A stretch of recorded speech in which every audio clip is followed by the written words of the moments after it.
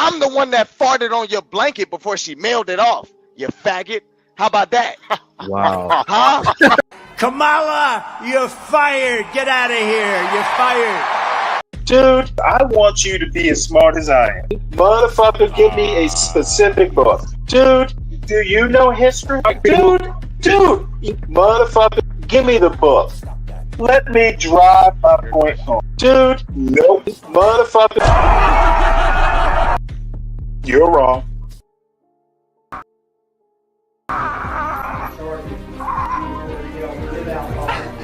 How dare you open your foul mouth to me, Negress? Nigga, you gay. Nah, I mean, she...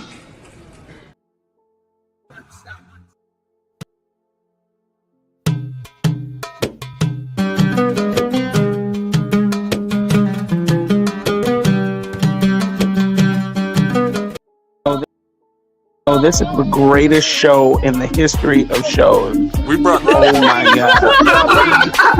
Well, baby, shake it. Let's go. Let's go with that.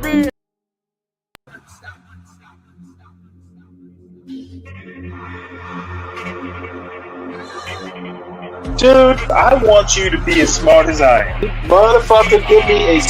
Dude, I want you to be as smart as I am. Motherfucker, give me a... Dude, I want you to be as smart as I am. Motherfucker, give me a...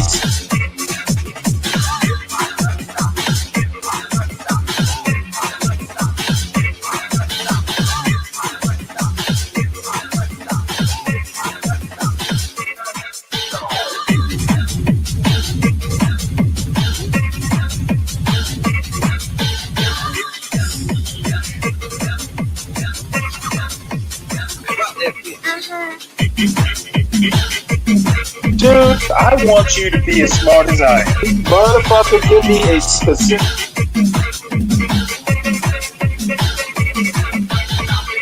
Dude, I want you to be as smart as I am. Motherfucker...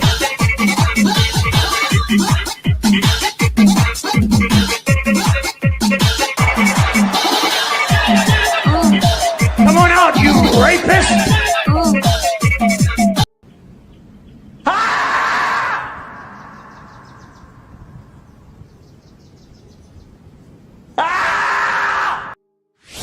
Feel like I should go. Feel like I should go. Feel like I should go. Feel like I should go. Feel like I should go. Feel like I should go. Feel like I should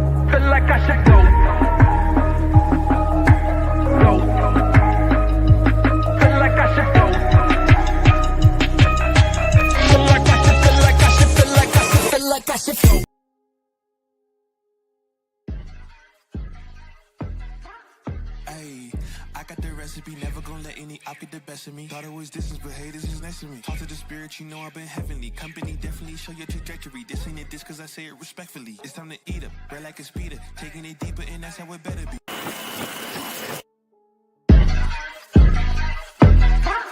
Ayy, I got the recipe, never gonna let any op get the best of me. Thought it was distance, but haters is next to me. Talk to the spirit, you know I've been heavenly. Company definitely show your trajectory. This ain't a diss cause I say it respectfully. It's time to eat up, red like a speeder. Taking it deeper and that's how it better be. I never let the comparison get to me. I just remember the promises meant for me. I know the enemy and that he sent for me. I keep the blood of the lemons my centerpiece. I cannot trust in no crystals or energy. Look at the chemistry, it do not even mix chemically. Most of the tricks they be gimmicks, they mimic the truth. It's poison and we got the remedy. There is a bomb, apply it, the fire Goliath can stand to the tallest of giants. The tyrant and all the suppliers are scheming and lying. They selling his dreams and we buying it. Show me the chicken, I'm frying it. Show me the dough and I'm prying it. Ain't never lacking it, so what I'm packing, he taking it, he magnifying it. They say you ain't bout it. Tell them that you finna make it, but they doubt it. But you rose like a flower. Tell me what it's like to live with superpowers. I don't know, but I'ma get it. I'ma get it. I'ma get it. I need the clip. Get it. I just know that I'ma get it. I'ma get it. I'ma get it. I'ma get it. I'ma get it. Ay, I got to drive the bus, the truck, the gas is stuck. I ain't the one to rely on the luck. I put in work and then he show up. I know it's fake to sit in the rap shit, no regrets, I do too much. It ain't me if you seeing I stunt. He calling the place and I do what he want. This ain't a front, glory to G-O-D. It's what you could do with a mustard seed. It's what you could do when you start to believe. Take fear and you cast it inside of the sea. 100% out of me, cause he gave it all on the T when he let it bleed. So what is you saying to me? You just insecure about the love that turned me to a beast. I take a step and I ain't turning back. He made me first cause I know that I'm last. I ain't got time for no thing in the past. Learn from it first and then I react. Hands off me, don't hold me. Get it jumping like a trampoline. All truth ain't no trolling. We in good hands, no folding. They say you ain't bout it. Tell them that you finna make it, but they doubt it. But God did it. But you rose like a flower. Tell me what it's like to live with superpowers. I don't know, but I'ma get it. I'ma get it. I'ma get it. I'ma get it. I just know that I'ma get it. I'ma get it. I'ma get it. I'ma get it. He was a good kid, y'all. He was. He didn't bother nobody. He was a good kid, y'all. He was. He didn't bother nobody. Welcome to another episode of Gone Trucking. I'm your host, HB2N. Please hit the like button. Subscribe if you're new here. And as always, if you would like to help sponsor this episode, hit the Cash App, $HB2N. He was a good kid, y'all. He was. He didn't bother nobody.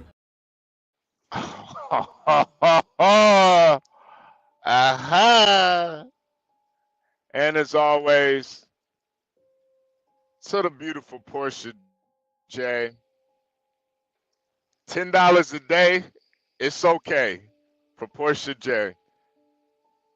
Hit the Cash App, $Portia J with an E on the end.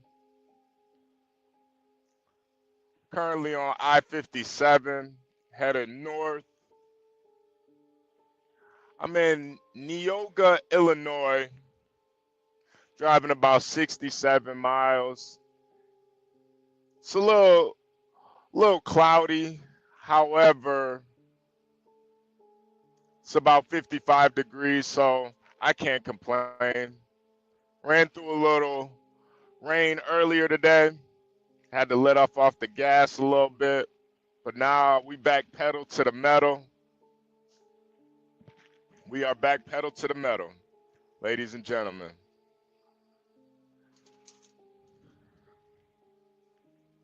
R.I.P. R.I.P. to Lil Ronnie. Lil Ronnie. He was a good kid, y'all. He was. He didn't bother nobody. Lil Ronnie. He was a good kid, y'all.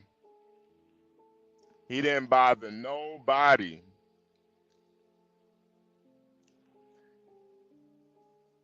Hold on a second.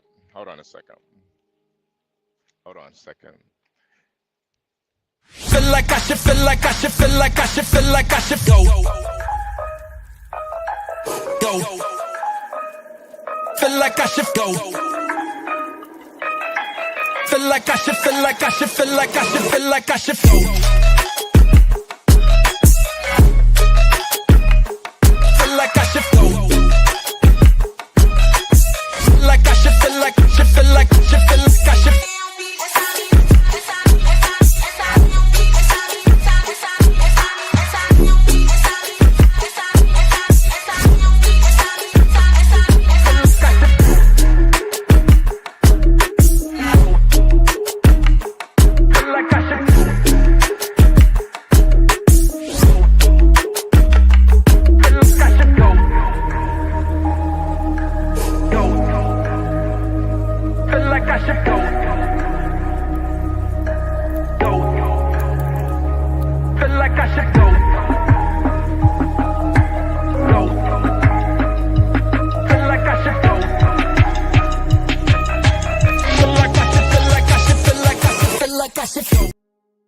Hey, Pushers, is John still live? John and Stanley, they still live? Let me know, because I do want to get into this. Lil Ronnie, mama, mama, my daughter in the car. She in the car, y'all. My daughter. Yo, Lil Ronnie, man.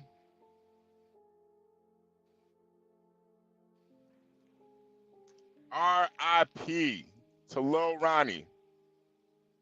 R.I.P. to Lil Ronnie. Yeah, tell Stanley and John so they can end that live. They just watching Pop the Balloon. We can move over here. Get this shit popping. Just in case you guys don't know, popular Texas rapper Lil Ronnie was gunned down at a car washer while he was vacuuming out the crumbs in his car. He was gunned down. Not only was he gunned down,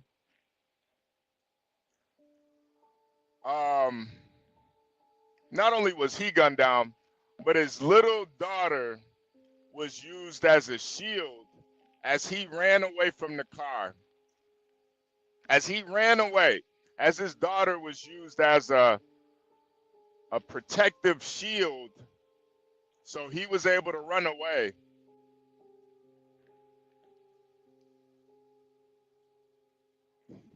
Why wasn't she in the back seat? First of all, she's 5. Why wasn't she in the booster seat, in the back seat? I don't know. But popular rapper Lil Ronnie,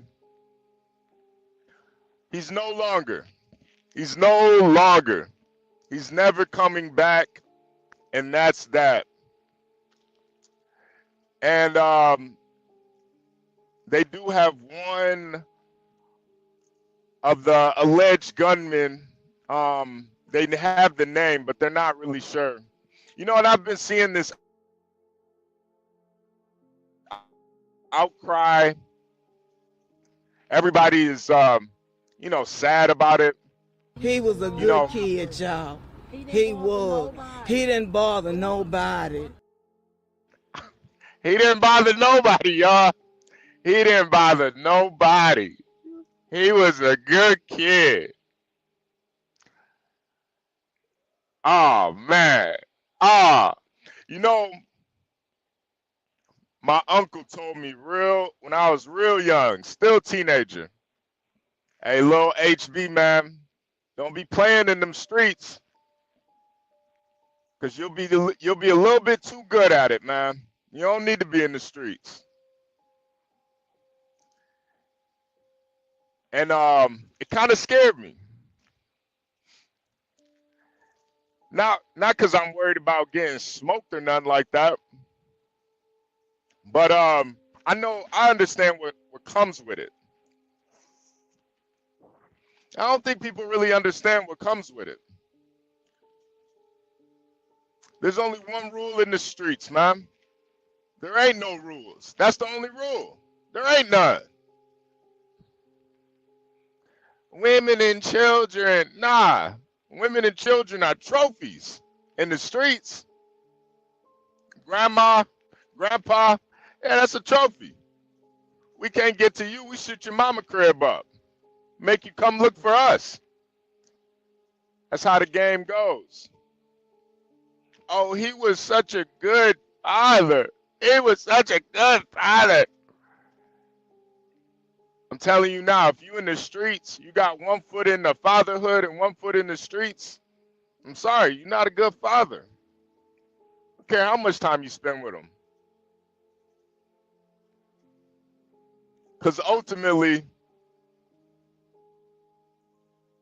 the streets are going to come to collect. So maybe if you were in the streets, you have a kid, now you got to make a choice. And I got to feel a Lil Ronnie, he wasn't ready for the streets. They start shooting at his car, his daughter in the seat, he ran. That nigga ran. And one of the witnesses said he was screaming out, "My daughter in the car." What that's supposed to mean? My daughter in the car. What the hell that's supposed to mean? The only reason you were even able to say that is because she was a shield. She blocked all the bullets. What you think they gonna stop? My daughter in the car. That let me know he wasn't ready for the streets. He didn't fully grasp what comes with being in the street and embracing that street lifestyle. My daughter in the car. So, care if your grandma in the car. Ain't no rules to this. Y'all saw it in The Wire. They ran down on Omar when he was with his grandma going to church. Ain't no rules in this shit, man. They were telling you then, this shit is vicious. And another thing too, he ran out of the car. And one thing I was waiting for when I saw that video, I was waiting. I was like, any second now, he's gonna start shooting back. Any second, he gonna start busting back. It never happened. That nigga ran around in a circle and died right next to a vacuum cleaner. Damn. Damn. He was a good kid, y'all. He was. He didn't bother nobody. Listen, that's why I don't care about those women that want to fuck with a hood nigga, street nigga. I don't care about them.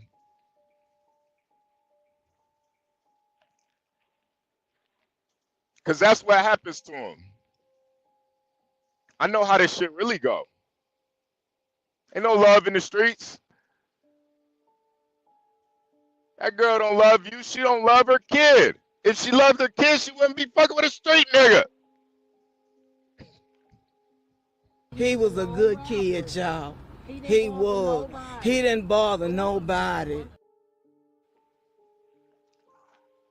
But in the great state of Texas, you know, security is it's number one priority. So the one good thing about this case is the perpetrators will be caught. Them you know, them down south niggas, you know, them niggas do tell. They will tell on a nigga. So I'm sure the whole story will come out eventually. But, you know, the outcry, because this little baby took a hot one. I don't understand it, really. Y'all knew what type of time he was on. You knew he was gang related. That's what come with the streets. I know it looks cool, but ain't nothing really cool about it. Ain't nothing cool about it. Your daughter getting smoked in the car seat. You running and screaming.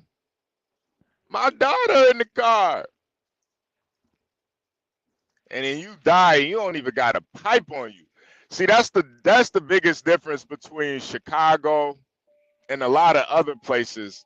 Whenever a nigga gets killed in Chicago, he always has the pipe on him. Always. That nigga got killed, he got gunned down, but he had a gun on him. This nigga got caught lacking in the fishbowl. Vacuuming out the crumbs in his car. Damn. I'm just saying, if you're gonna be in the streets, at least make it hard for them. Don't make it easy.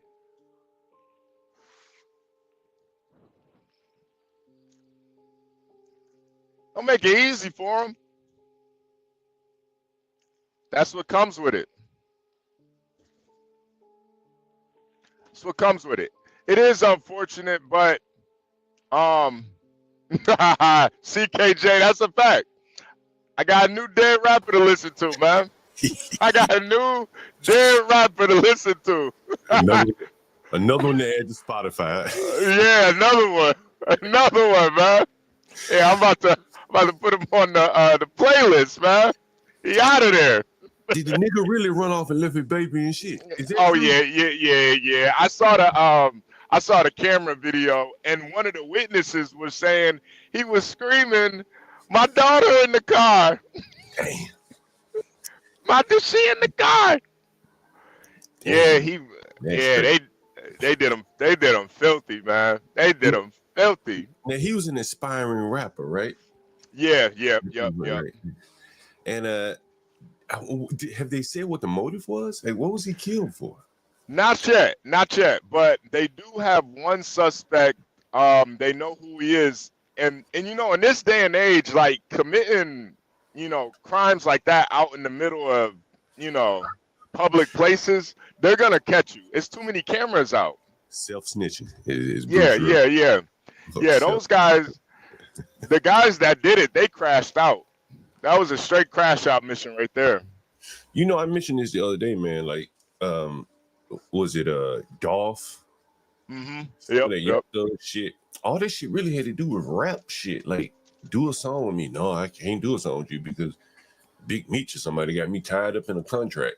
And you know, or I want you to sign with me. No, I don't want to sign with you. So I shoot you and kill you anyway. It's an interesting dynamic that I think is only in rap music. It's not even, they didn't do this in R&B, like trying to strong arm people into signing. Nah, not like this. Not like this. I got a feeling with him. I got a feeling with him that there might be some more elements to this though. He is known as the king of gambling in Texas. So there may be some money aspects to it, but you know, nigga maybe play with some loaded dice or something. Yeah. I haven't seen anything yet, like to verify, or maybe they took it down off Twitter or something like that. But they're saying that the guys that did it and their little posse group, whatever, that they live streamed themselves afterwards. Well, yeah, that's part of it. Yeah. And so, like, I don't know why they do that. Like you want to get caught. Well, I think they kind of almost damn near have to. You know, like, you know, this shit is almost like those streamers that go out and do stupid shit. You know, this is almost the equivalent. This is like an investment in their career. You know, they're gonna rap. You said the nigga was screaming. Yeah, he was screaming. That shit gonna be on the song. Yeah. Like, the nigga they shot at the LA. And they put that shit on the song. Remember that? Yeah. Yep. The nigga was screaming. Yep. No. They gonna put it. They gonna remix it, man. My daughter, mama. they gonna remix it. Negro Screams in the Wild. It could be a whole album. Yeah, Negro man. Screams in the Wild. George Floyd. Mama. Yeah, nah. He died pretty. Yeah, it was pretty pathetic, honestly. Like, you know, didn't even, you know, half the reason I moved down to Texas was just so I could carry my gun everywhere. Hey, where did this happen? This was in Texas, wasn't it? Yeah. This was in a suburb of Fort Worth. Man, you know what's interesting, man? You know, I follow music like casually.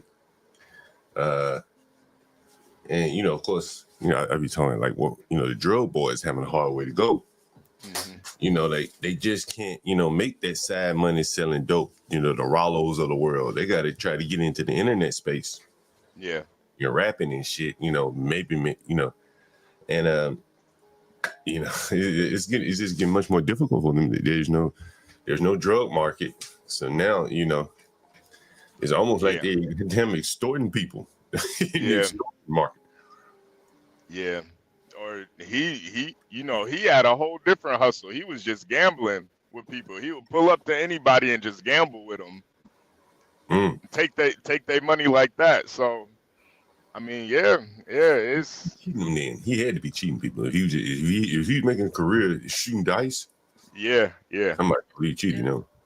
Do you want to show the audience the video for the people that don't know what you're talking about at all? Yeah, sure, of course. Yeah. Go ahead. Police in Forest Hill are investigating another deadly shooting in the city. This one happened at a drive-through car wash just off I-20. NBC5's Maria Guerrero is at the crime scene live. Maria? Damn, Maria having a bad hair day. Hey there, guys. Yeah, not only is this investigation still very active, so is this scene, which just in the past few minutes, we did have police tape being finally brought down by Forest Hill Police. You could still see part of the scene unfolding here at Slappy's Express Car Wash. There has been this large crowd of family members that just left within the past couple of minutes. They were allowed to stay very, very close to this tragic scene. Many people have also been behind police tape. We are awaiting any kind of information from police, Forest Hill. We've been asking them all day long for any kind of information about what happened out here. The limited information we are getting is from family on this scene, and this is what they are telling us. They have identified the two victims of a shooting, they say, that happened here at the car wash this morning. They shared pictures with us saying Ronnie Smith, a local rapper, and his daughter are the victims of the shooting. His daughter, they said, just turned 5 years old yesterday. This was the tragic scene shortly after 11 this morning as dozens of people rushed to the scene as Forest Hills Police responded to Slappy's Express Car Wash along East California Parkway Service Road. The crowd only growing larger, leading area police from Fort Worth and Mansfield to come in and help. Forest Hill Police taped off a large section around the car wash. The victims' large extended family members coming in, struggling, of course, with their unimaginable grief. Smith's aunt tells NBC5 he was a good person, loved his two kids, and didn't bother anyone. He didn't target nobody. He was a family man, and he was going around rapping. Okay, why would you target him? Why would you target him? He didn't bother nobody. His baby. All we know is that he was targeted. He was doing the car, cleaning the car out, and somebody came through shooting and killed him and the baby. And there have been some tense moments throughout the day between police and some of the grieving people who arrived on scene. At one point, officers walked side by side to clear the field of people and get them just behind the crime tape, which did not sit well with some who said they are family members of the victims. But I did hear one officer explain to them that they are just being extra careful because they really had no idea if they could be around, the suspect could actually be somewhere in this large crowd throughout the day. We have, like I said, been trying to get Forest Hill Police to respond to some of our questions. This is the fourth murder in just a couple of days here in the city. We have not received word from police, only saying that a press conference that may or may not have happened out here, they said, is no longer going to be taking place. They will be releasing a statement within the hour. So we will definitely be pressing them for answers. We'll send it back to you. All right, Maria Guerrero there live in Forest Hill. Maria, thank you. Damn, John, what'd you say? I forget what I said, but why were they mad at the police? That's what I said. Oh, you know how niggas be, man. They always do something to my baby laying there. This the full video right here. You see him running around. Yeah, you see him running. Look at him doing laps. That nigga a track star. Look at him. He doing laps. Shooting right there. Oh, yeah. Yeah, that nigga ran. That nigga ran. Oh shit. Nigga turned into a track star. Oh, he should have hit that fence. Buildings. Damn, they want that nigga bad. Yeah, they did. That nigga got up, he played possum. Yep.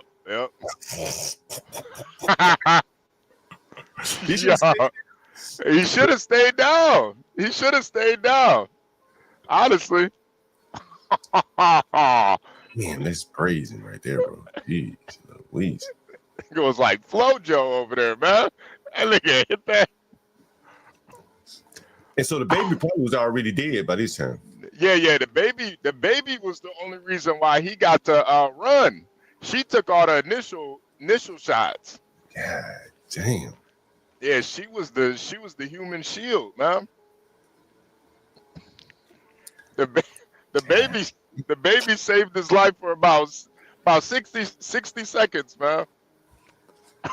You know, the people in the black car looking, they ain't catch a straight as he ran by. Yeah. Oh shit. Two little niggas. Yeah, man. They got down on him, man. They got down on him. Damn. They got down. I wonder where they masked up. It looks like they were masked up. It may be a hard crime to solve. Nah. I think in this day and age with all the cameras and stuff, it's a lot easier to get the camera footage, because everybody's got like Ring cameras on their houses, and then you got like the street cameras too. So all they really got to do is follow that car. Yeah. And it's gonna be, and then too with stuff like this, people self-snitch so much. Yeah. They get online claiming the body. Like people, and I think too down south too, there's a little bit more sentiment for like family and kids. So people are definitely gonna say something. In Chicago, a kid get killed, nobody talking. Nobody cares in Chicago. But down south, it's a little bit different. Like they actually care about that shit. Yeah, that's right. There was a baby killed. Yeah, damn. Yeah. Damn. Yep. And that is amazing. They'll definitely report something all the way through court. Like, damn, if they were all masked up, shit, that's a hard one. Yeah. Hell, if ASAP Rocky can be the case, unless they got these niggas really on camera. Damn, that's crazy. Yeah, they said they pulled up in a Kia too, so they was ready for action, man. No, that bitch almost like they had a little training, like they weren't in the path for shooting each other, like when they shot. Oh yeah, and that's the thing. That's the thing. The difference between like somebody from down in Texas and then somebody up in Chicago. Man, these kids probably been shooting since they were kids. Target practice. They grow up with guns down there. So I forgot what that technique is. It's like a technique on the battlefield. Look how they approached him on this building. He had nowhere to go. Nowhere. Nowhere. And they weren't in shooting, in direct line. CKJ3 probably knows what it is, like forming a wedge or something. Mm-hmm. No, this was very tactical. This is very tactical. It almost, I wouldn't even be surprised if these, this may have been like a cartel hit or something. This looked very tactical. Yeah, it did. Damn. Speak. Damn. Salute, man. What's up, Speak? What's good? Can y'all hear me okay? Yeah. We can hear you. Hey, I had to jump on this because, this happened like 10, 15 minutes away from where I stay. Oh, man. This is in Houston, right? No, this is Fort Worth. Oh, yeah, this is right outside of Dallas. Okay. It's a little town called Forest Hill, but it's still technically Fort Worth. But yeah, man, this area is hooded out, so it's not a suburb at all, HB. Oh, okay. It might have been 20 years ago, but now it's hood as hell over there. Okay. And I wish I was at home, but I'm out doing these deliveries this morning. But yeah, I had a homegirl. She dropped a video on Facebook, and it was, I don't know if these dudes were connected with it, but they dropped a video talking about how we told him that not to pop up over here because he got ops and all this stupid shit, and just talking about some other people too. But yeah, they kind of sound like they was implicating that they was the ones that did this. Can you put the link in the back chat for us? I can try. Yeah, I can try because I'm on my phone, so I'm not used to doing this shit on my phone. Yeah. But yeah, that video you show HBO, I don't know what that is, grandma. His is mama, wasn't it? Oh, you talking about He was this a one? good kid, y'all. He was. He didn't bother nobody. You talking about that one, Speed? Yeah, they showed that on the news last night, and I was sitting there thinking to myself, I'm like, how the hell do you know that woman? You ain't with him 24/7. You don't know what the hell he was into. Apparently, he was doing something shady. That's what they always say, though, Speed. They always say that, man. He was a good boy. Hey, you remember that song? What is it? That West Coast All Stars. That Easy verse where he's talking about my baby ain't never hurt nobody in the Easy, like, but he still got smoked at Baby's party. I'm like, yeah. Yeah, This dude was probably into some shady shit, and they try to sit there and he was a good person. He didn't bother nobody. Come on, man. Obviously, he was doing some shit he had no business doing. Lil Ronnie is his name. Lil Ronnie. But look, had you ever heard his music? I'm from this area. I ain't never heard of this dude. You ain't up on game, then. You gotta get up on it. I mean, I don't really listen to that bullshit. If I'm gonna listen to hip hop, I go old school. Little rapper. Yeah, I listened to some of his songs. He's not terrible. He's nothing like spectacular either, but he ain't terrible. But another thing too, though, is like these rappers, man, like especially from these towns, man. If you get any kind of buzz, it's best you just move on out from where you from, because man, the hate is real. Yeah, I don't even know if it was that lit to warrant this. I think this was some other shit. Hey, well, I mean, according to my homegirl, he was getting some buzz, but like I said, I never heard of him. Did y'all pull up his Instagram? Oh yeah, I'm gonna pull it up. I just wanted to give a bit of updates here. So it was 20 to 30 gunshots. Dang. The names of the suspects have not been made public. So the police have identified one suspect in connection to the shooting who is now the subject of an active capital murder warrant. So capital murder here in Texas, you already know, that's it. Lights out for you. An investigation has been opened and is being led by the Texas Rangers. Now, that's going to be significant here.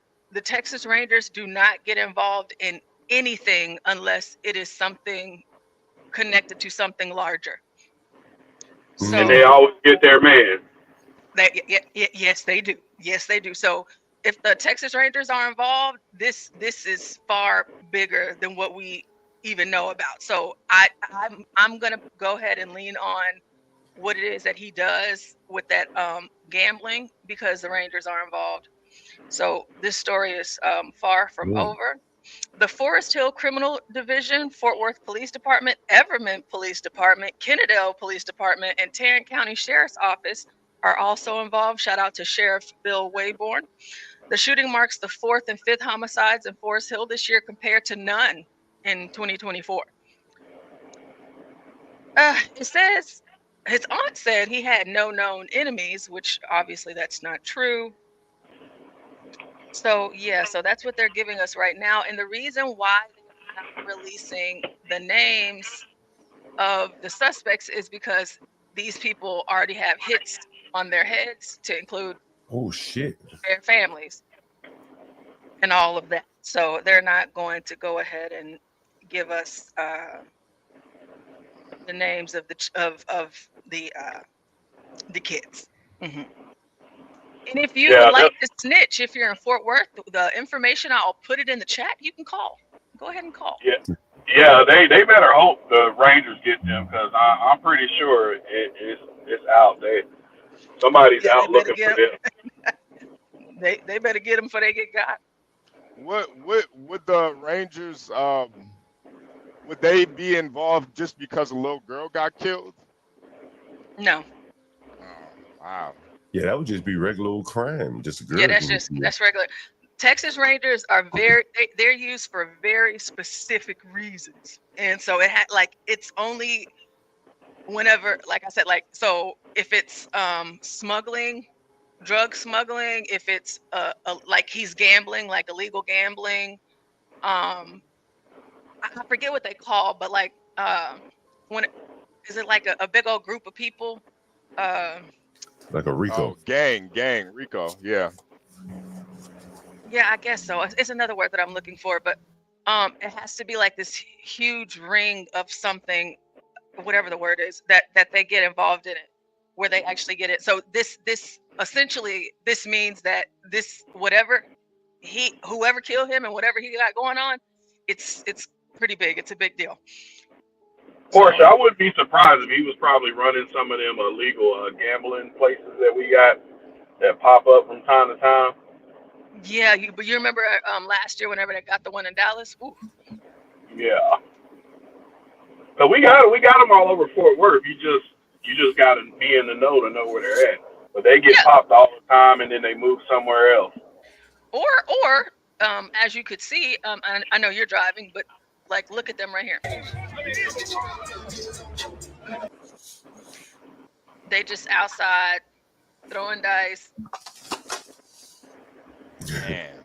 I think that's probably the extent of his gambling.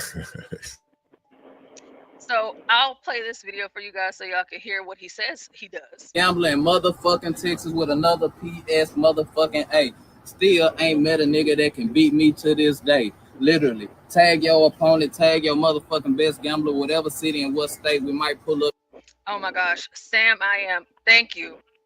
Organized crime ring. Yes, like organized crime. So yeah, so it has to be something big like that. So that's what I'm leaning towards, especially with this gambling thing. But I want you guys to hear this. So get that nigga a flight one way. Come out here and get your motherfucking appointment. You see, this ain't nothing but motherfucking opportunity. No, this ain't no prop money. This is opportunity when you see this shit. Literally, one night, couple bits, you can get this kind of shit. But all you gotta do is hit the DM and tap in and get your motherfucking appointment. Every day when I say book your appointment, I don't be bullshitting. We'll pull up to your apartment, your CNC, your hotel. We can make it a quick visit, but we're gonna make it private. Literally, we don't want no roaches in that motherfucker trying to make a dollar into something. Literally. But book your motherfucking appointment.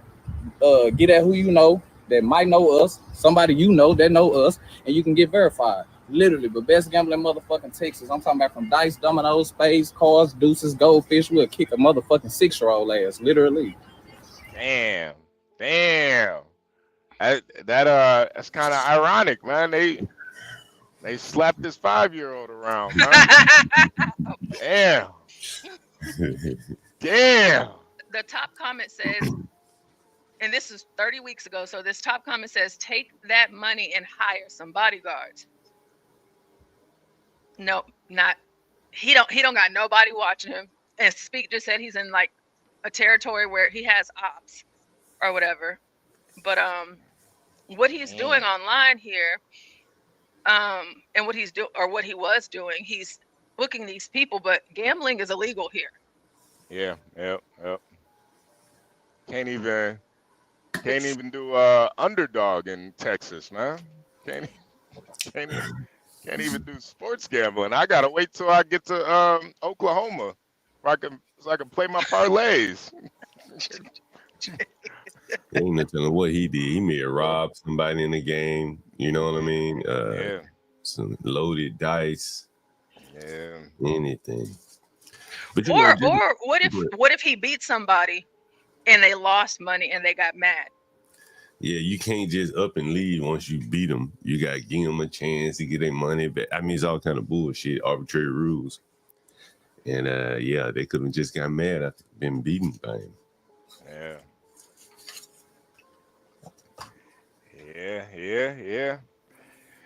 It's kind of ironic, man. I guess he rolled snake eyes here, right? Right. You know HB. I'm wondering, since Portia mentioned the Texas Rangers, a lot of times these guys are commingling rap and dope money. Oh yeah. I'm wondering if that, or in his case, maybe gambling. Like they basketball. Oh yeah, I think this situation is gonna go be deep just because the Rangers are involved and just who he is with the gambling, the dope. I wouldn't be surprised if he was messing with them cartels, man. You ain't no telling. You know, man, he might have On beat the the wrong fringes. person. Yeah, all he takes is being on the fringes, sticking one on. Yeah, ran off on Enrique. Yeah, I want to ask some of these young people in the audience. What is it about these pants, like these oversized pants and these big sole shoes, boots, typically? And of course, like the platform boots. Yeah, they have like a big sole on them. Yeah. Yeah. Usually those are like Balenciagas and Dior's and those real high end brand boots. So they look kind of like they're like I don't know. It's just kind of the trend now. Yeah, I wanted to ask Speak, are you still there? Hopefully he is. So last night somebody mentioned this, and I was like, they were saying that that maybe it was the cartel that had him killed, and I was like, there's a video, you can see who killed him. It was two blacks that did that. Well, but we don't know that just yet. But that was last night. Now that they got video of them. They got video of them. Yeah, in the video that I was showing you guys, the Twitter video. Oh yeah. So now that the Rangers are involved, now I'm thinking maybe they are, and I wanted to ask Speak what he thought of that, if he thinks that the cartel might have some ties to this, but it's possible. It's possible, but I don't know. You got to be careful when you're from this area and you talk about this, because I know you know a little bit about the Mo3 thing. Mm-hmm. So Mo3 had done a concert here in Fort Worth at a little hole in the wall, and it happened to be a shootout there. The dude got killed, and that eventually is part of what caught up to him. They got him smoked because of that murder. But so I know you got to be careful when you talk about this stuff. So I don't know. It could be, some possible dealings with the cartel, because they in deep out here. Don't get it twisted. Yeah. Whenever that comes out, that's going to be interesting, because now we're not going to be waiting on a press conference from just the local police and Chief Mendez out in Fort Worth. We're going to be getting a press conference from Sheriff Wayborn and the Texas Rangers. We might get to see them on TV, or we might not. Sam makes a good point. It might have been the Klan, the Ku Klux Klan. He makes a really good point. This could be well, he's being funny, but I'm gonna be real with y'all. There are a lot of like neo-Nazis and Klan members that are like cops and shit, and FBI agents that are doing shady shit on the side. So it's not out of the realm of possibility, but I think he was trying to be funny. He might have been shooting dice with the Klan. You never know. He might have cracked the Klan over, man. Like, God damn. He got his preparations on the gambling. Oh yeah. As a recent member of the Klan, Mike from Boston said they would have left the burning cross. All right, Boston. Yeah, you're right. Yeah, he know, right? Yeah, Boston just joined the Klan though. out there in Mississippi. Hey, he's a Mike from Boston. He's from Boston, so they real racist out there. Congratulations to Boston, man. I know you've been putting your resume months ago. So I wonder how he's enjoying it, especially out in Mississippi. I imagine that the Klan experience has to be fun there. Oh yeah, they be doing No, they covert Reenactments. now, Portia. They covert now, Portia. They don't have to do it out in the open no more. They be doing reenactments of Emmett Till down there, Boston. You see, he says I'm really enjoying it. Yeah. But you know what they say about Mississippi, right? What they say about Mississippi? Those people are barely human. We still got black folks there in Mississippi that think there's still slavery going on. I What you say? That you think they're mutant? Yeah, they're functioning retards. Oh, okay. Well, I mean, you know, if you're in Biloxi or Jackson, somewhere like that, you know, some of the bigger cities, but all them little podunk towns, I'm talking about the black folks and the white folks. They're functioning retards. Man, God bless them though, man. God bless them. Will they have like a double funeral? Yeah, they might. Yeah, they might as well. They might as well. So they What keep if the the family cost don't low. get along though? What if the family don't get along? They have to have two funerals. Yeah. Yeah. Speak. You have to find. I know you're driving, but that video from the girl on Facebook. All right, I'm gonna try to figure out a way to do it from my phone to get it over here. Just drop down and come back up. Speak. Just copy it. Copy the link and then put it in the back chat. Copy it. Yeah, copy the link and put it in the back chat, and I'll pull it up. All right, I'm gonna drop down and do that, and then I'm gonna come back. Okay. Appreciate you, man. I read comments here. Somebody say you're using loaded dice. Yep. There we go. That'll get you knocked off.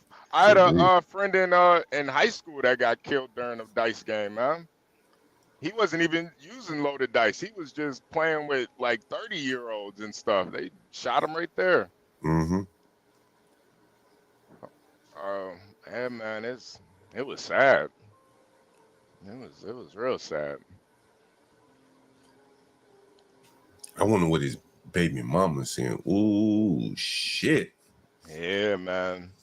Why you had my daughter? You know, yeah, she probably asking herself all kind of shit. Yeah. She ain't got nobody to blame but herself. She know what type of nigga he was. Yeah, she knew. She knew. You wanna know? Yeah, I'm like curious too, because Speak said that girl said that he had, you know, people that hated him in Forest Hill. He's from Highland Hills. Now, whenever you're in this area of Texas, Forest Hill and Highland Hills, they're like a hop, skip, and a jump from each other. So I figure I'm trying to figure out what could the beef have been, even though they're two different areas. It's just they're so close together that it's like I don't know. Yeah. None of it just doesn't make. Well, we're gonna find out, Portia. This usually when niggas get killed, it's not that complicated, you know. It's just when we don't have the full story. But once we usually get the full story, it all makes sense. It's like, oh yeah, that's why that nigga got clapped up. Yeah, that makes sense. You just gotta, you know, just give it a little time. I always trust the process in these situations, you know. Especially when it's so public. You know, with these public situations, they always got to solve this. It's too much money behind it now. Speak said in the chat that she said that this happened on the south side, not Forest Hill. The shooting definitely happened at Slaps on in Forest Hill. Damn. You think his ops gonna name they gonna make a song called Slappies?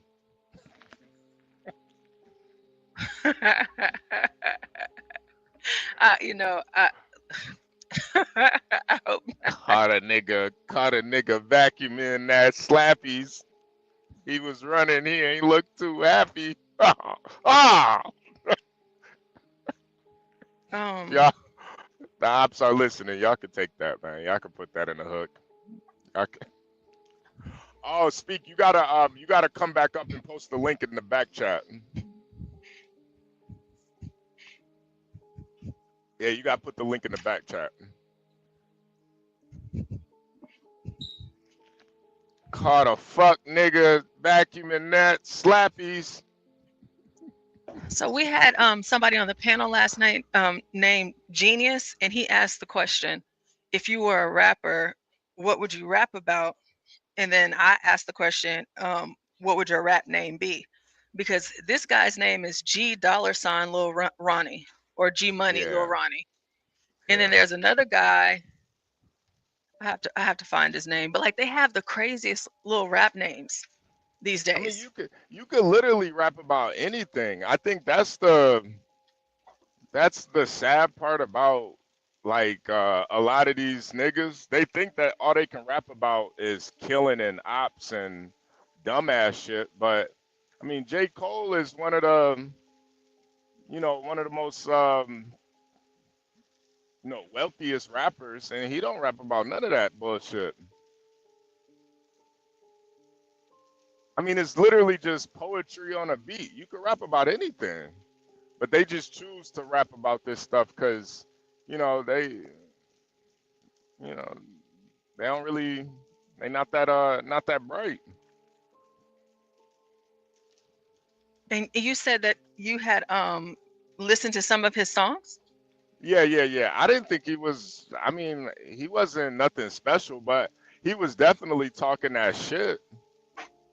Did you happen to hear the song with him and Soulja Boy? Yeah. I saw that too. I saw that. The 50 Shots. Yeah. So I have no idea.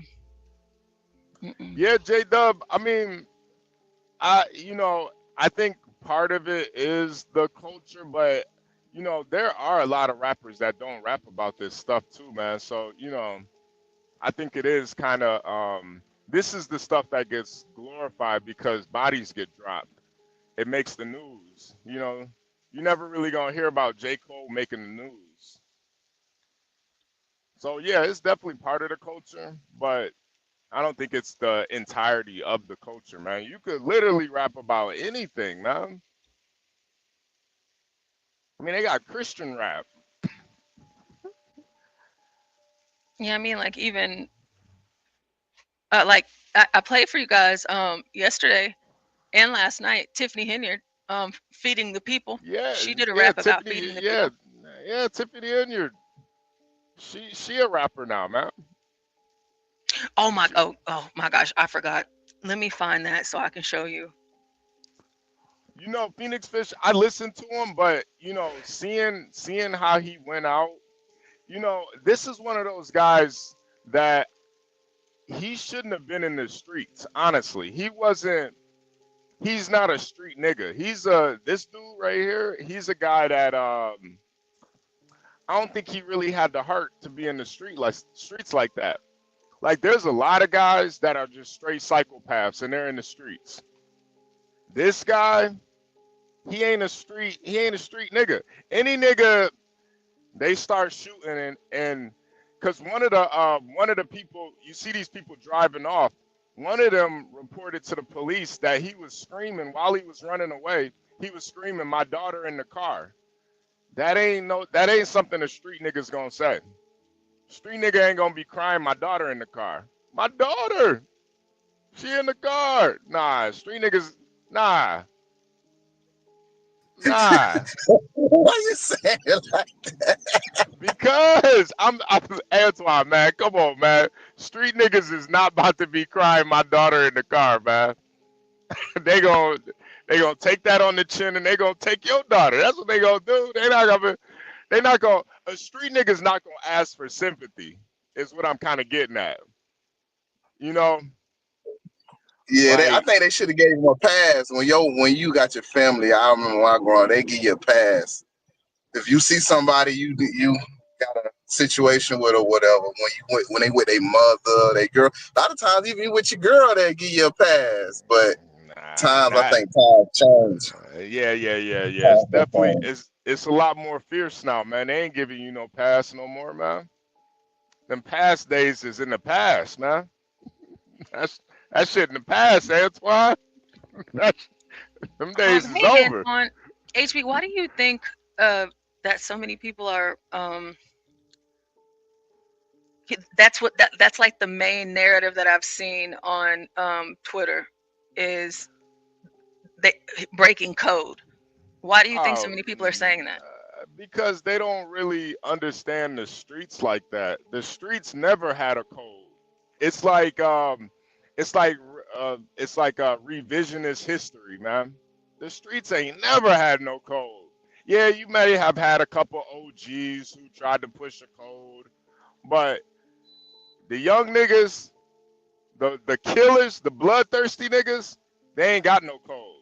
They trying to kill, regardless. They don't care if your mama there, your grandmama there, your auntie. They trying to kill something.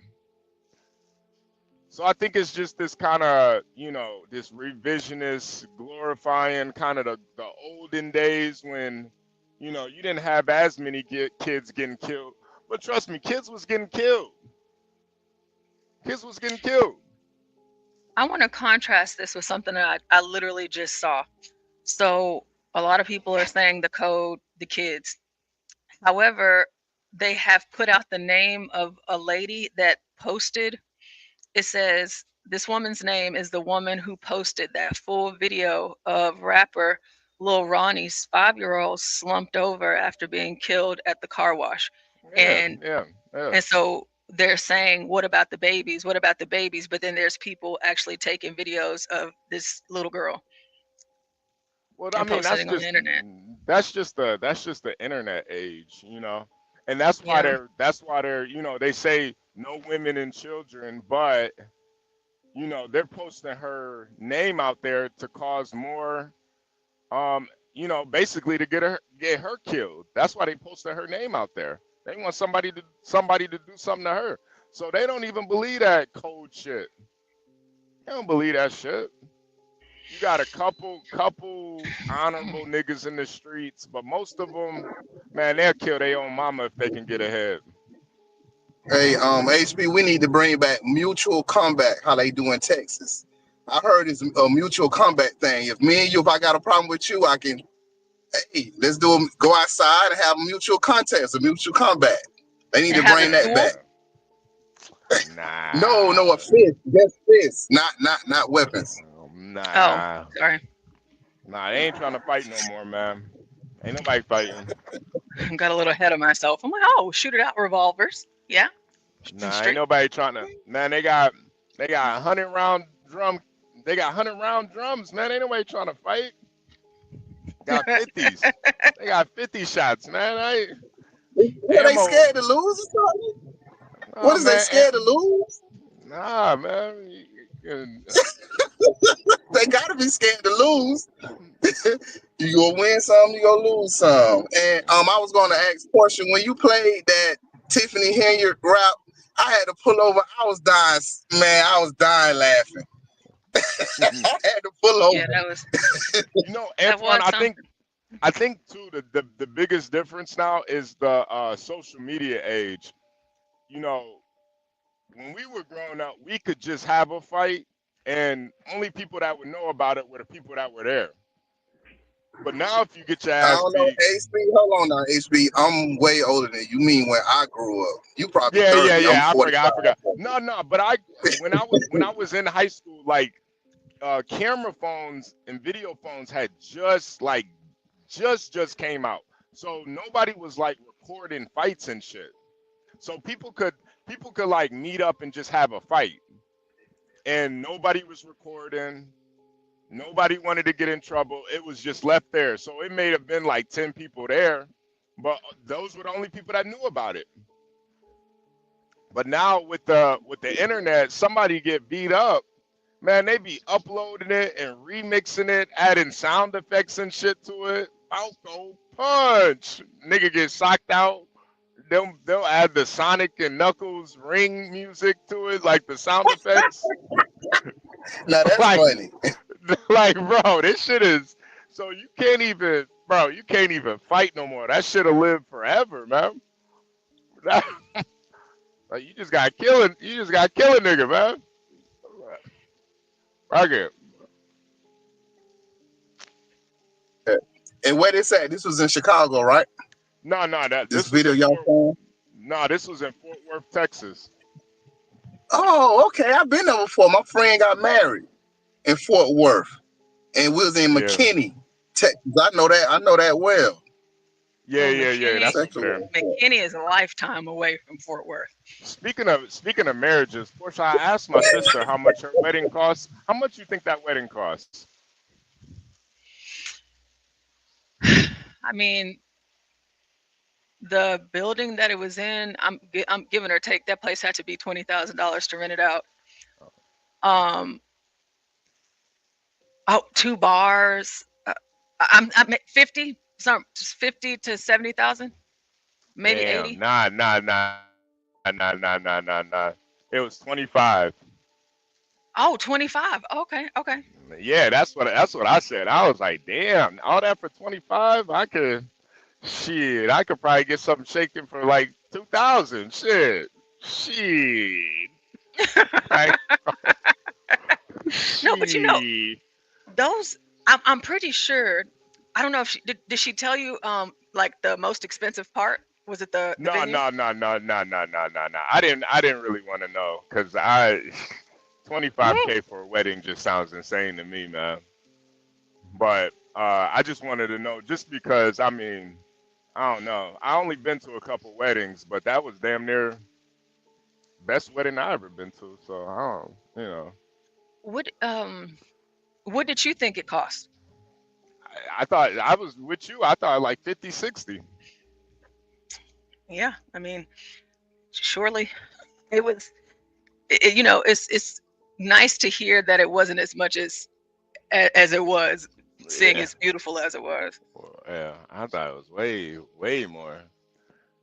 But yeah, this Lil Ronnie is no longer, you guys. He's no longer.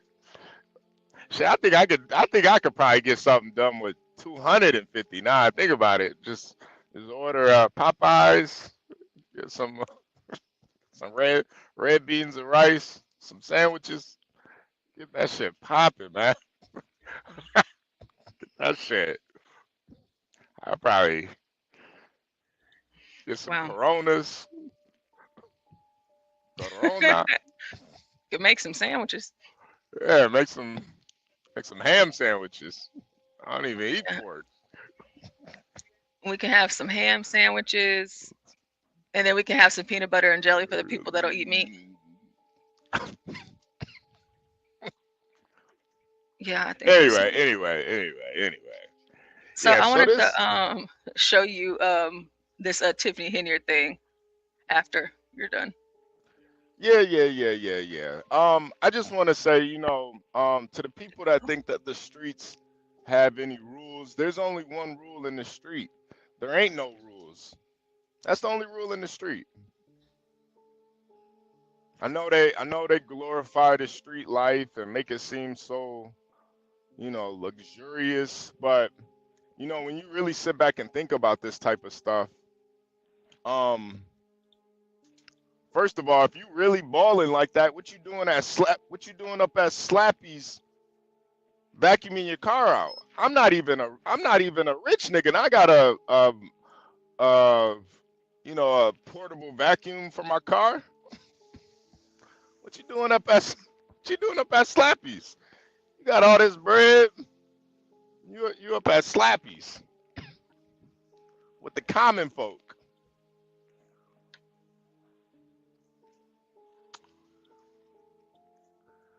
So, just know, man, most of these dudes are capping anyway, so it's really nothing too glorified.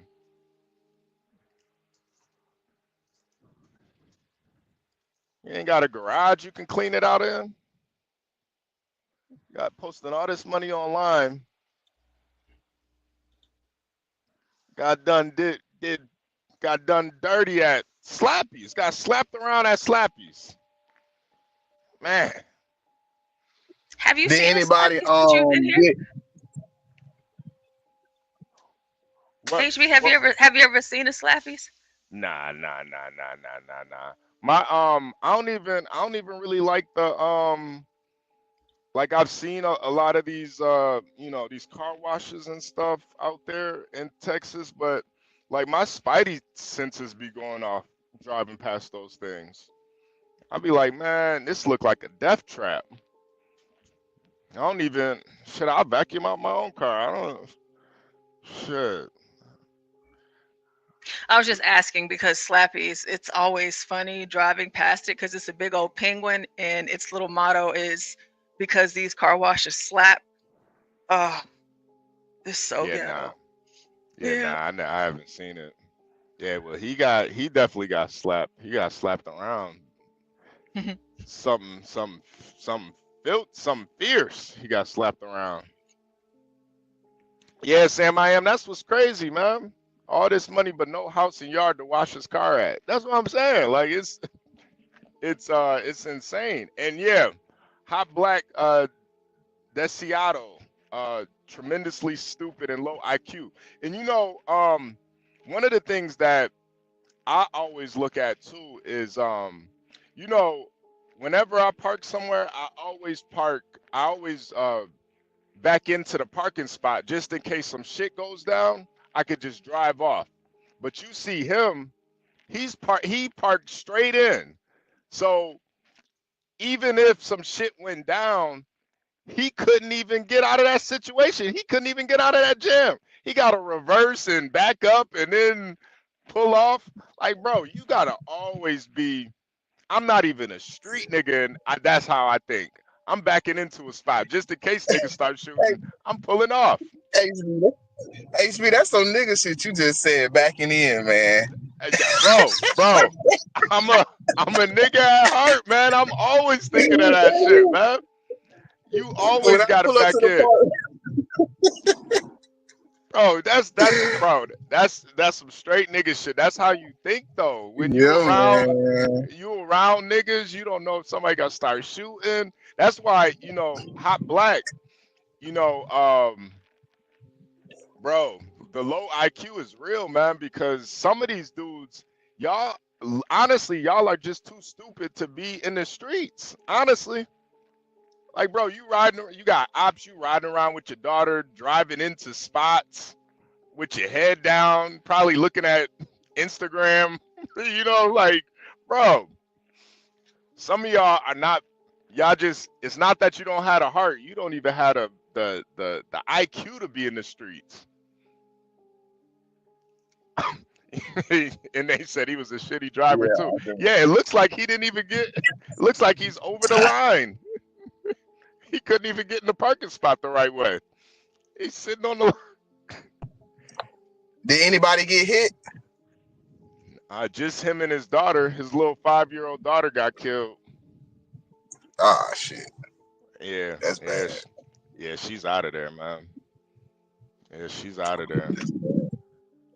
Yeah, she was a pretty little girl too, man. Little cute little girl. Yeah, she's out of there, man. They probably gonna have a dual funeral. Him and his daughter gonna be they're gonna be laid to rest together, man. They're gonna have a 2-for-1 special. Wow. It's sad, man. I mean, to me, it's not really sad though. It's really just what comes with that street life, you know. Like it's not sad to me, honestly. Like it's literally what comes with it. I don't know why people try to glorify it like this isn't the outcome. Yeah, it is the outcome because a lot of guys you hear like if something happened to somebody, usually they doing that. They in the streets, you know. Yeah. If you really in the streets, you really in the shits. That's how I go down.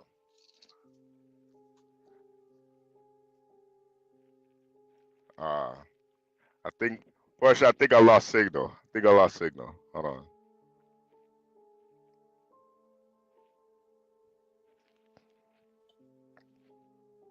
Oh, we can still. Oh, okay, you can still. Yeah, you didn't cut out at all. You actually sound perfect. He was a good kid, y'all. He would. He didn't bother nobody. Damn. He didn't bother nobody. Damn. I don't know, man. I don't understand when they say stuff like that. When I was out there in the streets and something happened to me, my mama ain't gonna say he was. Hey, he was out there. He was bad. I used to be bad, ain't bad now though. You know what I'm saying? People change. That's Be Brave 70% right there on display. That's the 70% right there. That's what Brave be talking about, man. That's what he be talking about. Yeah, it is. I went to one funeral and the grandmama told the truth. She was like, he was out there, and this what happens when you be out there. Like only one funeral. I've been a lot of funerals, but I've been to one and the grandmama, she like told the truth that the granny, he was out there. Yeah. He was out there. I mean, that's because that's really all you could say in those situations, man. Shit. He knew what time it was. He knew what time it was. He didn't bother nobody. Man, he was talking hella shit in them songs, man. He was talking crazy. I would have thought he would have pulled out a Gatling gun or something. The way he was talking. Pulled out a rocket launcher. He was talking like he was with it. Oh, so he was a rapper then? Yeah. I listened to like maybe 4 or 5 of his songs. He was talking like he was with that. He was really with that shit, man. Oh, I thought it was a robbery went bad or something like that. Nah. He could have fooled me. I really thought he was with the shits, man. But still, it's just words, though. You know what I'm saying? It's just words. Words. You know, you can say whatever you want, but words have actions to them too, or not actions, but they have consequences. Yeah, To consequences. them, Yeah. Words got consequences to them, so you gotta be very careful about what you're saying. So no freedom of speech then. Literally, that's what you're saying, right? You said what? So literally, you saying no freedom of speech then, HB, huh? No, you can have freedom of speech, but there's freedom of consequences too. Somebody yeah, somebody got the freedom to come kill your ass too. You talking too spicy. You better be you know, better be a little bit more creative about how you say it. Leave it up to interpretation. Because yeah, there's freedom of speech, but shit in America, it's free to kill too. It don't cost you much, but a box of bullets.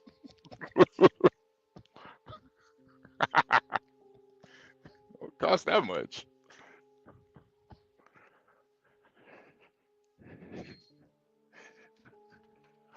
But yeah, I don't know, Portia. I don't know. I think it's definitely gonna be turned up.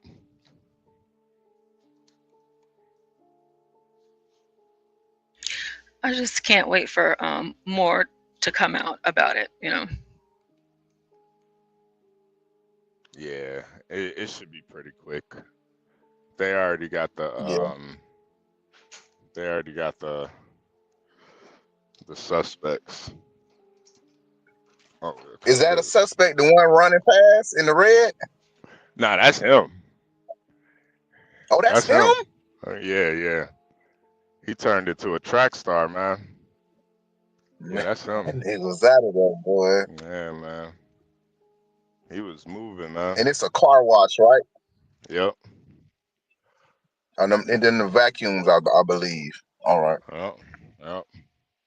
Hey, he was moving and shaking, man.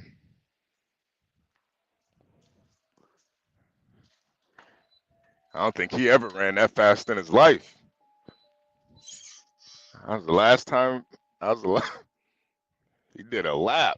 He ran around the whole place too.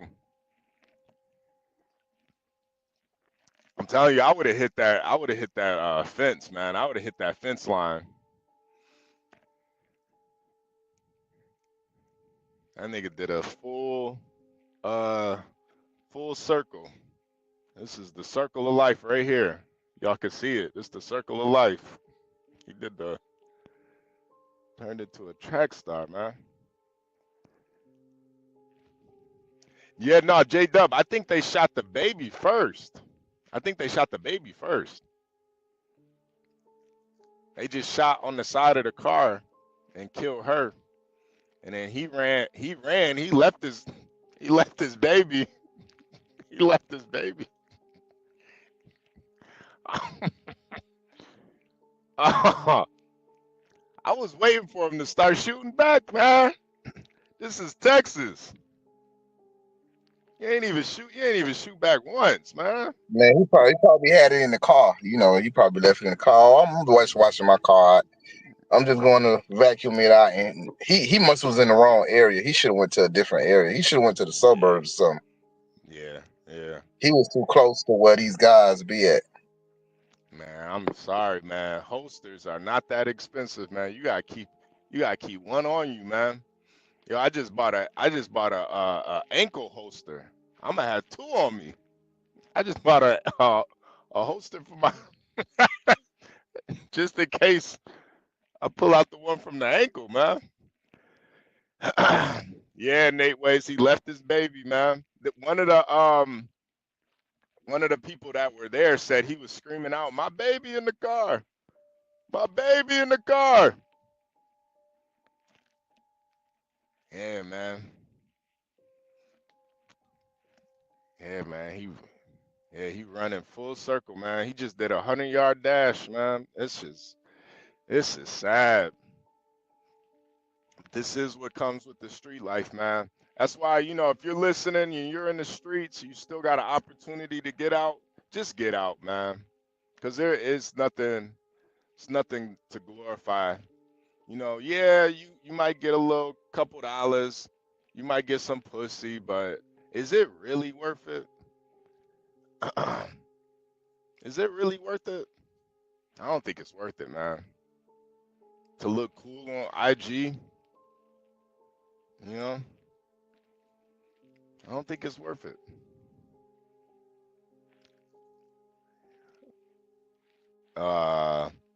Yeah, nah. Maybe, yeah, that's pretty much what it was. He tried to run to get them off because they started shooting the car first.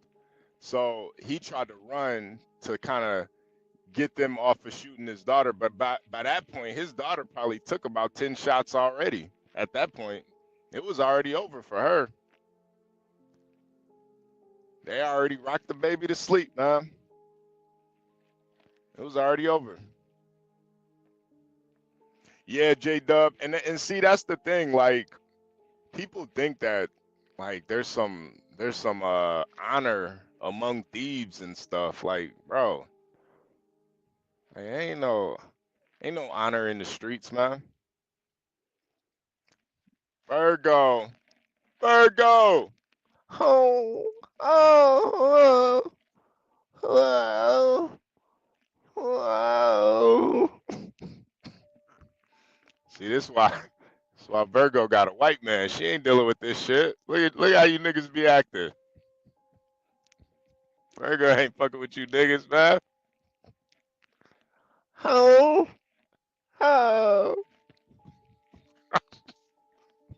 Virgo. Oh. You got the link? Hey, Virgo.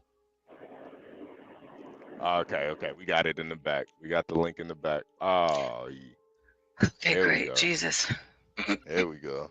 We about to get some salute to Speakeasy, man. We got some breaking news here. Okay, hold on.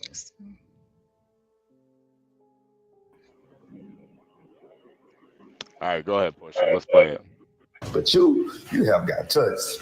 And your partner, he have got touched in the worst way. On blood game, man. You niggas don't got not one dead op. There's not one killer that bang eat at the city. No, hey, he dangerous. Not one. On blood, nigga, free all my little brothers. Niggas know we been smacking shit. I got too many niggas up under my toe. That's why I don't pop out. I don't do none of this shit you niggas can do.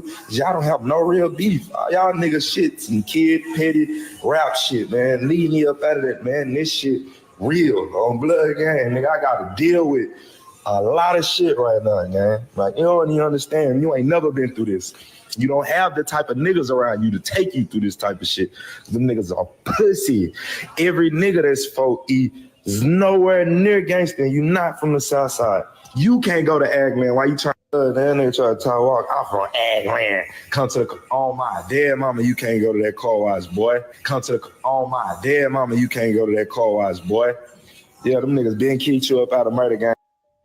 Okay, that comment said, y'all know Lil CJ Casino got Lil Ronnie killed. Y'all heard him say, on my dead mama, you can't go back to that car wash. Then little Ronnie and his baby get killed at the car wash today. Yeah. Them niggas been keep you up out of murder gang. Nigga, stop playing. The south side was never accepting you, gang. You are from Lil Vegas. Keep pushing that shit. Stop saying you from the south side, gang. Claim Lil Vegas like how y'all came out, because y'all know the south side was not accepting y'all. Nigga, I'm more respected on the south side than you lame ass niggas.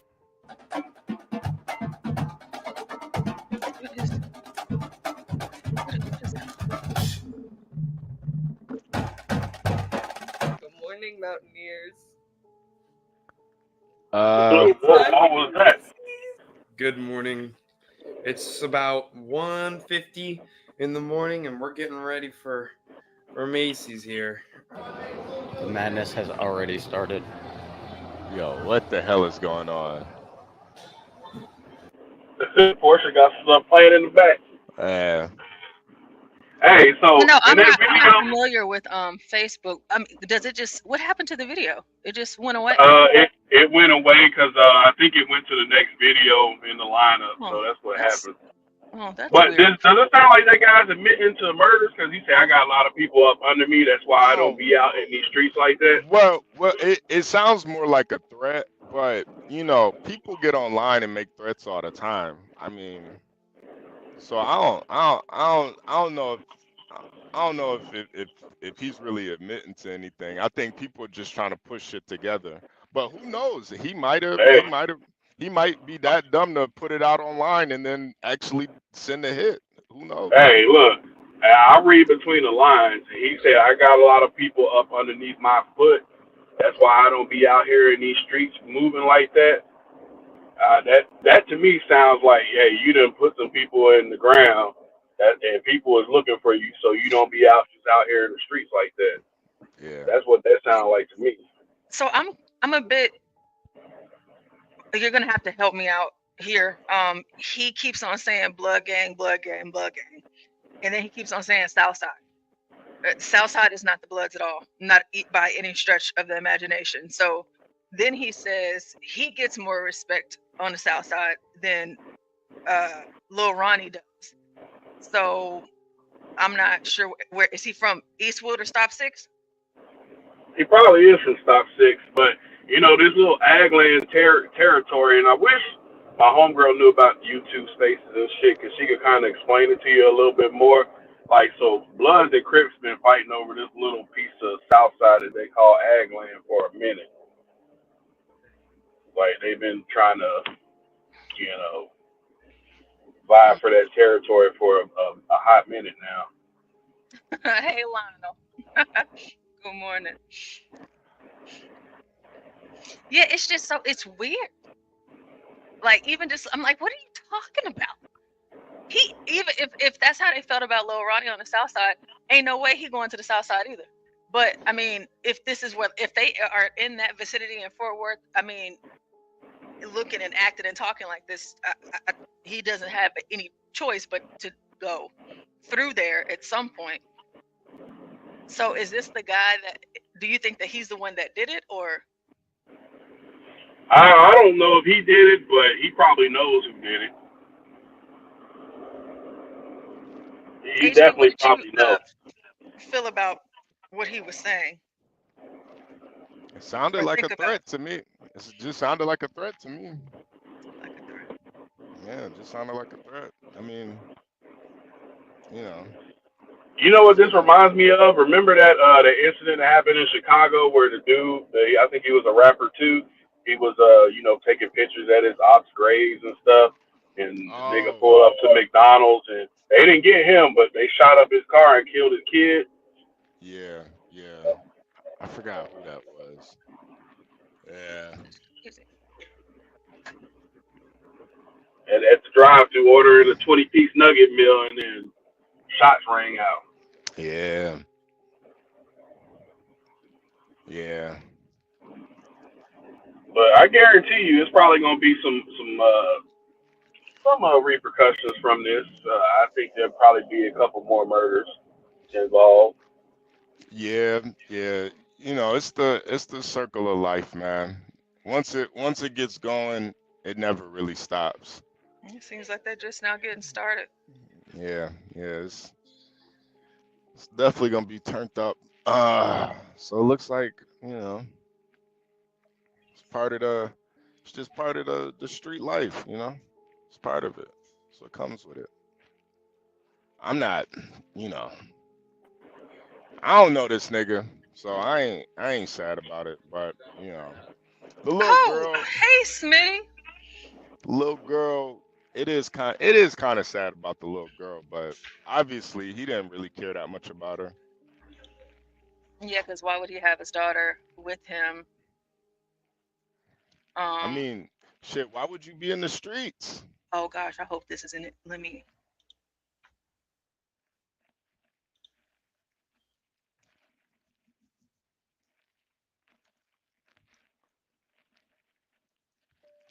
You got kids, you gotta leave that street shit alone.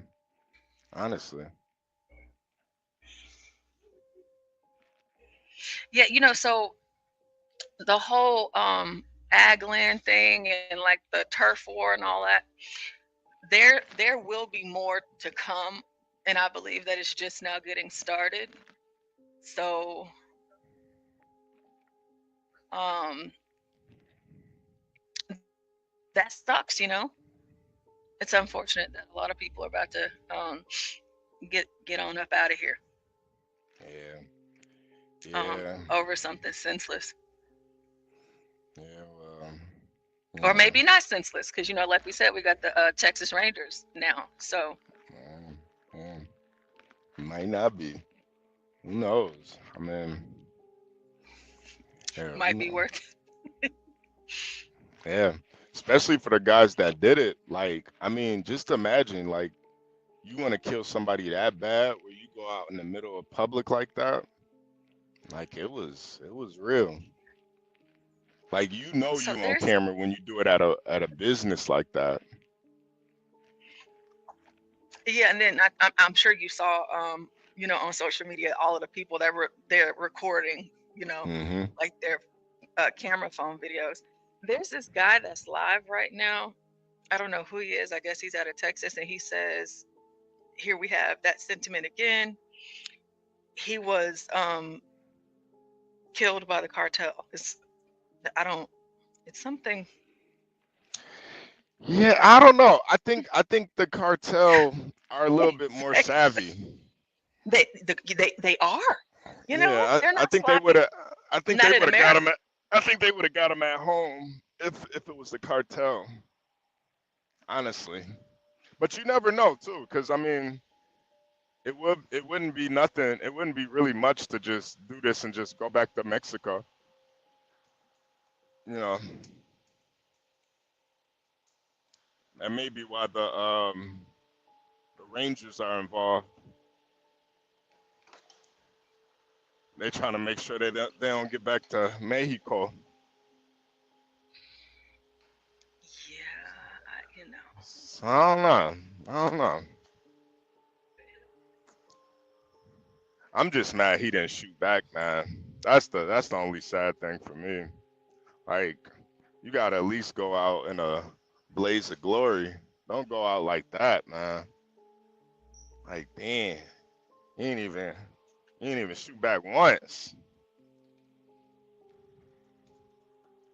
You just ran. Damn.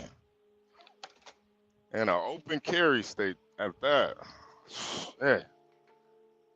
Nigga should have moved to Arkansas if he was like that.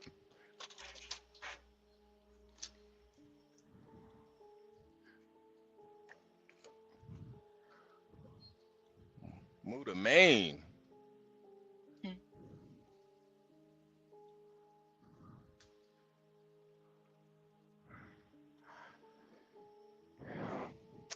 Yeah. Well, you got to put up the video. Put back up the video of him running. Oh, okay. Sorry. Damn. It speaks to speak. I'm listening to this guy on Facebook that's from here, and he's talking about Twisted Black. Do you know Twisted Black? Maybe he stepped away. Yeah. He probably fueling up right now. This is what this guy is saying about it. I guess it would only make sense maybe to people that's from here, but he's talking about a lot of different people in the community. Like Twisted Black is like, you know, that big old well, just share the live. Just share the live, Portia. Okay, but Nah, he's I don't know any Texas niggas like that. No, he's not from Texas. Like he does a lot of stuff in the community. He might be in Atlanta. He's really big, like overweight. Is it like oh my gosh, I cannot think of this guy's name. Let me I'll share it. Give me 1 second. I'm gonna figure that guy's name. Let's see here.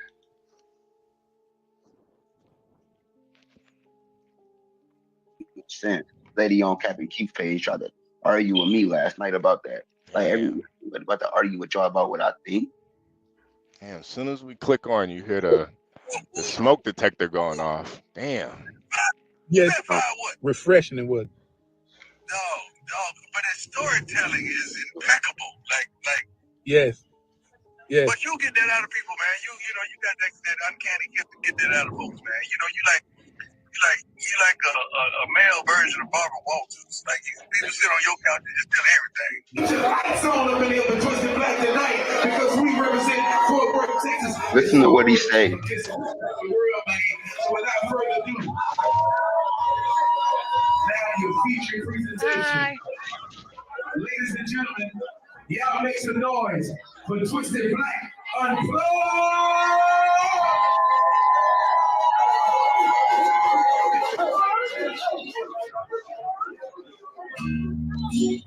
Is this the live? Yeah. Why is he playing Twisted? Why is this? Why is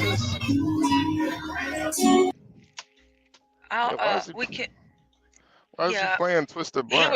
He was just talking about it, and then okay. Then he started playing that. Until he's just talking about different people that in their involvement. So I'll wait till he starts talking again to see. Uh-oh. Damn.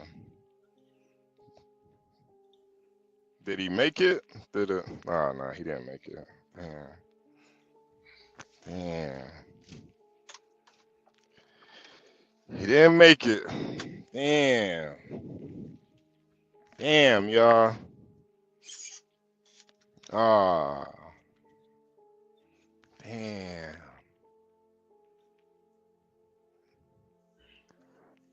the drop top. Damn. What are you talking about? The Camaro. He in the drop top Camaro. He got in that bitch quick as hell. Oh, the people that pulled off. Yeah. Like, ooh, gotta go. He got in that motherfucker fast as hell. And he backed out fast too. You know how you said why Yeah. you always park by backing in. Yeah, yeah. Why this one's reversing? He's already He's already zooming gone. past him. Yep, Yeah, yep. I'm could have telling you, hit him and everything. sometimes He did not care. that's all. That's why that guy that back then, you could tell he thinks he's thinking about shit like that, you know, because you saw how fast he got up out of that jam.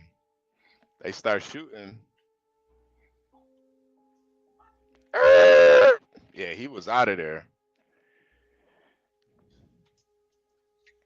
That's really how, man. Sometimes it's only seconds. Only seconds you got. Yeah. Get up out, yeah. Get up out of there. Get up what? Get up out of here. Gotta get up out of here. Niggas shooting. Gotta get up out of here. Yeah, Deacon Dave, man. Yeah, man. He was but I still he could have shot back. He could have killed both of them. Yeah, yeah, yeah. I mean, he could have did a lot, but I think Killer Mike. I just don't think he's a I don't think he's a killer. I think he's just a rapper, you know. Mm-hmm. Cause he just ran, you know, like he left his daughter and everything. Gotta go. He didn't even pull his pants up. Just started.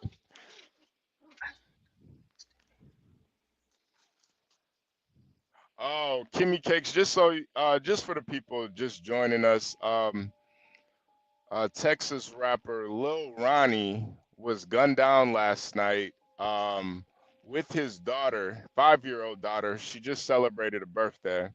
She died and he died at Slappy's car washing establishment in Texas. Mm-hmm. So yeah, they're probably gonna have a double funeral. So yeah, one of the witnesses said that while he was running, he was screaming out, "My daughter's in the car."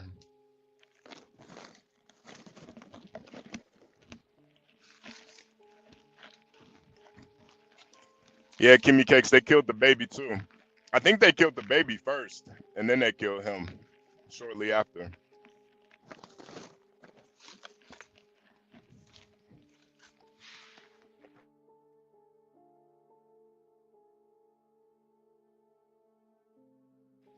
Conservative salute.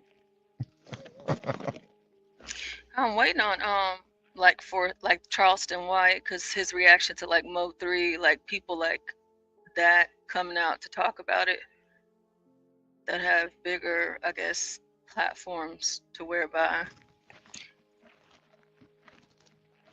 we can get more information from the people. Yeah. Only people I want to hear from is the Texas Rangers. I want to see what they got to say. Yeah, but the thing about the Texas Rangers is that you won't hear from them. The sheriff will come out and speak for them. Yeah. It's like a rare sighting to see a Texas Ranger. So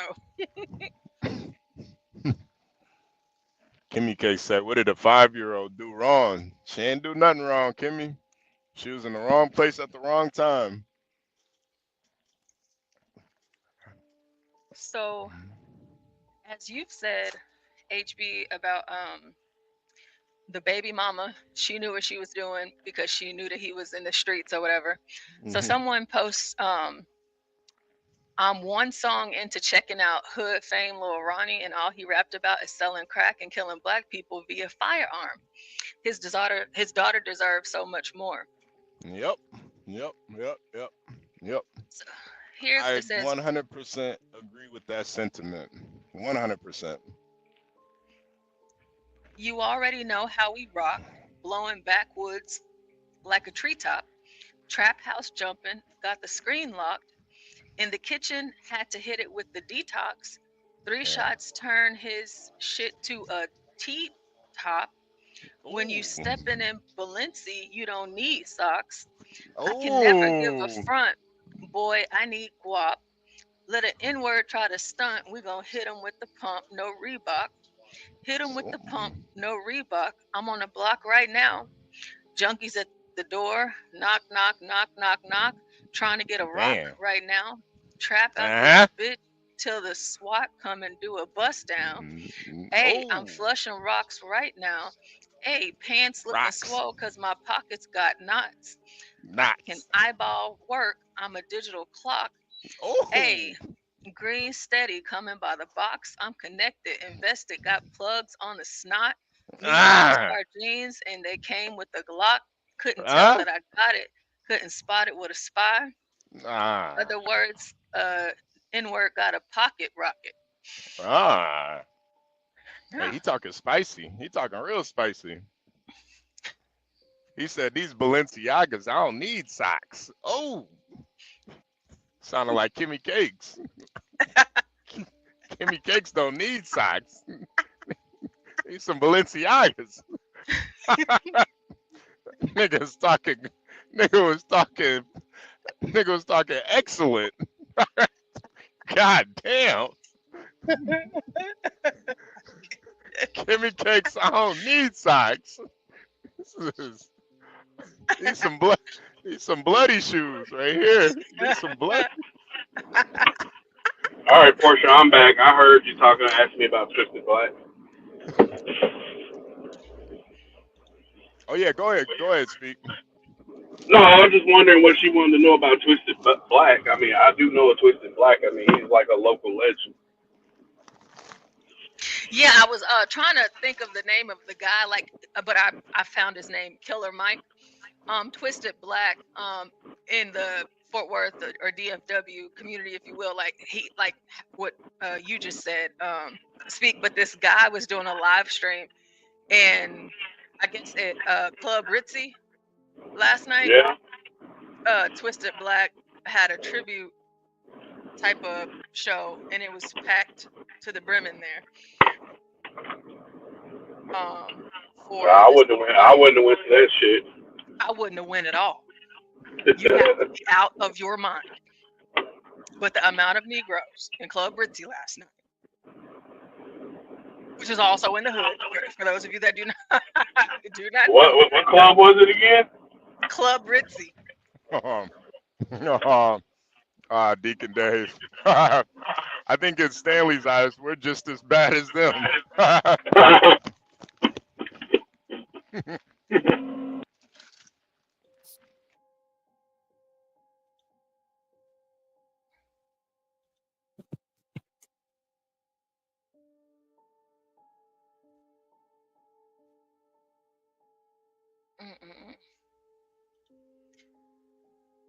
That little those lyrics that we just read, that sounded like whatever music is paired with it, that it wouldn't be so bad. Yeah, yeah. I mean, he was talking that shit though. You would think all that shit talking he was doing, he would have shot back. Ooh, That's okay, the only okay. thing that's. Let's see this one. This one says, honestly, bro, Lil Ronnie was just a person. He was a cool, laid back dude who got money. He wasn't no killer. He would tell you himself, smart N words usually always outlive the tough ones. And I ain't no tough N word. Now, the two other N words he cool with are very problematic. So he said that he's not a tough guy and he's not a killer. And HB, you called that. You called that. No, he definitely not no killer at all. But that's the thing too. Like if you smart, you're not gonna hang around killers because you know what comes with it. If you're really smart and you know you just a cool guy, your circle's got to reflect that because you are who you hang around. If they can't get to them killers, they gonna get to you. Yeah, I hate to say it, but honestly, this nigga was soft. He not a street nigga at all.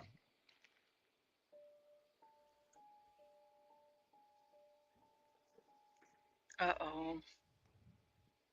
I might. Are you riding around with your daughter, talking that type of shit? Yeah, this nigga was soft, man. They had to get him up out of there. This was like the weakest link right here. I hear he's connected to Go Yayo. I don't know anything about Go Yayo though, but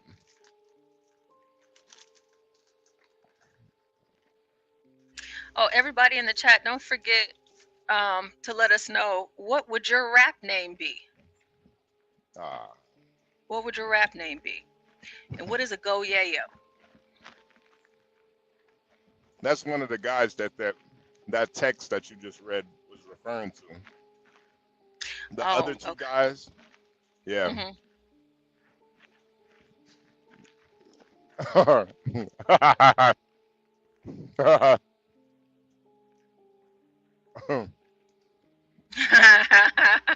Yeah, he does. He did the same thing last night whenever we were talking about it. And it's just like, John, because he was getting all hype and excited, but then he had to go. And then it's like he had to go today too. Because, you know, John, he really does a fine job breaking these videos down. Garion, your rap name would be Tootsie Rolled Up? Hey, yo. Wow. Hey, yo, Gary, and pause. Why you rolling a Tootsie? Hey, yo. Hey, yo. Hey, yo. Pause, Gary. What the hell? You gonna be an LGBT rapper? Tootsie Pop. Hey, yo. But yeah, Kimmy Cake, we will be watching that tonight. Either Portia or Stanley. It'll be me. Okay. Yeah, yeah. It'll probably be Portia and Stanley watching it together.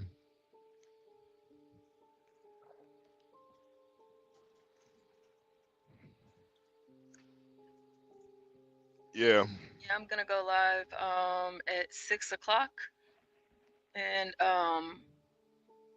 well, make sure you title it, you know, the way. it's already done. I did every single thing you told. Okay. All right. Well, all right. Just making sure. Charleston Wright says he ran off and left his daughter unprotected. That's not gangster at all. That's what I said. Nigga was soft. That's what I said, Charleston. That ain't gangster at all. That's sad, honestly. Crown Reset, my rap name is Hip Juice. I don't know about that. Hip Juice. What kind of juice your hips got? Crown Reset. Hey, yo. Hey, yo. Montiero said he's taking that R. Kelly route. Yeah, man. Just sing to the ladies, man. Seems like you're ready. Know that you're ready. Oh,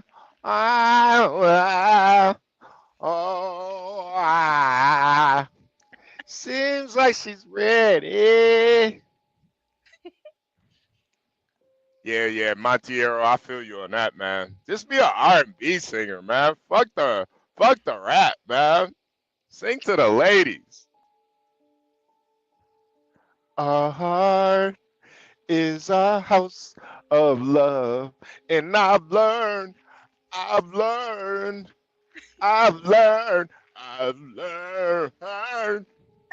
A heart is a house.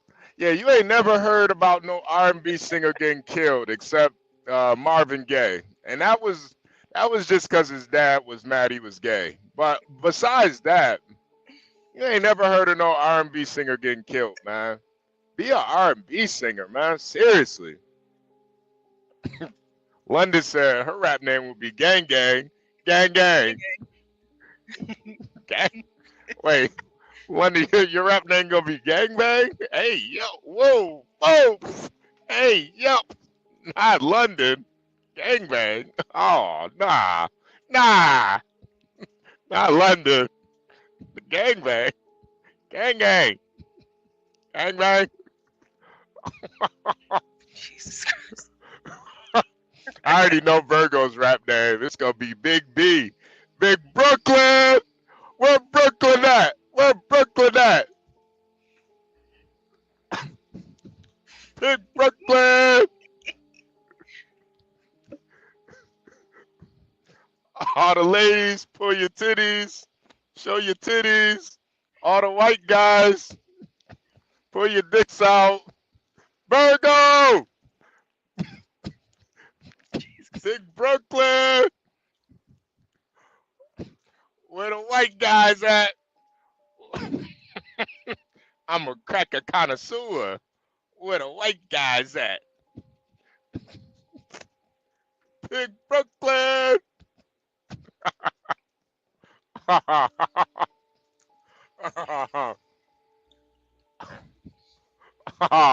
Flaccid snake. Solid snake. Virgo said yours will be flaccid snake. Nah, come on, Virgo. Don't do that. Don't do that. Nah, come on, Virgo. Not solid snake. You saying it's flaccid? Ah, nah. Damn, solid snake, man. You gotta come defend yourself, man. I can't speak on that, but Virgo saying you got flaccid energy, man. I don't know what that's like, man. I don't know what that's like. Kimmy Cake says she'd be Brooklyn Royale. Oh, Brooklyn Royale. That sounds like a drink at a hood bar. Let me get some Brooklyn Royale on the rocks. Let me get that Brooklyn Royale. Oh, wow.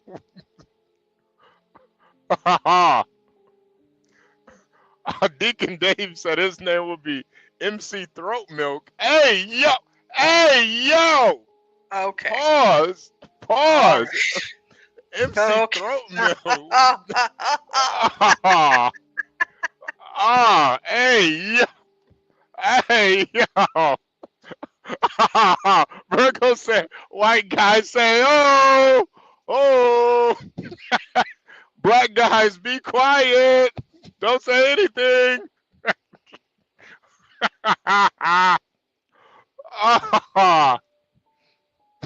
Yo, MC Throat Milk is, yo, Deacon Dave, what type of time are you on today, man? You might need to get some sleep, man. What's going on? My nigga Deacon Dave. London said, crazy. I select the gang gang because I'm antisocial and I don't fuck with people that much. Okay. All right. Gang gang. Gang gang since potty train. I got you, London. I got you. Ah. Damn. Solid snake, man. My bad, man. I don't know why Virgo think you got flaccid energy, man. That's crazy. Flaccid snake is crazy. Throw your flaccid dicks in the air if you don't care. Hey, yo. Hey, yo. Yo, yeah, Deacon Dave, I think you got the worst rap name, man. MC Throat Milk is crazy. Yo, Lawrence, salute. Lawrence, salute. Hi, Lawrence. Damn. I hope Solid Snake, man. It's gonna be all right, man. Don't kill yourself, man. God damn. Damn, man.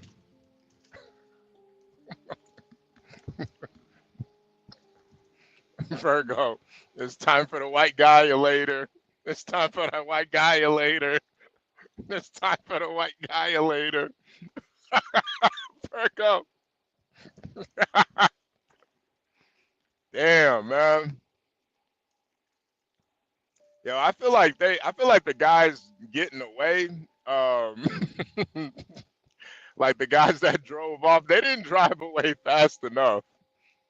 I would have been putting the pedal to the metal, man. Oh, my bad, speak. Hey, I was just gonna say, Portia. I saw that Ringo TV did a little live about this rapper guy. I wonder what information he's got. Who? What's the name?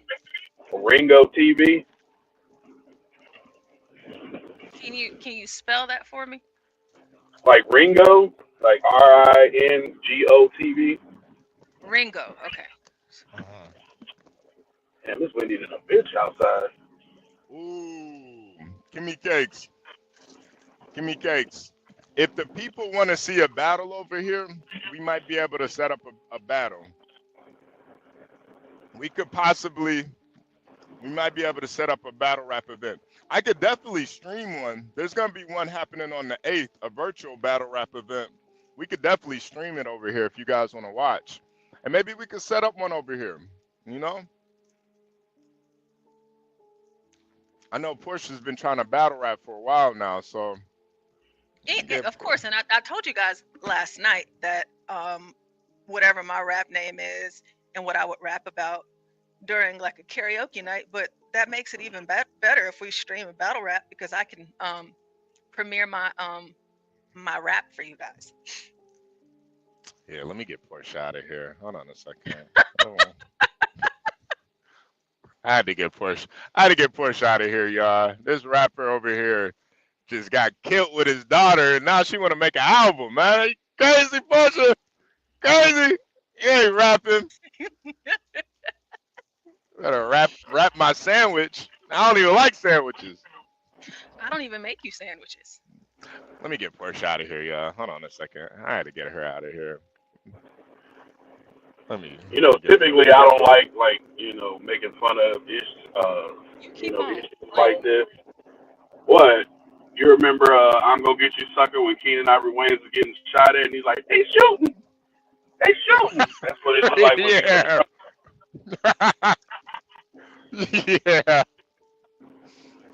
Yeah. Yeah. You know, Speak, I feel you, man, but it's like you either gonna cry at this or you're gonna laugh at it. One or the other, you know? And it's so common now that at this point, it's not even like sad anymore. And these guys know what they're into too, you know? Like I honestly think a lot of these guys, they're just crashing out, honestly. Yeah, they did this in broad daylight, man. This was like early in the day. Yeah. But even him, like he's not even moving like somebody that cares about his life. Oh, definitely not. Like I said, these rappers that's, promoting this degenerate shit, like, if you get any type of buzz, you just need to go ahead and move out from where your home base is. The hate is strong, and people gonna come at you. It's just what it is. Well, now, what y'all think when I said that the small hats are the ones pushing this degenerate shit? I mean, to it, sometimes I think it's that situation. It's kind of like does the chicken come before the egg? Now, are they benefiting and promoting it? Yeah, but is it a reality of the hood too? Yeah. Well, but here's the thing with it though, because it's like, those artists don't get big because black folks are supporting that shit. No, niggas are haters, man. Niggas. What I'm saying in that instance, like, when they get all this promotion and get all the fame and shit, if you go to these concerts, man, you see niggas sprinkled in the crowd, but it's mostly white folks. But the difference is when they leave that concert, that's where the thug fuckery shit stops. With us, we take that shit home with us, and we, they keep thugging it out, man. Yep. They don't leave that shit at the concert venue. Yeah. Yeah. Or if it is, when they have these little hole in the wall fucking venues, and where it's more Negroes than it is white folks, it's usually some bullshit going down.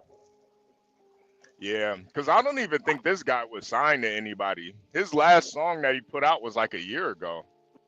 Well, shit, I mean, nowadays, you don't even need to be signing nobody. Like, I mean, because you can get all the buzz you ever need off the internet. Yeah, no, you can. And that was the thing, too. I don't think this guy was really gangster like that. I think he was kind of, he hung around some gangsters, but I don't think he was really gangster. And the worst shit ever about this is if I see somebody post that they need a GoFundMe to bury them, especially seeing that video where he's holding all that money, I'll be like, bro, you ain't set up for this shit? Yep. That's always the saddest thing, man. They be doing all this, rapping about dope and money, and then they family need a GoFundMe. They gotta do a fish fry to bury the nigga. Yeah, damn bake sale at the church. Right. Shit, they might gotta start washing cars, man. The family gonna be washing cars at Slappy's today to raise funds for the funeral. Ain't that a bitch? Ain't that a bitch? Not like right around the corner from this joint, this barbecue joint called Off the Bone. That's real good. Damn, I might have to go over there and film. Like, damn, Yeah, this nigga. It's on Mansfield Highway, like right down the street. I might gotta take a picture where he died at. That's like that's a national landmark now. Right where he died at. Yeah, it's hooded out over there in Forest Hill now. Like I said, about 20 years ago, okay, it was maybe considered a suburb, but now, even Everman, which used to be the country, boy, it's hooded out. It's hood as shit now too.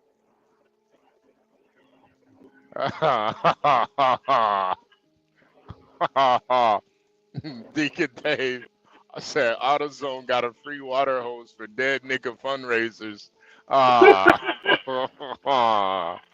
You'll be wildin'. Yeah, man, they gonna have to raise some money, man, to bury him and that baby, man. That's gonna be sad. Hey, this will be some new show material for Be Brave though. Yeah. Be Brave about to turn up, man. Be Brave about to turn up on this, man. I hope Be Brave is watching. Be Brave. If you need any links, man, just let us know. We'll give you the scoop. When he takes time out from his morning of drinking coffee, watching old episodes of Cops. Be Brave is sitting on his rocking chair right now. Hey, as soon as they arrest the black guy, he's like, see there, told you. Oh yeah, Be Brave is gonna get some good content out of this. In the streets, as he would claim to be. They killed the kid too. Oh, go ahead, Portia. Go ahead. Sorry about that. No, you're okay. You're okay. Hood fame, Lil Ronnie. It's so much I won't say right now, but I'm going to just leave it at the peaceful shit, right? But y'all killed that man while he was with his daughter at a car wash. Y'all know that man ain't even much into all that, but yet y'all decided to bring that shit to that man's family. I pray you bitches go to jail. They bury you under the jail. You get prosecuted to the furthest extent of the law because you niggas took rap too far. Y'all took this hip-hop street shit too far, and I get tired of watching it, gang. I get tired of watching you niggas. You niggas broke anyways. You gonna go to jail, can't afford a lawyer, can't afford a commissary, can't afford to call your mama. Your mama don't want to put money on the phone, but yet you outside with guns shooting niggas that's being father figures and great pillars of their community. Fuck wrong with you young niggas? Pause Now it. my Pause heart it. is broken Pause to it. know that. Pause it. And see, this is what I hate about niggas. Niggas think just because they in their kid's life, that makes them a good father. Sometimes a nigga that ain't in the kid's life is a good father. If you know you in the streets, man, just send that child support. Don't even be in that kid's life. Don't even be a negative influence to that kid. Oh, he loved his daughter. He was such a good father. Yeah, but he hanging around gangsters and killers, talking shit online. That ain't no good father. Yo, Exactly. He don't need to be rolling nowhere with his fucking kids if he out there in them streets. exactly. That ain't no good. Sometimes being a good dad is staying away from your kids if you know you in the streets. That you ain't no good father. He a good father. He a upstanding member of society. Portia just read his lyrics. Nigga was talking crazy. Nigga said, when the block is hot, we selling rocks. When you wear Balenciagas, you don't need no socks. Nigga was talking spicy. What these niggas be talking about, man? All right, go ahead, Portia. Go ahead. That little girl was a part of that fucking gunfire. What she had to do with it? What this man daughter had to do with it? Matter of fact, dog, I'ma leave it alone. But I'm gonna bring attention to the situation because that little girl did not deserve that. That little girl did not deserve that, dog. But y'all niggas, y'all some cold-hearted, rotten-ass young niggas. And the shit God got planned for you, can't nobody stop. In fact, Ronnie would even speak on. It was I just wanted to play that clip that I saw in that video. Okay, yeah. And that's the problem with a lot of black folks. They think by doing the bare minimum that makes you good. Nah, man. What type of person are you? What type of person are you? Are you a good person?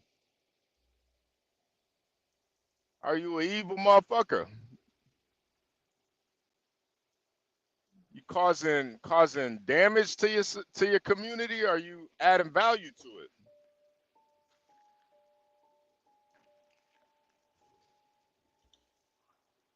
I don't know, man. That's why I respect the working man way more than these street niggas any day. Hey, I'm waiting Working on a man. load as we speak.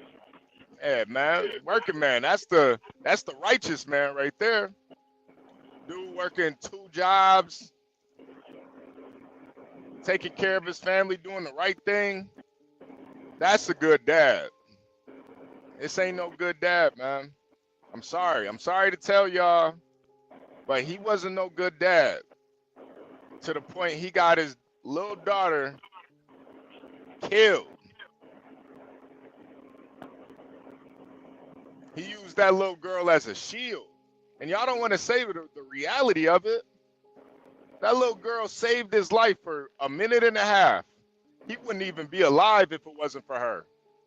For that 1 minute and a half that he was running around like a chicken with his head cut off.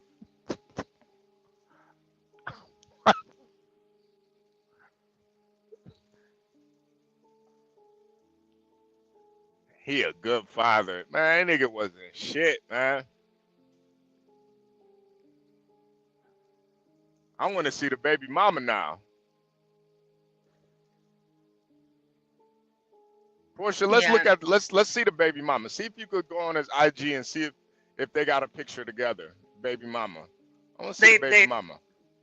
I did last night and I couldn't find anything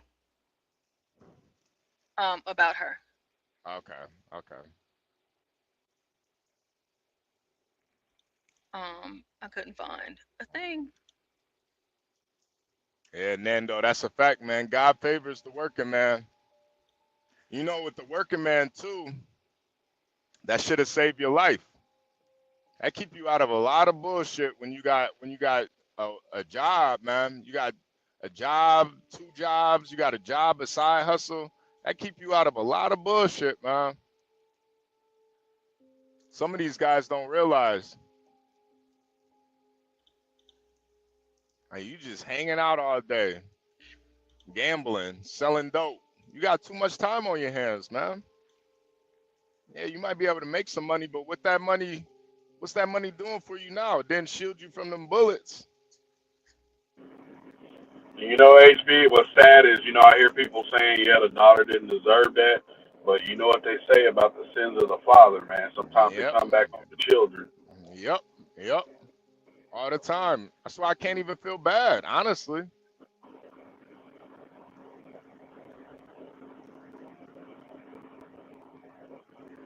Those generational curses are real. We just saw a generational curse happen in less than 2 minutes. We just saw it. Got one generation and the next one right up out of there. Yeah, the sins of your father is real. That's why, sometimes it is best just to stay away from the baby daddy. If he in the streets, you a baby mama, your daddy in the street, the baby daddy in the streets. Man, keep him away from your kids. Just keep them away. Oh, I want to be a good father, be in my kid's life. Nah. Nigga, go work at Walmart first. Go get a job first. Then you could be in your kid's life. Show them about ethics and being a good person. Adding to the community, not taking away.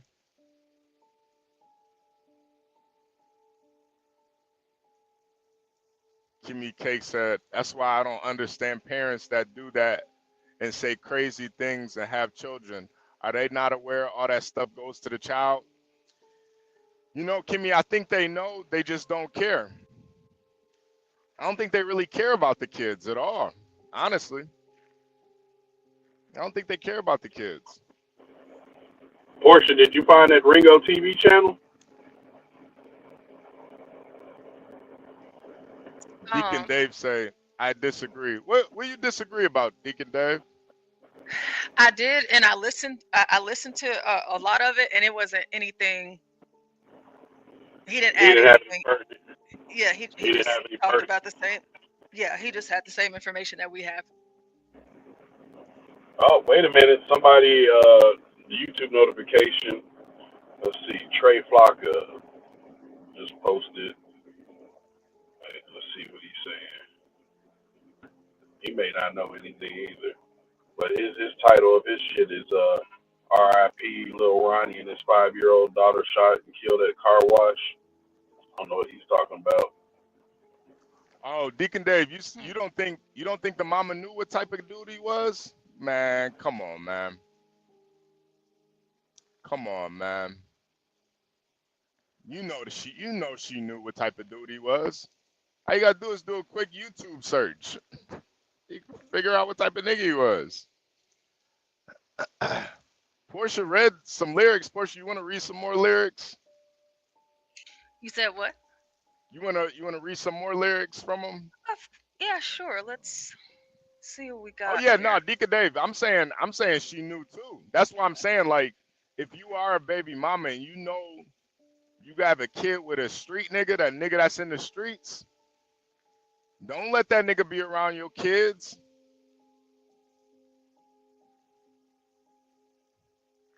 But the reality is, a lot of those women, they love them street niggas. And that's why, I don't even focus on those types of bitches, man. Oh, I know a lot of dudes, they be like, all these black bitches just love street niggas. Man, they can have them. They can have them niggas. I don't give a fuck. If a bitch is dumb enough to want to fuck a street nigga, yo, that's on her. She got to deal with the consequences. And this is the type of consequences right here. Deacon Dave, salute, man.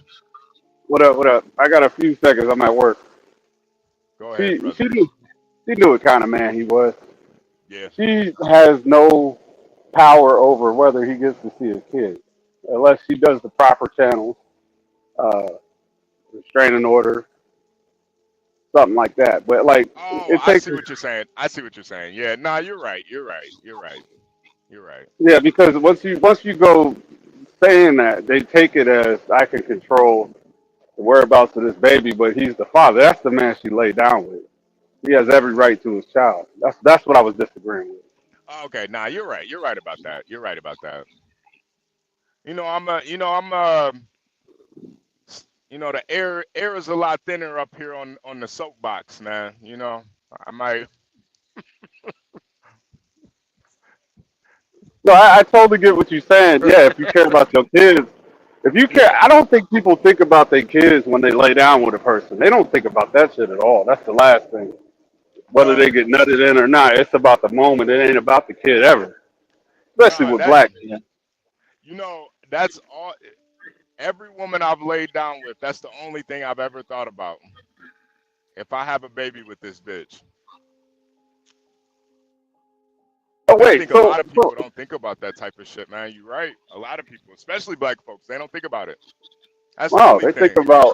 they think about how good somebody look. That's it. It don't go no further than that. Yep. Yep. It really don't. But if you wait, a minute.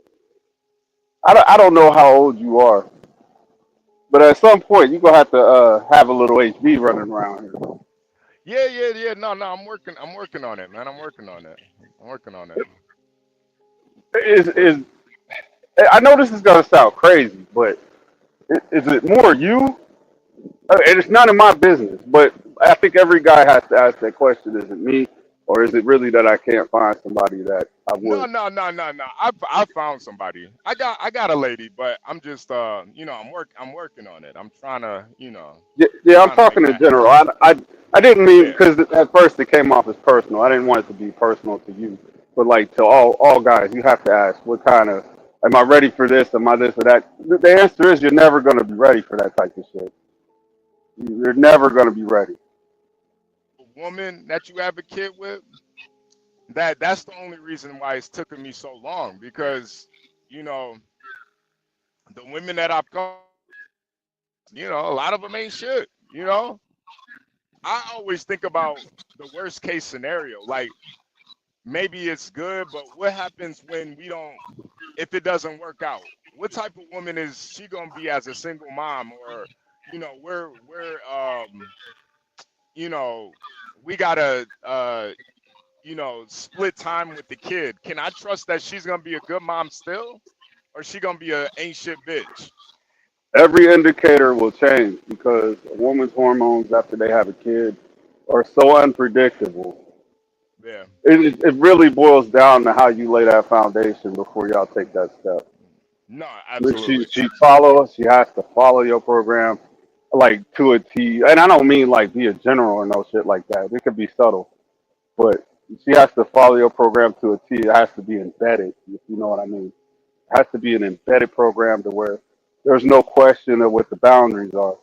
And then even after all that craziness, because they flip crazy, there's nothing you can do about that. They do flip crazy after a baby because Yeah, hormones yeah, go yeah. everywhere. You have to have that kind of bond with her, and she's got to know that got a couple ounces of crazy. You got to put the fear of God in her too. Oh man, that's That's the that's like secret ingredient, that's like half the relationship is right? letting her know It's, how crazy you are. you can't say That's that out loud, though. That's the thing you got to know. I might actually be crazy. That's the crazy part. I actually be might actually be crazy. But nah, nah, nah. And I think the thing too is like you can't be afraid to like lose her either. So when you're setting those boundaries, there's got to be consequences for those boundaries. If she Absolutely. does cross that line, like listen, I'll blow this whole shit up. I don't give a fuck. I'll blow it all up. You disrespect me, Yeah, cross and that line. you gotta be a man of your word. Because if you say you're Yeah, gonna blow it up, blow that motherfucker up, regardless of how bad it hurts. You gotta do it. you You got to gotta do do it. it. You got to All do it. right, man. You got. I'm out, man. I was just coming up to clear that up. I appreciate you, Deacon Dave, man. Salute, man. All right, brother. Wait, Deacon Dave, how's the baby, man? Man, he's getting big, bro. He doubled his size. He's a little fat nugget God, of meat. Yeah, he's all right. That's my dude, man. He's smart as hell. You can congratulations tell. again, man. Yeah, man. Think about that boy gets me smiling, Damn, man. man. You gotta have one, man. Go ahead and take the wrapper off that motherfucker and use it. man, I ain't you. Listen, man, listen. I'm trying, man. I'm trying. Try to. I'm Hey, do trying, your man. thing. And Godspeed, you know, because all that, everything matters, man. Just get right, get your faith in God, and No, take the dive. absolutely, man. Take the dive, HB. Yeah, absolutely, man. Yeah, All right, Deacon Dave. we love Portia around here.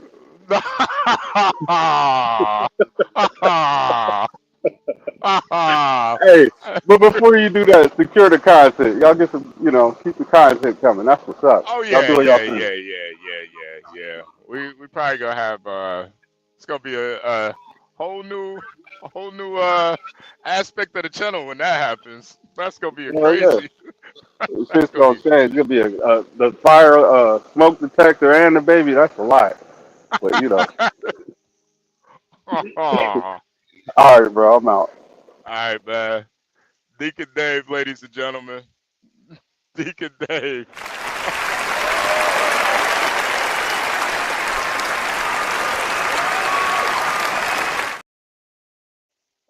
Portia, get back up here and let's read these rhymes. Let's read some of these lyrics from Lil Ronnie. Lil Ronnie, mama, mama, mama. Okay. I got you. Oh, damn, Portia. I just got the message. Damn.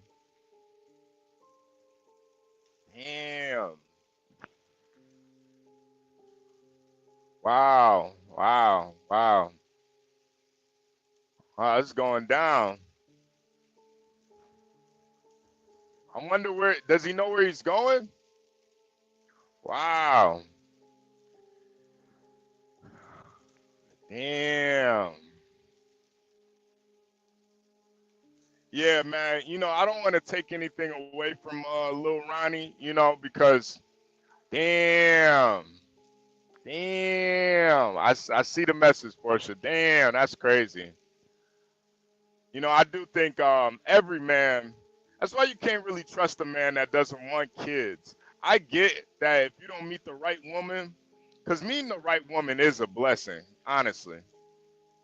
But I think every man should want to have a kid. It might take you longer than other men. So I don't get guys that just don't want to have kids. That's just weird to me, man. It's like, what are you? What are you? Some type of queer? What are you? Homosexual? You just don't want to have kids? I get it though too. Like, right woman, it happens. Not everybody can have kids. Maybe you got drop kicked in the balls and your dick don't work. Shit happens. I get it, man. But I think having kids, at least one, it really gives meaning to your life, and you know, it's like you got to give back at some point, you know. I give back to this society that you've taken so much from.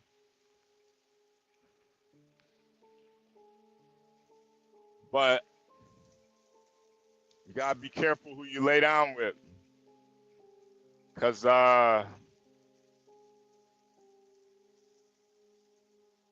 can have a baby with a Lil Ronnie, he get killed and your baby get killed. Or like that lady we saw the other day from Detroit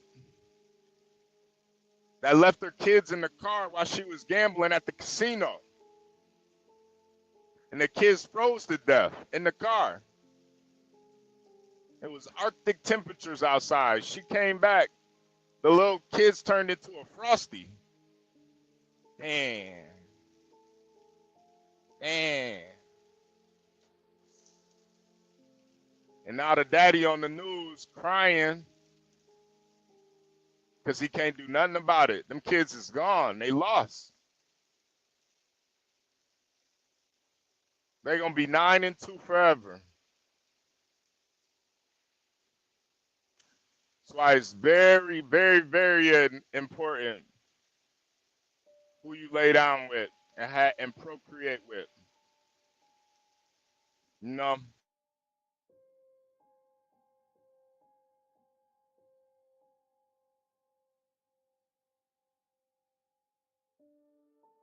Same page.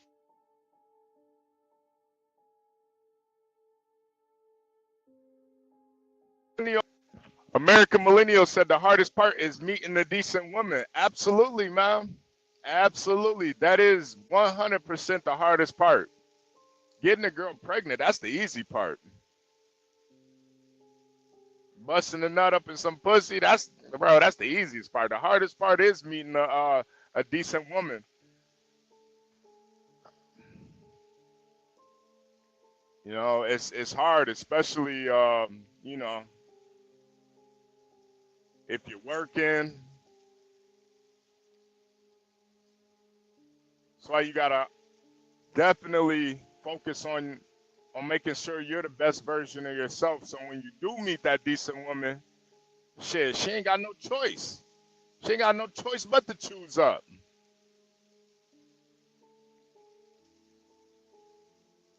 She ain't got no choice. Kelvin said this world is too nasty to bring a kid into. I'm doing a little buddy a favor by having my girl swallow. Ah, come on, man. Come on, man.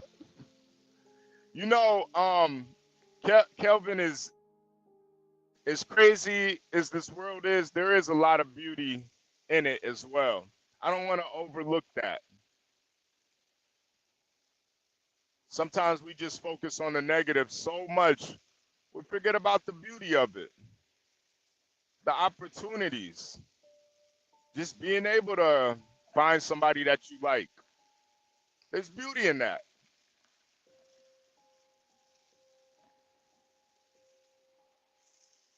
And I mean, really, you know, life is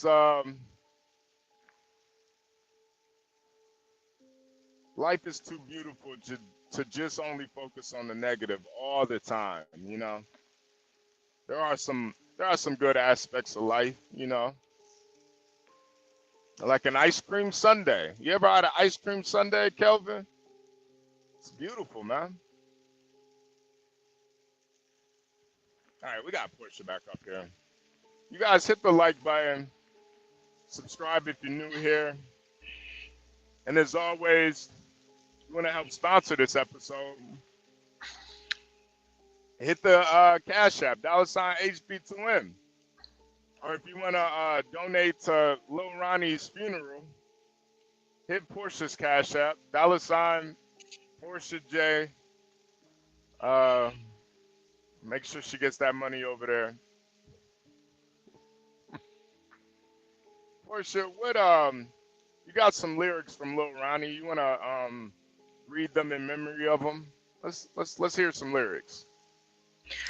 This song is called "Gassed Up" Okay. by Lil Ronnie. Okay. See, Okay. a lot of these N-words be gassed up. Was Uh-huh. broke for a minute and went and got my cash up. Okay. Didn't have $1. My pockets was stuck on disaster. Came a long way from handcuffs and shastas. I'm gassed Okay. up, loaded Uh-huh. with jet fuel. Up all night like an N-word, mixing codeine with Red Bull. Ooh. Bitch, I'm El Chapo. That N-word out the sewer. These Uh-huh. N-words ain't good in the hood like I'm gassed up. Uh-huh. Stuffing OG in the swisher, plus a Dang. dirty double cup got me stuck like a picture. Oh. Man, these N-words money funny. Eddie Griffin, make me Ah. tickle. Moving Ah. Ayo on the paper route like Key Glock and Fizzle. Oh. Bazooka, let it blow like a whistle. Have an N-word waking up in hospitals. Uh-oh. Damn. Dog in my oops. Hold on, give me a second. Somebody walking in. Oh. Oh. Oh. Oh. Oh. Nigga said he blowed a pocket rocket. I guess he forgot about this lyric. Damn. He forgot, y'all. He must have forgot what he wrote down. Damn. That shit is crazy. This nigga spitting hot fire. Fire. Mama. He was a good kid, y'all. He was. He didn't bother nobody. Matter of fact, we're gonna take a quick music break.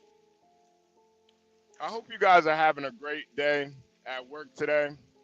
Whether you're at work or chilling at home, taking care of the kids, if you're breastfeeding. Hope you guys are having a great Tuesday morning. It is March 4th, 2025. We're gonna Portia, I do want to do who famous died on March 20 or March 4th. If you could find a list for me of all the famous people that died on March 4th. But you are watching the Urban Landlord. This is Gone Trucking with HB. I'm still on I-57 headed north, about 45 minutes away from my my drop off. So yeah, you guys hit the like button, subscribe if you're new here, and we're taking a quick music break. This is Stanley Cross, You and Me Girl, at The Urban Landlord on YouTube.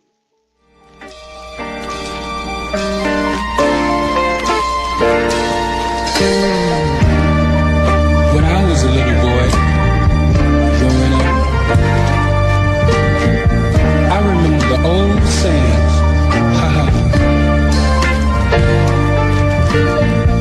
girls are made of sugar and spice, and everything nice.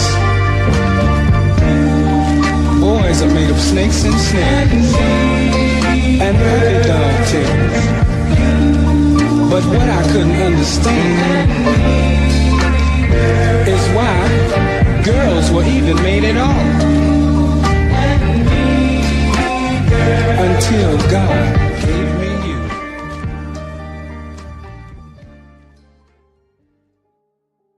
That was Stanley Cross at The Urban Landlord. You and Me Girl. We're going to have to get some more songs to play. Yeah, we're going to have to get some more AI songs. Portia, are you there? I'm here. I'm here. I'm about to just give me a few more minutes, but I'm here for now. Okay. But I I'll can't hold it. read I'll hold yet. it down. Okay, I'll hold it down. Thank you. Yeah, we're gonna get some more songs for you guys. Oh, hey, Trope, send that over, Trope. Send that over. Oh, come on, man. Yeah, we need that. Portia, do you have the new Trope song?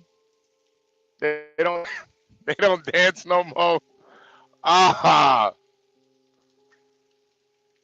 I don't dance. Niggas don't dance no more. Virgo, I did read your message. I'm glad you're safe. I'm glad you're safe, Virgo. Tropes, did you send that over to Portia?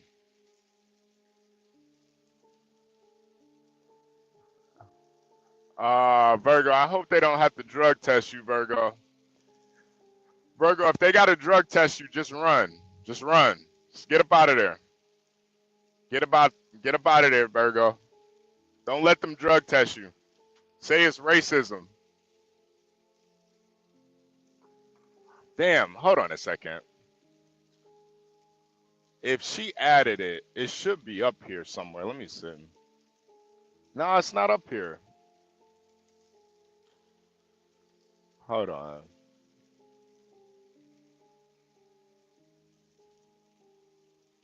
Damn, man. I need to hear this. I can already tell by the title this shit is fire.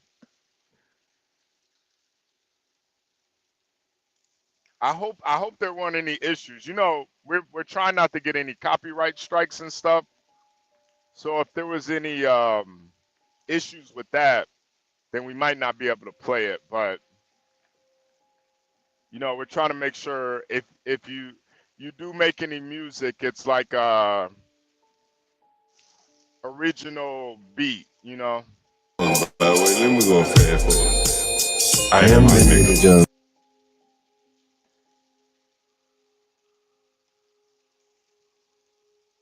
I'll start that shit over.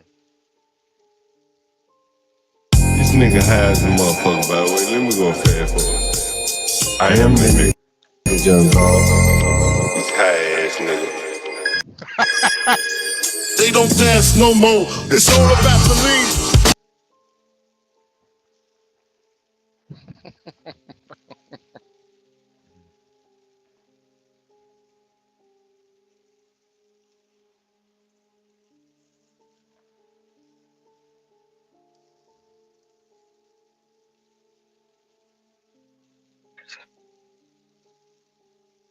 Damn, is something going on? What happened? What happened? Let me refresh real quick. Yeah, I don't know why it's not playing. You might have to upload it to the StreamYard. Yeah, we don't have enough space. All we gotta do is delete something. God damn it.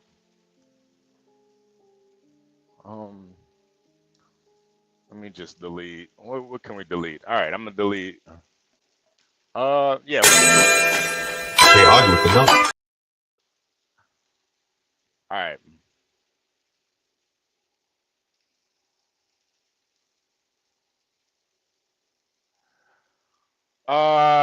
Yeah. Try uploading it now. Give Portia a second, you guys. She's having some technical difficulties. Give her a second, y'all. Pray for Portia too. Just pray for her. Keep her in your prayers. If you guys have a prayer journal, keep her in. You know, write her name down in your prayer journal. Universal, they deleted that a while ago, man. I'm kind of mad about that one. I like the Lowe's cut the commercial, man. Thought it was hilarious. Just give us a second, you guys. It already started out fire, though. Universal, salute! Salute!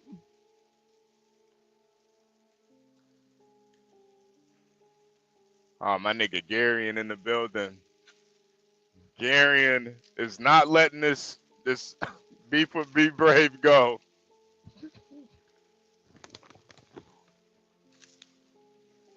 He's not letting it go. I get it though, Garion. I know you are very much so autistic, man. It's kind of hard for you guys to let that shit go. Once you got your mind made up. Garion. Hey, Garion on demon time, man. All right, I should be good to. I'm good to go Yeah. now. So Try uploading it now. How's the motherfucker, by the way? Let me go fast forward. I am the nigga, John Galt. This high ass nigga. They don't dance no more. It's all about the lean. Back in the day, crack was jumping on the scene. Now they slumped on the sidewalk. Can't talk. Golden era faded, but we still feel the rock. They used to be kings, now they lost in a scheme. Popping them bottles, throwing money, and living dreams. Now they sold out and mumbling, fumbling. No rhythm in the city, the whole shit crumbling. They used to rock the house, they was riding through the streets. Remember there was dancing, sliding to the beat. Now it's poison in their veins, ain't no pulse on the street. Guess it's over now, they accepted defeat. Back in the day, the rock had them wild and free. Different story now, they got no energy. The new drugs got them slow with the head on low. Eyes closed and they don't dance no more. Rock used to be jumping, type shit they was on. Now it's lights out, guess the thrill is gone. I am the nigga, John Galt. I bring it to you rough, rugged, and raw, nigga. They don't dance no more, it's all about the codeine. Back in the day, they was rocking on the scene. Crack had us up, even dancing in the rain. Now they nodding off, shit just don't hit the same. I am that nigga, John Galt. Portia, upload the video immediately. It's processing right now. Yo, Portia, you better watch your tone, all right? I don't want to hear no What did you lip. say? So you better watch your tone. Watch your tone. Better watch your tone.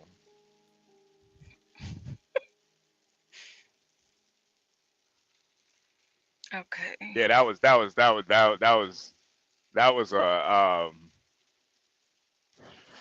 amazing, man. That was amazing. They don't dance no more, man. Damn, man. Man, let me give Tropes a round of applause. You guys put some hand claps in the audience right now. Put some hand claps in the chat for Tropes. Salute the Tropes, man.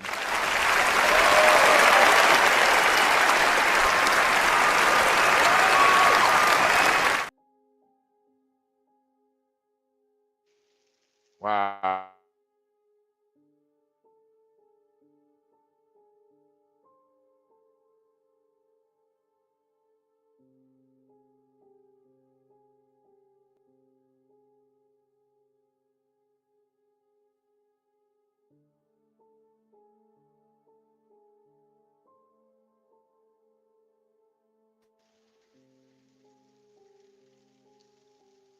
All right, Portia, dear, are you there? Yes, I'm here. Okay. Are we getting back in? Yeah, let's get back to some of these lyrics. Let's get into this. All right. Keep a thuka, let it blow like a whistle. Have an N-word waking up in hospitals. Dogging my bitch, she say, Ronnie boy, you so predictable. Trap house looking like a miracle. Gassed up, whole bunch of pills in this bitch like we clinical. So much paper, think it's printable.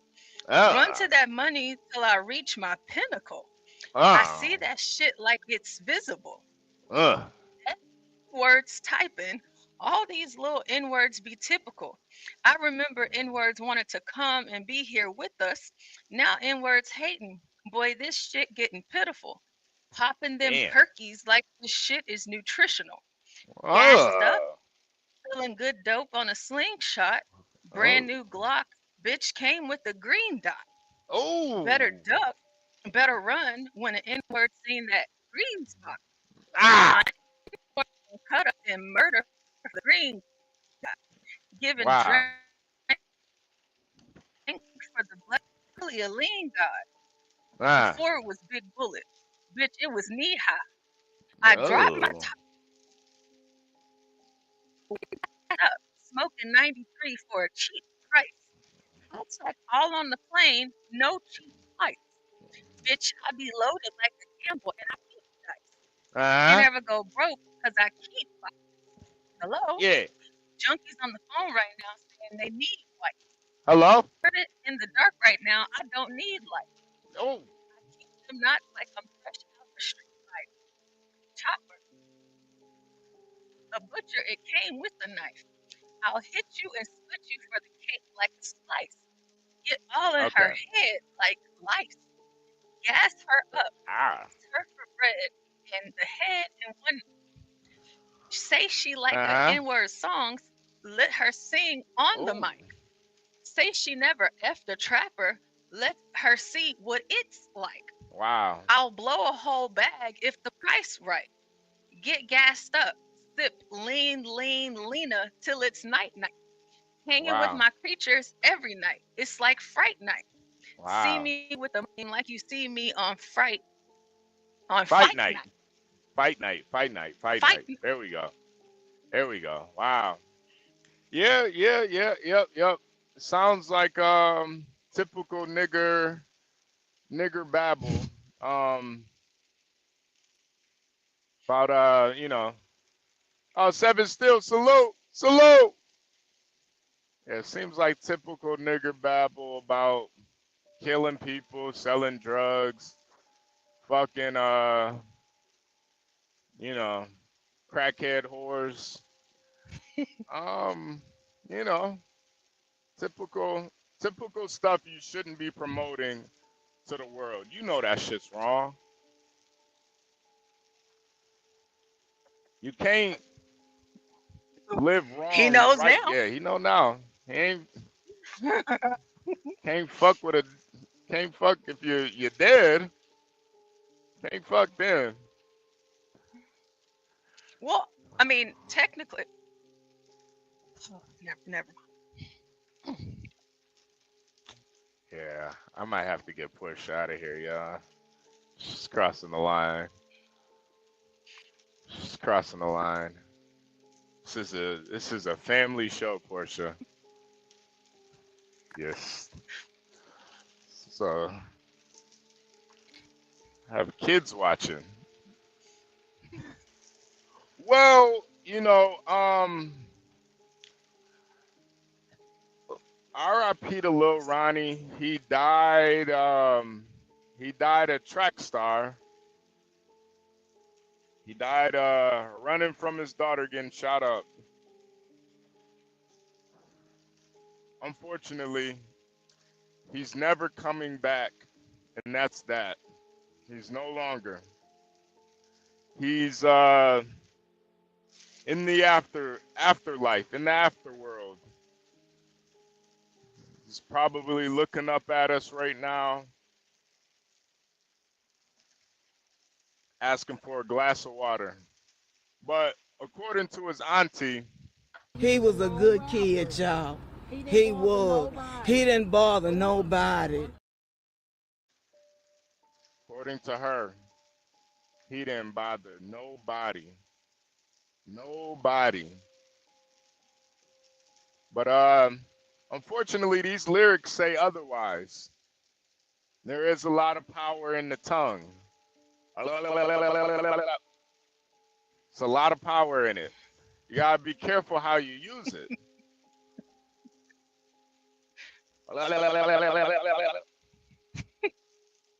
Use it for righteousness or you can use it for destruction.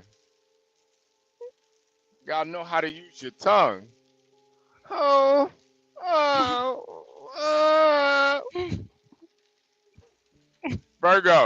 Virgo, you know what I'm talking about, Virgo. You gotta know how to use your tongue the right way.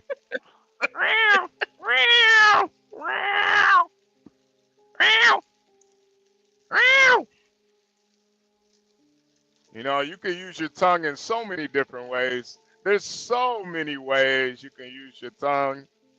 But Lil Ronnie decided to use his tongue to speak about death and destruction and negativity. He didn't use it to uplift, to breathe life into his community.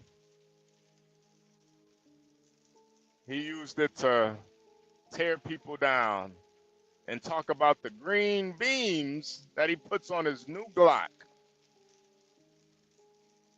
I didn't even know Glocks came with green beams. But he said he bought a new one that came with a green beam Glock. You know, maybe if he took more time eating green beans instead of worrying about green beans, he would still be on the scene.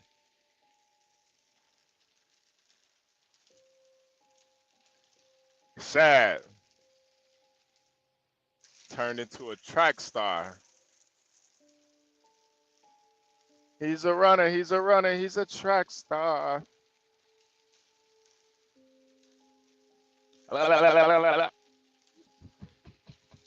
Virgo said, HB, use yours to confess. You know what? I'm going to confess right now, Virgo. I'm actually going to confess right now.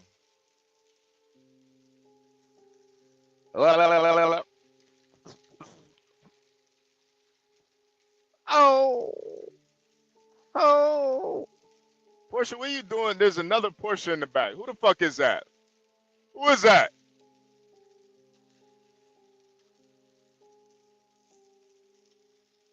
Who the hell is that? There's another Portia in the back. Virgo said, I need to ask for forgiveness. God, forgive me, for I have sinned. Forgive me. Maven Chi said, he used his tongue to destroy like Stanley. Oh, man. God bless Stanley. Yeah. God bless Stanley.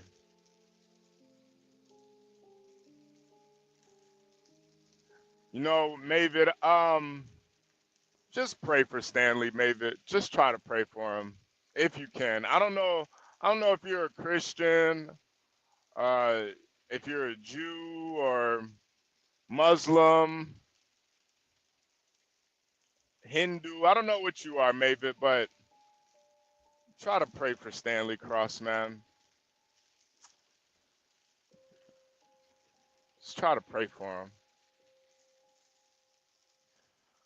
Well, Portia, I'm pretty sure Lil Ronnie is not going to miraculously come back to life. We are going to keep very close eyes on this case.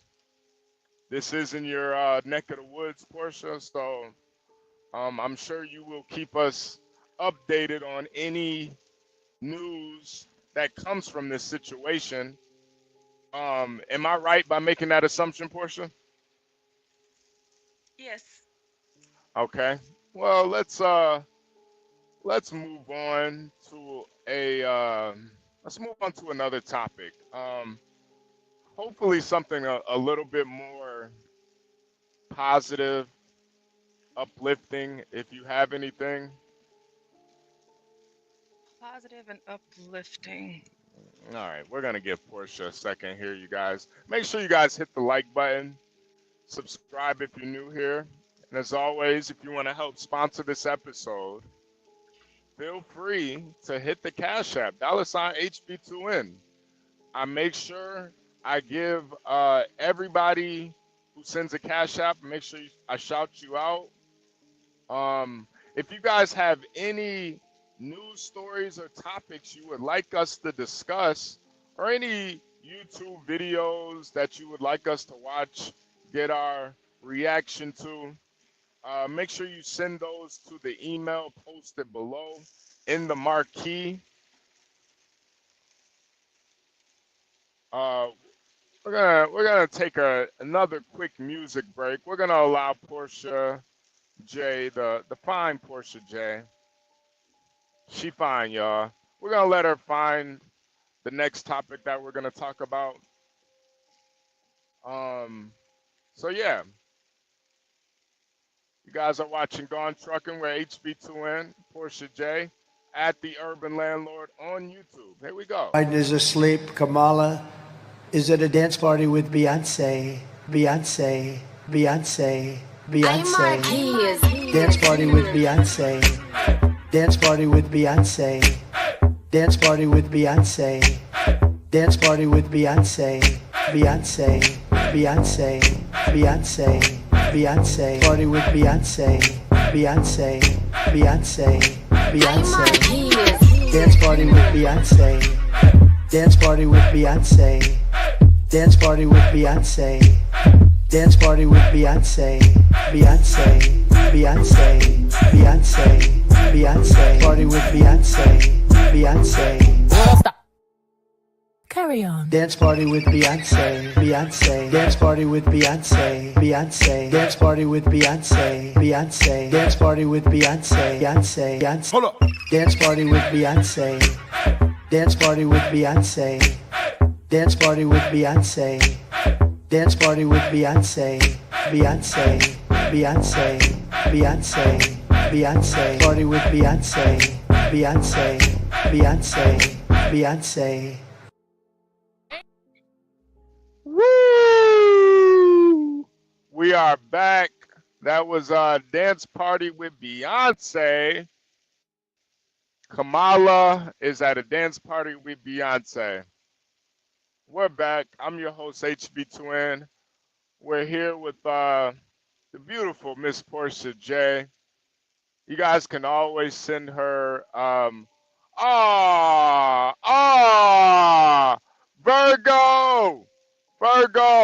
Virgo just sent a cash app. Virgo, thank you. Virgo, I will share that with Portia. I'm gonna buy Portia that new Angel Reese Happy Meal at McDonald's. I got you, Virgo. Thank you, Virgo. Get it at it. Get it at Angel Reese burger at McDonald's. The barbecue. I don't want an Angel Reese burger from McDonald's.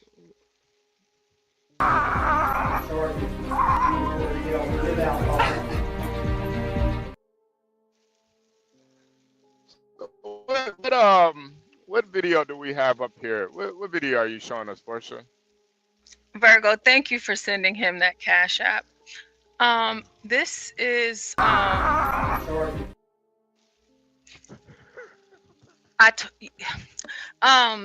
so we talked about Tiffany Henyard rapping yesterday, and so this is what she's doing now. Okay. Guys, it's Super Mayor Tiffany A. Henyard, the people's mayor. So I heard you guys was looking for me. If you're looking for Tiffany Henyard, press the subscribe button. Yes, you. Press the subscribe button. So, what do you want me to talk about? This or that? This and that? Or me? Tiffany A. Henyard. You pick. Put your questions in the comments, and I'm going to answer all questions. Wait a minute. If you're disrespectful. Pause it real quick. Portia, didn't I tell you she was going to release an album and become a media influencer? Didn't I tell you? Look at her. She's telling you to hit the subscribe button, hit the like. She about to tell you to donate in a second. She about to tell you to donate. Hit the super chat. She going to be dancing for super chat soon. Go ahead, Portia. Damn. I'm not going to answer it. Because remember, I got the tea with the receipts. Matter of fact, if you want the tea, get it from me. Go tell that. Guys, it's super. If you want the tea, get it from me. Mm-hmm. Damn. So she biting off of Here for the Tea too. Wow. Where's Here for the Tea at? She needs to say something about this. This bitch copying off of you. Here for the Tea. Ooh, child. Ooh, child. Ooh, child. Copying off of. You gonna play some more, Portia? What are you doing? Oh, so that was it from just Tiffany Henyard. Last night was her last meeting, and she didn't show up. It was her last meeting as mayor. And I mean, you'd like to think that she would have showed up, but she didn't. And instead, she dropped this video, making sure everybody knows about her YouTube channel. Okay. So I thought that was positive. That's a positive thing. It's really nice and uplifting. Even though she got voted out, she's gonna keep going. She's gonna make a way out of no way. So that's great. All And right. other and other positive news. Oh yeah, and I did tell you guys last night too that she has an opponent running against her, and Uh-huh. it's a black guy that's a Republican. Ooh. All right. So that's also, I mean, excuse me, that's not running against her. There's a black guy that's a Republican that's running against Jasmine Crockett here in Texas. Oh, for her Will spot? he win? For her spot? Probably not. For her spot in Congress? Yes. Okay. Mm-hmm. All right. Yep. Well, A I black hope he Republican. wins. I hope he wins, but I doubt it. Um, I, yeah. I mean, Right. I It's yeah, like yeah. it's nice, the effort, and they've asked him questions as to what makes him um someone that's different to go up against Jasmine Crockett. All right, guys, you wouldn't believe it. I have Mr. Sheldon Daniels here with me. He is running against Miss Jasmine Crockett. Yes. Why do you feel Yes, that ma'am. you would be the better candidate over Miss Crockett? I'm a small business owner. I'm a dad. I'm a U.S. Army veteran, and I'm a husband, a family man. And Jasmine Crockett is a social media politician. And the difference between she and I, we're both attorneys, but the difference between she and I is clear. She chases headlines, and I uncover solutions. And she tries to pretend like she's from the bottom and she understands the struggle when in reality the facts show that Jasmine comes from high privilege in Missouri. You hear her talking about $5,000 like it's nothing, right? That for someone to be that insensitive to the struggle, 17% of the people in our district live beneath the poverty line, which is higher than the national average of 12.5%. So Jasmine Crockett is all performative politics. And what I mean by that is you get no real effective policy that's going to make your life any better. The only bill that Jasmine actually authored since she's been on Capitol Hill was a bill that put out-of-state workers against the very people in our district. She made a bill that says, hey, if you own a business in our district or in Texas, if you hire somebody who's not from here over somebody who's actually from here, we'll give you tax breaks. That is so not common sense, and that is so harmful to the hardworking people of TX30. All right. Sheldon Daniels. All right. Well, good luck to him. Yeah. Good luck to him. Don't know how far that'll go, but at the very least, someone's gonna try, and more than anything else, I think that's what really matters. Yeah. I want you to check out. What do we got here? Some other positive news. The United States border encounters plunge 92.9% under President Trump. Okay. We're getting them up out of here, and we'll be safer for it, and better off for it, and happier for it with our tax dollars. Well, yeah, I'm good. He's keeping his word this time. Still mad that Hillary's not in prison, but at least he's keeping his word with the border. Salute to Trump. Oh, this looks like a positive story. Yeah, it's very positive. You guys should know that we don't have a bunch of illegals coming through the border. That is good. Maybe they'll start tunneling into the U.S. You never know. They'll drop down on and No, this story here seems like a positive story. Yeah. This, you have hair on your head, your own hair. Sure you've been to hairstylists here and there. You know, usually when you get your hair done or cut, usually you pay the person afterwards. And you know, sometimes people have some issues when it comes to that. So I wanted to play this videos and see what your reaction to it is. This bitch just tried to run off. The fuck? Bitch, pay me. You tripping. Yeah. I just literally dragged this bitch. This bitch tried to run up the steps out the door. I chased her ass out the door and dragged her ass down these steps back in this shop. Bitch, you gonna pay me. You tripping.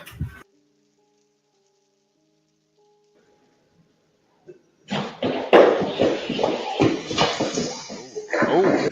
Sit right here and listen to my Sunday. I'm not fucking playing. You just tried to fucking run. You lucky I beat the shit out of you. Oh.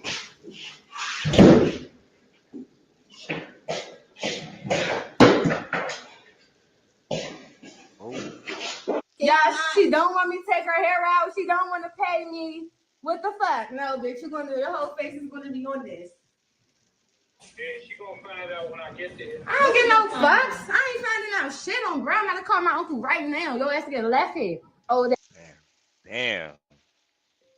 Oh, wow.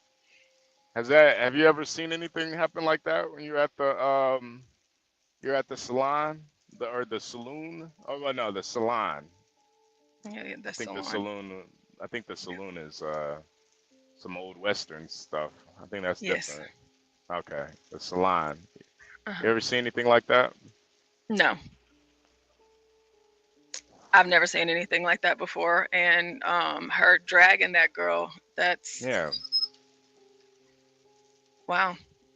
Hey, what'd you think about that technique of her dragging her across the floor? That was pretty Yeah, good. yeah. I wasn't expecting. So, you know, like how somebody they'll tell you a story, and but you don't have the visuals, and you like, they lying. She ain't dragged nobody. She literally drugged that girl. Yeah. You know, she's got to be a really good hairstylist too, because she dragged her, and I mean, her hair still looks good. It still look good. She still got the baby hairs and everything. It didn't the weave didn't detach, so pay that woman. She did a good job. Pay that woman. I wonder who she was. The girl that got drugged, who she was talking to, because like if it was her dad, it's like because he said she gonna find out when I get here. That just makes me wonder, like, is he okay with the fact that his daughter is like jumping, payments or whatever, like Yeah, this trying is to some run out? this is some ratchet shit right here. But you know those weaves, they are very expensive. You know those installations, putting them weaves in heads, it's cost a lot. So she might have to up the ante on her OnlyFans page. She might gotta do something strange for a piece of change. You know. I don't I know. just that I've seen, um, just different videos of. I think you actually showed this video at some point. Maybe it was last week. The girl and her nails. Mm-hmm. Somebody trying to, or maybe it was John, the girl trying to run out on from not paying her nails. But you see Yeah. a lot of stories like this, like the barbershop, the nails and stuff like that. And so now, because this was happening so much, and it's been several years now, but you have to pay a deposit Mm-hmm. before you go. Yeah. And then if Yeah. you're late, Yeah. there's a fee, and if you same day cancellation, there's a fee, stuff like that. But as much as I love doing hair, and I still braid hair and stuff like that, but not at that rate. And I would never have a salon because I would never want to deal with anything like that ever. Yeah. I think if you're running that type of business, you got to get half up front. Half up front. especially if you're dealing with niggas. You got to get half up front. Cause yeah, you can't deal with that type of shit. Play it one more time for the audience. This bitch just tried to run off. The fuck? Bitch, pay me. You tripping? Yeah, I just literally dragged this bitch. This bitch tried to run up the steps out the door. I chased her ass out the door and dragged her ass down these steps back in this shop. Bitch, you gonna pay me? You tripping?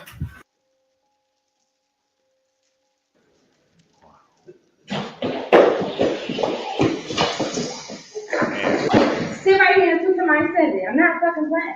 You just tried to fucking run. You lucky I beat the shit out of you. Damn, she sound like Virgo. Man.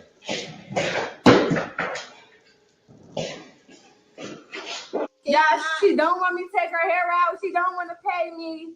What Man, the fuck? broke No, ass bitch, bitch. your whole face is gonna be on this. Yeah, you broke ass bitch. I don't get no fucks. I ain't finding out shit on bro. I'm gonna call my uncle right now. Your ass get left here.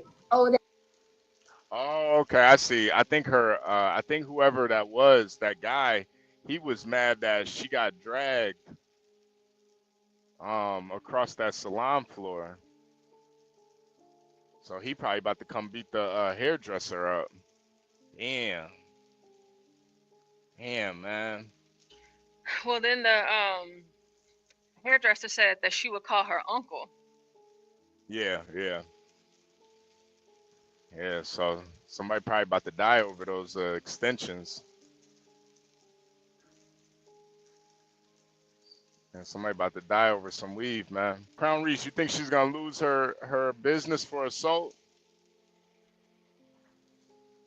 Damn, Crown Reese, man. Really? I hope not, but you probably.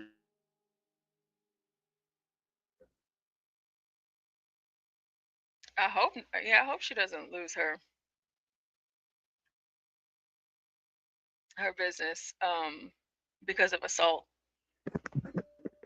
But the lady didn't pay her. She didn't put her hands on her, so she might.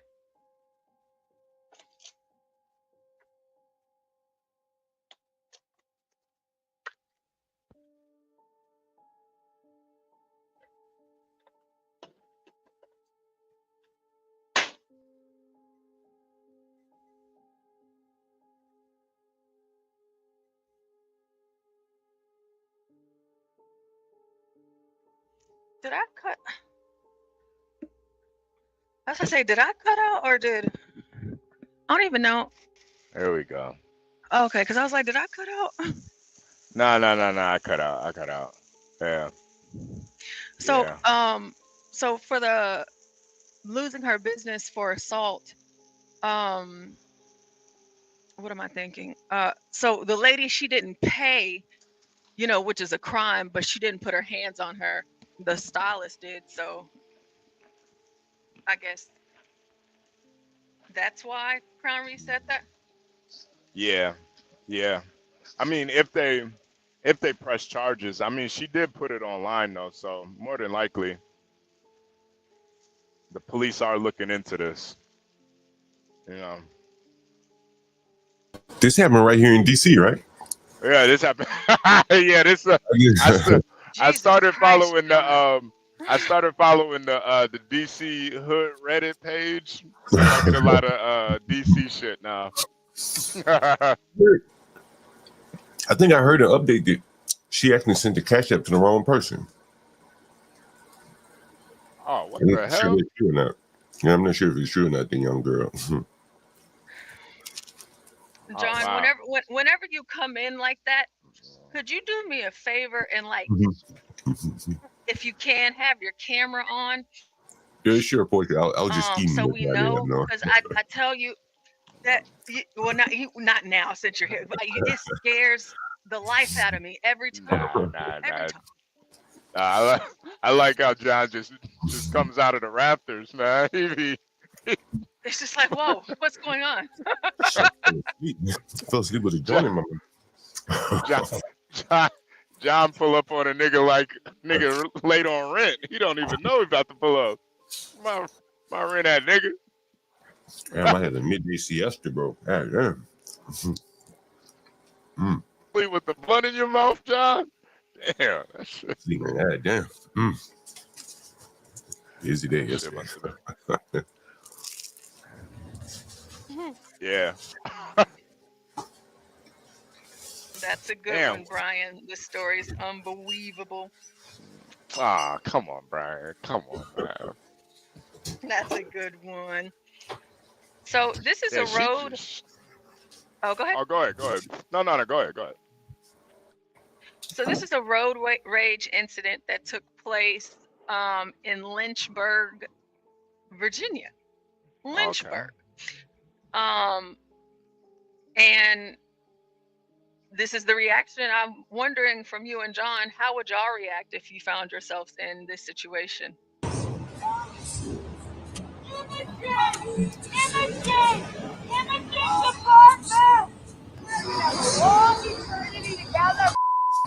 Get used to it. You with me, baby, forever. You with me.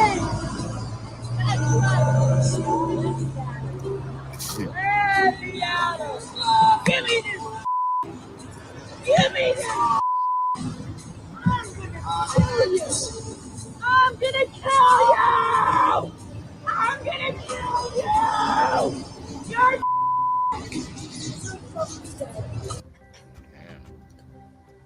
Damn. Oh shit.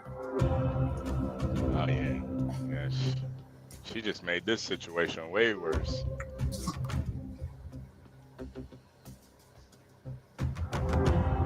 I would have turned the windshield wiper fluid on her. You start taking off, she gonna want to get off that car morning. She'll want to be on there. You start Hey, you gotta hit the reverse or just take off. You probably could do this in Alexandria, Virginia, pretty freely, but you go down in Richmond, boy, I mean Lynchburg, shit, they shoot your ass off their roof. I'll just see a little car. Virginia still has pretty liberal gun laws. Pretty loose, I should say, yo. That lady, yeah, something wrong with that lady. She's insane. Yeah. The way she was bent over though. I know Universal probably thinking about sending that laptop. Right down the chute. Yeah, she was had the arch kind of perfect. She was arched. Might gotta find that IG Universal. Might gotta do some research, man. I don't know. Yes, the magnet to bring the women in. Yeah. Yeah, nah, I'd have not pushed. I'd have probably took off on her, honestly. That's what I would do. It seemed like they had a relation though. Like she was like, I'm with you forever or something. Yeah, she seemed a little crazy. Gucci was probably fired though, but yeah, she seemed a little crazy. She seemed a little too crazy. She ready to die about this shit. Oh no. Our server set up. Nah. Portia, what's this other video you got?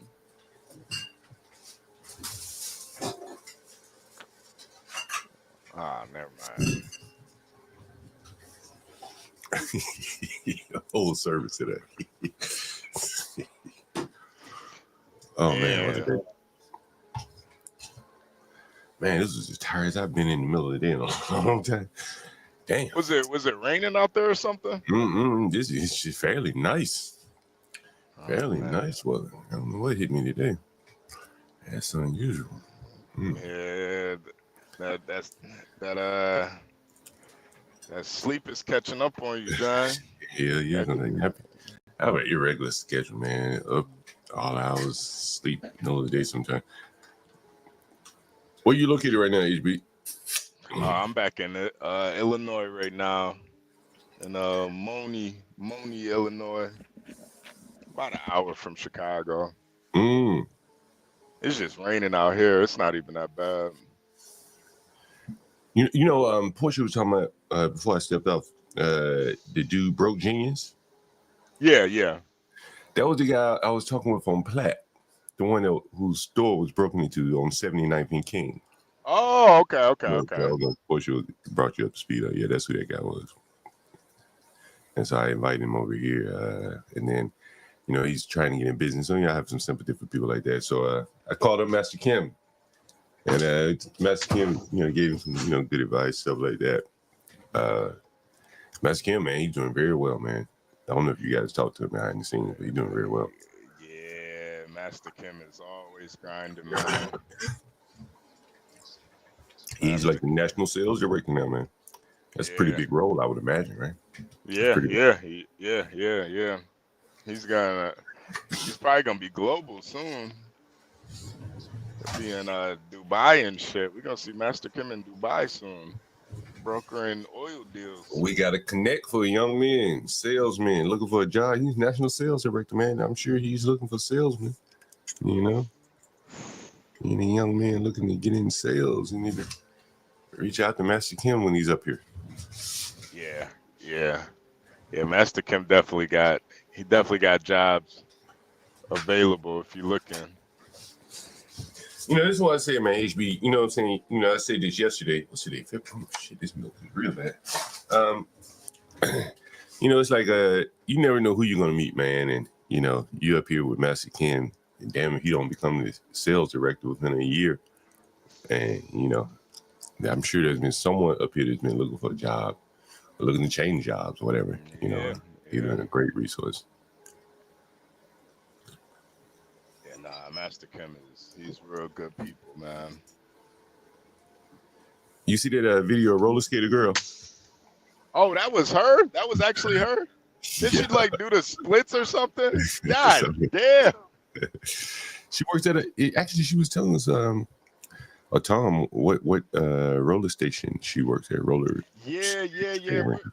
We're supposed to go down there and see her, but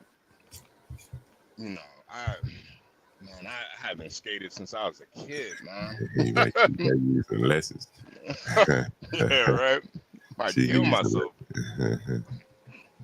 Hey, John, I'll be right back. I'm at this shipper real quick. I'll be right back. Yeah. Yep. What's going on, Portia?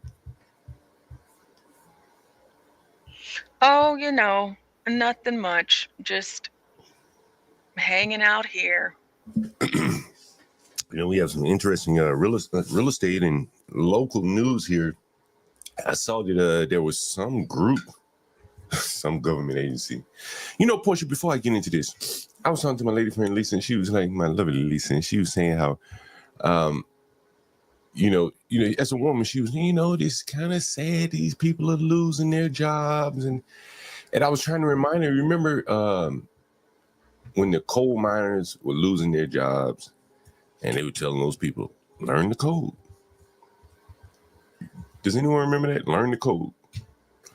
Where they was, the protesters, or the coal miners or whatever, losing their jobs, saying, learn the code. We're going away from coal. You need to learn how to do something else. And a few years later, journalists start losing their jobs. And if you tweeted to them, learn the code, you get thrown off of Twitter.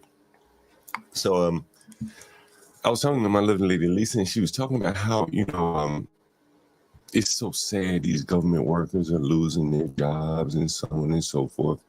And they're protesting in many of these government agencies, I guess, here and around the country. And here's a protest here. I'll show it to you. And it's just kind of interesting to see people protesting for a job. It shows you how entitled they are in a way. Quarters of NOAA. It is not a layoff. I want to make that really clear. It feels horrible. I've been crying, worried about my family. Rachel Britton was a communications exec at NOAA till she was fired on Thursday, along with 650 other NOAA probationary employees, according to officials. Today, she came back to protest Other fired feds did too. I'm Tom DiLiberto. Up until about 3:47 p.m. on Thursday, I was a climate scientist here at NOAA. Hundreds of people demonstrated against the administration's staff cuts carried out by Elon Musk's shadowy Department of Government Efficiency. The White House calls the move crucial to save money and shrink the bloated federal budget. U.S. Senator Chris Van Hollen says it's unlawful and dangerous. This is an illegal operation that is putting the people of the United States at risk. Maryland's senior U.S. Senator has been a leading voice in this protest movement from the start. But late last week, we started noticing a shift. More federal workers starting to speak out and on the record. This place holds some of the world's best climate scientists, best meteorologists, and even the best pilots, because who the heck wants to fly into a hurricane? And that's what makes NOAA so special.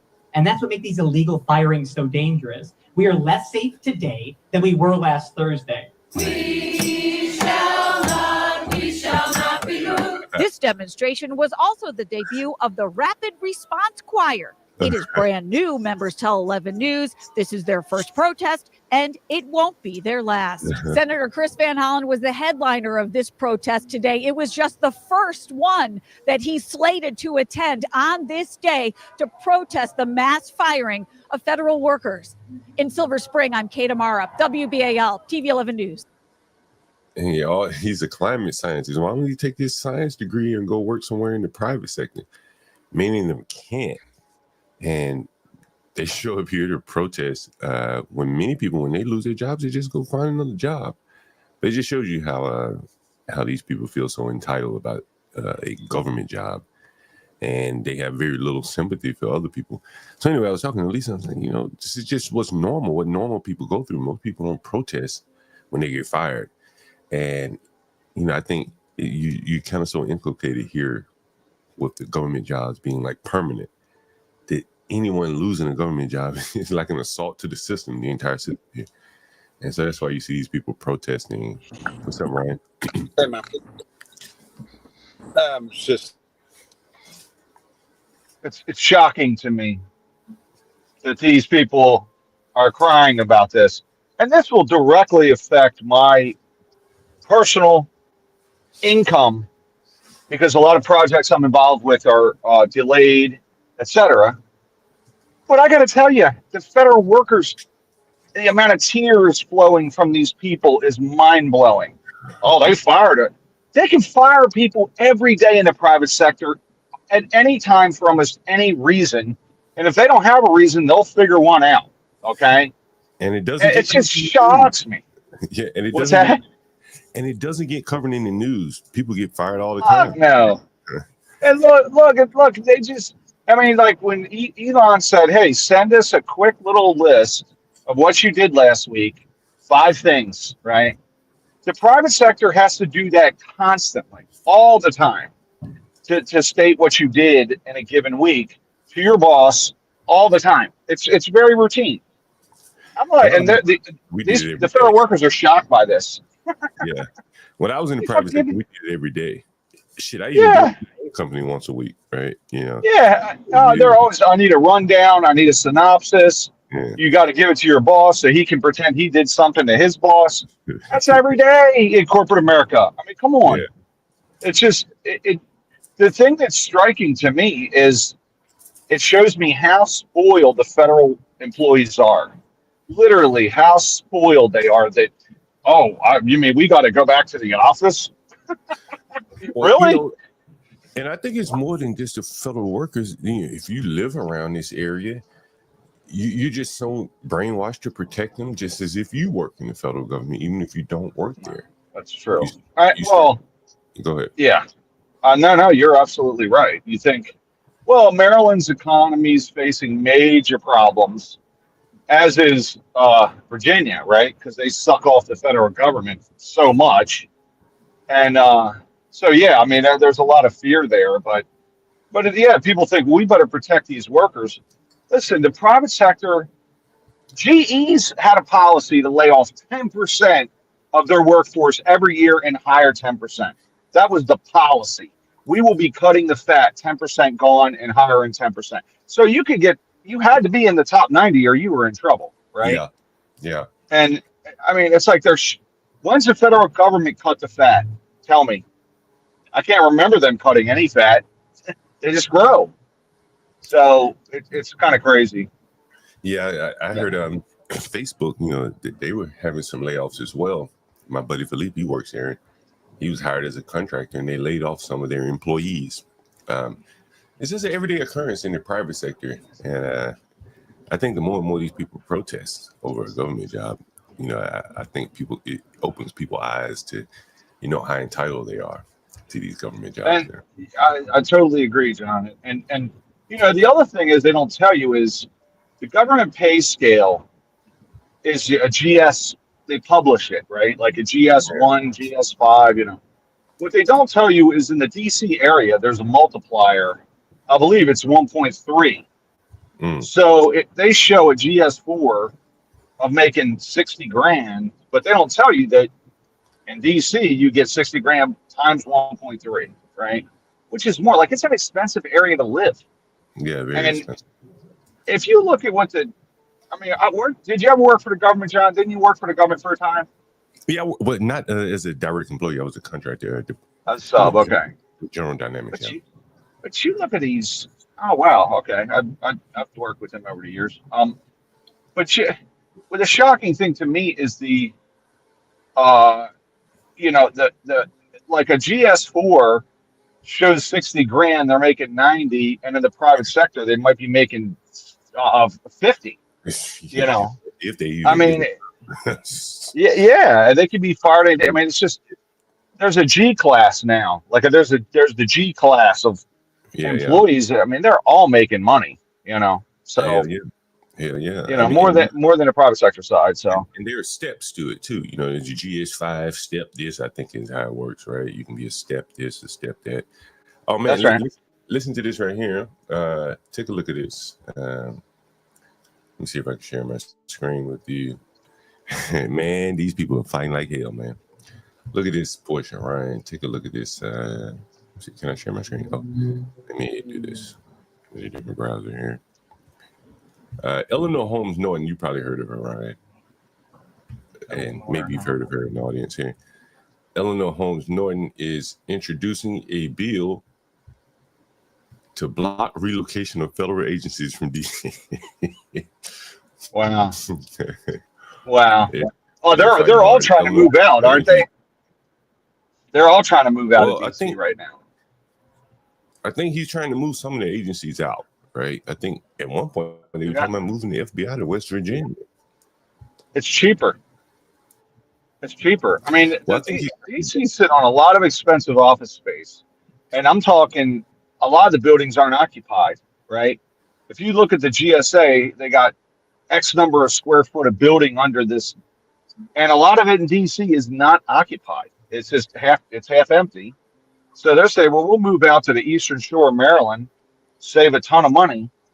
And now you got people trying to fight that, right? In DC, they're trying to fight it. So yeah, it's their jobs program right here. Yeah, that's right.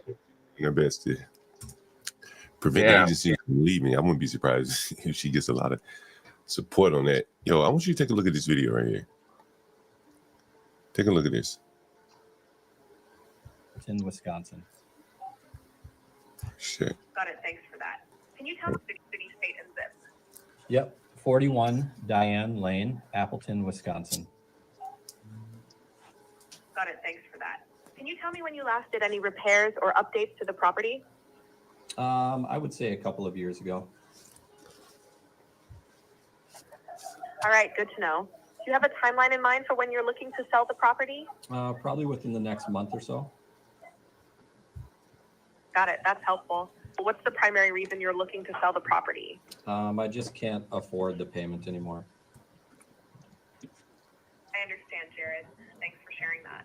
Do you have a price in mind for what you're looking to sell the property for? I was hoping to get about $400,000 for it. All right. Thanks for letting me know. Someone from our team will get back to you soon regarding your inquiry. Do you have any other questions for me in the meantime? City, state, and zip. So it was AI taking inbound calls. Yeah, I thought it was. AI taking inbound calls. They say it can't do outbound just yet. Well, I know it does inbound calls. I mean, in fact, I did a return on Amazon and I got to the end of it and I'm like, man, this was really easy. And I thanked them. And then my wife said, that's a bot. I said, that ain't a bot. I mean, it was very intuitive. I couldn't believe it. It's like, it's a bot. Get the hell out of here, It's But it really is. I mean, but I will say that, like, Siri is AI, I think, right? Because I was just on the highway the other day and I was asking Siri some basic questions. And I'm like, Siri is dumb. I'm just basic stuff, And so I just wonder, isn't Siri AI, John? Is that AI? I guess it is, right? I guess it would be kind of AI in a way, it's and I'm like talking to Siri. I'm like, Siri, I mean, eventually I'm just done. I can't do it because it's too stupid. But listen to this. Now, this is what's interesting. Coming down the pike here, take a look. This is AI to AI talking to each other. Oh, wow. Hi, this is Jessica. I'm an AI phone agent with Blue Badger Home Buyers. How can I help you today? Hi again, this is Nicole Harris with the Activation Department. Call me at 833-91. That's pretty fucking slick. Well, I saw something in Popular Mechanics where AI was talking to somebody and then it started talking to AI and it could detect it was talking to AI. So they knew they were talking to each other. And I was like, wow, that's kind of eerie, There's no human involvement. So in software, they have things called services where basically that's two computers talking to each other, more or less transactions or things like that. Okay. But this is kind of a big batch of transactions. One question after another question after another question, and you package all of those up and make some action up of those. That's very interesting.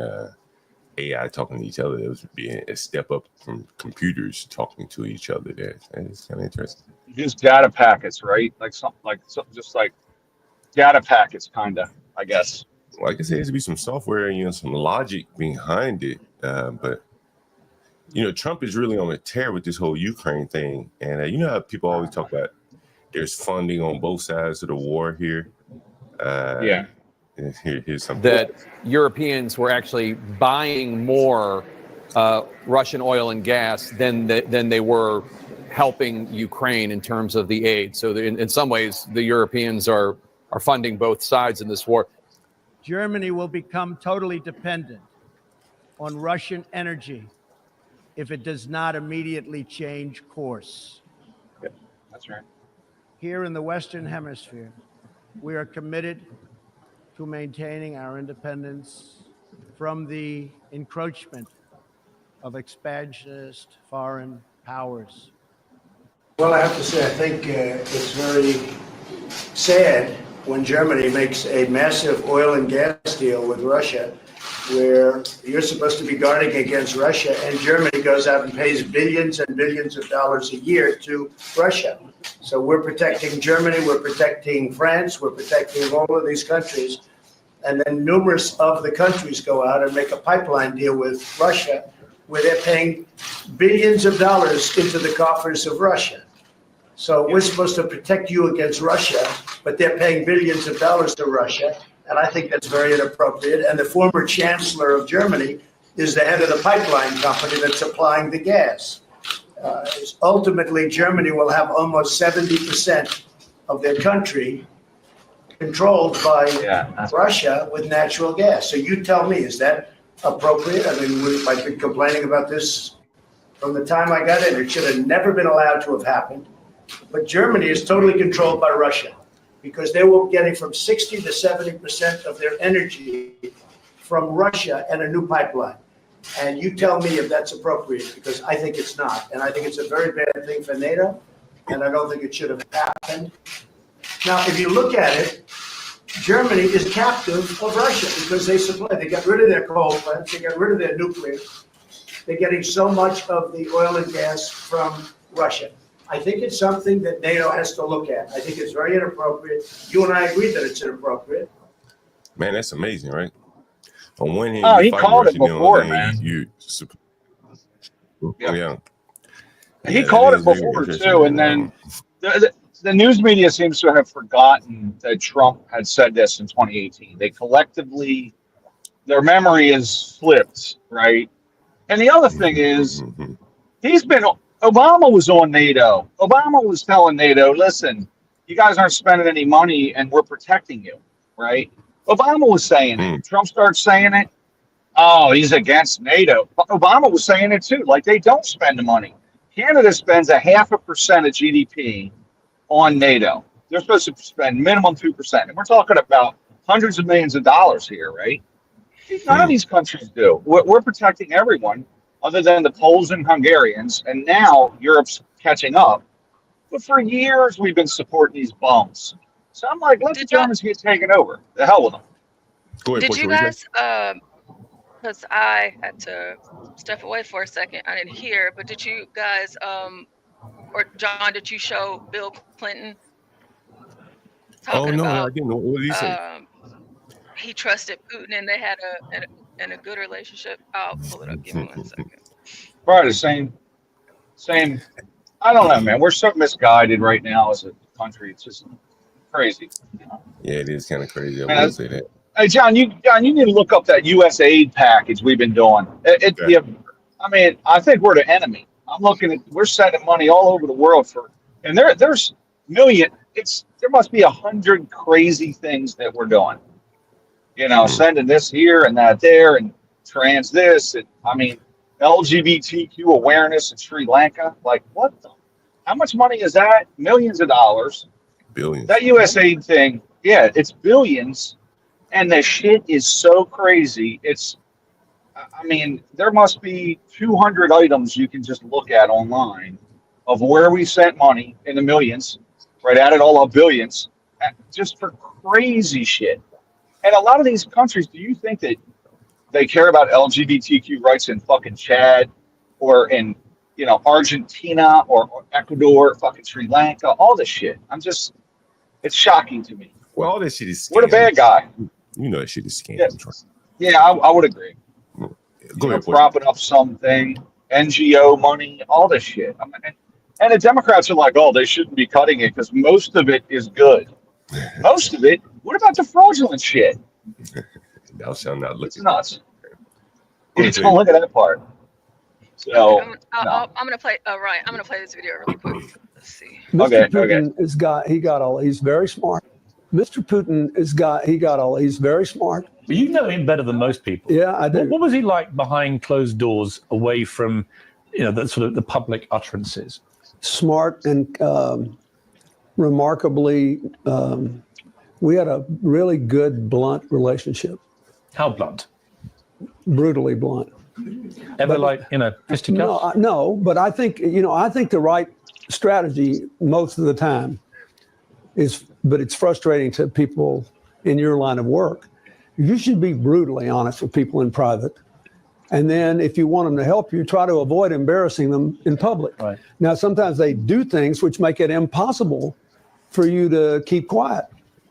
But by and large, I found all the people I dealt with appreciated it if I told them the truth. How I honestly felt and what our interests were and what our objectives were. And they also appreciated it when I didn't kick them around in public for as long as I couldn't kick them around. So I that's my experience. And did Putin ever renege on a personal agreement he made to you? He did not. So behind closed doors, he could be trusted. He kept his word. Interesting. Now, did Trump not say that exact same thing? Yeah, he did.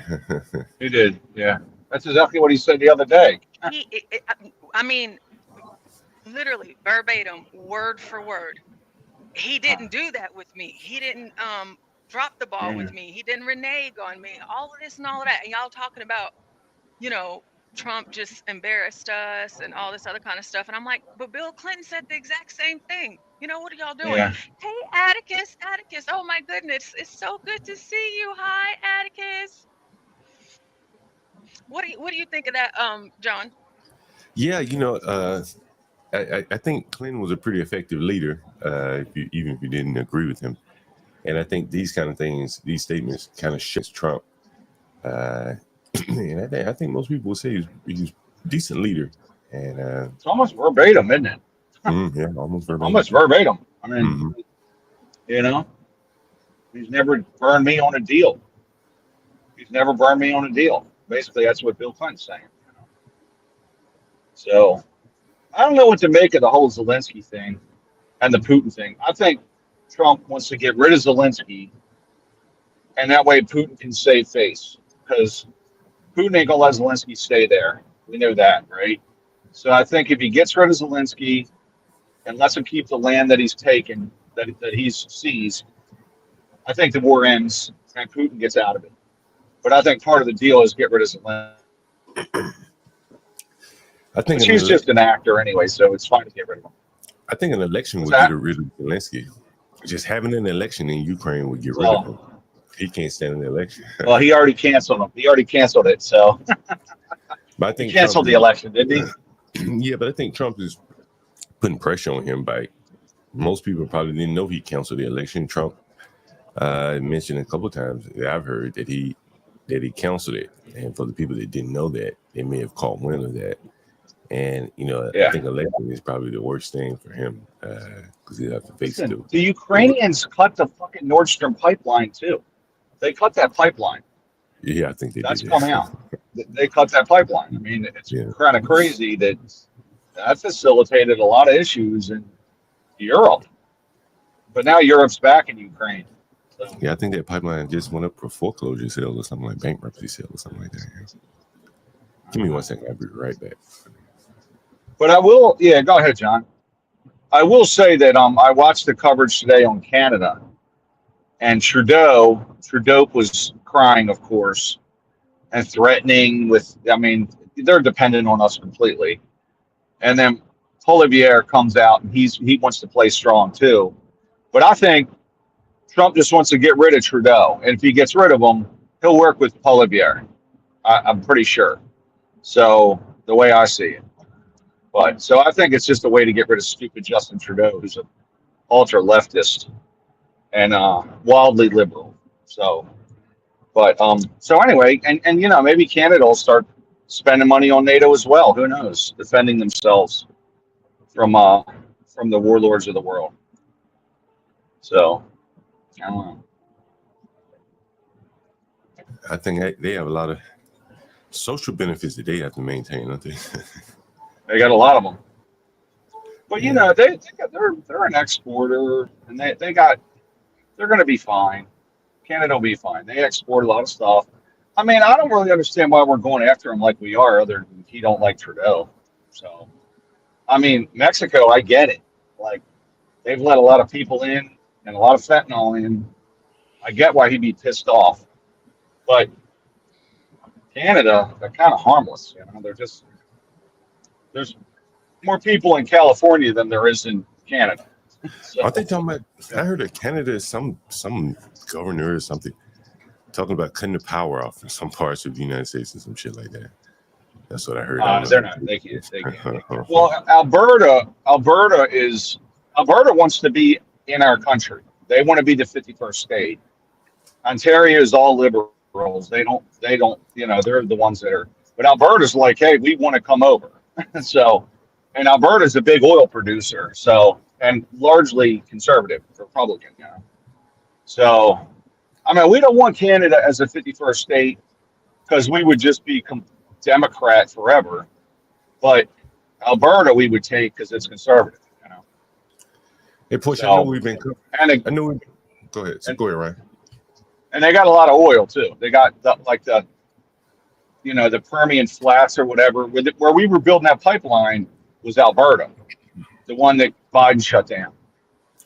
Hey, Push, I know we covered this morning. We have some breaking news here. Apparently, let me see. I'll pull this up here. They're saying that the baby was targeted in this shooting this morning that we discussed. They're saying video showing that the child may have been targeted as well. I don't know where that. Yeah, that's what they're saying. I don't know why there's no sound. Someone recorded Hood fame Little running murder scene from where his body is lying. It looks like his daughter in the car was also targeted. I don't see him out here though. Because the picture's covering his Oh, body. there you go. Yeah, you know. But why would they say his daughter? I don't know how they would assume his daughter was targeted here. This is where he ran to, apparently. Yeah, so he ran around. He was running from the car, and he was screaming that his daughter is in the car. But whenever they started shooting, they just let off, you know, into the car, and she was in the front seat and all of that. So, you know, she just I don't believe that they knew she was in the car. Yeah, it's kind of hard to believe that. Who posted this? Fort Worth, Texas TV. Let's see if I can find that Twitter handle. Black man. Wish you could have been here earlier. Whenever we. Yeah, we talked about some of it. I was here for part of it. Yeah, for part of it. Yeah, but like you were here for like the same amount of time last night when I talked about it a little bit, but we talked about it for like almost 3 hours. But yeah, I just think that she just got hit, so she died before him. Yeah, I don't know if they could have targeted her, right? I don't see any evidence of that. Mm-hmm. I wonder who targeted a baby though. What the hell? They may not have known she's in the car. Oh, what the hell? Let me see if I can rewind this shit. Here it is. Rewind this. Well, maybe. Oh, no. They probably shot him when they first ran up right there. Yeah. I didn't see him come back. Damn. Yeah, we were just talking about in Texas, you know, we are the gun-toting state, you know, and so whereas let's use just Chicago as an example, whenever they shoot, they're just shooting up and hopefully they hit something, and sometimes they don't even get the person. Here you have more of we were born, and when we were born, we got pistols. Yeah. We actually came out with them. So typically our shot is going to be good. And they were shooting, you know, distance shooting, and they still got him. They were nowhere near him, and they still got him. Yeah, they never got up close on him. I think the kill shots were from a real far distance. Yes, they were. Yeah. Yeah. So it's just like it's one of those things where they came to do what they did, and I don't believe that they knew that the daughter was in there, but she was, and she just ended up getting hit. Haven't they proved that out, Portia, that the gun toting, so to speak, states there's less likely to just have indiscriminate shooting because you don't know who has a gun? Haven't they proved that, so to speak, or something like that? Yes. It is. Yeah. So basically what he's saying, John, is basically this incident that happened yesterday. In a gun-toting state, you typically don't have many instances like this because you don't know who has a gun. And in a state like Texas, you really don't know who has a gun. Because if, let's say it was me, I'm shooting back because I don't have a gun. I have multiple guns in my car. Yeah. Okay. Yeah. Now, he didn't shoot back. He didn't have a gun on him at all. And whenever we were going through more about him earlier, everybody's saying the same thing. He talks the talk or whatever, but he always says that he's not a tough guy. He's not like a real street dude. He's just putting on, you know, for, I guess, socials. So he didn't even have a gun. Oh. And that's unfortunate. And the black people that were there, they just drove off. You know, and I think I said this last night, and John, I'm not sure if you were here, but the white woman, she was the one that called the cops. You know, the black Really? people, they just, the Damn. black folks left. And the Damn. white woman, she as soon as she heard the gunshot, she called the cops. Yes. Damn, that is crazy. God damn, that's you know, I have a tweet up here on the screen. What do you guys think about this? Do you think they're gonna kill the people before they catch them, or do you think the guys will make their way right through the justice system without anyone putting their hands on them? No, they're gonna get caught. Do you Before think getting killed. do you think that a healthy community would flush them out themselves, or would they wait for the police to do it? That's an interesting question.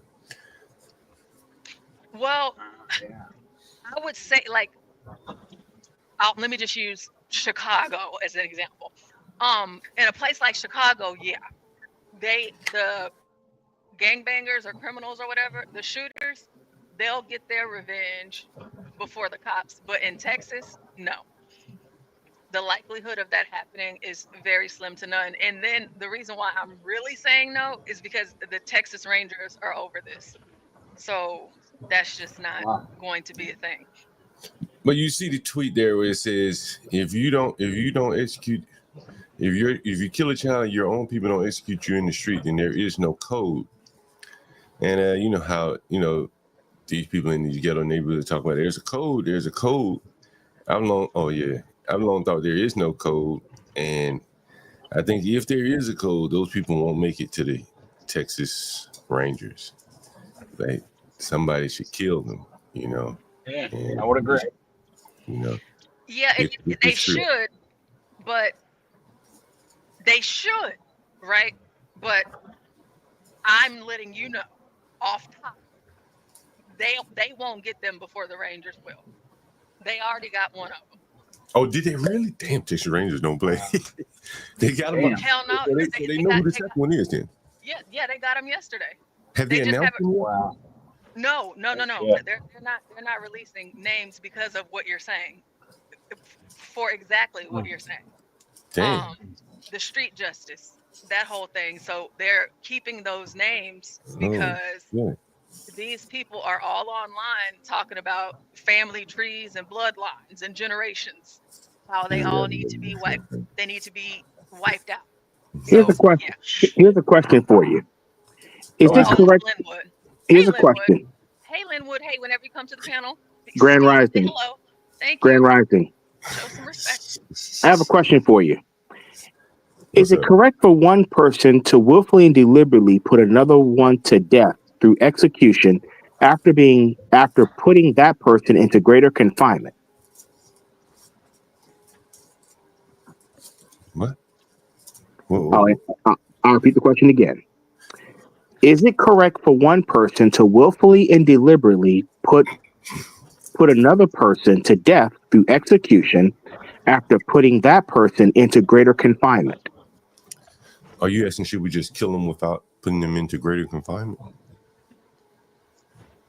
No. Once a person has been put into greater confinement for having willfully and deliberately and unjustly killed another person, he or she will be given the choice of continuing to exist in a situation of greater confinement, maximum emergency compensatory solitary confinement, or kill himself or herself within greater confinement. What do you think about that idea? Yeah, I like that shit. Whatever makes it faster. It needs to be faster. How about that? Are you saying should we just go ahead and get them up out of here? No. Instead of wasting time? No. With court cases or What I'm saying, and I'm going by the compensatory counter-racist code. If a person just willfully goes out there and just starts killing people, our court system should say, okay, listen, the person you killed was age this. You will serve the age of that person that you killed until you eliminate yourself. Okay. So if you shoot a 10-year-old that has 70 more years, you should get 70 more years in jail. Yes. 70. Okay, that makes sense. In confinement. Yeah, makes sense. I kind of agree with that. But here's the condition: the weapon that you killed that person with, that will be in your cell with you. Okay. That will be in the cell with you. I don't know if that would be workable. Now you get 1 meal a day. You get no out time. If that tray doesn't come back, you did your business. Because I mean, I see the logic here, because killing has sort of become a sport. It's become fun and game. And people, both white and non-white, are not. Add it to the. I think they should add it to the Olympics. It's Do explain, please. How about that? Do explain, please. Oh well, because it is like a sport, and if because they already have t-shirts and signs and all of that. Oh, there's an echo. That was Linwood. I muted him. Okay. So since they already have like their teams, it seems like very competitive, like who can get the most bodies, and it seems like it's something, taking a life isn't really serious. So it's just like they should add it to the Olympics, and we can just go ahead and see who wins the gold medal of the most kills, which team. It's almost like Call of Duty in a way. Like a video game. Crazy. I don't know. I think if you harm a child, like, I think you should just do yourself in, you know. So Linwood's kind of saying that, I think, you know. So Well, to sit back and think about the logic here, we're taking these people to trial and we're putting the families through a lot of grief. So let's just do the person that did the killing a favor. You're going to get, if you killed a 10-year-old kid, you get 7 times his age of a sentence. And you're in solitary confinement. You get 1 meal a day, and the weapon you killed that 10-year-old kid with, that's what you're going to get. Now, due to the fact that we have due process in this country, we have to go by the Constitution. But he will be in there with his 9mm. That is his buddy. And it's only going to be 1 bullet in the chamber. When he's ready to do himself in, he'll do it. Yeah, I can't argue with that. Well, that would be a cosmic justice, but I don't, you know, that's never going to fly. They want to get rid of solitary confinement altogether, from what I hear. Yeah, I can see that. I mean, we talked about that. We talked about that, I think, in New York yesterday, I believe. But I think to what Linwood is saying, let me see. I'm going to show y'all this really quick. We talked about this months ago, months and months ago. But let's watch a little bit of this, and I want to hear what you guys think. Welcome to Cognify, a facility designed to treat criminals like patients. Instead of spending years in an actual prison cell, prisoners could finish their sentence here in just a few minutes. Cognify could someday create and implant artificial memories directly into the prisoner's brain. These complex, vivid, and lifelike memories are created in real time using AI-generated content. Depending on the seriousness of the subject's crime and their sentence, the memories could be tailored to the rehabilitation needs of each subject. The artificial memories implanted by Cognify would be seamlessly incorporated into the existing neural networks of the brain, preventing cognitive dissonance and ensuring the subject experiences the memories as if they were real. The Cognify concept offers a new approach to criminal rehabilitation. Sounds like Tales from the Hood. How society deals with offenders by focusing on rehabilitation rather than punishment. First, the prisoner is given a choice, either spending tens of years in a prison cell or seeking fast-track rehabilitation through artificial memory implantation. If the prisoner chooses to undergo fast-track rehabilitation, the Cognify device is used. Next, the prisoner undergoes high-resolution brain scanning to create a detailed map of their neural pathways. This brain map helps guide the Cognify device to target specific brain regions responsible for memory, reasoning, and logical thinking, such as the hippocampus, prefrontal cortex, amygdala, parietal lobe, and anterior cingulate cortex. Once the target brain regions are identified, Cognify is then placed around the head of the prisoner.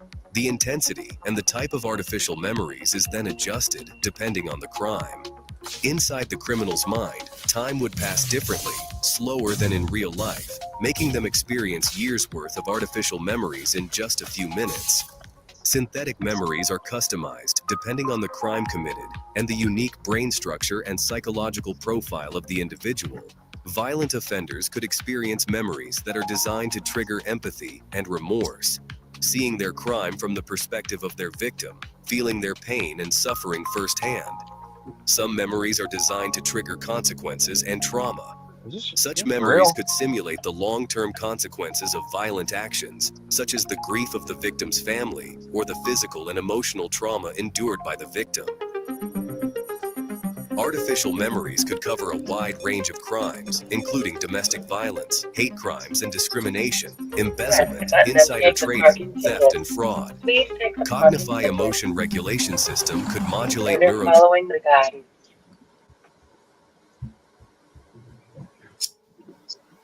That sounds like the scene in the movie Tales from the Hood with Crazy K. Where they put the thing on him, he went spinning around, and he saw all this murder and mayhem and killing. And he couldn't stomach it no more. He got sick from it.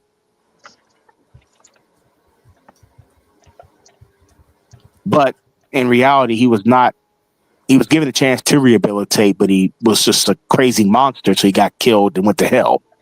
Then his murderers were also in hell with him.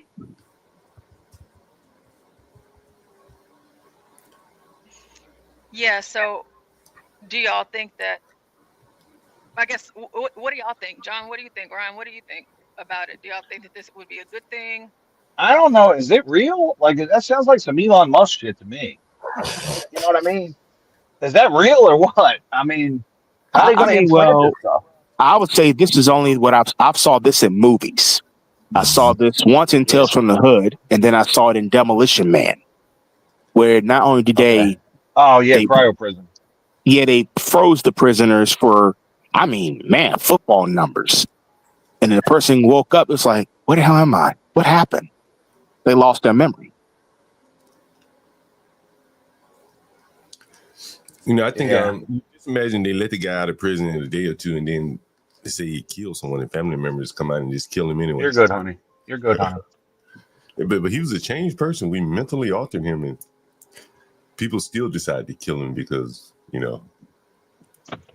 don't know that he's been a changed man. That's possible.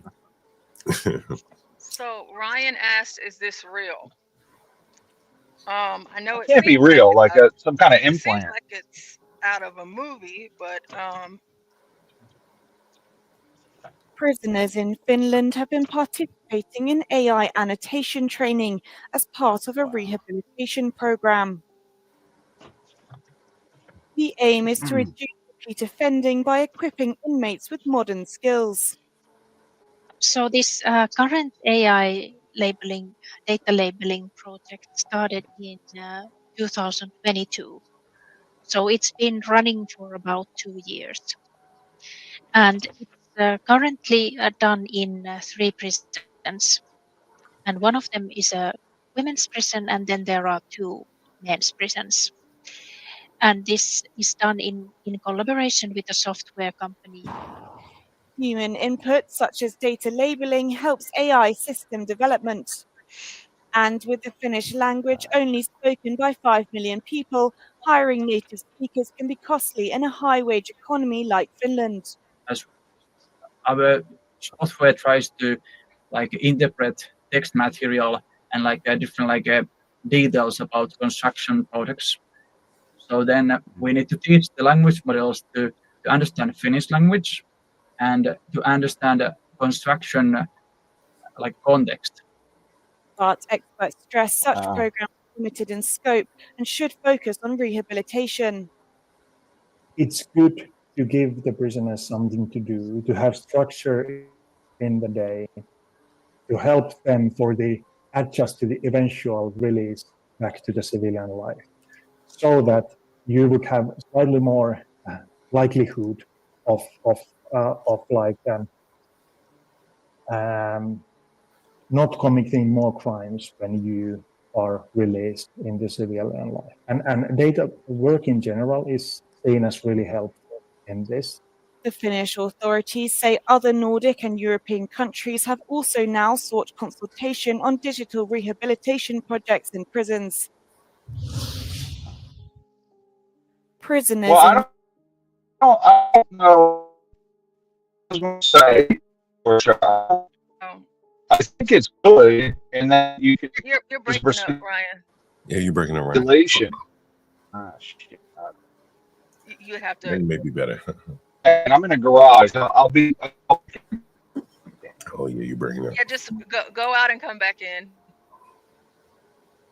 John, what were you saying? I was like, damn, that is crazy. Yeah, I can see something like that coming though. Yeah, so they're in China, like how we just seen in Finland, and just other European countries. It's just the idea of it being introduced here in America. And so in terms of what Linwood was saying and the Lil Ronnie guy, do you think that they would be like it would be a benefit for them? Oh yeah, I think so. I think the argument about would it be inhumane, but I think the automation is definitely coming to the prison business, making it more technical.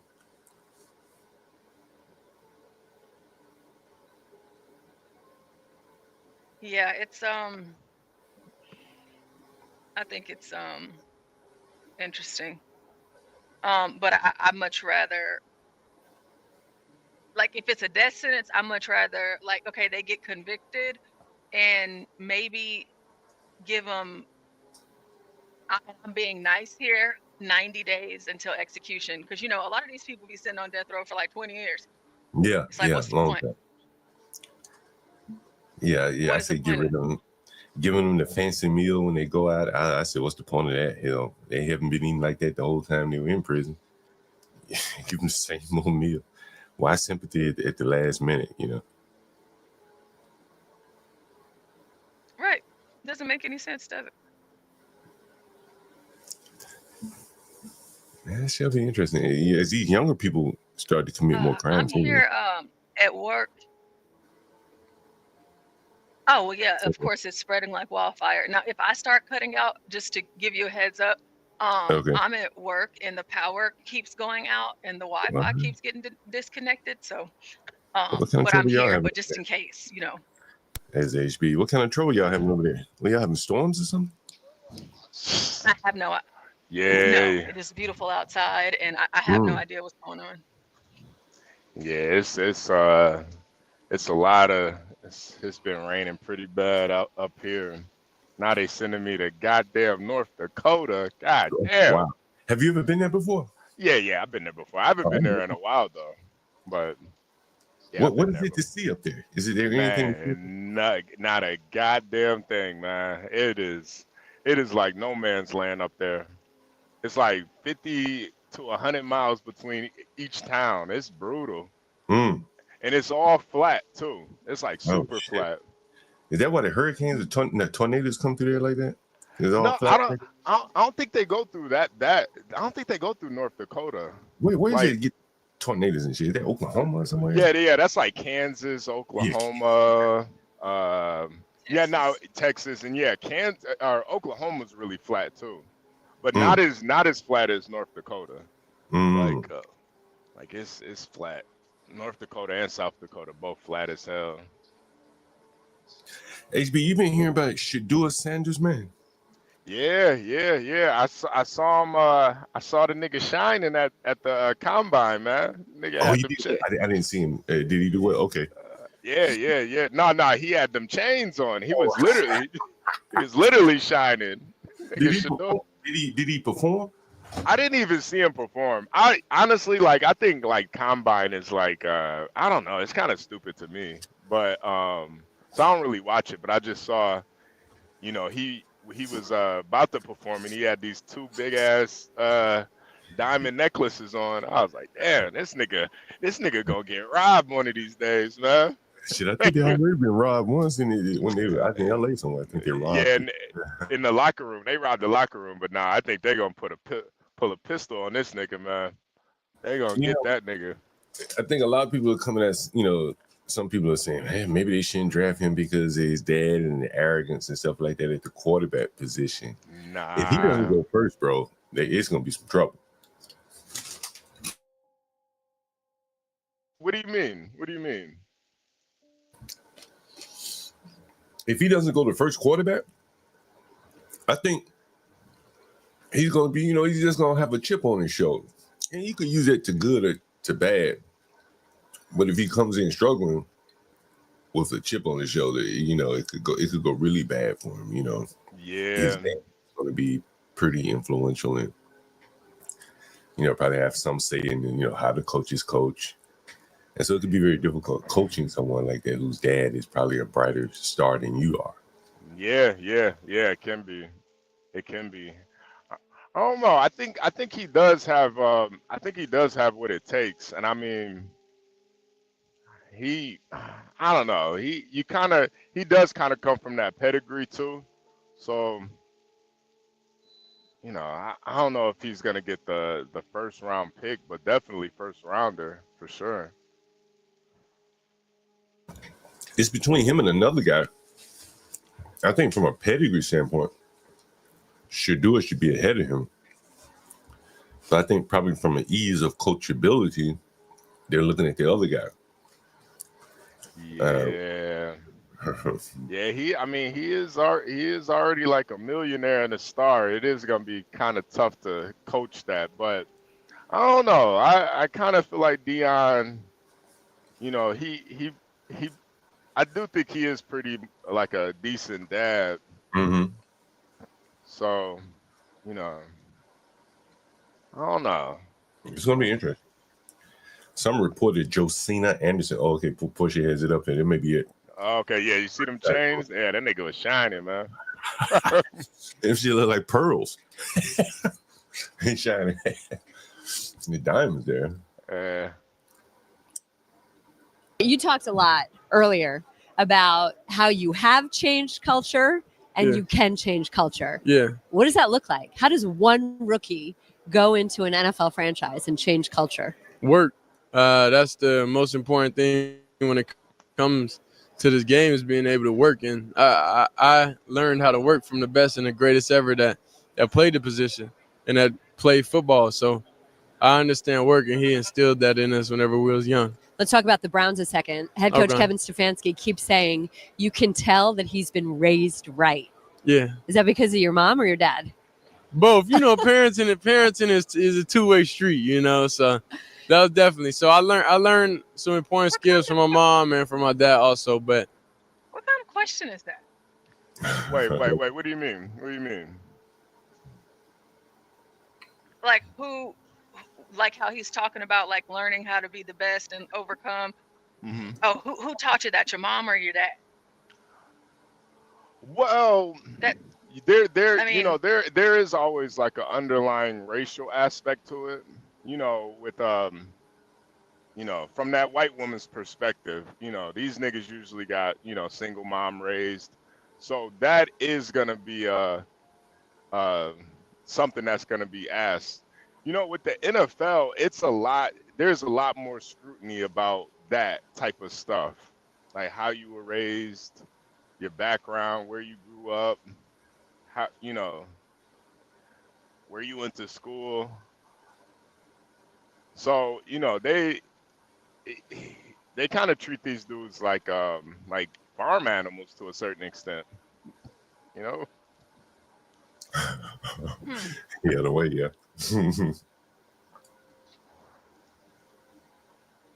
You think from they're my mom, especially? she showed me how to cook chicken also. She showed you how to cook chicken? Yeah. So you're ready to cook for your line as soon as you land in the NFL. See, pause it I don't know real if I'm quick. ready to cook for the line, but I know Pause it we'll real quick, barbecue. Portia. See, he knows what time it is. That's why he said that. My mama taught me how to cook chicken. He gave that white woman exactly what she wanted. He know what he doing. He's media trained. You know, sometimes you gotta shuck a job for these white folks. Give them what they want. You know, make them feel comfortable. Look at that smile on that white lady face. She comfortable. Go ahead, Portia. She asked the question, Portia. Go ahead, Portia. Together. Okay. So, you know, they typically, like at Colorado, we had like a day. It was every Monday. 2 of my linemen came over to the house and they showed me how to grill. They showed me how to barbecue. Okay. And then one of my friends FaceTime me, showed me also. So I'm typically like around that. Those are truly my friends. Is the O lineman. So we even talked this day. One's at Indiana. One's getting ready for the pro day at Colorado. But we truly get ready. Like we was grilling every Monday or Tuesday, and it was truly exciting. Let me ask you about another one of your teammates, Travis Hunter. Yeah, If you're a head coach, where are you playing him? Wide receiver or corner? both sides. That's 120 snaps in a game. This what I don't understand. If me and Trav show we could do it place after place after place, which I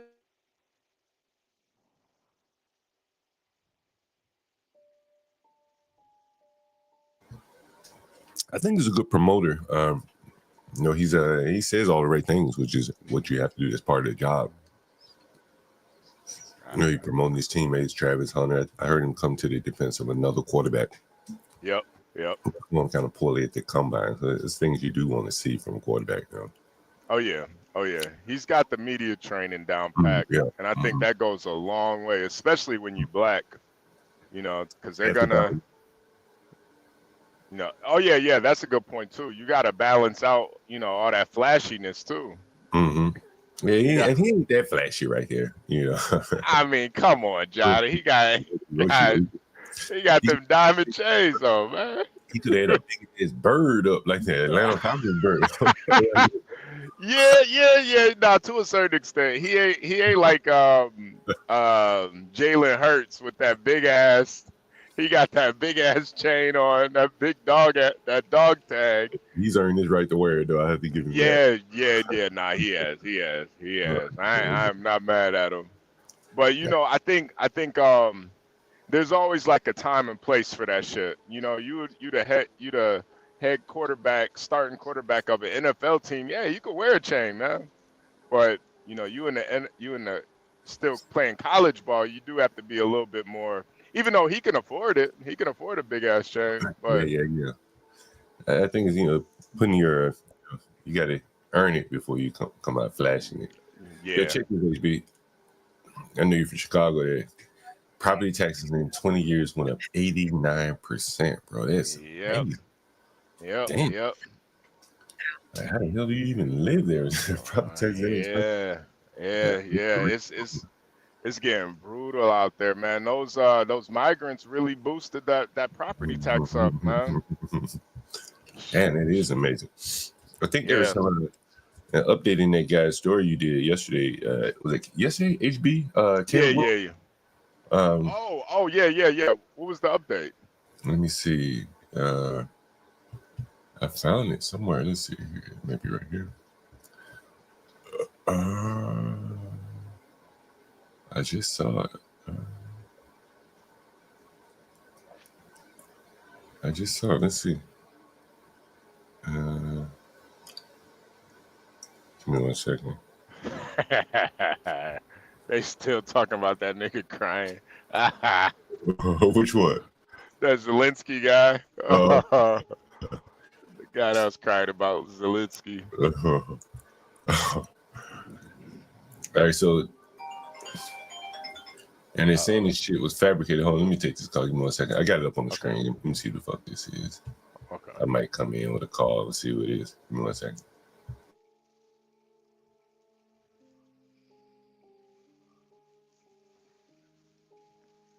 Atticus, salute, man.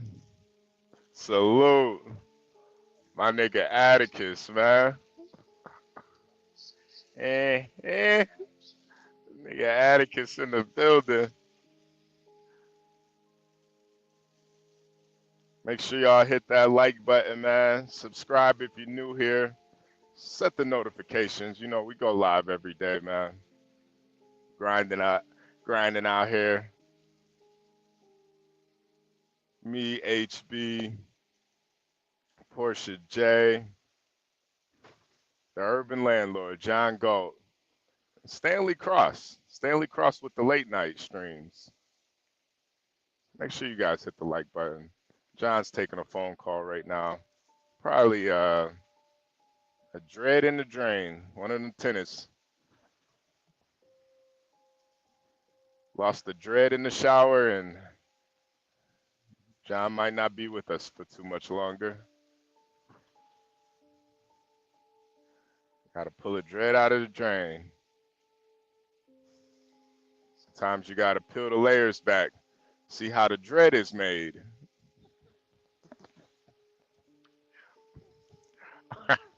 Portia, can you pull that Shador clip back up until John gets back? I just want to see the rest of that. That was a really good clip. I didn't see that interview. He's very media trained. I'm actually, yeah. Let's go. That white woman, yeah. I don't like when white women be smiling that hard at me, Portia. We won't be able to do certain things, and it's like we here to just prove it. Yeah, Portia, I don't know what it is with white women, but I've never felt really that comfortable around them. They smile too much. They're too nice. You know, they're all like handsy and stuff. They want to put their hands on you. I don't know. White women be making me feel uncomfortable. They too nice. At least black girls, when they nice, you know, they ain't too nice. You're loud and clear, Portia. You're loud and clear. Are you able? Loud and clear, Portia. Okay. Please send, you guys, please send prayers to Portia. She's having some computer technical difficulties today. Send some prayers to Portia. If you have a prayer journal, please write her name in your prayer journal. Say her name. Please say her name. Portia J. Please send out some prayers. Or you can always donate so I can get my MacBook screen fixed too, you know, so we can have better production whenever these things go down. I'm using a Dell and it sucks. You still ain't got that, man. We've talked about this. I might have to simp and reach into that piggy bank because this is getting out of line. But anyway, Sam I am said HB2 used to them sisters. Nah, you know, I just, you know, it's more so an attraction thing, but I don't know, man. White women are just they're too smiley sometimes, man. They're too friendly. MFP. Yeah, what's up, MFP? What's up, man? Boston. Yeah, I said her name in my prayer book, man. Oh, thank you. MFP. I definitely said it. Yep, Thank you. Thank you You so know, much. send prayers out to Portia. You I got lots of prayers, man. Yeah. Fire is that fucking hurricane, boy. That fucking hurricane has been here to change moment. yeah. Virgo, after she looked at the eye of that hurricane, Virgo ain't been the same, man. She been on demon time. She saw the eye of that motherfucker. Virgo. Yeah, Virgo. You ain't lying, John. This hurricane ain't got shit on me. Oh, Boston. Hurricane Stanley. Yeah, Hurricane Stanley. Yo, Boston, I am glad you're up here because after this, I do want to ask you I do got a boxing question to ask you too. Okay. So yeah. Let's finish this video real quick. Okay.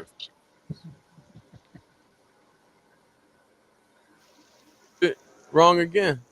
I have to ask you, your buddy Cam? Yep. is answering these questions. Mm-hmm. So I want to see how well your answers match up with Cam's. We know you have this very friendly rivalry going here, okay? Yeah, So you and Cam, who's actually faster? I'm not sure. You don't know. Yeah, the thing is, I don't be going against people. You feel me? Like it's me versus me. At the end of the day, I don't find nobody else's competition. I know it's me versus my mind and my mental. So I don't really get into the tongue fights. Okay, but what about who's better dressed? I mean, that's on y'all to judge.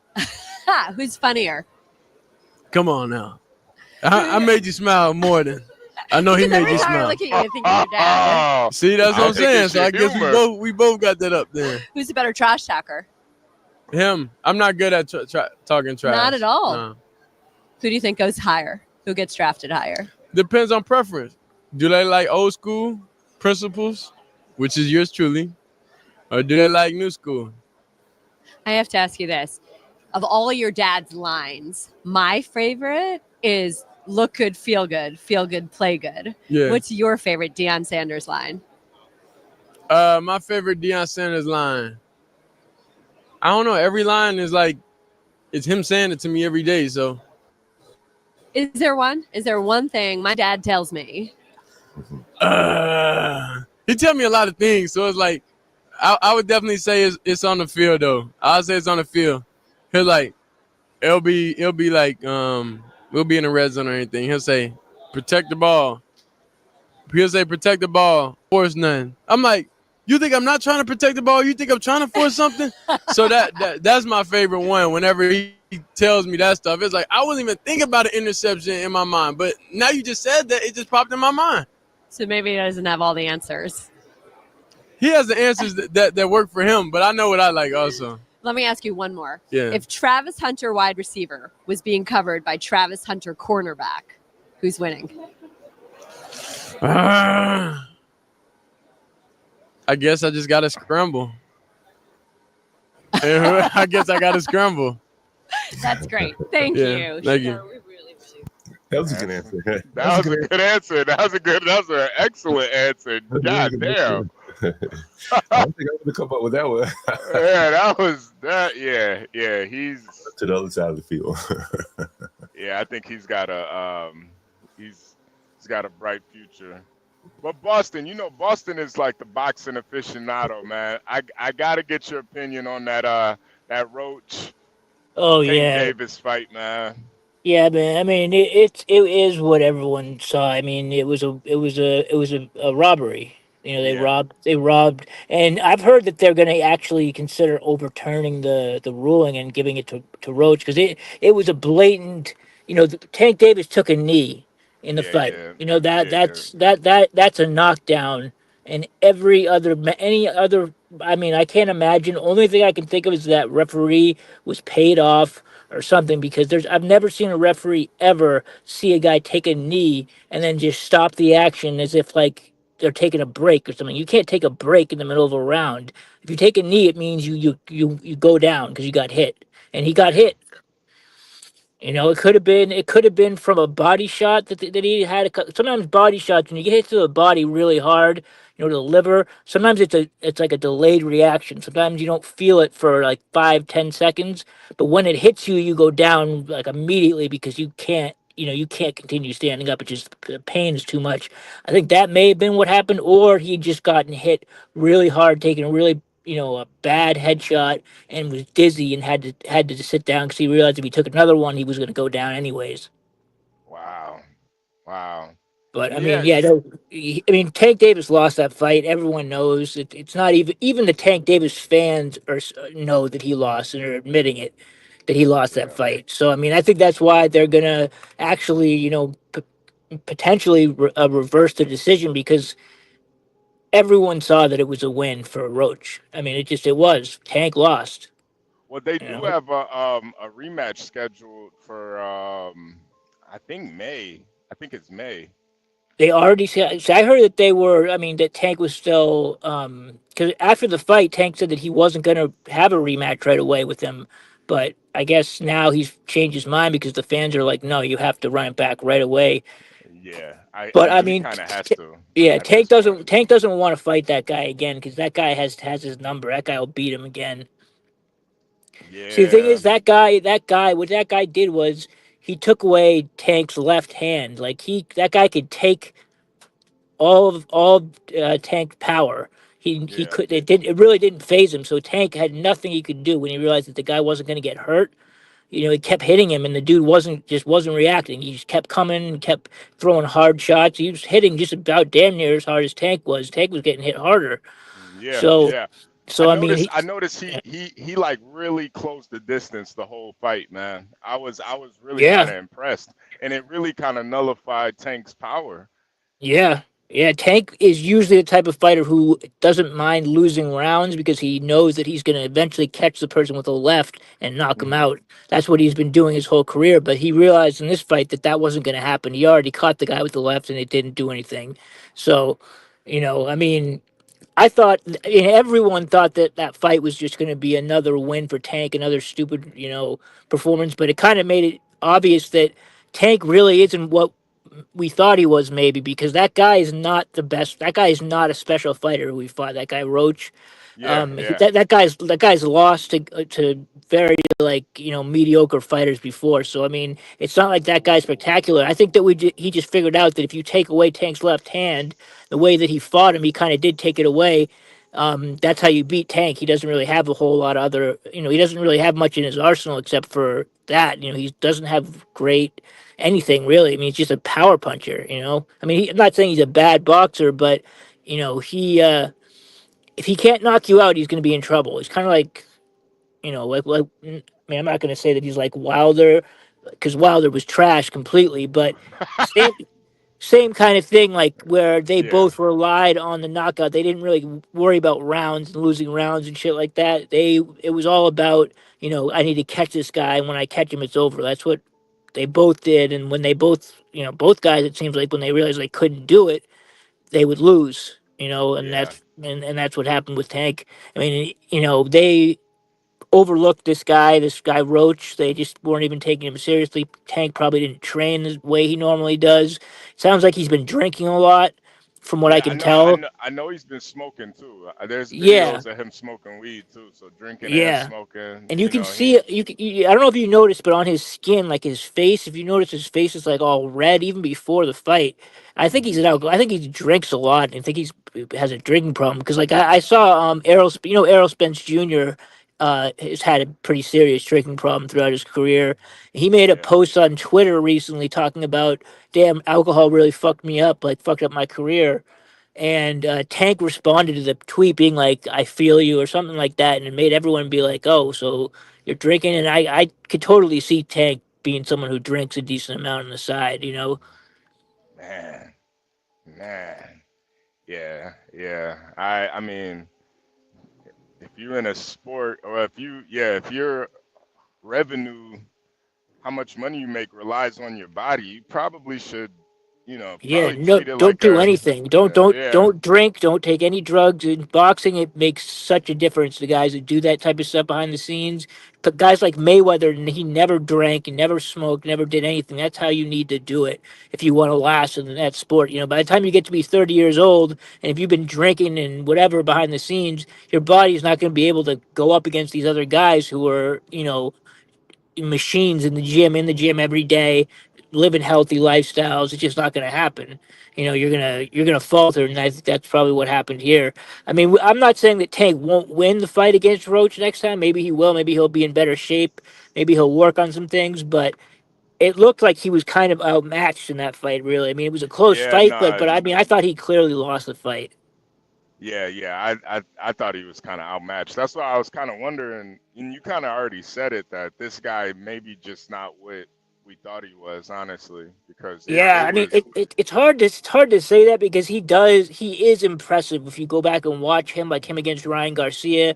But Oh yeah, oh yeah. at the same time though, all of his fights, he's never really had a big challenge. Like even when he fought Ryan Garcia, he put a clause in the contract saying that like Ryan Garcia wasn't allowed to rehydrate more than 140 pounds, which basically restricts the guy from being able to fight at their normal size. So like he always kind of handicapped his opponents. He would bring, and this is another example. This guy who he fought, Roach, he's not in the weight class. He brought this guy up from a lower weight class. Like this guy fought at 130, and now the guy comes up to 135, and that's what Tank was always doing. That like always bringing guys up from lower weight classes, looking for some sort of advantage, so he could have an easy win. And his whole career, man, he never took any chances. He never fought any of the top guys in his division. He always took matches that he knew that that he was going to win. And he never even tried to make the good fights. Like Lomachenko, he ducked Lomachenko for years because he knew he would have lost that fight. Yeah. I heard he actually wants the Lomachenko fight Yeah, now. now he wants it. The Lomachenko is damn near retired. Like he pretty much Yeah. is retired. Now he wants to fight. He didn't want it when Lomachenko was calling for it years. For a long time, for at least 3 years, Lomachenko was saying that he would be happy to fight him, and he never took the fight. And like even on when Tank went on the Gilly and Wallow, the $1 million worth of game podcast. Yep. I don't know if you ever heard when Tank went on there. They asked him specifically, like, how many times have you asked to to fight these guys, like these, the Lomachenko and Shakur Stevenson? He's like, he even said, he's like, I don't think I've even really asked to fight them. Like, he even admitted it that he's not been going after those fights. So yeah, it looked kind of bad, like for him to say that he's never really wanted those tough fights, and it's because he had Floyd Mayweather in his corner for so long, and Floyd Mayweather's whole thing was being undefeated. He wanted Tank to be undefeated, so they manufactured his career so he would stay undefeated and he wouldn't lose, and by fighting lesser competition. He's not fighting the top guys. He never did. He never was fighting the top guys. What is the goal of that? So to stay undefeated and have a record of, he was up to what, 30-0. I mean, they just didn't ever want him to lose. He wanted to retire. He's already been talking about retirement now, and he wants to retire undefeated so he can say he never lost, just like Floyd did. But he's not. He does not have the skills that Floyd had. Not at all. And it's a marketing thing too. Like if a guy is undefeated, and that's like the biggest difference between boxing and UFC. Like everybody takes an L in the UFC. Yeah. Right, because they match those guys against guys that are on the same level as them. Of course, you're going to take a loss if you're fighting the top guys. Tank never fought the top guys, and you're right. Tank was a big draw because they knew if he lost and he had an L on his record, he wouldn't bring in nearly the views because he, was one of the biggest attractions in the sport, other than Canelo Alvarez and Jake Paul. He's probably brings in the most money out of any fighter any guy who's fighting right now. And now, so if he takes this, if they reverse this and he gets an L on his record, that's going to have a big effect on his pay-per-view numbers and his gate, the ticket sales and everything. Do you think he will fight with a L on his record? I mean, he'll have to. I mean, like, unless he wants to retire. I mean, I don't think he'll want to go out, just taking an L. He might as well try to fight these guys because he could probably beat most of them at this point. I mean, he could probably beat Lomachenko now if Lomachenko would even take the fight. But I mean, Tank is good enough where he can compete at the top level. He just hasn't challenged himself really yet. I mean, we just haven't seen it. Like the other guys are starting to fight each other. You saw Ryan Garcia beat the shit out of Devin Haney. And you see, I mean, these guys are starting to fight each other. He needs to get in there and he needs to start fighting the top guys because this was bound to happen sooner or later by the way that he would, matchmake. He'd overlook these guys that are, seen to be his lower, not on the same level as him. It was bound to happen. One of these guys come in hungry, ready to fight, not afraid of him. Just like with Tyson, when Tyson lost that first time. Yeah. It's pretty much blood in the water now with Tank, man. I think it's over for him, honestly. Well, and he's got to start challenging himself. He just doesn't have any experience fighting other guys that are as good as him. He needs that experience, Like if you've never gone in there with anyone who can pose a real threat, how are you going to compete with someone who can match you in skill? Like you need to have experience fighting guys who can like do things like that, like take away your left hand, do different things that's going to make it difficult for you. If you're going in there and you know you're going to win the fight with a knockout every single time, then you're not going to get any better. Like, you know, Yeah. this is steel sharpens steel, man. Yeah. Yeah. You know? Nah, absolutely. Yeah. Nah, it is interesting. It is interesting. I don't know. I don't know. I kind of always felt Tank was a little fabricated a little bit, man. I don't know what it is about him, but I Yeah, don't if you know. listen to him talk, man, he's damn near retarded. Like, Yeah, that does play a big role Is it too. really? Yeah, well, he is from Baltimore, so that plays a Oh role yeah, that's too. yeah, right. yeah, Yes, sometimes you can't really tell if it's the accent or is he just retarded. it's a little bit But of both, I think. yeah, I think it's a little both. Yeah, he's not the brightest guy at all. But yeah, Nas Lomachenko did retire, and honestly, even in retirement, I kind of feel like Lomachenko could beat Tank. Honestly, He probably kind could. He probably could yeah, beat him. Yeah. yeah. I think he would win that one. But yeah. John, we could get back to the story that you brought up before you got the call. Was the call anything interesting? Nah, it wasn't. I could tell it wasn't gonna be that interesting. I'm like, Oh, okay. yeah, he's just a regular old guy.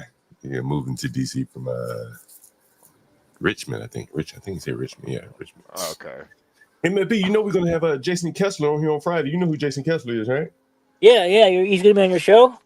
Yeah, Friday evening, 8 Oh, p.m. nice. So, what do you? Wait, you gonna interview him, or like, what are you gonna do? Yeah, the interview. Nice. Yeah. So That's if you dope, guys have any questions, put them in the chat. Send them to Portia J. Send them to me. We try to get through them. Yeah, man. I think it's gonna be pretty good. That's like Yeah. that's one of Boston's heroes right there, bro. That's Yeah, man. Yeah, man. Like, I idolize that dude, man. You know?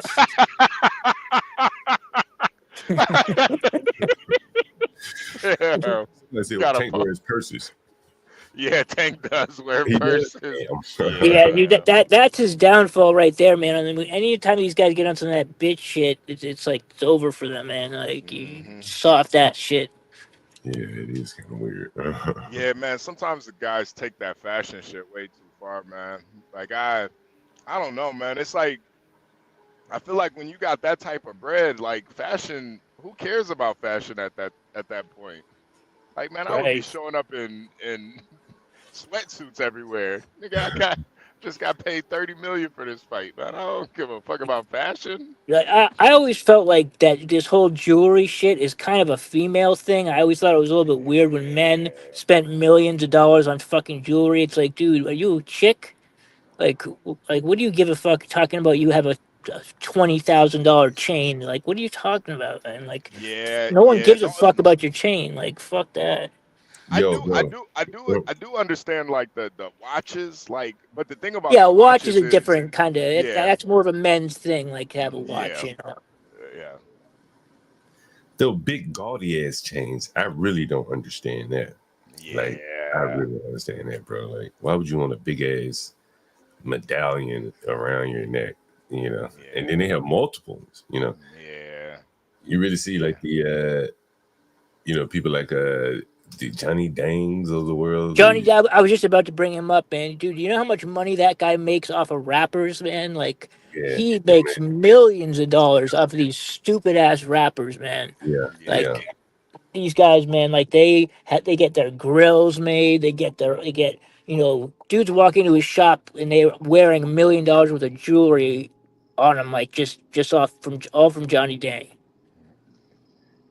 Yeah, he definitely gets over, and I would Yeah. imagine probably most of that stuff is like moissanite too. It's probably not even real. It's Real probably diamonds. that's his shit probably is worth that much, but to me it's not worth that much because it's a fucking piece of jewelry. Like how could that be worth the money that the money that you could have instead of that shit?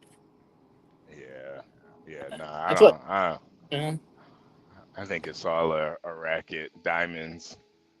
and that's how you get broke, man. That's how you go broke. Like these guys all go broke because they waste their money on just stupid ass shit like that. You know, crack was the one that really made me, because I always kind of felt like diamonds were a racket, but he kind of explained it like they don't have diamonds on the like you can't trade it, so Right. there really is no value to it. It's all kind of fabricated. Like Yeah. you could trade gold, you could trade silver, platinum, Yeah, that's a but good point. diamond I wonder why it's not on there. Like, why is that not on there? because it's not really worth anything. It's all fabricated. So it's It's all all man-made. It's like yeah, all about what you'll pay for it. Like, is what it's yeah. worth. It's not Like really worth anything. it You doesn't ever heard have how any intrinsic value at all. That's crazy. you ever heard how like the value is like artificially inflated, you know, like De Beers and all of that, how Yep. they Right. manufacture scarcity and all that. Yeah, that's interesting. And that's why it doesn't trade. That is very interesting. Yeah, it is kind of crazy when you really think about it. And then the moistenites actually look better. The fake ones, the lab ones, look better. Yeah, I would imagine you probably can find some kind of cheap stone that would just sparkle much more than a diamond. You could just manufacture that, right? Shit, man, they got a lot of people wearing that fake shit. I don't know if you remember back in the day, Gilly the Kid used to go around with a diamond tester, like, and he said that rappers would run away when they saw him coming because they knew their shit was fake. He said the You talking about the silly ass Gilly the Kid? yeah, Gilly the Kid. He's like, you know, one of these gangsters would rather have me come around with a gun than a diamond tester because they know it's gonna be. I know I'm exposed to ass. Man, he's silly, man, for that age, man. Every time, I don't know why he's in my feed, bro, but whenever I see him, I say, damn, he's silly. You know, to be that Yeah. age, you know. I don't know Yeah, what man, you got. he's been around for a long time, man. Gilly the Kid. Yeah. He's been in Philadelphia. He's a very well known, you know, dude, like street guy. Really, I mean, he's been in a lot of had a lot of beef in the streets with all different rappers and shit. Yeah, he's been around for a minute, man. Yeah, Like he was early going with Lil 2000s. Wayne and all that. Yeah, Lil Wayne. Yeah. He got knocked out by Beanie Siegel fucked him up, I think. And he got into a fight, but he should have known better to fuck with a guy. I mean, Gilly's not a big dude at all. Like he's fucking Beanie's a a big dude, big man. deep Beanie Siegel, man. Beanie's got some weight on him, you know. Yeah, no, and he was known back in the day for fucking dudes up. Like he was not someone who you'd want to get into any type of physical altercation with. And someone like Gilly the Kid, who probably weighs 150 pounds. I heard that Birdman from the Cash Oh Money. yeah, He said that he lost all respect for Gilly the Kid when he saw him get like suplexed or body slammed by by Beanie Siegel, and he said he could never had any respect for him again, and like he stopped because Gilly used to be signed to Cash Money Records actually back then, like 2001. Yeah. That's fucked up, man. You Look, lose one fight. Damn. And that's it. Oh man. Have you been hearing about the I was talking to a liberal today and they were talking about food prices.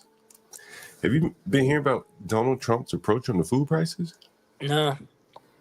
So one of the things he's saying is he wants to tariff food leaving the states on, export food. And he figures that food with tariffs on it would be sold in America cheaper. And it's an interesting, novel approach to things. I'm not sure if it'll work, but it's very interesting. I think he's taking like a business approach to, farming and, agriculture and stuff. Right. Counter the tariffs that he's putting on things coming in.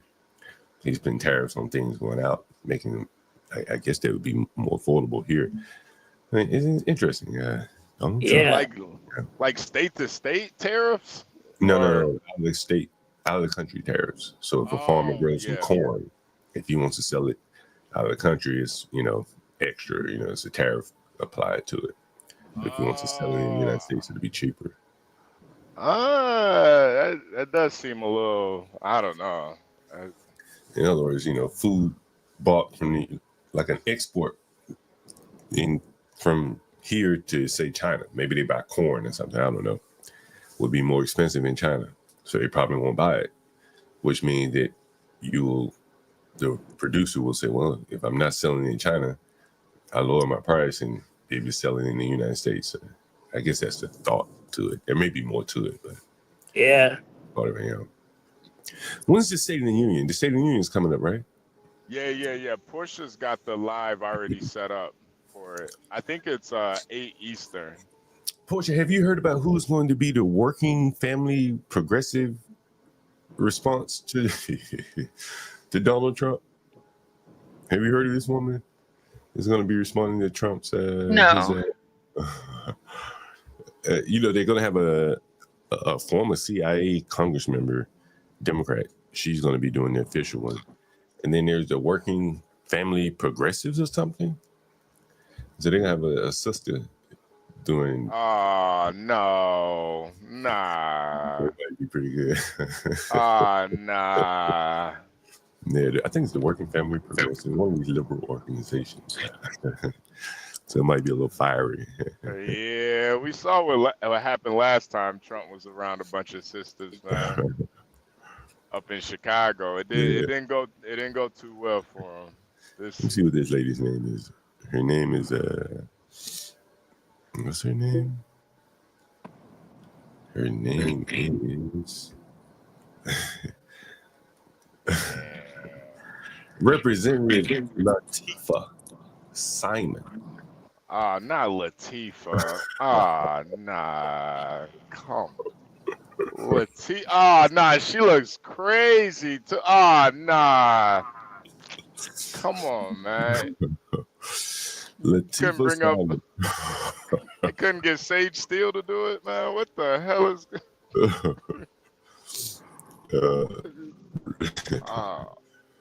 Man, this is gonna be a shit show, man.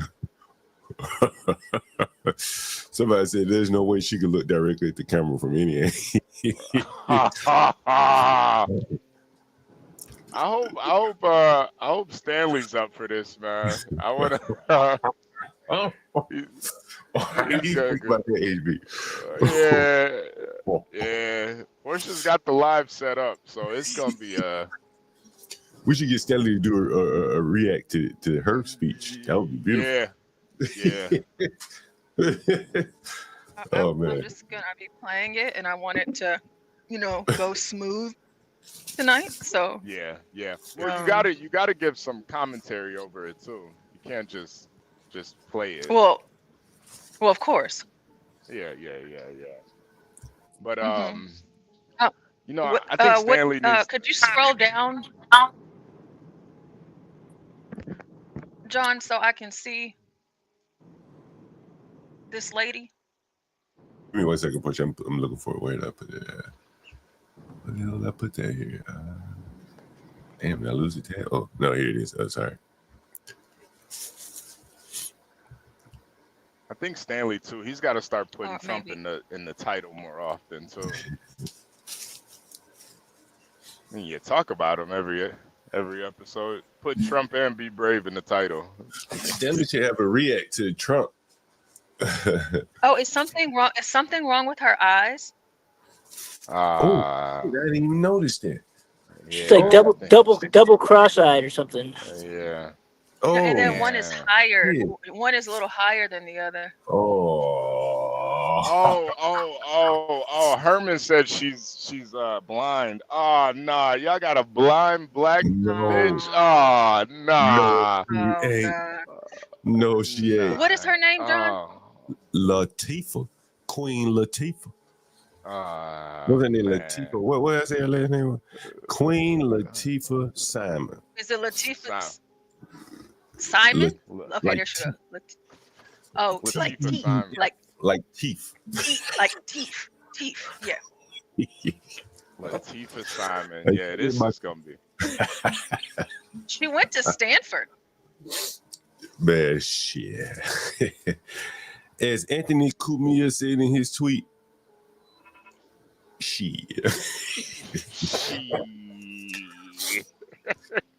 Does anyone listen? Man, I would love to have Anthony Cumia on the show. Is it? Oh, that's not Anthony Cumia, but I thought that was him. John, What did you say she's supposed to do at the State of the Union? She's giving the working families party or whatever. There's like a Democrat wing of the Democrat Party that represents the working families, you know, more or less the welfare of the migrant class of the Democrats. And she's going to be giving their response. So the Democrats are going to have at least two responses. One from the CIA lady who's in Congress, and then there'll be one Lord, from this forgive one. me now. You know, forgive Oh me man, now.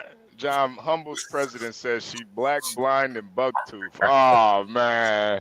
BBB. You know, the good part about her being blind is that she doesn't have to look at herself. So she doesn't know that she's any of those things.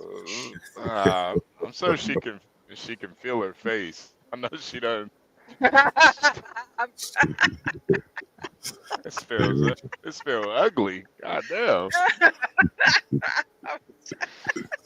My hands too I was big. trying to hold it together. Jesus. Like Ray Charles, you feel one hand, man. Yeah. Oh man, sometimes I don't know if Trump is a genius or a masochist, man. Why would you agree to this, man? What the hell? I guess he doesn't really have a choice, does he? Well, no, this is what they're putting out as a Well, response. know how Jasmine, like a Jasmine Crockett, she is a part of a committee. Like they have different committees, and they pick a leader of that committee, and that's who speaks. So That's they who's gonna speak for respond that to committee Trump. that they're over. Yeah, Trump has no control over what they're doing. They can have anyone come up and speak. But this is just kind of the representative for them that will be responding to what Trump says. Oh man, I'm not gonna lie. I kind of. Oh man, never mind. I feel like this is important, and especially for you, HB, because you know I'm looking her up and stuff. So let's just roll with it. So let's get into it. Latifah Simon is a 30-year veteran, organizer, and nationally recognized advocate for civil rights and social justice. Latifah began her career. Wait. When you say she's a 30-year veteran, are you saying she was in the army or something? She's a veteran of civil rights and social justice. Nah. You can't be. I don't. That's stolen valor, man. You can't be a veteran of civil rights. What the hell? She's a veteran of civil rights. All her life. Okay, and so Latifah began her career of advocacy at the age of 16 as an outreach coordinator for the Young Women's Freedom Center. At the age of 18, Latifah gave birth to her eldest daughter, Amina.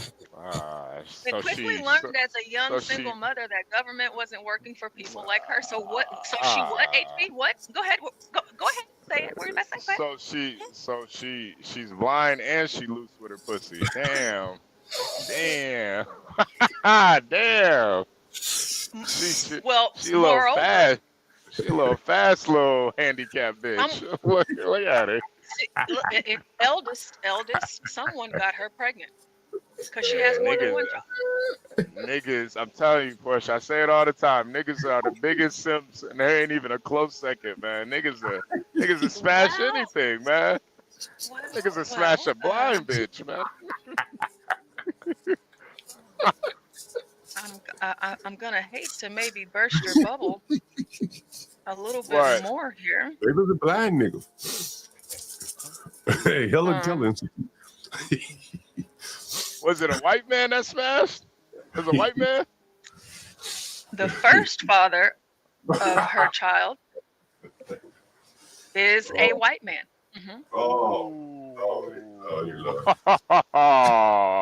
How old was he when he?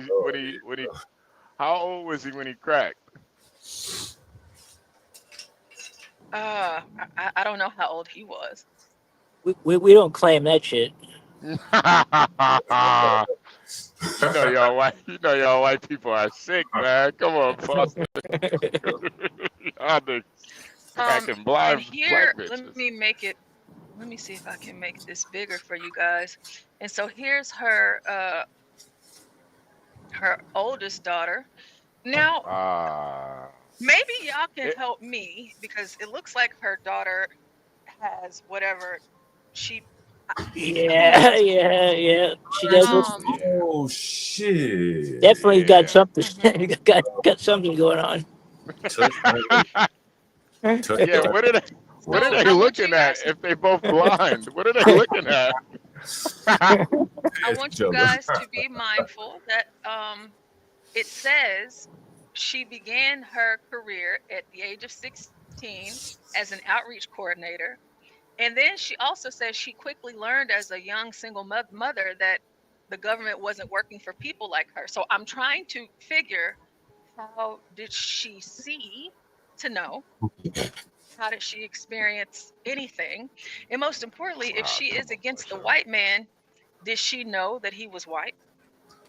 Oh, Did I'm she sure see she that? knew he was white, but yeah, Yeah, man. that is interesting though. You know, she let a old white. I'm assuming this was probably an older white man. She let an old white man crack, and she talking about civil rights. She let him Yeah. crack at. Let him crack at 17 too. That's kind of crazy. Yeah, that's not even legal, I don't think. How many baby daddies does she have? She probably got a lot, man. I'm verifying. Give me 1 second to verify. And she's been You know, getting banged since she was no. probably before Really young. that. Probably before that, man. Really I young. mean, she can't see, so I mean, I would imagine that she probably Yeah. she probably a freak on the low. Well, she doesn't know. She doesn't know she's a freak because she can't see anything. But Nah, she could feel though. She She know what she doing. probably yeah. she probably really good with her hands, man. Probably get you. Yeah. Read it with Braille and shit, man. She probably real. She must be good at that shit, man. Because she could go into Yeah. Stanford. It said she must be an expert at Braille. Yeah. Spell all Damn, kinds of man. words and shit. Damn, man. So the white man left her. Yeah, he left that ass, man. He like, fuck out of here. You dumbass blind bitch. Get out of Yeah, here. and she didn't know that he left for like 20 minutes, anyways. Baby, you still there? Baby, Where are you?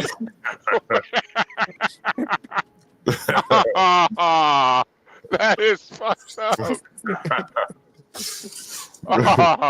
Yo, Nas, you really think? Yo, that would be the funniest shit. If that white man just played her, that would be the funniest shit. He cut all his hair off. Yeah, baby, I'm a Negro, baby. Yeah, I'm a Nubian. I'm a Nubian, man. Yo, that nigga need to go down in history. I convinced a blind black bitch I was black. Yo, that's some. Yeah, I want to interview that guy if that's true. Portia, are you still there? We got to send some. Yes, prayers up I'm to still Portia. here. Okay. Let's read some more of this. The kids are telling me, and I didn't know this because the power is out right now, and we have a tornado and a sandstorm coming, and they're not letting anybody leave. They want everybody to stay put. Oh wow, it's a sandstorm So out there.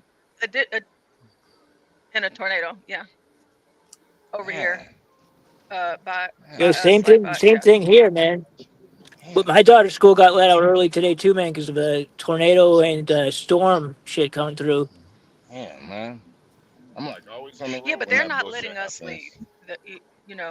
Tracking us They're all. not letting you even leave. Damn. Damn. Now some parents are coming I to was get their about to kids. say. I was about to See you say, guys. Deacon Y'all be Dave. careful whenever y'all go back down. Send some prayers to Portia, you See you guys. tomorrow. Yeah. Send Bye, those y'all. prayers up. Send those prayers up to Portia, you guys. Keep her. It's so funny. Some of my kids, they just came up here to make sure I wasn't here. And they're like, "You're still here? You need to go home so you can be safe from the storm." I'm like, "What storm? What y'all talking about?" I love these kids. Too much. So Latifah has 2 daughters, as far as I could see. A year later, she became executive director of YWSC and spent the next decade earning national acclaim for her advocacy on behalf of marginalized young women. In 2003, at age 26, Latifah became the youngest woman to receive a MacArthur Genius Fellowship. Okay. This is where it gets good. Latifah was later chosen by then San Francisco District Attorney Kamala Harris to lead the creation of Back on Track. Shout out to Kamala. Back on Track was a highly effective, first of its kind anti-recidivism initiative for young adults charged with low-level offenses. Latifah also served as executive director of the Lawyers Committee for Civil Rights of the San Francisco Bay Area, where she launched successful community-based initiatives such as the Second Chance Legal Services Clinic. She would go on to become program director of the Rosenberg Foundation, where she launched a fund to incubate and accelerate bold ideas from the next generation of progressive leaders in California. Man. In 2016, she was galvanized by the death of Oscar Grant. Latifah ran and was elected to the Bay Area Rapid Transit Board of Directors. Born legally blind, Latifah relies solely on public transportation to go about her day and sought to make BART more affordable for working families and transit-dependent people like herself. Latifah was also appointed by then Governor Jerry Brown to serve on the Board of Trustees for the California State University, the nation's largest public university system, where she offered strategic advice on policy matters related to racial injustice in higher education. Oh, God. She graduated with a BA from Mills College in public policy. She was her class commencement speaker. She earned her MPA from the, okay, me and her have something in common. She earned her MPA from the University of San Francisco. In 2016, she became the president of Akonadi Foundation, an Oakland-based racial justice organization. In 2020, she was appointed as senior advisor on police reform for California Governor Gavin Newsom. She advised on, never mind, I'm going to keep reading. Latifah also serves on the board of directors for the San Francisco Foundation on the advisory committee for Human Rights Watch.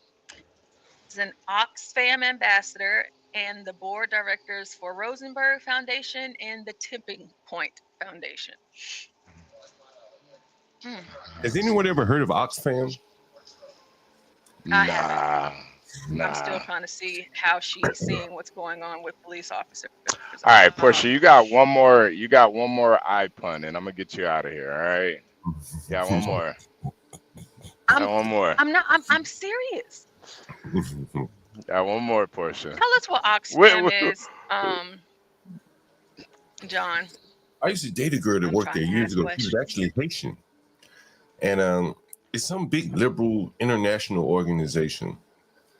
And I know that I'm guessing they do work in these third world countries, but it's kind of one of those webs of one of the organizations that if you're trying to move up in the liberal ranks, that's one of the bigger, more funded ones, Oxfam. And what was the other one that we mentioned a while back? Center for American Progress is the other one, CAP.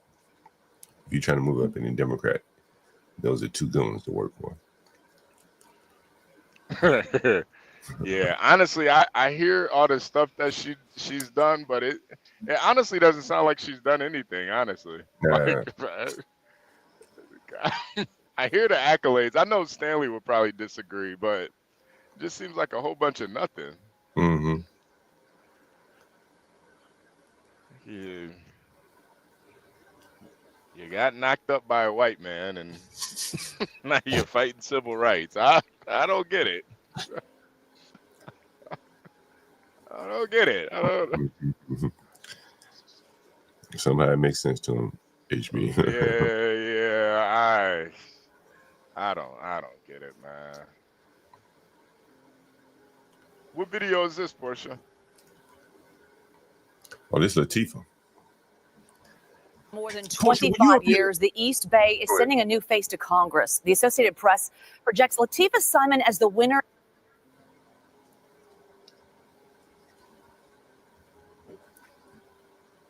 John, what were you saying? Oh, you remember Nightish was up here last night from Oakland? That nigga was trying to say, man, Oakland ain't bad. Shit, I live in Oakland. Oakland ain't bad. Man, it's really amazing how he overlooked all that crime and shit in Oakland and said it wasn't bad. I couldn't believe that. I thought about this when you put up this. She represents Oakland? Oh, shit. Add her to the list of bad black governors, Portia. Man, the blind leading the blind. The blind leading the blind, literally. Literally. Jeez. In House District 12, defeating Jennifer Tran in the race to replace Barbara Lee. So back in March, Lee passed Simon a literal baton on the night of the primary. And then tonight, the two women are hosting an event to talk about the future of the district. And that is where we find our Kara St. Cyr, who sat down with Simon today. Hi, Kara. Hi, so District 12 is welcoming a new congresswoman. That's right. So Latifah Simon, a former BART board member, is taking the reins, and she's taking over for Representative Barbara Lee, who held onto that seat for about 26 years. Now, tonight is about reminiscing on a job well done for Lee and also passing that torch to Simon, who tells us that she is very excited to get started. Latifah Simon, a lifelong Bay Area resident, will be heading to Washington in January to represent District 12 as its new congresswoman.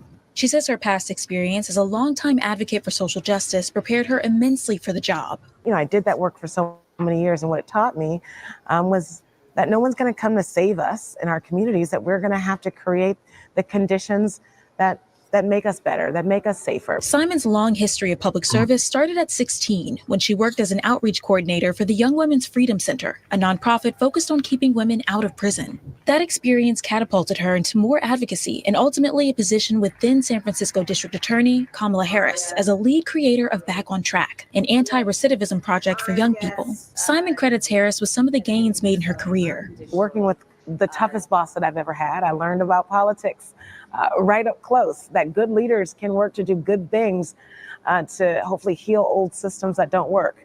Later motivated by the killing of Oscar Grant on the Fruitvale Station BART platform, Simon made it her mission to improve public transportation by becoming a member of BART's board of directors. Simon, who is legally blind, uses BART as her primary mode of transportation and worked to secure $3 billion in federal money from the White House during the Trump administration. She told us she intends to continue that fight for federal dollars during Trump's second presidency to help make public transportation more affordable for the masses. We have to figure out a substantial resource allocation to make sure that our public transportation network is solid, not just for folks who want to get out of their cars, but for transit-dependent and disabled folks and for children, for our air, for our environment. I'm ready to do that work. In the months leading up to the election, Simon secured almost every big-name endorsement, including Governor Gavin Newsom. Can you imagine this, sister? Her predecessor and mentor, Congresswoman Barbara Lee, who's leaving office after 26 years representing District 12, posted a video congratulating Simon on her win. I'm going to pass this baton to you that Ron Dellums passed to me. While she basks in this week's victory, Simon says she hasn't and won't lose sight of her initial goal, to make the East Bay a better place. We have a lot of work to do. I'm ready for it. Did you hear that? They said she won't lose sight of her initial goal. You know what, Portia? You know what?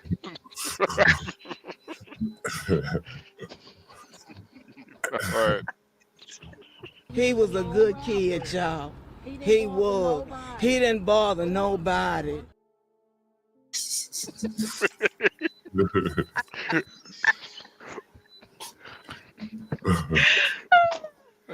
sit up to here with you with these eye puns, Portia.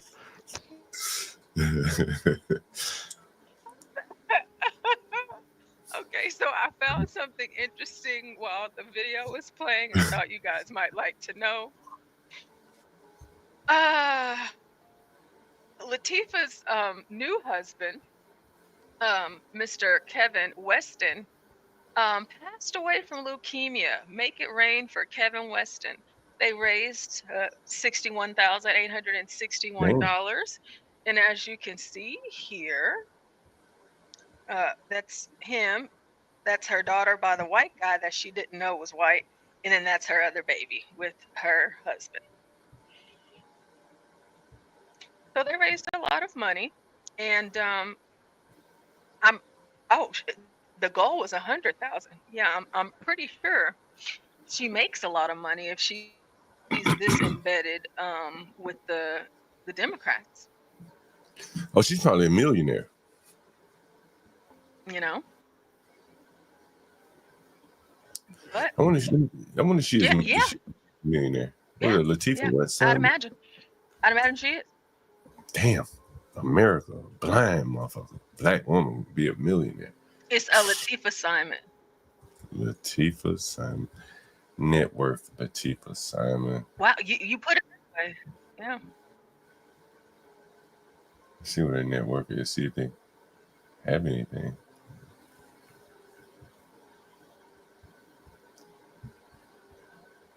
Let's see what they say.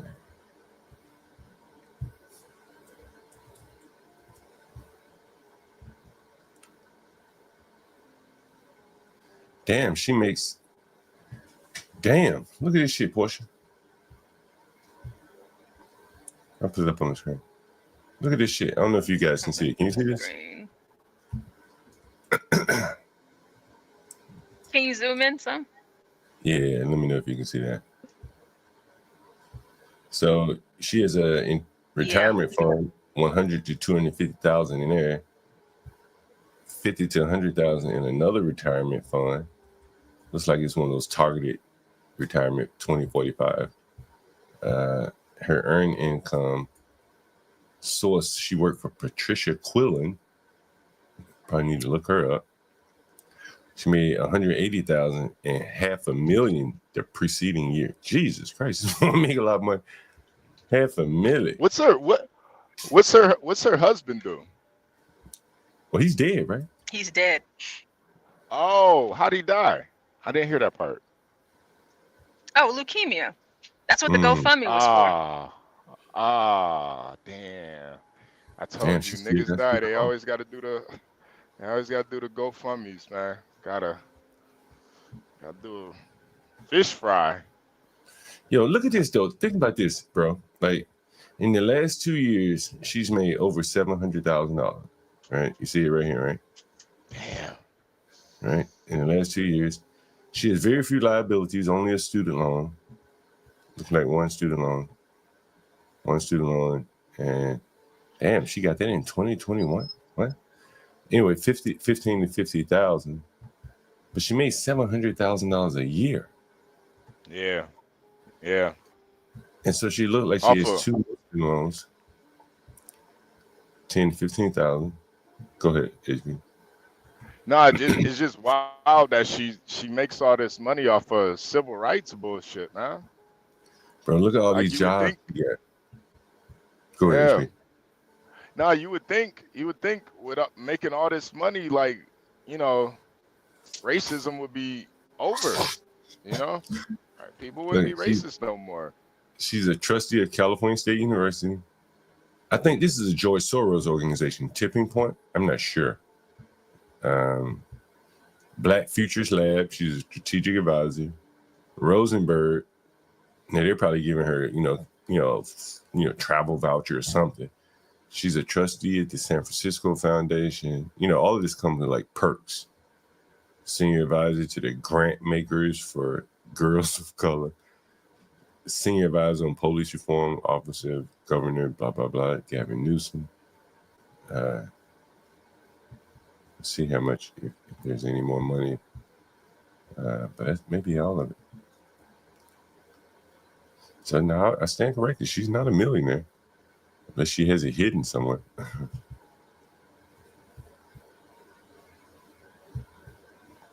But see, it was $700,000. Damn, you need a student loan?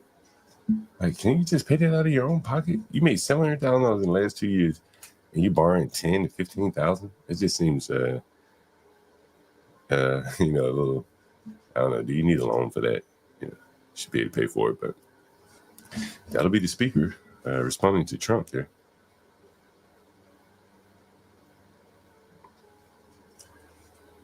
Portia, you think they had no They better choice? had her a few weeks. Go ahead. Mm-hmm.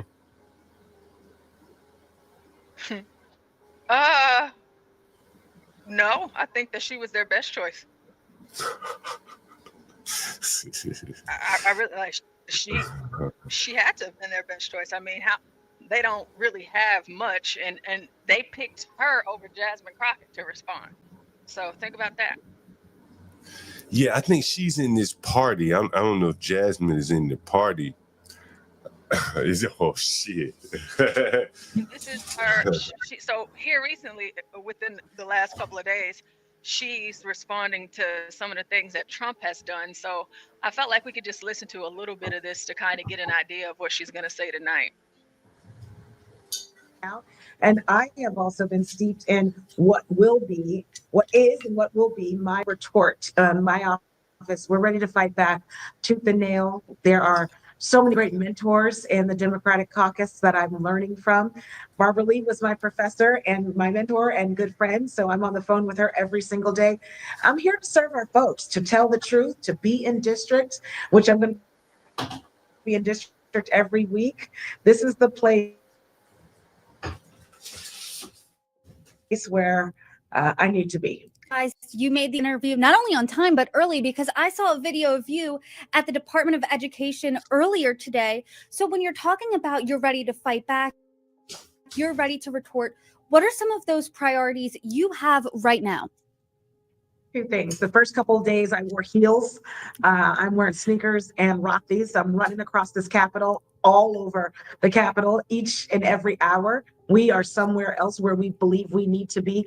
Listen, my number one priority in this trifecta, the Republican trifecta, is to serve the good people, the 800,000 plus folks in California's 12th district. Last week, I had a whole work week on the ground.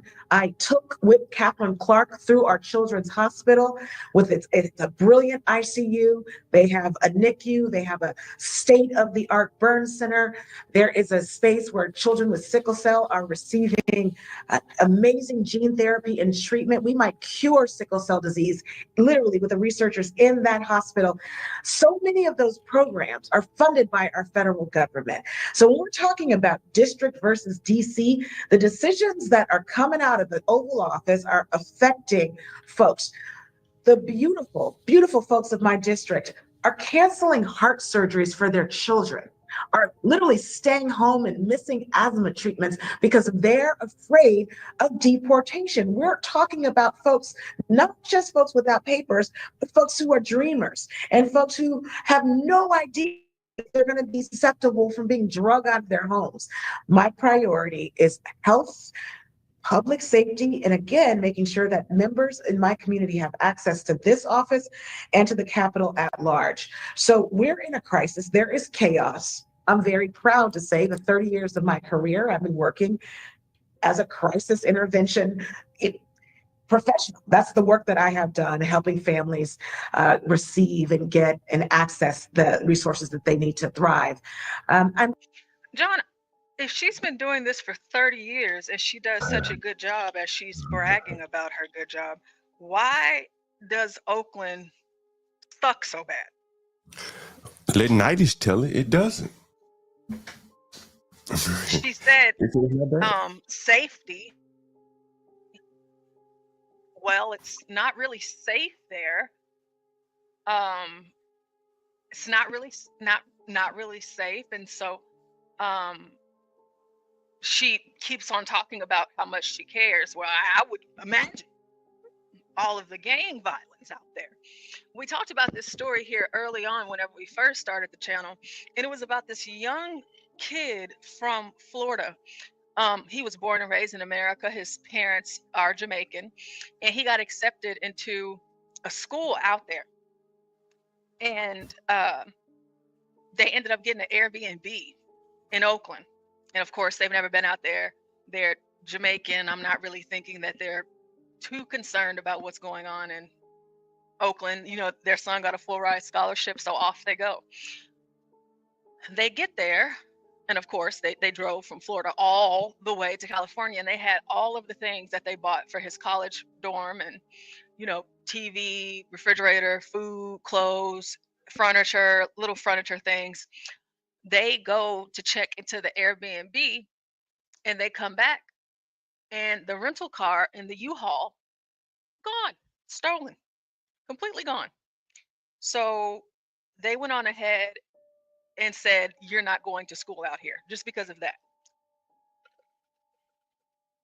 Yeah, I can see that. I can see that. Go ahead, Push. Y'all are out here they're targeting college students. You know, at the very least, at least they're trying to make something of themselves, unlike you unruly Negroes. Oh, but no, they stole everything. And those Jamaicans said, never again. Never again. But, you know, that's just one small story of very many about Oakland. And whenever I listen to her talk about how safe it is and how she's for the people and all of this other kind of stuff, I don't believe her. Yep, I don't believe her. I don't believe her. And I don't trust. I don't think that they could have found anyone better, but it's just, you know how they say all of the infinity stones of wokeness? It's just, she's black, she's blind, she has dreads. She truly is, she is the essence of everything the Democrats talk about. And then she is also the essence of the very thing that most black women that are Democrats marry. You had a child at the age of 18 by a white man. Blind no less. Ma'am. And she stumbled into that one. You know, it wasn't a coincidence, I guess. You know, the thing is, you know, they always talk about it. She saw that the government wasn't working. That's what she said. But she went and became a part of the government. She could have stood down right there in the neighborhood where she was and really made change. But I think really she wanted to make a living off of, you know, talking about the issues as opposed to, you know, really, you know, solving them, you know. And that's kind of the sad thing about it. You know, Portia, I was talking to Lisa this morning, yesterday, whatever. And, you know, it's like so many people here, they just want to go to the government, you know, like they rather work for the government than work for any private company or even work for themselves because it's such a secure employment. And I think with her, you know, just like Obama before her, that community organizing sounds good, but it doesn't pay well. And the only way to really monetize it is to get into the government somehow or get some nonprofit grants. And so she's hit the holy grail by using all her disabilities.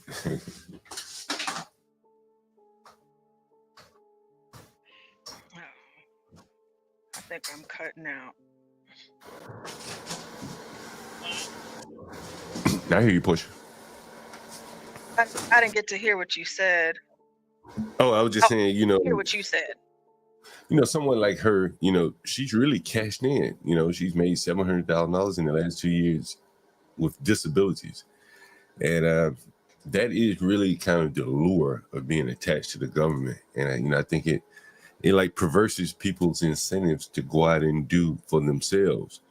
As she said, the government, she realized that the government couldn't solve problems. Yet she became a part of the government. She didn't stay in her neighborhood to solve the problems. She went and became a part of the machine, you know. And I think that's kind of, you know, indicative of kind of how powerful the government lure is. People want to be a part of it, even if they hate it, you know.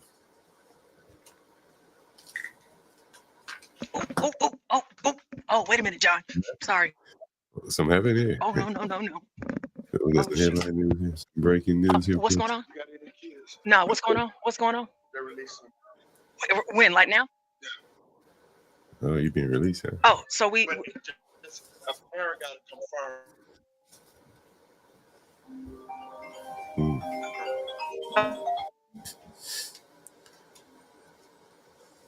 okay.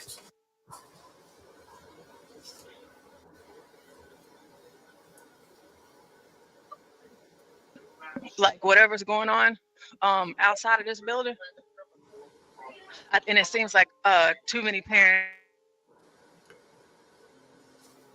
got upset about that. No, careful. Walk fast. Walk faster than a tornado. That's the only way the parent has to tell the teacher. Yeah. The tornado going on. So we good. We good to go too. I don't have a class. You're right. So I'll see you tomorrow. Okay. So I'm sorry, John. So they letting y'all leave? Don't tell me twice. Yeah. The parents aren't going for it. Really? They want their kids, huh? They're not going for it. They want the kids, huh? Yeah, and I was thinking, whenever the kids came and told me, it's just like, dude, like, how you gonna tell these people that they can't come and get their kids? Yeah. What's wrong with y'all? I'm surprised that the school would rather be responsible for them. That's kind of interesting. You think they want to hurry up and get rid of But them? anyways, back to that lady. I do have it saved because I am going to be covering the State of the Union tonight, and I want to see, of course, her response too. That should be. Damn, I should go see if I can do it. I wonder what's the weather going to be like tonight. Is it warming up around here? I should go to one of these liberal places. See what the weather's like around here. What's the weather here? Oh, It's so about you 60 degrees. can go and be out and about while this is happening. Yeah. That would be great footage, John. I probably have to go inside, though. It might be too cold to be outside.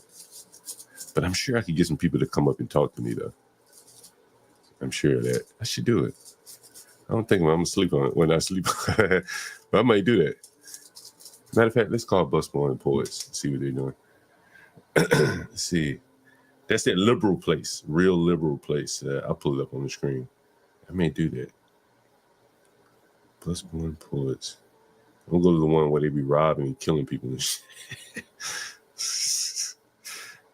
Let's see. Hold on, let me put my Bluetooth. Yeah, let me see if they'll let me broadcast from inside there. Okay. See if my Bluetooth's on. Okay. All right, let me call them.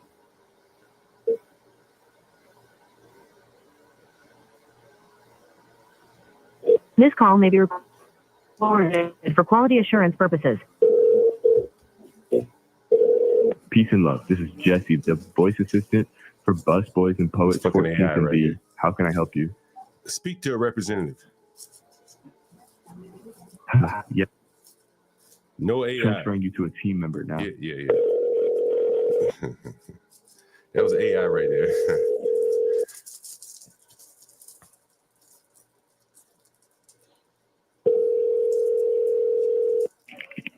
Peace and love. This is Busboys and Poets.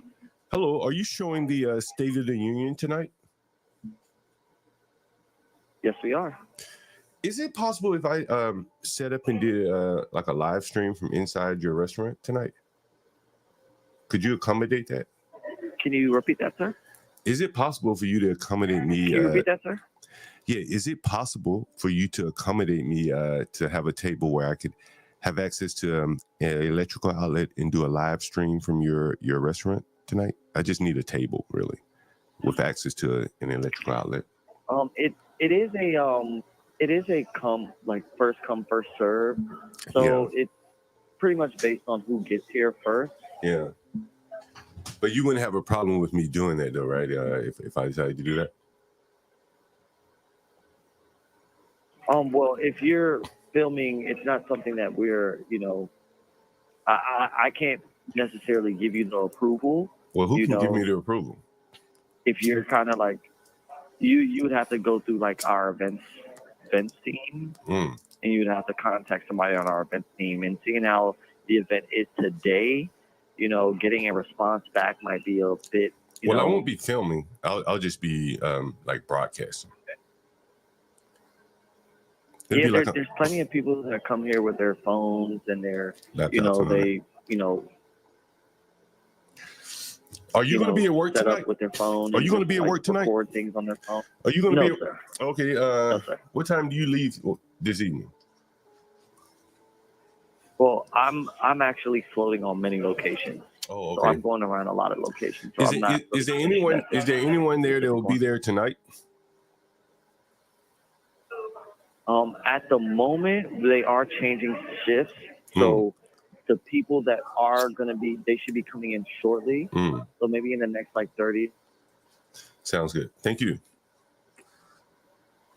45 is crossing over right now. Sounds good. Thank you. I think I'm gonna do an inside portion. What do you think? Yeah, I think so. I mean, especially because you'll have like your mic and your camera, but like just on you. So, Mm-hmm. Well, I'm gonna have two you know, cameras. who cares? You know. Well, they're not gonna say anything.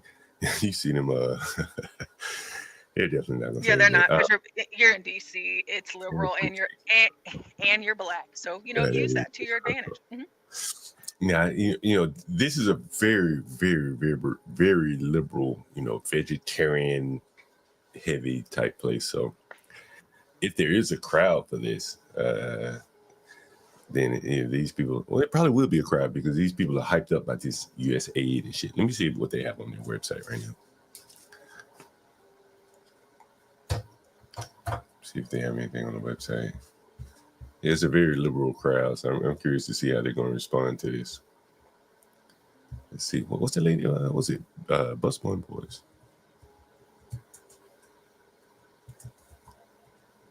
This is named after, who's that poet? Langston Hughes? Was he? He was the poet, right? Yeah, Langston Hughes was a poet. Let's see. Events. See if they have it. Event list. Let's see. Let me share my screen, Portia. Oh, Portia. I'll share my screen with you guys.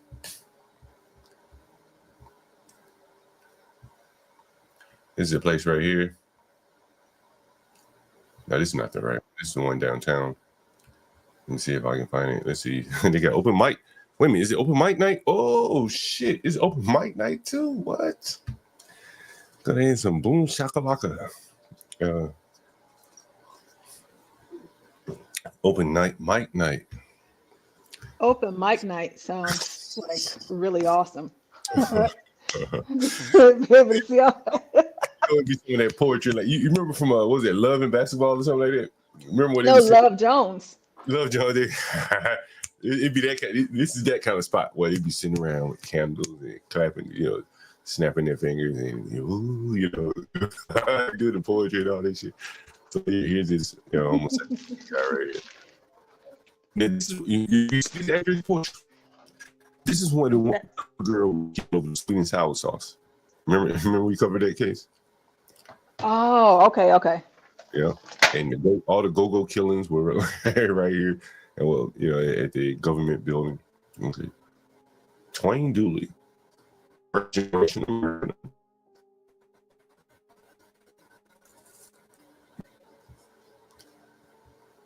It's only $5.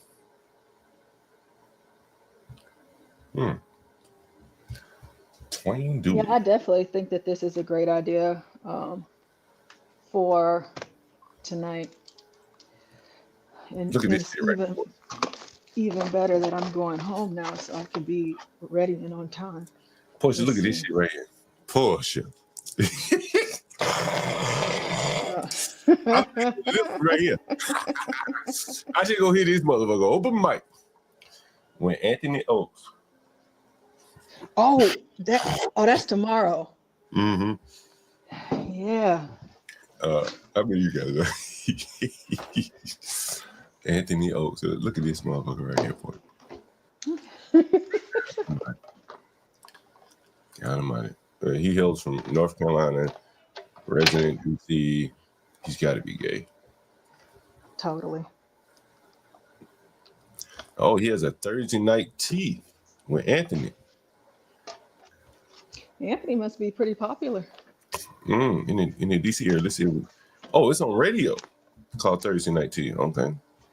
Let's see. BC is on all internet outlets. Let's see if we can find Thursday Night Tea. Get the tea with Anthony. Maybe we get the show.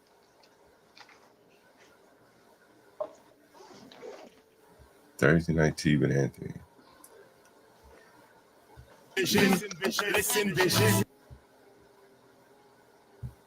We believe in the inherent beauty of natural hair. Quality Oh, is God. itself. Come to Lock Love so you can be locked in love. Is this advertisement or what? And we'll see. Thursday night. Oh shit! Oh God! Oh God! Shit! Oh God, John! What is happening? What is What happening? the fuck?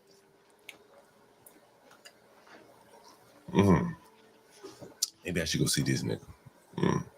Maybe I go there and troll that motherfucker. So what is he talking about though? Like on this show? Nigga, you want to hear? Let's see if we can listen. This show is going to be crazy today. I can already tell. But today, on a more somber note, ladies and gentlemen, we have to show respect and give respect due to the greatest voice in R&B soul music, the Queen.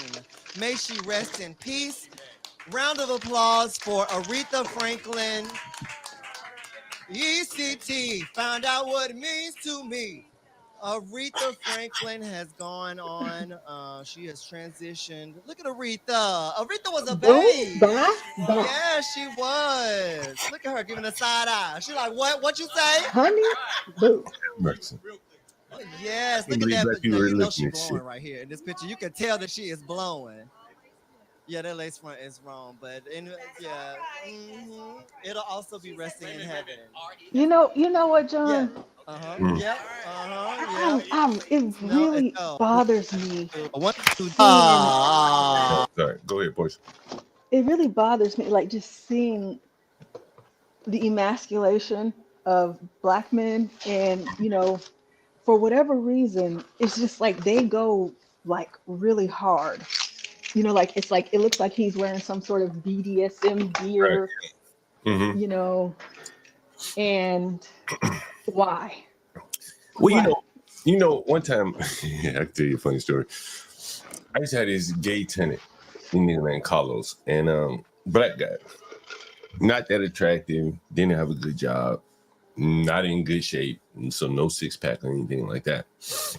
And he explained to me, he said, "Man, like, let me see if I can, let me see if I can look this up. I think it's called a fireplace. Let's see. That's the name of it. Yeah, I be knowing this shit, Porsche. Yeah. So let me share this with you while I'm talking you through it. You see this on the screen, Porsche? Can you see my screen? Yes, I can. So this is a real popular gay bar in DC. I know this because I've had a lot of gay tenants. And if I zoom in, you see this is a, good-looking Black guy, good-looking white guy, young, nigga look fit, right? And, the same thing here. He could be somebody's bottom. This is probably an AI character. But again, look at the type of photo they would put on their website. D&J dolls, right? But this is the type of Black men that gay white men in the inner city prefer. Either a buff ass nigga like this, he ain't buff, but slender guy, or this metrosexualish, where he's also slender looking guy like this, among the Blacks. And so this Black tenant of mine, and you can see where it is here. Let me see if I close the window here. If you can see where it is, it's in Northwest DC. And you can see by the numbers, it's very west. This is near Obama's house. Right there. And so the gays in DC are very like, the affluent ones want the, the Don Lemonish like blacks, or they want a buck, a young buck, right? Like this dog figure here, or a young buck. Like, but if you're a black man and you're kind of out of shape or something like that, there really is no place for you. You understand? Because you don't want to date the niggers, the ghetto niggers, right? And you don't want to, you can't date this white boy, right? He wants either a stud or a white black man with a good career. And so that leaves the not so attractive blacks, gay blacks, I should say, to really go over the top with their sexuality and shit, in my opinion, right? And that's why I think you see them with his shirt off, right? This guy doesn't have to do this because he's fairly attractive, he's young, he's got youth on his side. They're both here in DC. He's got his shirt on, looking young, gazing in the eye of the other man. And this guy has got to have the come fuck me approach, right? He got to throw his sexuality, out front. And I think that's the difference. He's a little bit older. He's not in great shape. Probably doesn't make a lot of money, and, he's not going to fuck Tyrone, gay man Tyrone. He wants a affluent white man to fuck, or an upper class black man to fuck. So I think this is why they do this, because there are not many gay men in his ilk that he would accept. So it's like an overly sexual attitude toward it. That's my thoughts. I was watching a talk show a night or two ago, and they were saying that the book is already to hear what's in it. Can't you go to the public library and get it for free? Yeah. Hey, shout out to DC Public Libraries. Go check out. And Racine's reading room. Yes, that is the shadiest. That shit looks so ridiculous. Damn. Look at this shit, boy. So that's the guy that'll be there tomorrow night, I think. Economic analysis of the gays, yeah. That's very true. Yeah, Portia, I ever tell you that night I saw Don Lemon with his gay boyfriend? No, it wasn't Don Lemon. It was Jonathan Capehart, basically the same person. And so he gets out of his car. Like they had like one of those big SUV type Ubers, what is it, Uber XL or whatever. And we were at this restaurant. It was a French restaurant right on 14th Street, right down the street from where I'll be. Le Diplomat in DC. Le Diplomat is like a real popular restaurant in DC.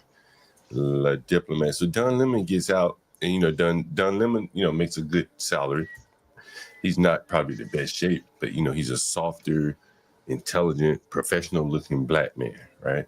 And so he gets out with this real affluent looking white family, and they're eating at Le Diplomat, and I think that kind of highlights the difference. Here's the restaurant they were at, right? Le Diplomat, DC. And it is a madhouse out here at my school right now. I mean, I have never seen. I'm so sorry. I'm still into it. It's just I just got to my car. It's crazy inside and it's crazy outside. Like these parents, I don't want to talk too bad about them, because I'd imagine if I had kids, I'd be acting like this too. But this is insane. But go ahead, though. Go ahead. Well, at least they're there to pick them up, Portia. They could leave the kids there with your ass. Oh, there will be some kids that do get left. You think so? Oh yeah, it happens every time. They get we call it the box. We put the kids in the box and they just gotta wait in the box until their parents get here. But Le Diplomat, go ahead. Now that's why I saw Don Lemon. Yes. And so he get out with husband. Yeah, and with the whole family, right? It was the whole family. They were having dinner at Le Diplomat. And it's like, he fits the mold of someone who can go into that white gay world, whereas my black tenant, he can't get into that world. He's a little chubby, dark skinned, not that good looking, not a good job. You remember the guy that I told you that goes on MSNBC? Yes, I do. Mm. That nigga homosexual too. And my buddy Philippe, man, they were classmates, college roommates and shit. And Philippe has done very well in life. And this nigga here is going on the racial grievance circuit.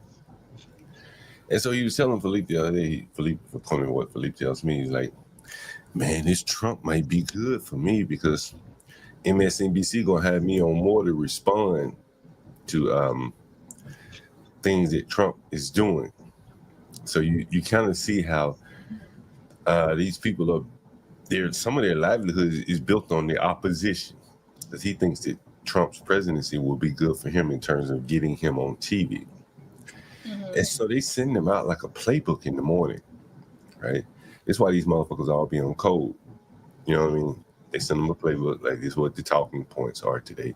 Like my white friend, Matt, the guy I mentioned to you, his wife is the one that creates the playbook and disseminate it down to all these fucking talker heads that you see on TV, right? And that's kind of how it works there. So this guy is one of them. And I tell you, they pay him $500 a day. So the people you see on MSNBC, you know, they make it range, right? But $500 a day is probably the minimum. And they could be on one segment all day. So they'll just call them up in the morning and so how do they find these people? You know, because I would like to go on MSNBC. Well, you're not going to get on there. $500 a day. You're not going to get on there. You know what I'm saying? Because you're not going to. You'd have to be within their talking points. You'd have to be controlled. They got Scott Jennings up there. Well, but Scott Jennings is a professional. You know, he's a politician. But for the commentary, the people that come in and give commentary, those are the ones that. What if I pretend, to be liberal? Like, how would one go about, getting themselves on something like MS? Because I've been on Fox News several times, right? But MSNBC or CNN, no, never. So this is all hypothetical because I would never go on one of these. Fox News, that was one thing, and it's been so long that I probably wouldn't go on Fox now. But because it just seems like they let anybody up there and anybody host. But obviously there's some sort of system or process that they have to go through to even get to the space that your friend is. Yeah. On MSNBC. Yeah, these people who work for Congress members, like this guy worked for John Lewis, and then you just float around, and then if you work for a good Congress member, the media is going to be interviewing him or calling for interviews, and you find yourself in the line of fire to direct interviews to him and stuff like that, and then. Once you leave that Congress member, they may call you to say, hey, would you like to, come up as a guest panelist type thing? I think they work their way up primarily by being like Congress legislative assistants and shit like that. I think that's primarily how it works, if I had to guess. Interesting. It's just, working for somebody, knowing somebody, and then like kind of making a name for yourself, and just people might like to hear your opinions. But for your friend that you're talking about, like for example, the only time I watch MSNBC with that black lady on it and Scott Jennings is because I'm watching another content creator that's reacting to it. But like they do seem to have different personalities, almost every night. And sometimes the same people come back, but they seem to have like a good flow, a good rotation of people that they just have come up and talk about whatever it is that they're talking about, Yeah, let me see if I can play a clip from the guy I know. He's gay too. It was just funny. I bumped into this nigga one night. I was coming home in DC and they had this article in the news about this gay club called Jennings. And I was coming home with one of my lady friends. I saw the nigga at the club. He tried to act like he wasn't there. And I'm like, nigga, I know what the fuck you here for. Anyway, let me share my screen with you. Here's a guy on MSNBC right here. Common denominator here is loyalty to Donald Trump. And I'm not talking about loyalty in the traditional sense of the word, amen. I'm talking about loyalty in terms of blind obedience. Donald Trump wants somebody as attorney general, as defense secretary, throughout his cabinet, who will do exactly what he wants, despite what the courts say, despite what the law says. And so as for Pam Bondi, on paper, yeah, she seems qualified. Right. She's a 2-time elected attorney general in the state of Florida. She spent 18 years as a state prosecutor. Like, she looks the part. But to your point, she didn't just embrace the big lie. She promoted the big lie. She was on the ground in Pennsylvania talking about fake. That's the guy right there. Yeah, that's him. Oh my God. What in the hell? Yeah. What happened? Come on, look. I'm about to turn on my camera. Give me 1 second so I can turn my camera on. Oh my goodness. Hold on. Damn. I just put all my plants down. One moment. Hey, Portia, I was gonna ask you, I heard you say you were repotting your plants the other day. I got some big ass wasn't big old plants. Damn, she's gone. I need to repot. I got a big old is it delirium? What's the name of that big ass plant with the big leaves? The plants with big leaves. What is it called? Plants. The peace lily? Nah. Damn, plants with big leaves. Is it a peace lily, John? No, it's not a peace lily. I got 2 or 3 of them. A beautiful monstera. I got one of those. What else do I have? I got something else. I got a few. I mean, the snake plants are easy. I got a couple of those. But yeah, the fiddle leaf fig ficus. I have one of those. So I need to repot them basically. Here they are. Right? What's up, HB? So I got this fiddle leaf fig ficus. And I think I got like a delicious monstera or something like that. Can y'all see? Oh yeah, let's see. So somebody's trampoline. Whenever I was driving, it blew from the backyard into the street. Damn. Well, yeah. Isn't that crazy? What is it? Yeah, tornadoes and sandstorms. A sandstorm? Y'all have sand down there? Yeah. Crazy, huh? It is. Yep. I'm just hoping that whenever I pull into my house, I'm needing everything to be okay right now. Damn. So, Portia, That's crazy. I need to repot some plants. That's what Oh, I heard you say the other day. You need to replant some plants. Yes, I don't the screen. Oh, I'm sorry. The plant that you have. Okay. No, you. John, you. So what help need? What you need to know? John, I got. You growing something to smoke on, John? You growing a little. Got the patience for that shit. I got like a monstera or the fiddle leaf. The snake plant is easy. That shit is easy, but it's a bird of paradise. That's what I have. Birds of paradise. Bird of paradise. About time for me to take it outside. Yeah, I got a bird of paradise. So I probably need to repot it or something. Birds of paradise. You need to let me. You need to. What does it look like? This is it right here on the screen. If you see it, birds of paradise. Oh yeah. No, I'm talking about what does yours look like? The one in your house. Oh, I need to do some work on it. Oh my God. Oh God. Well, shit looks like you need to focus on the road over there. Yeah, all right. Jesus Christ. This is my favorite plant right here, though. Big, you know. This shit about probably 6 feet tall, 7 feet tall, man. Oh yeah. Damn, you got to plant it. You got to put it outside. Yeah, and in summertime, spring shit, I can put it outside. I don't think it does well in the wintertime, so I have to put it outside. But in the wintertime, I bring it inside. What's up, Lawrence? Yeah. What's up, Lawrence? Guys, man, you know, I hate doing this. You know, we're running a campaign every day. We try to, you know, keep the stream going. And we have 3 of our panelists up here, Portia J, HB.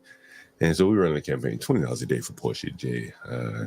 Anything you contribute would be greatly appreciated. You know, it's always good to be recognized for what you're doing.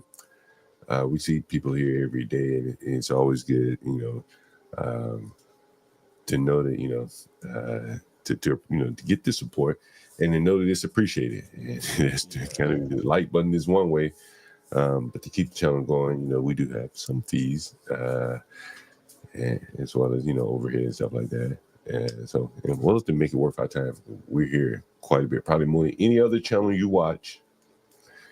And I think we bring some of the most original content you can find on the internet. So, you know, I think it's worth at least some support for our wonderful editor, Portia J there. What do you guys think? $20 a day for Portia J. Don't blush too hard, Portia. I know you're on the road. Oh, she's gone now. Okay, I hope she didn't hear that. $20 a day for Portia J while she's gone, guys. I think a tree trunk flew into Portia's house, man. Oh, shit. Are you serious? She said it's her house. Oh, man. Shit. Damn. Damn, that's crazy. Yeah. At least you weren't there, Portia. That's a blessing. Yeah, you find your blessing where you can find it, man. Oh, yeah. Oh, it's the road, not her house, she says. Yeah. It's not the road. Oh, she said it is her house. I'm sorry, I misread. Yeah. Damn. Oh, no. Damn. Yeah, definitely donate to Portia today. And you get your insurance policies and whatever. Yeah. Oh, man. Sheesh. Damn. Damn. That's... the windows are busted. Oh, no. Damn.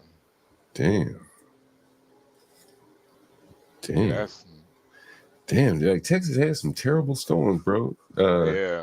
For most of this shit to be inland, you know what I mean? Like, yeah, I guess Houston is on the water, right? But there's no water around Dallas, eh? It's that flat land that's surrounding Texas that gets it. Yeah, that's fucking crazy, bro. No, it's not like a whole bunch of trees or nothing out there. It's no tree line, so. Yo, you'd be amazed at how much trees help shit. Trees will slow that motherfucking hurricane. Seriously. Seriously. I think the last time like Chicago had a tornado was like the 80s, something like that. No shit. Yeah, I remember when Conan O'Brien went down to Haiti. He was in the beach or ocean or whatever, and he didn't recognize the picture. You know, he probably didn't put it in perspective. Behind him was like, you know, beachfront or, you know, part of Haiti's, you know, land or whatever. Mm-hmm. And there were no trees, bro. They had cut down all the fucking trees. Yeah.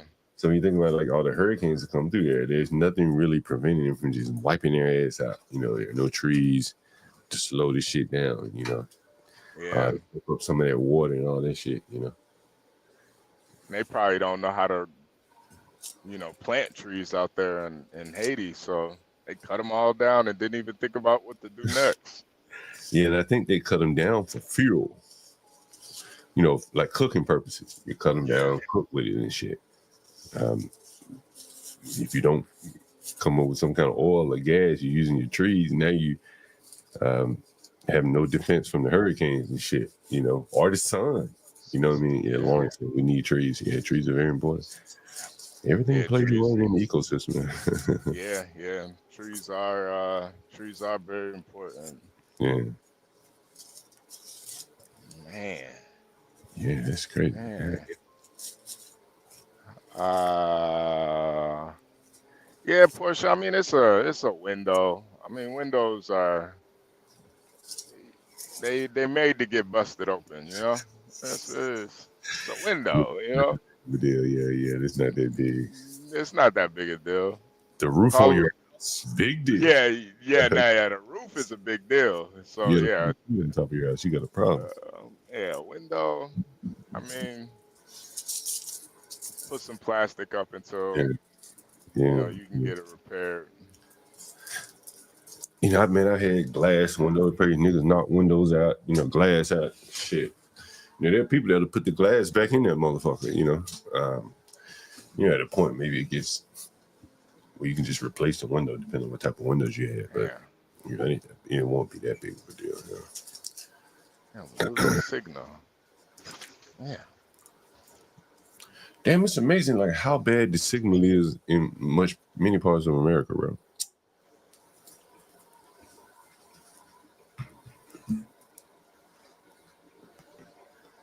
HB, you there? By the way, guys, Friday evening, don't forget, we're going to have Jason Kessler from the Unite the Right. There were good people on both sides, as Donald Trump said. But we're going to have... Virgo. Yeah, damn Virgo, boy. You're a new person up there, Hurricane Virgo. A totally different person. Virgo on demon time, man. Virgo is not playing. I'm looking for some light fixture since we got Virgo up here. Virgo, tell me what you think about this light fixture right here.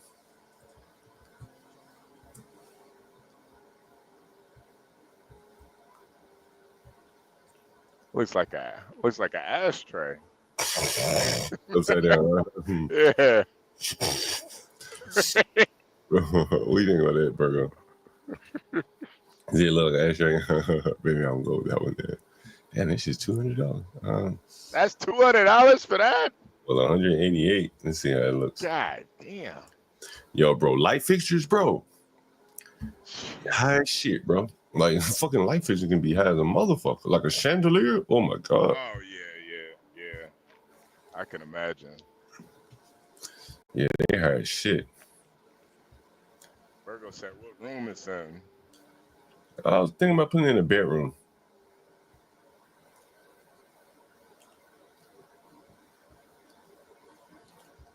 I like these fucking hanging lights. I want a fucking track light. I want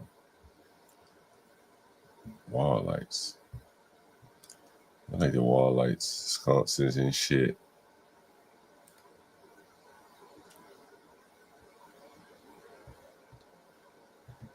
Yeah, so would those lights be like in the ceiling, or it would be off like a fixture? On the wall. Oh, okay. I got you. Really like flush up against the wall and see. Look at this shit, HB. Look at this motherfucker. Oh yeah, that's nice. $990 to $1,800. That's $1,800. Yeah, that's just for what? $990 to $1,800. I wonder what's the difference in price. Oh, it depends on the color, right? So let's see. It's red. Let's see. This gold one is $1,800. It must be made out of some type of material that's it's like a ruby fixture or something. It gotta be made out of something. Look, the cherry one is $1,700. God damn. The black one is $900. This is brass. It's $990. Damn. Man. And that's just, bro, you may have 3 or 4 of these motherfuckers. Yeah. You know, damn. Man, I just have a light bulb sticking out the wall, man. God. I'm gonna tell you, bro. Why you should rent rooms to people? I ain't give a fuck. Just the cheapest light fixture I could find. Yeah. But then when I started running to, people that wanted a little bit of a design, a little bit of, you realize, man, like you can spend to your heart's content on fixtures alone, right? And that's after the house is built, the light fixtures, the damn handrails, the fucking knobs on your cabinets. Like, there's no limit to them motherfucking prices on them shit. Everything, bro. Like, everything. Man, I wonder why was it like a designer light fixture or something? Well, you think about, like, most people have light fixtures, they look like how your light fixture, most people have light fixtures, they don't look like this in their house. Yeah, right? yeah. If you want your house to stand out, you gotta, step it up. You know what I mean? Like, this would probably be used in a law firm or something on $1 million house. Yeah, I got you. Oh, well, yeah, that actually makes more sense. Right. That makes sense. It's like in a hotel. Like, look at this light right here. Right. Oh, So yeah, that makes sense. By the bed light. You see, this is you even got a hotel room in here. You see it? By the bed light. Shit like that. But if you got a real nice house, you might have this shit in your house. Yeah. And then too, like, probably the quality too, especially for a hotel room, that should probably last a couple years with all those people playing with it and shit. Yeah. Well, yeah, man, like, bro, even fucking like, I've shown you before, over my shoulder, you see a couple light switches. Man, you can spend $100 on a light switch, just one, or you can spend $2, right? Yeah. The variation in the fixtures really is where the cost comes in, to be honest with you. I never even thought about that. That's like that's probably a really good business. Yeah. I mean, bro, they're $100 toilets and they're $1,000 toilets. Yeah. No, I've looked up some real expensive toilets, man. It gets kind of crazy when you get up there. Mm-hmm. Yeah, heat your ass up, wash your ass, dry your ass. You know what I mean? Yeah. So I saw one that it when you start pooping, it makes like eating noises. It's like yum yum yum yum yum yum. Like, I saw one like that. I was like, what the fuck? Like, hey, yo, what type of toilet is this? It was like in Japan though. It was like a Japanese hotel room. I don't know. I wouldn't feel comfortable. I sit on the toilet and start give me more. Yeah, start making munching noises like, hey, nah. Like, give me some more. I'm gonna just hold it, man. I'm good. Man, I hope this doesn't go over many people's head. This is something that is it kind of an inside baseball DC thing? These State of the Unions and shit like that, who they pick, when we were talking about who the working family progressive, whatever, who they're gonna pick. But the Democrats, who they pick, really gives you like a tale on, but what flank they're defending. Does that make sense? Right? Oh, yeah. And so the Democrats have selected Senator Elise Slotkin to respond to Donald Trump's official State of the Union. That'll be the official response from the Democrat Party here. And this is a former CIA woman. And if you read into the article where I'm showing here, and let me see if I can. A lot of times I don't like to show text because it's probably better for people to hear video. But I'm going to read this. And the headline is 7 Ways from Sunday. Does anyone remember where that quote comes from? When Trump was first coming into office, Chuck Schumer said the CIA has 7 ways from Sunday to, go after people. And so this article is 7 ways from Sunday groups select one of their own to deliver the State of the Union rebuttal. It doesn't quite apex the previous selection of Nikki Haley in 2016 to deliver the State of the Union rebuttal targeting then candidate Donald Trump. However, it does come close. The 7 Ways from Sunday group have this year selected Michigan Senator Elisa Slotkin to deliver the State of the Union rebuttal to President Donald Trump. Slotkin is a CIA operative shifted into Congress. You might remember Slotkin was one of the senators who attended the Munich Security Conference to praise Volodymyr, whatever the fucking name is. Zelensky is part of the CODEL in the CIA's need to oppose President Trump. They're getting a little sloppy with the transparency of their agenda. And here is her and I think Lindsey Graham at the is this it? Let's see if this is it. Continue, and we'll see her here. This is them, and I guess that is her right there, Slotnick. And you'll see some of your, that's Lindsey Graham right there. I don't know all these other guys, but there's Adam Schiff right there. And so you kind of see the uni party, right? This is a uni party, Republicans and Democrats all along, shaking hands with Vladimir Zelensky there.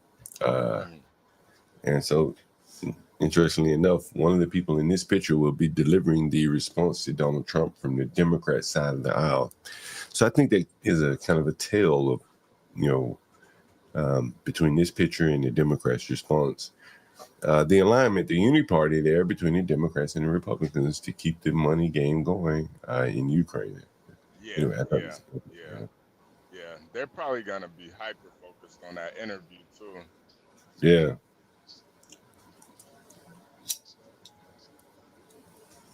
Yeah, it's gonna Virgo be. wants to know if Portia's house okay. Portia, pull up. Just making sure a tree ain't inside her house or something crazy. But HB, man, like, like, you don't seem very political to me, right? Nah. Right. I mean, you have your values and ideals. Yeah. Whatever party overlaps with your values and ideals, that's kind of, who you kind of can vibe with. Is that fair to say? Yeah. And, I think that's kind of the way it is with me. And I think the Unity Party is being exposed. You look at that picture I just showed, both of them, both sides of the aisle being shown, the war parties, their Unity Party, Democrats and Republicans. And then you had the regular people down on the streets. Man, I remember being in Africa one time, honestly, and I was talking to an African lady, my children's grandmother, and she was, just talking about America and, like how good America was. She was like, how. And I remember sitting there like, I ain't going for no bullshit like that. Whatever the fuck y'all going into here, like, why don't the people stand up? Right? Mm-hmm. And it really ain't that easy. You know what I mean? Like, from the propaganda to the people who get paid off of pushing the propaganda, you see how all these government workers are protesting. They want to keep their government jobs. We're becoming very much like a third world country in that it's very difficult or even dangerous to push back against the official narrative. You know what I mean? Look at these people, Yeah. It's better to just stay silent in some cases, Oh yeah. And I think it's only gonna get worse too. Like, people just kind of overlook things and stay silent and just go along to get along. That's pretty much how this whole. Yeah. People just like, look, man, like the white man's problem becomes everybody's problem. You're like, man, I'm just trying to get along, man. I ain't got no time to be involved in all this politics. The water's rising up to my neck. I ain't got no time to fight all this bullshit. If they want to let the fucking women compete with men in volleyball, so be it. Right? I'm just trying to keep my head above water. And I think that's really how it works, Portia is giving us an update here. Oh no, Portia clean up glass, move everything inside, outdoor furniture and plants, just the windows. Okay, that's pretty good. You got off pretty good. Lucky, Yeah, that's not too bad at all. As long as you don't live in a neighborhood where somebody might come through your windows, I think You fare fairly well. Yeah, if they do, they gonna catch a hot one if they do. Look around, see you as a hero on the news out there because they make a hero down there. Yeah. Charged with a crime and shit. Up here, you be a hero. Down there, you be a fucking hero. Yeah. Seriously. Start your own GoFundMe. You outraged the nigga that's dead.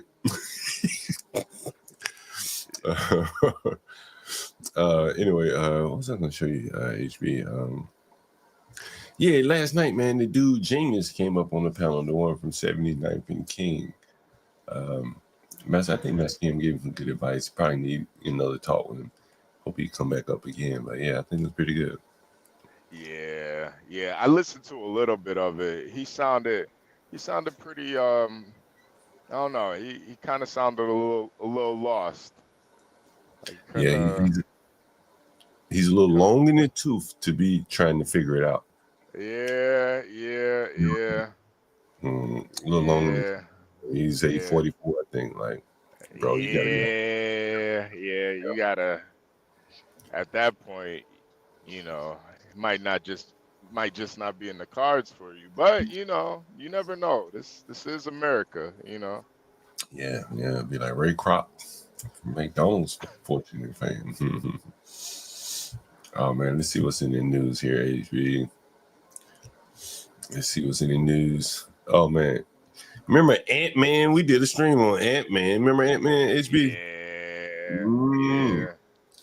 Ant-Man. You heard the latest on Ant-Man? No. What's going on with him? Ant-Man allegedly has filed a motion claiming that he does not want visitation or custody of his 4-month-old daughter with Aisha Howard. There's a picture of Ant-Man. See, he don't want no problem. He don't want no dealings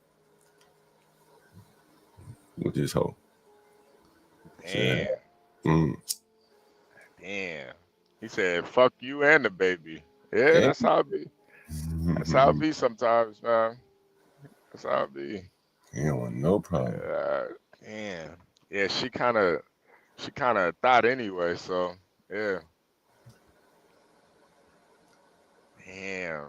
He gave it up. I don't blame him, though. HB, have you been seeing this, man? Let me ask you. You been seeing this, HB? It's like Black Girl Fight Club. You been seeing this? Oh, I heard about it. I haven't seen it though. Look at this shit. TT, do your big ones. All right, let's see what you do, big kid. What you say, HB? Damn, no, this is actually good, man. I think for a lot of these angry black women, man, this is exactly what they need. Some organized fights, man. Look at this shit. It's organized. It's filmed. There are people that are breaking it up. Yeah, this is really good for them, man. Yeah. Oh, yeah, this is good, man. I like seeing this. Man. We're progress. It's progress. Yeah, no, this is progress right here, man. I know it looks crazy, but this is progress right here, man. These black women, a lot of them are just completely out of control, man. They need to let out that aggression, man. Trump in office, they got a lot. They food stamps getting cut, man. These bitches trying to. They got to throw some hands. You mean somebody say Grace up in lingerie? What? Yeah. You might got to pull that up. No. Hey, so HB, I may do a live stream tonight. This was the nigga that they're gonna do an open mic tomorrow night. Maybe I should go tomorrow night. Then they're gonna be open mic. You see that homo? Come on, John. You about to go? You think I should go? Who think I should go? Nigga open mic. They got suspenders on and no shirt. I think that's that BDSM Portia saying this shit, BDSM or some shit. What the fuck? Yeah, you want to hear a little bit of this nigga, this flaming hot Cheeto nigga? Listen, boy, this ain't good. That is the shadiest way, though, to say, if you don't like someone's book, go check out their new book. HB, look at this motherfucking. What is this? I hate when women do this shit, HB. I ain't gonna lie, man. When they cut the side of their heads. Yeah, that mohawk shit, nigga. Just cut all that shit out. Just go bald like Grace Jones, nigga. Like, that ain't winning right there. That ain't it. Is it? Like, that ain't it right there, bro. Yeah, that's one of the worst. That's one of the worst hairstyles women took on, man. I hate that shit too. Hey, these niggas want to see Grace talk, baby. Yeah. Pull up Grace. Nigga want to go. Yeah, you might as well pull her up, man. Hey, I mean, I think everybody knew this was eventually gonna happen. So, you know. Listen, Thought TV. Listen. Nigga want to see that goon. Wait a minute, is this it? Okay, is it glow up arc? All right. Yeah, this was only a matter of time, man. No. Want me to pull? Do you want me to pull up a picture? I have a picture of me when I was much skinnier, and we can compare it. Try and instead of just one illustration of these three body types, why don't you try? Okay. Another one. I found another one. Here we go. Okay. Damn, Ben. You had one job, Ben. Ectomorph, mesomorph, endomorph. Like, clearly you're not a mesomorph. Your sister is a mesomorph. Yeah. Much I more would than you say are. that's true. Now, are you an endomorph or an ectomorph? I think the problem here is they're not showing, like, the folks on the left are generally tall, and the Mhm. folks on the right are generally shorter. Mhm. But they're not being real about emails. They're trying to make it look non-judgmental, right? Yes. I think How about some real pictures here? You know. Okay, well, here's another These are all type. relatively flattering pictures. See if this is like different. I'm just throwing this out there. This is sad. See, in this case, I would say I am 100% rectangle. Why do you like? You know what? If it was just a woman doing it by herself, you know, I think it would just be her doing it. You know what I'm saying? Like, it's probably somebody doing this kind of content by herself. Yeah. I think what people find weird is her dad doing it with her. Yeah. Oh yeah. You know, like me, like, I can only speak for myself. I wouldn't be doing this shit. Right? Like, you know what I'm saying? Like, I'm just not gonna do it. And I think that a lot of people feel this kind of way, and then some people probably it's like a moral block. Like, what the fuck are you doing with your daughter? You know what I'm saying? Yeah. You know. And it's I mean, it's like I feel like as a father, that's the only thing you really got to do is make sure your daughter isn't online in lingerie. You know. That's the new poll. Yeah, it is. It is. It is. Oh. And then if she out there, don't be out there with her. You see, we talked about Lawrence Fishburne, and say his biggest regret is that his daughter is on was she prostituting or porn? Porn, yeah, she did porn. Right. And you know the sad thing is too, I watched the porn that she was in. She's not even good. It was boring. That's the sad part. No, you could say you could have just went to school. And you know, as I say, you know, you hear me talk a lot of time about, you know, how the black people don't see, you know, the bigger picture and everything that you could do to better reach your potential. And I think this is it right here. Like, I don't think she has to do this to reach her potential. You know what I'm saying? But I think it would take breaking a little bit of the dependence between her and Ben for her to reach her potential. It's kind of like a spinoff. You know, you know how companies sometimes they like eBay owned PayPal at one point, right? Yeah. To get the most value out of PayPal, we got to spin it off and let it be its own company. And I think she represents like the spinoff potential that's being held back by being under the same umbrella as her father is more weird. It's kind of weird, you know?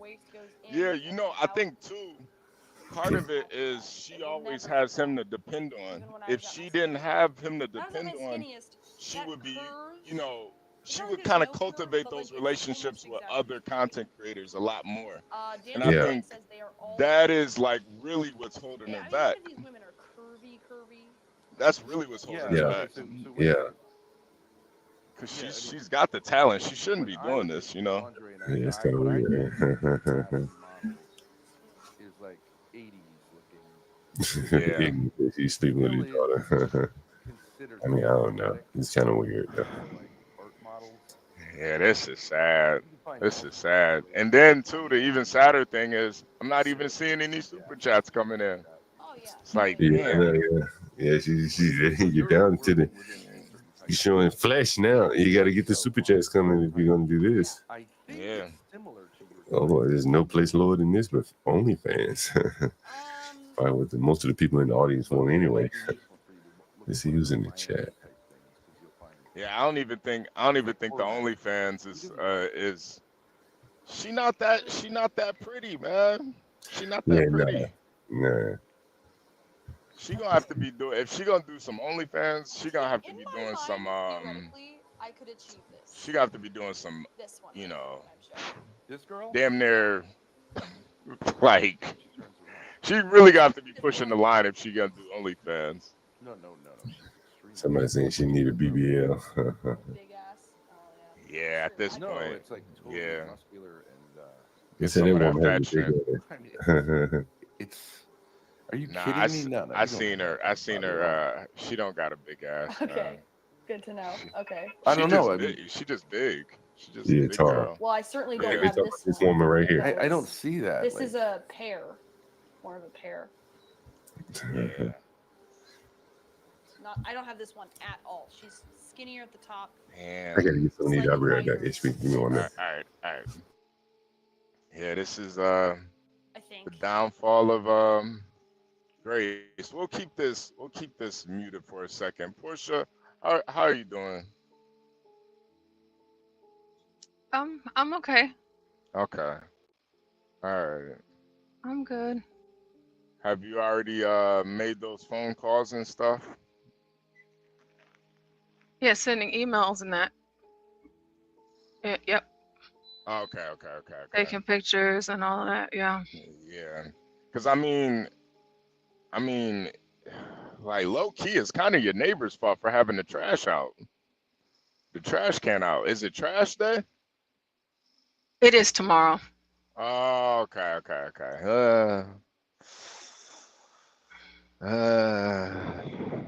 You know, it's Yeah. like, just putting them out early. And yeah. Yeah, Phoenix Fish I have, but you gotta like from my perspective, the girls that aren't that attractive, they gotta be doing some really raunchy shit. Like if you're not attractive, you gotta be doing, gang bangs, you gotta be licking ass, you gotta be doing, the bukkake scenes. If you're not that attractive. And even the attractive girls are doing that. So how can you really compete? How can you really compete? You gotta really push the line. I mean, you damn near I don't even know how you really push the line at this point without doing something illegal. I don't know. I really don't. I think at this point you might have to fly to a country where bestiality is legal. Set up shop there. I don't even know. Portia, are there even any countries that allow bestiality? I'm not sure. I can let me take a look. I think Phoenix Fish, I think the thing that would be like a really good niche for them would be if Grace was getting like banged out by a bunch of black guys and Ben was in the corner watching. That would probably sell. People would want to see that. But I don't know if they're that creative. I don't know. I don't know.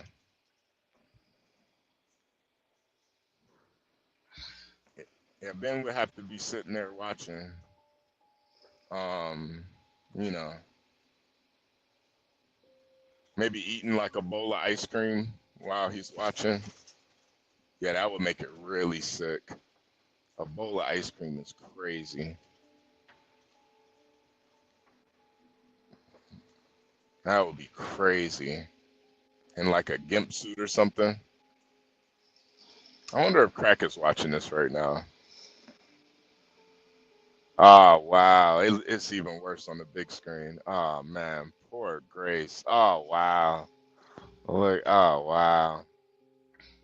Poor Grace. Wow. She's on her last leg, man. Poor Grace. Yeah. Virgo. I know it sounds crazy. I know it. Oh, Virgo, you're right. Some Pringles. Pringles would actually be a lot. I like the Pringles idea. Yeah. He would have to be sitting there eating some Pringles. Yeah. Yep. Yeah, Virgo. Man, Virgo, you might be a good porn producer, Virgo. You kind of have you got the eye for it. I didn't even think about it. Wow. Pringles is like I don't even know anybody that eats Pringles personally. I think Pringles are like one of the worst potato chips. Pringles isn't even potatoes. It's like it's something else. I forgot what it is.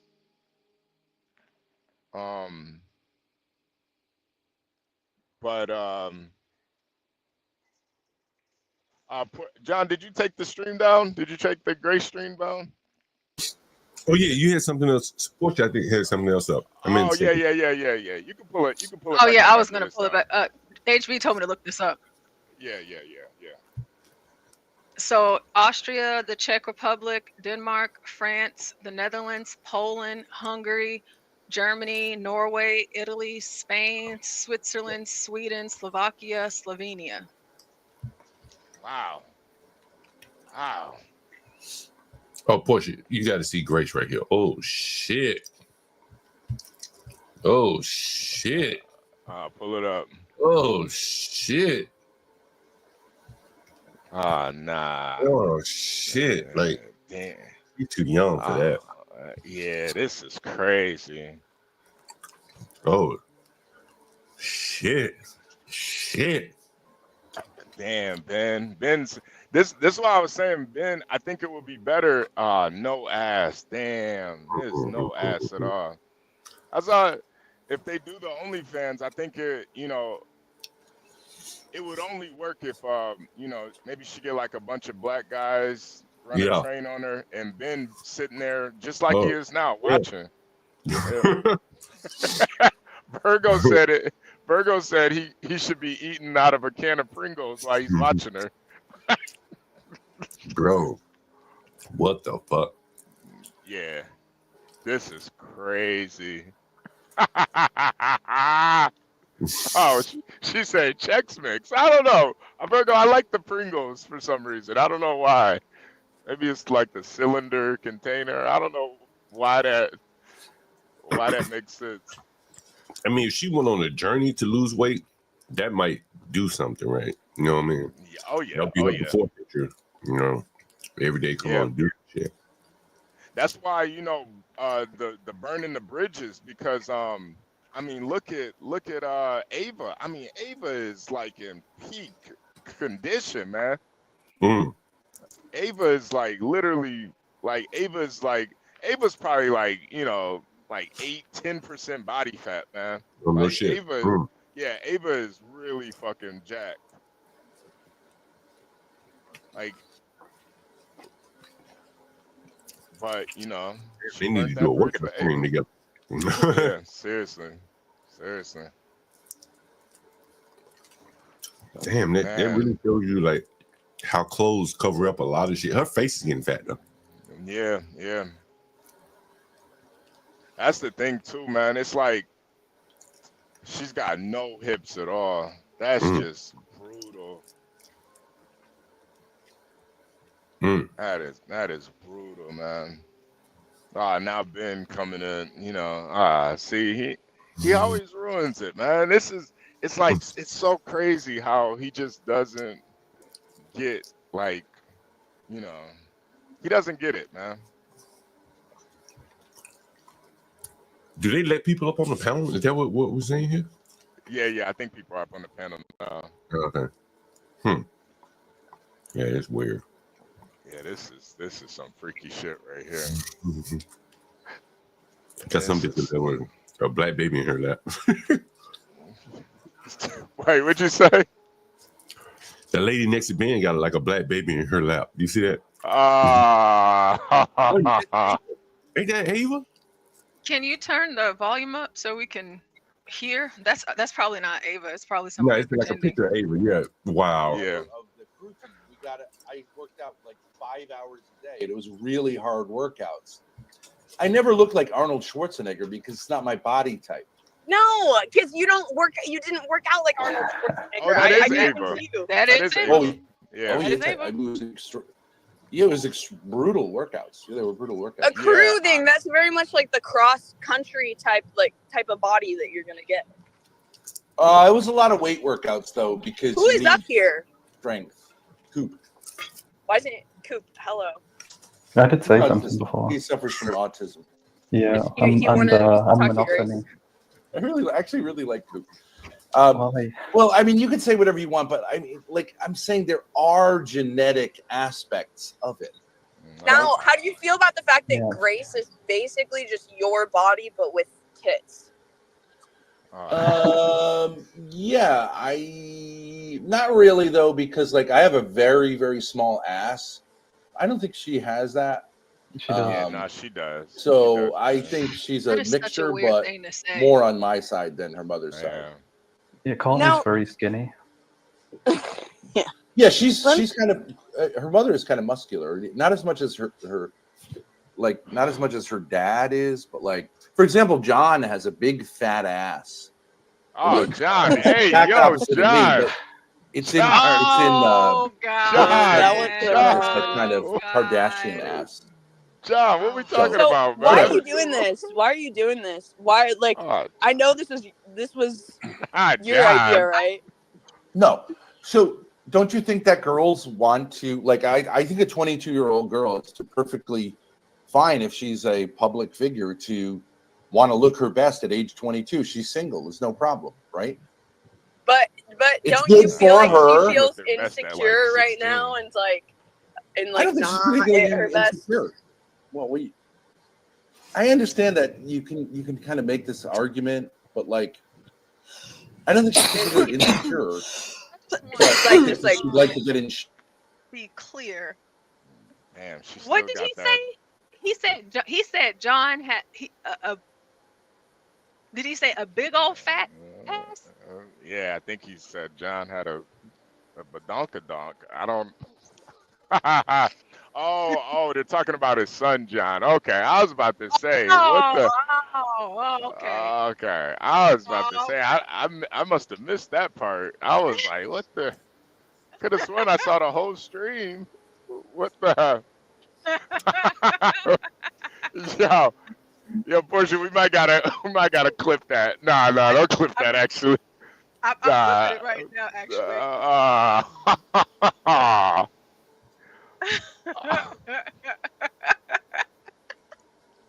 Oh, that's crazy. What did they say? He was talking about Grace's body. Then he was like, but John has a real big ass. We thought he was talking about you for a second. I was like, wait a minute. What the hell?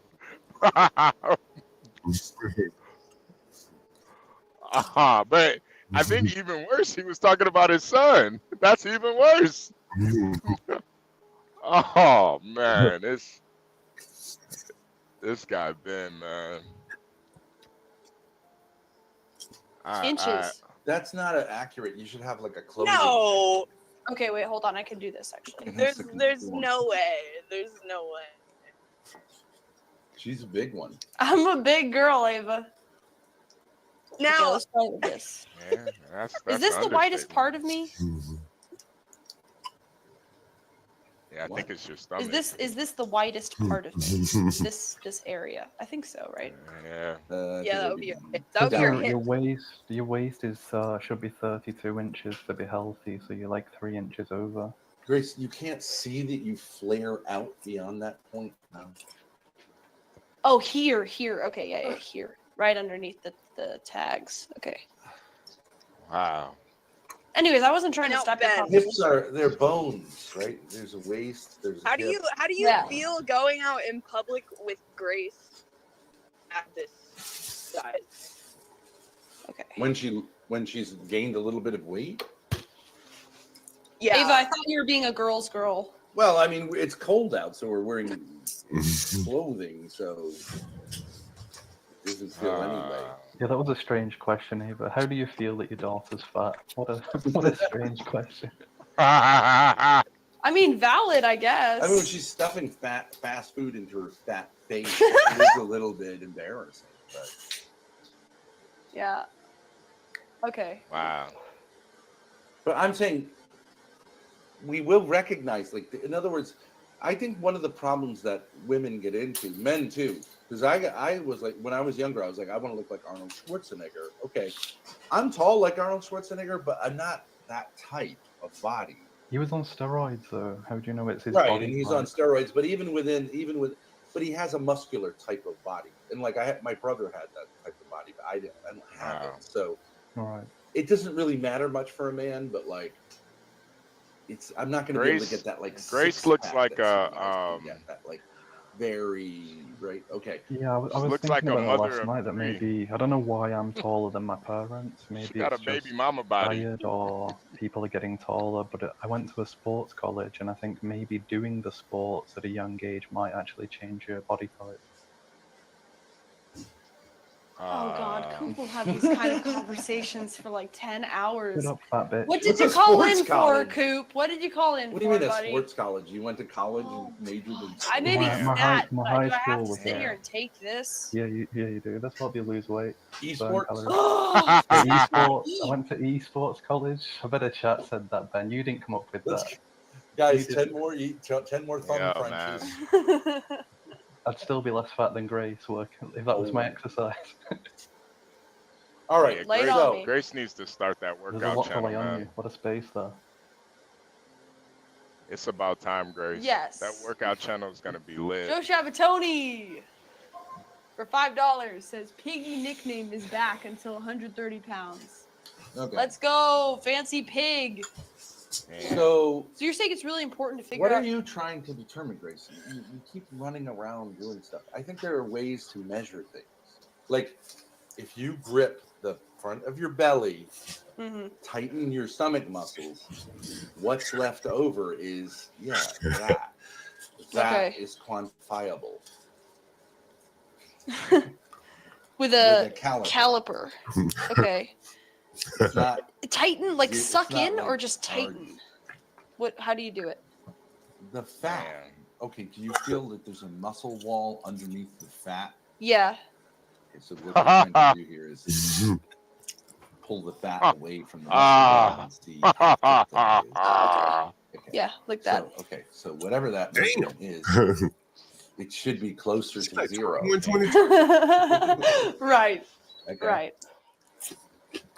But you're not going to be able to lose. People will say, "Oh, you can lose, let's say, stomach fat, but not boob fat." That's not true, right? Yeah. Yo, Ben is And sick, you man. like it's all going to happen a certain way. Yeah. As you lose weight, you will have a certain. It's not going to change. You can't. I think you can target muscle gain, but you can't target weight loss. Right, exactly. That's true. And you can become, you can have muscle that you gain. It's much harder to gain muscle though than to lose fat. Yeah. But you can do that. But also, there's limits to what you can do in that area. Sure. You can't change your fundamental body type. So, I think you don't want to become obsessed with this. But like, I think it would be relatively easy for you to lose a good amount of weight. Yeah. But then I do think you should also add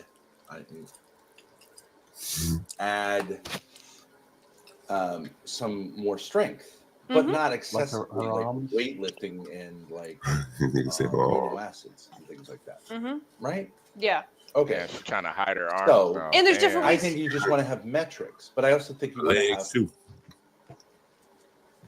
an image of what you think you could look like as a goal. I would And like think to say I would lingerie like. models are the way to go to find that. Yeah. But you haven't done that. Now, Ben, I'm do not you sure have a why. goal? Do you have a goal for yourself? Well, I was looking at this girl and I was saying that would be a goal right there. But I don't know. Ava, that's a good question. Grace and I are not embarking on this together because I don't trust her because she's never in 6.5 years done anything for more than a few hours. Yeah, it's over for Ben. That's true. It's over. So I'm waiting to see, and then I think I would. Yeah, I think I would do the same. I've seen if Grace can do it, you can do it. Chad Ridge says she got lost in the lolcow gimmick. I don't East think row. Grace is ever gonna change unless you guys do it together. Okay. Well, no. Well, then. Okay. You do everything together.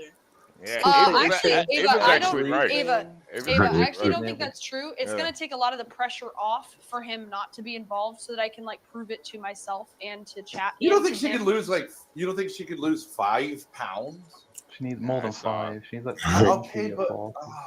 Okay, but no, Autism. she doesn't. In all reality, Grace, I'm like no troll.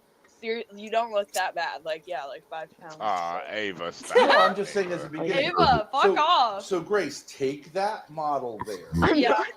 You think No you look troll. like, could look like Yeah. take her, crop her out, and put yourself in this very similar pose. Okay. And see what it looks like. Can you get from A to B, or is this All right. like not doable? All right. Wait, are you asking her to put on lingerie right now? Is that what I'm hearing? Well, I mean, she's already in a I do bikini. think that if she's able to attain this body type, like to attain these goals and look like this woman, that as a present to her gooners, that she could do a lingerie catwalk. Why not? Would you say this is a business decision, Ben, You to gave try me and only lure thing. in more gooners? Yeah. Okay, wait, hold on. Absolutely. Yeah. Somebody take a screenshot of this. I have to copy. But the actually, comments. I actually think that more women are interested in this, like kind of like. Oh man, that ass is terrible. Guys are more interested in women are more interested in saying like, damn. you know, right? Don't you think? Yeah. Yeah. Ah. Women are more invested in the project. Yeah, like. Okay. Can someone actually like? Man. Yo. You know, Grace, you could legitimately change like your physique like pretty substantially in 6 weeks, though. Going to the gym. Yeah. That's the second. That's the second part of this. Is what do I do? Because of course I could just stop eating, or something. No. Like that. No, you don't stop eating. That's the thing. You It don't makes want to it be worse. just skinny. Okay. And it makes it worse because it's like then your body is learning to save more calories when you do eat because it's in a state of hunger. Right. But usually better to do things gradually. But Okay. We'll you take can do screenshot. We'll you see can if do a fast for a few days. No big deal. Yeah. Fast for 3 days. That's gonna solve it. No. Okay.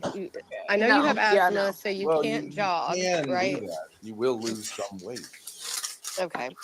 But of course, you then might like. You guys can't afford like a gym membership. rubber You can just band. go Yeah, and do like Planet do Fitness. the machines. Just go do the machines. We have a fitness center available in this hotel. We could go to it right now. Okay, but it has to be consistent. And since you're her biggest coach, I think you're gonna have to. What about I think workout, gyms are workout boring. streams? I Is think there any- gyms are boring. Is there any plans? Oh, the gym. You don't want to do workout content then? That's boring. Yo, I feel, think it's boring. I but feel girls bad like for it. her, man. Jesus there Christ. is like because we want to also troll Rich. We're here in Wappingers Fall or near Wappingers Falls. There's a I kind of want to send her $5, man. Just that would be interesting. Just because it's so that would fucked be up. like making a day of it. 10 miles of Give her workout tips, HB. Oh man. Ben, man. you wouldn't last 10 miles Yeah, of you would. Yeah, walking. no. Come on. Okay. And the only tip that I could tell her is start working out. That's the only. That's the I only tried to do tip the I same could give her. pose. I mean, she could do that Do while we she think we live can in get the from the hotel room. before to the Right, after? right. I can see maybe there are some problems here. She has much broader shoulders than me. Let me see. You know, Yeah, it but is. did you It think a that she big part works of it out? is the diet too. You know, I don't know if shoulders they're are probably really eating defined Wendy's. by. Yeah, You they know, are. Yeah, they No, are. They are. no, but they're they're probably eating the 4 for 4s every day. So On the that's road. probably that's part of the problem. You gotta, you know, they don't have a kitchen in that hotel room. So that's part of the problem right there. I eat junk food. I'm overweight. What is your daily eating schedule? What do you eat starting in the morning to the night? Daily eating schedule is I'll have like 2 coffees with like hot cocoa mix in the morning And creamer. and creamer, and then I will generally not eat until about 4 or 5 p.m. and then I'll have a big fast food meal, like 2,000 Yeah. calories, Yeah, and maybe like 500 calories of snacking in between. I would say that's Damn. generally what it is. That's Mm. never gonna Yeah. that's never gonna change unless you get your own Did you kitchen to like Yeah. cook your own stuff. Yes. Yeah. did Yeah. you Yeah. total Yeah. those calories? Apparently, if you do no exercise at your height, you only need 1,900 to Nah, Gary, 2,100 and the calories a day. smoking isn't the issue. A lot of I mean, models it smoke depends. cigarettes. Do I That's not the need? issue. I should be eating like 1,900. Yeah. Yes, But but you said the fast food I is don't know. over To that. lose weight, I could eat anywhere from 800 to 1,500 to lose weight. But you said your main meal, the fast food, is 2,000 calories, so that puts you over on its own. Yeah, I would say the average, because I don't intend to fast all day. I just don't get hungry until later in the day, and then when I get hungry, I eat a ton. Well, that's because you don't have like a regular schedule. Your metabolism will adjust as you eat. You could eat smaller meals as you sip the Burger King. Yeah, I know it's the Burger This King is chocolate. water. This is water. I know. Burger Damn. King water. It has more calories. Yo, this is a No, crazy it's just the commercial fact right that you now. have to, like get your schedule. Your metabolism will adapt, and it'll start burning calories based on what it's getting fed at different times, and then just fucking go to the gym like 3 times a week. All right. Well, let's that's do it. let's do a like real hard knocks kind of like analysis. We look at these two pictures. Okay. I think if you lost a fair amount of weight, your legs would look similar to her legs. Yeah, they're pretty close. Can I interject? In the sense that she doesn't have muscular, thin, wavy I think like she had a lot more momentum early on, right? Germanic type legs. Who, Grace? Yeah, yeah. Mm-hmm. Like when she started streaming, you mean? Yeah. See, from what I remember, Oh yeah. She burnt all the bridges pretty much. That's kind of why she lost the momentum. Hold on. Yeah. Yeah. And I think part of it too is like Ben too. Like people really don't like Ben. Like, do you not know how yeah. I think it kind of creeps people out. I think at my thinnest, I would have like B cups. I've never had A cups in my life. I would have B cup boobs. Have you ever thought about keto? You mean keto? Keto? The keto? Keto diet. Yeah, keto diet. Yeah. Keto diet is. Just meat? I have not considered. You mean like the Jordan Peterson type thing? The rich and joy type. Yeah, it's all. Yeah. Yeah. Cut the carbs. Cut the carbs out. Have I considered it? No, I've honestly never considered Yeah, that. Dawn is retarded. Cause if she did Okay, keto, wait, hold she on. could still Hold on, eat. I got you. Chat. This is gonna help you a She little could bit. still- Okay, hold on. This is She gonna could help a still lot. eat Okay, like this fast is food if she did keto. Just eat This the is gonna burger help. patty. This is me You know. at a smaller weight. Damn, shoot, see, she's smaller. Yeah, damn, she's smaller. Rather. Okay. Tell she was getting a little round, but that's better. Yeah, you look close to the model because it's mostly in the stomach. Yeah. You Not gotta in do the ab arms or work. legs. Yeah. Okay, And so you can do I that don't know. on a mat on the See, the thing is, what's weird is about You don't have a moms is problem most showing men her have body. I small tell you that waists and much, huh? long legs. I have Yeah, long nah. legs, She's though, very regular very size liberal legs. in that way. So it's hard to. What weight? But I don't. if you look at your shoulders there, she has the girl in the picture. She has these very like almost ball-like shoulders. Yeah. You don't have to look like the girl in the picture though. Yeah, This is weird. Yeah, You're never gonna have that. You don't have to look like the girl in the picture. You can just look like you, only fitter. No, I And- know. Yeah, we're just trying to see what it would be. I didn't take my clothes off in the middle of the store. It was a bikini store in like February, and I was changing upstairs. They said. Damn, that was February. God damn. Yeah, it's the same bra actually. I thought that was the Clinton gift store. That was quick. You realize though, like just losing Yeah. weight is gonna make you be That's just skinny 1 year forever. ago. Your skin is Yeah, just gonna you need hang on. muscle. You need muscle. If you'll just Montero for $2 says, "Stay fat, fatty. You're the perfect sexiness." Thank you, Montero. Well, Grace, what about those pictures of yourself when you were in high school and you were playing tennis? That would show some muscularity, Yep. right? Yep. Those actually, I was. See, No. the thing is, I was always overweight in those pictures because I'd be fat when I started tennis, and then by the end of it, I'd slim down. But I can find like high school. When you were playing You sports. realize What is the point of all of this? Like, just start. Like, just start working out right now. I think it's important to have a goal. That way, we can keep checking in and seeing if I'm close to the goal or not. I think we need a Oh, wow. whiteboard with the Ben knows goal. about the high school Minus kids, by the way. 10 pounds. Yes, I did. Yeah, Lawrence, she's trying to lose weight and get like a Model S type body. And that's where I found her email to her friend, and I was like, "Oh, Grace is such a nice person. I'm so delighted." But she did have these weird pictures, and she always had her tongue out in them, which I didn't understand. I thought it was like a black people thing, which I guess it is. Right? No. Like it looks Black like some kind of person. oral sex type invitation. Isn't that what the idea is? It's sort of, yeah. It's like I'm trying to be sexy. Yeah. Yeah. Okay, hang on. I'm trying to find a full body pic. I know I took a bunch I just thought of it them. was a trend on Instagram or something. Okay. Is. Okay, here's another picture of me when I was much skinnier. Oh damn. Yeah. Yeah. This is not ideal, but this is like probably 20 pounds lighter, I would say. No, that's ideal. That's ideal. So maybe you need to lose 20 pounds. You don't look fat in that image. Just do some squats and shit, dude. I don't look fat, but I still don't like the upper arm thing. Oh. Muscle. Okay. Yeah, muscle. Gym. It looks like you're sucking in. I may have been a little bit, but I still was like, I just weighed much less. So. Yeah, she's definitely sucking that tummy in. Grace, you don't want to have skin Hey, sagging. we look like Omega's physically, high five. you look like a High five lied vegan or about that boy where he died. to get some muscle mass. Oh, I know they. Oh. Somebody said it's the posture. Yeah, of course they lied. What they say? We'll just play this in the background. What they say? So initially they said he died at a park. Yeah. Now they say he died at a warehouse in Baton Rouge, where he was punched in the chest and collapsed. Oh. That's a murder, no? Yeah, that's a murder, straight up murder. Yeah. Police, right?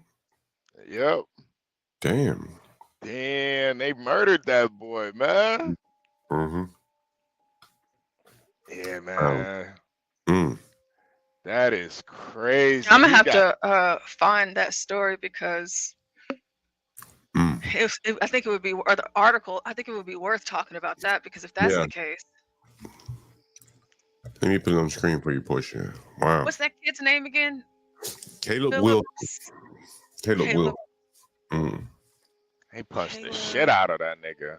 Mm-hmm. Open chest, man. Damn. Yeah, man, that's amazing right there, no? Yeah, you know what's even more sad is he just let him do it too. That's the Mhm. sad part. Mm-hmm. You just let them niggas punch Oh, on a you, lot of people man. are live talking about this right now, huh? Yeah. I believe it. That's what's so sad about that fraternity shit, man. You just let these niggas violate you. Oh, shit's crazy. That You know, shit like is crazy. That clip that I showed the other day from that new movie that's coming to Netflix about fraternities. Yeah. I thought that was an incredible trailer, by the way. It's just this is the type of stuff that happens, and I feel like they acted it out perfectly. Spitting in your face, making you do push-ups and run. They were making them lock. They had them tied together and made them jump in the pool. They could have drowned. Yeah. Could have been anything. Yeah. those movies always like to leave out the sexual stuff they make them do though too. Oh well, yeah, you know, I ain't doing that. Yeah, nah. Cause I mean, if you'll let a nigga just punch you like that, I mean, what won't you let him do? I think you pretty much let him do whatever. Pull down your pants, all Yeah. types of shit. Mm-hmm. Okay, I found a clip. Let's see. We do have a breaking update from Southern University following the death of the student named Caleb Wilson. University leaders issued a statement in the last half hour condemning hazing and saying it will not be tolerated. And this all stems from their internal investigation into Wilson's death. The WFBI team also uncovered new information tied to this case. Sources with direct knowledge of the investigation tell the I-team Caleb Wilson was punched before he collapsed just last week. Those sources say the story that fraternity members told to police officers about his death happening at a Breck Park, well, that was fabricated. Sources said with Omega Sci-Fi were actually at a warehouse in Baton Rouge when Wilson was punched in the chest and collapsed during an unsanctioned fraternity ritual. He was later pronounced dead by doctors at an area hospital. The hospital contacted Baton Rouge police, which launched an investigation. This is a developing story, and we'll post any updates we get on WFB.com. Southern University will be holding a candlelight vigil tomorrow evening for Caleb Wilson. That will begin at 5 on the lawn in front of Isaac Gregg's Band Hall. Wow. The ingredients for severe weather, first and foremost, storm in. Crazy. Yeah. Damn, that could be a murder charge or somebody. Yeah, but you see they all those the frat brothers, they all came up with a story and lied, and more than likely they all gonna stick to the story too. Well, somebody told, so Yeah, somebody said something. yeah, somebody said something. So damn. I wonder if we'll know who said what whenever they come out with this stuff. Let's see.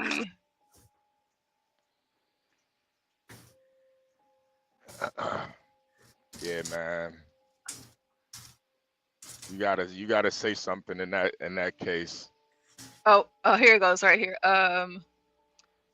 Following his death, fraternity members allegedly met at an undisclosed location and created the false narrative that he collapsed at a park. Sources confirm that none of the students involved were ever at the park. The hospital alerted authorities, launching an investigation by the Baton Rouge Police Department. While an initial autopsy did not reveal a cause of death, further testing is underway. Yeah. That just goes to show, like, those fraternity niggas, like, really they just cowards, man. They don't stand on nothing for real. Like, they all, for them to just come up with a lie. That's why I was saying, like, these niggas ain't no different than gangs, street gangs. They do the same shit. Yeah, that's kind of like a conspiracy. Like, yeah, you get together to lie to police under the name of an organization. Yep. That's Rico as they get, right? Yeah, that's Rico shit. That ain't honorable. Y'all should have told Even the truth, man. The president, like I'm most sure that whenever this went down, even the president, like the national president, of the Omega Phi Psi fraternity was involved, and they knew, and because directions and stuff like this, that stuff is coming from the top. So I'm about to look and see if the accused have been suspended nationally because of this. But the school said they issued a new statement expressing deep sorrow over his death and reaffirming its stance against hazing. The university has launched an internal investigation and has placed a ban on membership intake for all student organizations until further notice. Hazing is a violation of the university's rules and regulations, as well as Louisiana law, and it will not be tolerated in any form at Southern University, the statement read. We support punishment to the fullest extent of the law for anyone committing an act of violence that impedes a student from safely and successfully matriculating at Southern. So they've suspended everything at that school. So let's see if they have a nationwide suspension. Damn. Damn. They punched the shit out of him. Literally. That nigga had a bird chest, man. Damn. When I was in college, a dude was pledging Q's, my roommate, and they would make him buy them food, and they would make him eat dog food. He was pledging Q, you know. Oh my God. What the fuck? I was like, nigga, hey man, the fuck, I'm gonna buy some dog food for myself and buy regular food for other people. Fuck, damn. Yo, that's crazy. And the fact that he did it is even crazier. He did shit. He did that shit, man. What won't he do? What won't he do? Shit out the can like a dog. Oh my God. Maybe put it in a bowl for him. I don't know, but that'd be interesting. I wouldn't do that shit. Hell nah. I just want to know, you ever eaten any dog food? Hell nah. That shit is disgusting, man. What is dog food? What? I don't even know how dogs eat it, honestly. But it depends. They have different kinds of dog food. Like you can get more like natural dog food, but a lot of it is just like, you know, meat and gelatin and pieces of like the real dirty parts of meat they'll cut up and make like a gelatin gravy and put some you know, it just depends what kind of, they got all different types of dog food. So Well, wait a minute. I'm on the website under their news, and Caleb is nowhere on here. Mm. And you can't say that they don't update this. He wasn't a member. Oh, that's He right. wasn't a member. He wasn't a member. But even though he wasn't a member, it happened. The president put out a statement the other day. So even though he wasn't a member, this is still Omega Phi Psi is still an association. So, and this is a huge story. Yeah, but So, he hasn't been initiated yet. He died during the ritual.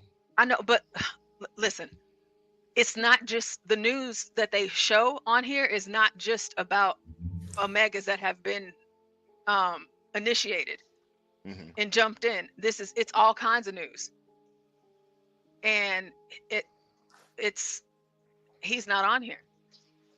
Well, yeah, I would think that they would probably try to stay as far away from it as possible. I mean, but the president put out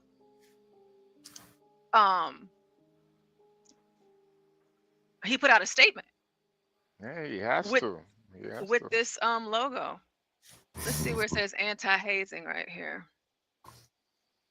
They have a hazing hotline. Yeah, that may be new.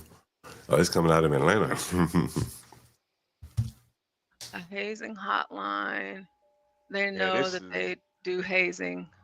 Yeah, this is all like this is like PR right here. This is, man, you know, that even though, I mean, they've been against hazing and shit for years, but it still happens. They do it.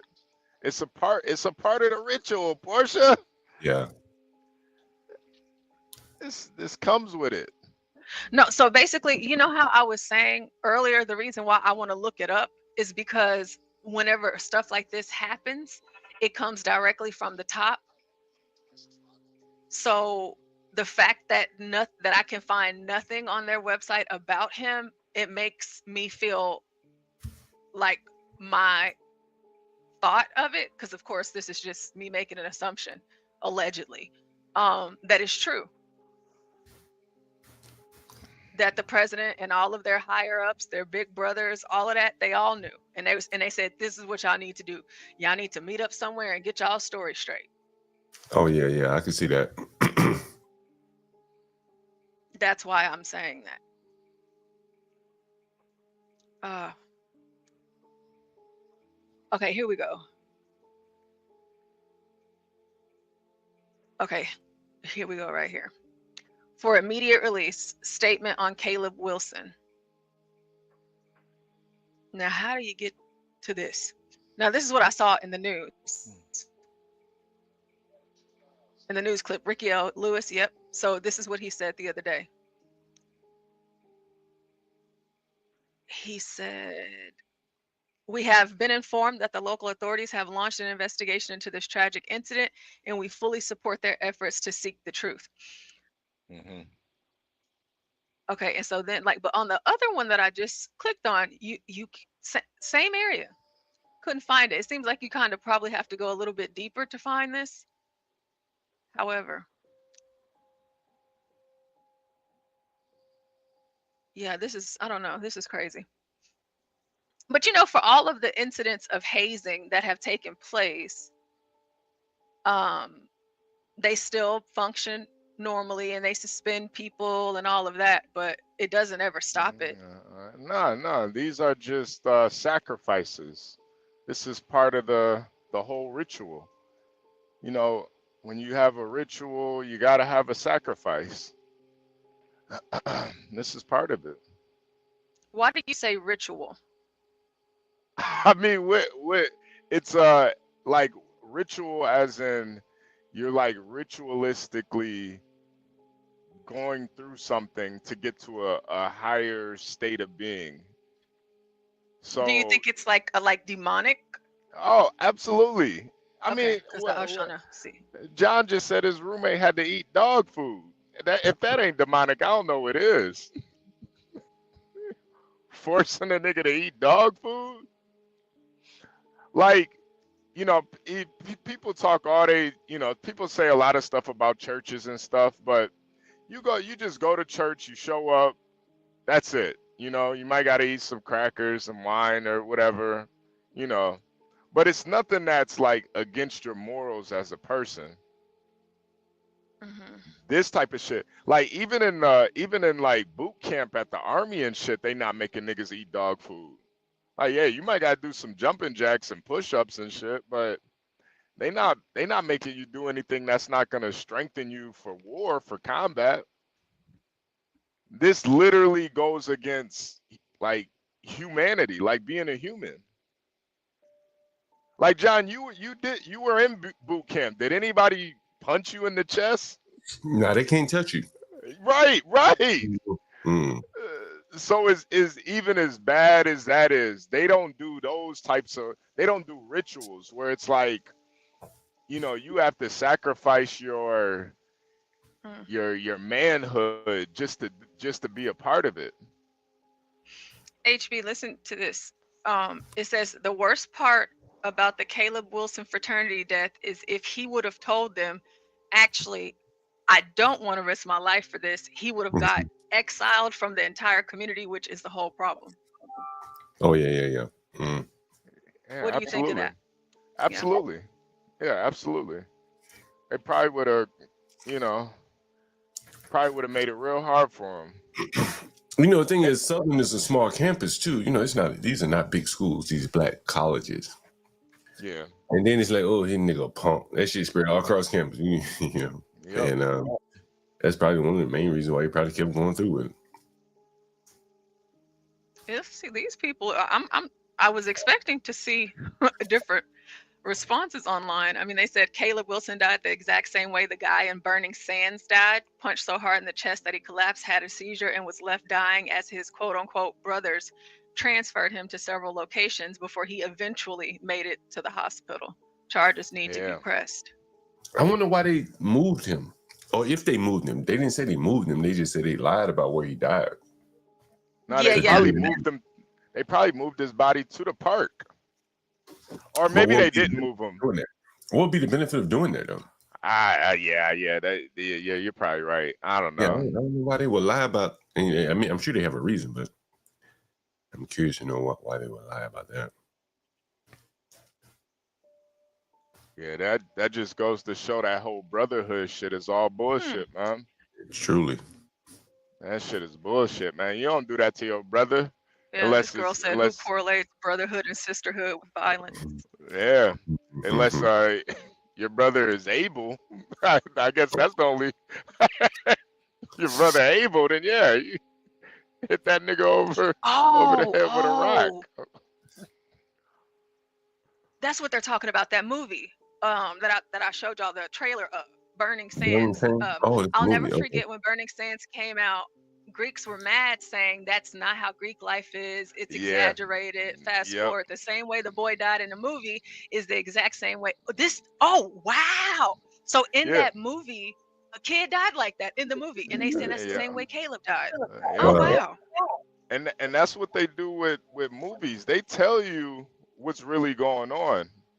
Wow. Tropes. If you're in the building, what's that word that they use? I know Tropes knows what I'm talking about. Like when Hollywood tells you the truth of what's really going on in society. What's that word called? Man, I hope Tropes is in the building because he knows exactly what I'm talking about. Maybe it's not as simple as exposing. No. Because it's like it's more revelation of the method. There we go. Man, thank you, Tropes. Revelation of the method. Yeah. So that's what it's called. So they'll literally tell you exactly what's going on in a lot of these Hollywood movies behind the scenes. So when you fall victim to it, they can't be held responsible. You know, Portia, you mentioned Ricky Smiley the other day. Go ahead, HB. Sorry about that. No. Go ahead. Portia, you mentioned Ricky Smiley the other day. I think he spoke out about this. You know, he was shot on a black campus when he was at a black campus. Did you know that? Yeah, in Texas. At TSU. Yeah. Is that where he was shot? Okay. What did he get shot for? They shot his ass. Yeah, he got shot out there. Damn, man. Damn, that those rituals are crazy. They just straight up shot a nigga. You got a pledge. You gotta take a hot one. It says the bruh's real quiet about Caleb Wilson, and then this girl says they're going to make the biggest example out of the men who contributed to Caleb Wilson's death. Don't let that be you or your chapter next. Please do better by these babies. Do you think they'll make an example out of them? I would hope they would, but I don't know because somebody's gonna have to testify to it. Somebody already told, so I think whoever punched them is definitely gonna get some time, but everybody else, they help cover it. It seems up, like everybody punched him. Like it was like he was getting punched until his lungs collapsed. Okay. You might be right. He might have had to go down the line and get punched. Right.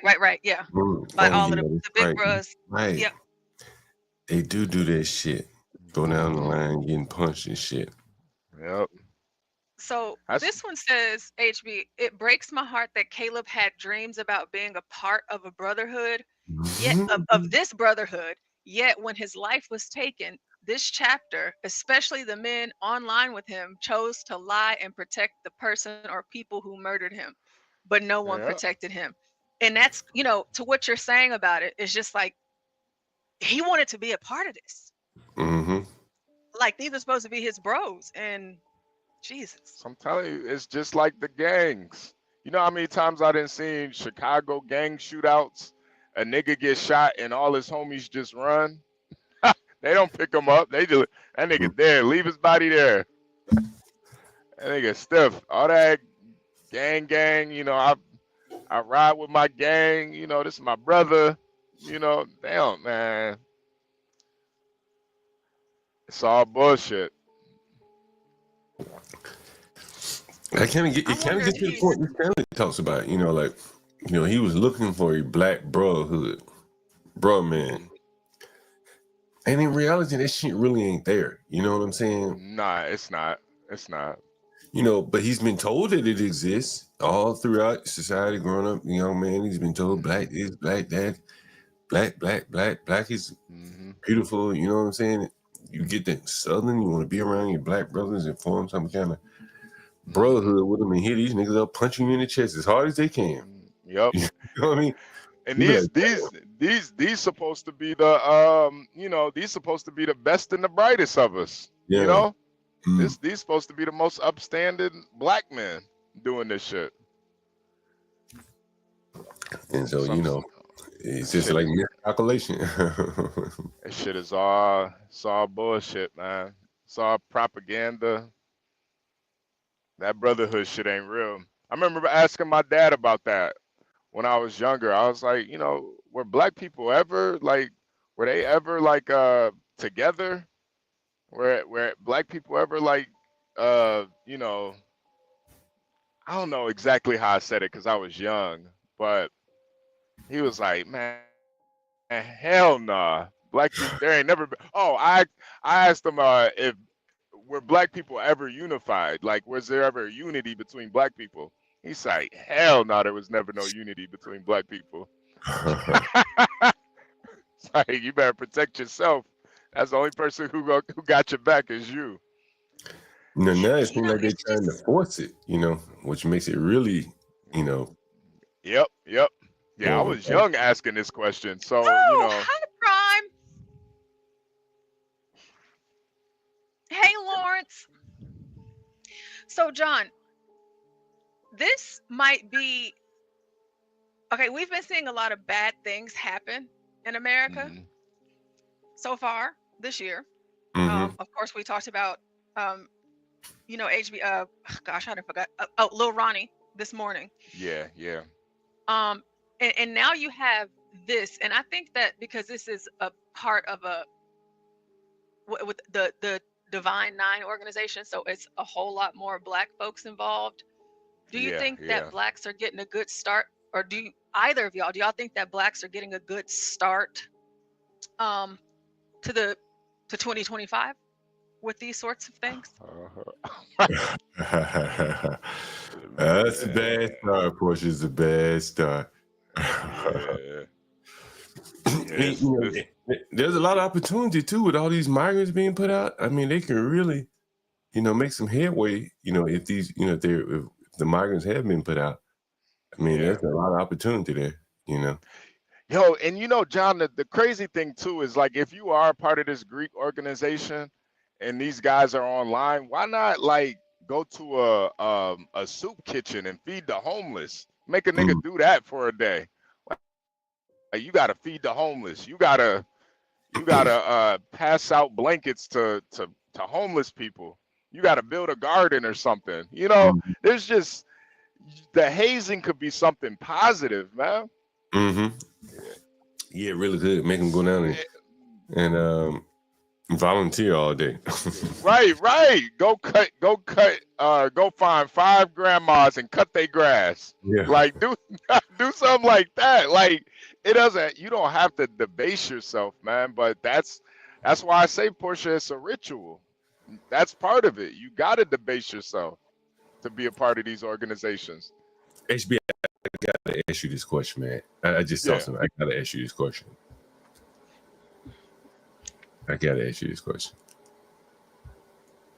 Can you get in that parking spot?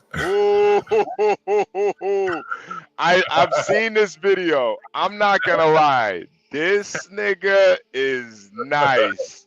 I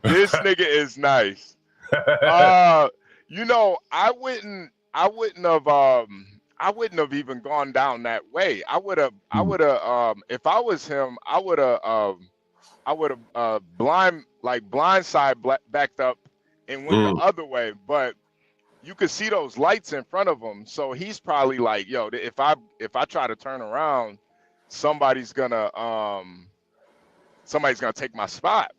So honestly, this guy, I couldn't do this. I don't think I could do this.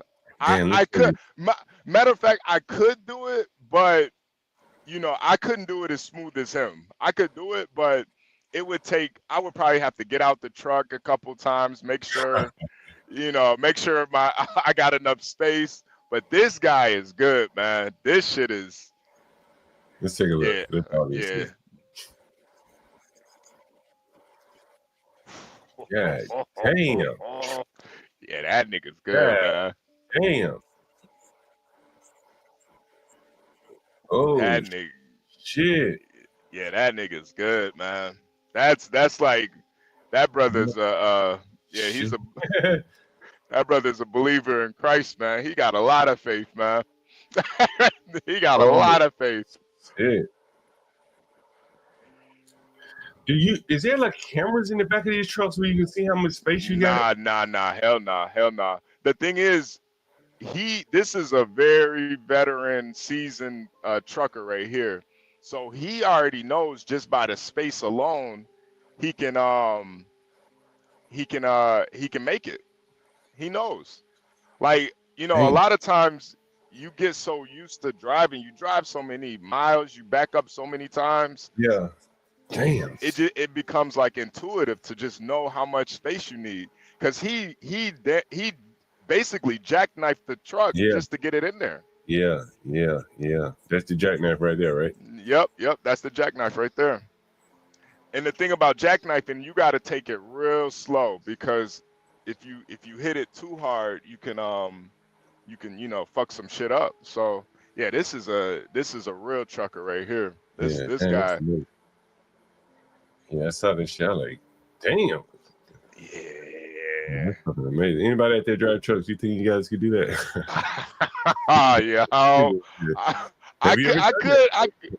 I've gotten in some tight spaces. Not that tight though. Not that tight. But I've definitely, So but you see saying- me, Mhm, I would have got out. I would have got out and check just to make sure.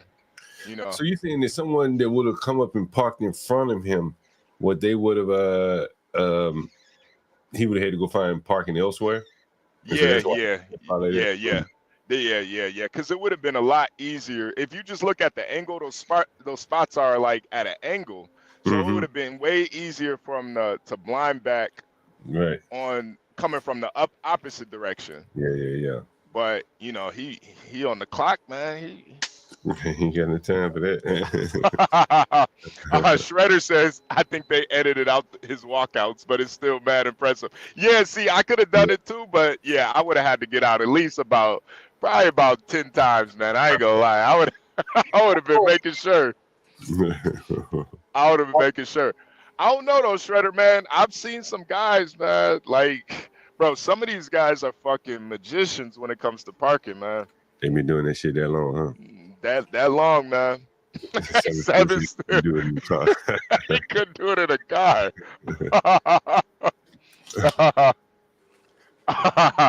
Yeah, tropes, man. I agree, man. Like, bro, they could be. That's why I say that shit is demonic, man, because they could be doing so many positive rites of passage. They could do positive shit, man.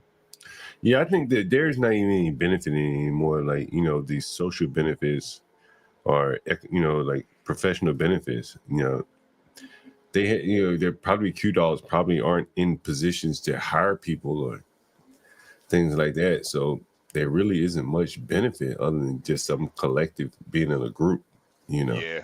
I think the benefits probably died out in the 90s, man. Late 90s. I don't think that shit really matters anymore. I look at the white fraternities. I don't think they carry theirs beyond college the way that the black people do. If that makes sense. Not like that. Not like that. Yeah. It's not like the culture that goes along with it. It's not carried as much. Like they're a lot more secretive about it too.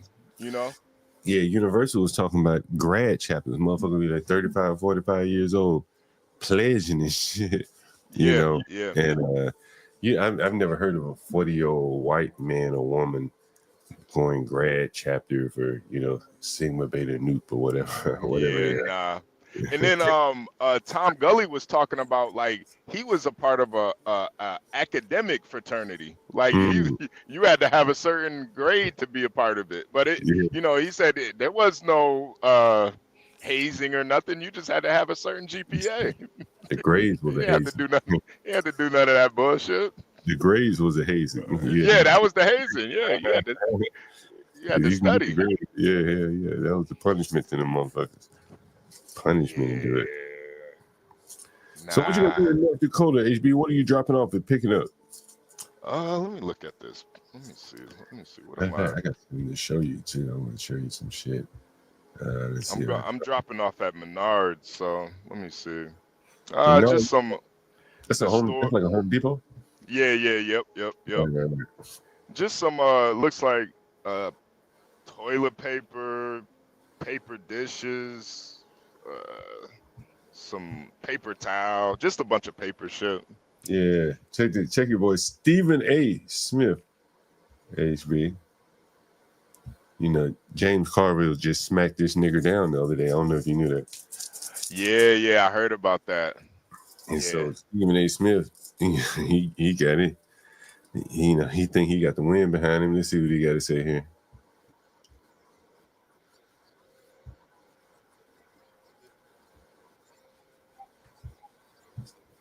Damn, hold on. Get the volume up.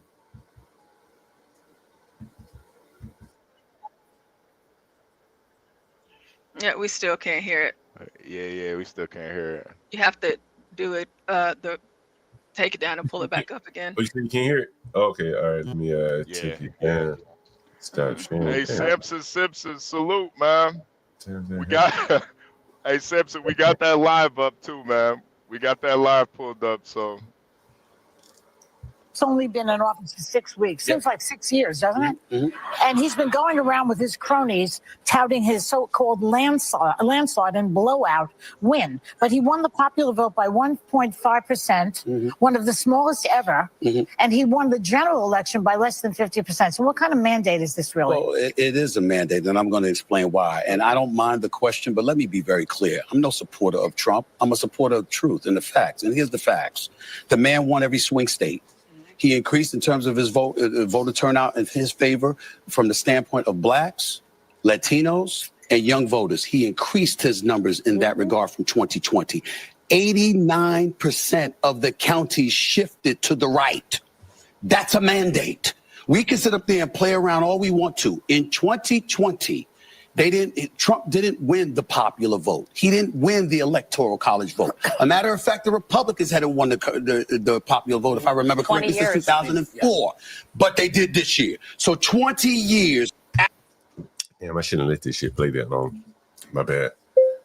But this is you can still play the rest of it, John. Okay. After they last won the popular vote, they won the popular vote. They won the electoral college vote. The man won every swing state. And on top of it all, 89% of the counties shifted against. I don't understand how people can look at that and say, there's no mandate. There's a mandate. Well, it's a different definition of a mandate, I guess. But the problem is that if you're the Democratic Party and you lost 49.8% to 48.3%, and you're looking at that 1.5% dip, that's an excuse for you to say, what we did really wasn't that bad. Some people didn't show up. Continue to do that. No, don't continue to do that. Find a new strategy. They're going to shut this nigga the fuck up. Right? Yeah. James Carvey already told niggas. Yeah, I want to see more of that. The problem is, I think he's trying to. Yeah, I think he's right. He's trying to play the middle ground, but then when you go on a Republican channel, he has to kind of, play the other side. For the Democrats that are watching, he's a man that wants to ride the fence, and I think we're in a time where it really is fence riding. You know what I mean? It's interesting about Stephen A. I think he's speaking the truth, at least with these people. Yeah? But he just can't come over and say, I support what Trump does. He has to say, I'm not a supporter of Trump. No one asks you if you were or not. It doesn't matter at this point. He's already elected. But you seem to be. But that's not what he says on his show. What does he say on the show?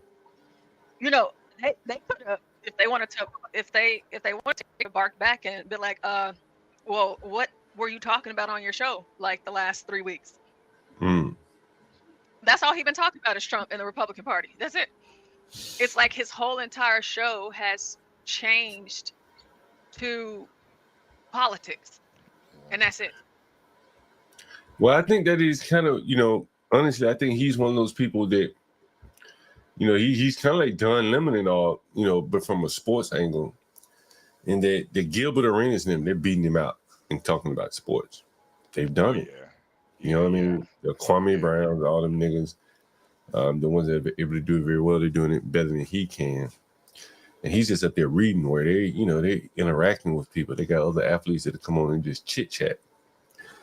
And he can't, I don't think he can compete with that. And now he's trying to go into politics where he probably doesn't do very well, doesn't fit very cleanly there either. He's a reader of the news. Yeah. Yeah. Yeah. I don't, you know, even though he's very eloquent, you know, he just doesn't come off as that bright to me. I don't know what it is about him. He doesn't, I don't know. But it, you know, it is interesting in there. Like, he sees an opening for himself. Oh yeah. You see the lady that they're going to have speak for the Working Family Progressive, whatever the fuck coalition. I mean, they don't have many options, bro. So it's not surprising they got a blind woman about to come out and talk. You know, let me see if I can find this shit. Let me see if I can find it. You have to listen to this nigga. This nigga's getting this nigga really, he's really getting a full head of steam here. Let's see. This one is new. Which one? Listen to this portion. Is this the one you talking about?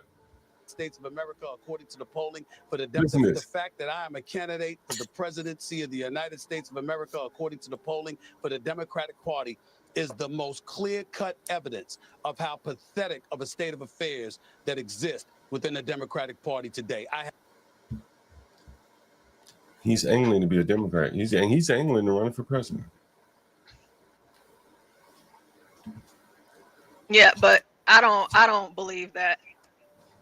I believe he's in a position to whereby he is essentially taking on the grooming of being in this position. That's all I see. I think that they have so few viable candidates that why not him? Mm-hmm. You know, and this is what did he say? He said, like, I'm polling high in the ranks. And this is a response to Carville. When Carville's saying, who the fuck are you? The fact that I am a candidate for the presidency of the United He's a candidate. States of America, according to the polling for the Democratic Party. They have a poll, John. And on that poll, Stephen A is number one. Wow. Yeah. It shows you how weak the Democrat Party is, though, doesn't it? Oh, it certainly does. But you know, the thing about Stephen A. Smith is that I've always liked to listen to his commentary, even on sports. But of course, you know, the whole woke stuff, all of that. And it's just like I had to stop listening to him for a while, but I can listen to him more now. And it's not like I listen to him all the time. I only hear him, you know, because of stuff like this that just pops up in my feed. However, the one thing about Stephen A. that I do not like, and the reason why he might be getting, you know, the little the polling votes. I don't believe that he would ever be a viable candidate because he plays both sides too much. You know, he'll sit here because this is him and Sean Hannity, and we know where Sean Hannity stands. You got Sean Hannity, and then you turn around and you go to The View. Yeah, you'll say that you want to speak the truth, but you're not speaking as you would like on your own show. You know, or whenever he went to go interview with Patrick Bet-David. Mm-hmm. He's taking the Hillary Clinton approach. You know, speak to different audiences, you know, with different, what did she use? Accents, shit, and different talking points. That's kind of what he's doing. That's Stephen A. Smith. Damn, Grace, they're still alive. Porsche, you have any thoughts about my plants before I forget about it? I tell you, I have what did I say it was? Birds of Paradise. You have any thoughts on that? So I was saying I wonder what the one that you have at home, what it looks like if you send me a picture, because I don't know what you need to do, like what's wrong with it. Because you said it's probably time for you to put it outside, but in a bigger pot. Those are indoor plants, even though I know that you guys have great weather, nothing like Texas. However, and you know, it's not bad to put them outside so they can get some sun. Yeah. But what I can't It's going to be hard for me to tell you if I can't see what it looks like right now. Do you have any browning of the tips? Yeah, Any, brown the tips. Yeah. are some of the leaves wilted, like sad, leaned over? Nah, no, that's what I don't have right now, at least. So they're all standing up straight like this, but they're just browning. How often are you watering this plant? About once every 3 days. Do you have drain holes at the bottom of your pot? Did you pot it the last time, or is it the pot that you bought it in? Bought it like that. I bought it from someone, so they already potted it.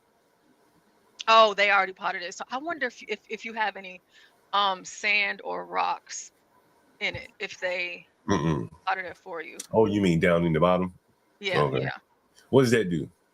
It creates more flow, like more flow for oxygen for the roots, and it gives your roots a better pathway to grow, so that they're not all bunched up together whenever you repot. It gives them a little bit more life. And so with those brown tips, what you can do is cut them. So wherever you see the browning, so anywhere on the plant where you see that brown, just go ahead and cut it out. You don't have to cut the whole leaf, but cut that out. And whatever soil it is, that, because I don't even know what kind of soil they use. Generally, you can get, I always use like this organic. I can send you a picture of, or maybe I could pull it up, the potting soil that I use, but I also make like a compost even for my indoor plants. So let me see. Like I use eggshells, onion water.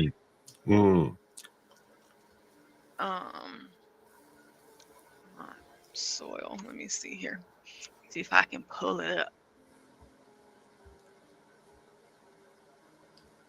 Okay, here we go. Let me share my browning could be salt in the water, salt buildup. It could be, What, salt in the water? Did I water it with?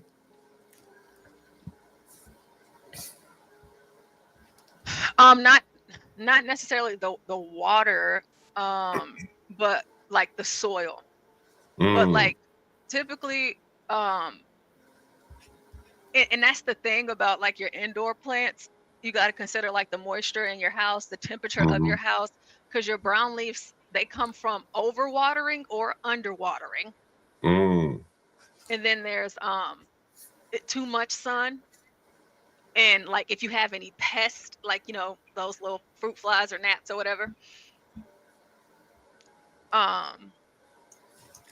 So that sort of thing. Yeah. At one point I had a couple of those. For some reason they've gone away. Oh, let me see. Callahan says she's experiencing the same. You see that? Let me see here. Let me show you this right quick. And I'm going to show you another thing too. So this, this soil, trying to keep them alive. Portia, I bought self-watering pots. Do you recommend those? If you're one of those people that don't remember to water, I would say so, but I personally, I don't like to use them. Because I just remember to, and then two, whenever I water my plants, because I have a lot of peace lilies, especially, they thrive off water. They need a whole lot of water. So like I'll take them and just run the hose over them and keep the soil wet, not moist. But like my other plants, to where they don't really need that amount of water to thrive, I have like my little spray bottle, just to keep it moist, You spray it on the leaves? That's what you're spraying it on? Yeah, I spray it on the leaves and I spray it directly into the soil. Why spray it as opposed to just pour it into the soil? Because you don't want to overwater. I see. Because you are testing to see if your soil is dry, and if you're only testing it at the top, what about at the bottom? Because it might not be dry at the bottom. More than likely, it's not. And I'm gonna assume that you don't have clear pots. They do have clear pots. where you could see and get like a better gauge on what because you can actually see the soil and you can determine its moisture, right? And I don't have clear pots, so I'll just spray just enough. I'm gonna look that up. Now, another thing that I will, let me go to Amazon right quick. Let's see here. Actually, no, because that's going to show my stuff. Let me just type it in here. So for all of my plant people out there, if you don't have one of these, you need to get one. It's a catchy. Okay, they have them on Amazon, Walmart, all of that. And so this is a nice little fan. It's super quiet, and it gets all of those nasty, bugs, gnats, mosquitoes, fruit flies, whatever. And you can't hear it at all whenever it's on. And like it comes with, I think, gosh, it's been so long. Let me see how many little stickies it comes with. I don't know. It comes with enough to last you for a while. And it's about $10 to get like a big old pack of them. But this is a lifesaver for anybody that has indoor plants. I just keep them around the plant so I don't have to worry about those pests destroying my plants and eating my plants and all of that. So what you have to do, first things first, is cut the brown out and get yourself some good soil. Send me the listing for the type of soil I should use. Okay, I'll send it to you.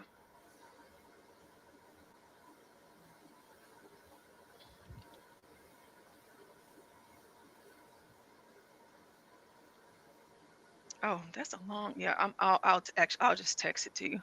Oh, going to bed. I just saw that he put that back there. That's what fish said. Most people water too often. Yeah, listen. My peace lilies, I'll give them a little water every couple of days or so, but I typically water my plants like once a week. I don't go too crazy. So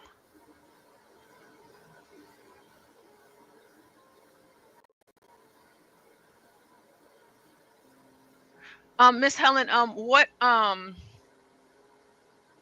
did you get? Oh, and John, can you tell me again really quick the name? Which one? I didn't figure out what plant you have. What's the name of it? Was it a monstera? Let me see what the name of it. Or bird of paradise. Bird of paradise, and I also have a fig leaf. Was it fig? Fig something. What's the name of that one? Fiddle leaf fig. The snake plant, I think that one's pretty easy to deal with. We have, yeah, this plant here doesn't need to be potted deep either. The the bird of paradise, and the other plant you said you have a fiddle leaf fig. Yeah.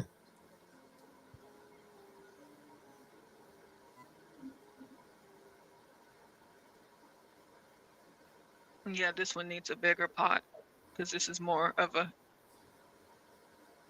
Yeah, so this one needs to be potted deeper, but the other one doesn't need to be potted deeper. The bird of paradise. So the fiddle leaf, it's going to need to be potted deeper. So when I say potted deeper, that means like the roots. It needs a bigger pot because there are roots for it. So you want to put like a little soil, rocks, sand or rock sand mix at the bottom, just a little layer, then put the fig tree in it inside the pot, then cover it with the soil. And for the other one, you're going to want to fill it up the pot like halfway with soil and then put the plant inside because it doesn't need to be as deep. Let me pull this up because you did mention. Let me go to images here. So like, oh, my screen is not up here. I'm just showing stuff like y'all can see it. Okay, so here, John, like they have pots like this, clear pots. Oh yeah. I see that. Yeah. So you can see what's going on. Transparent. Yeah.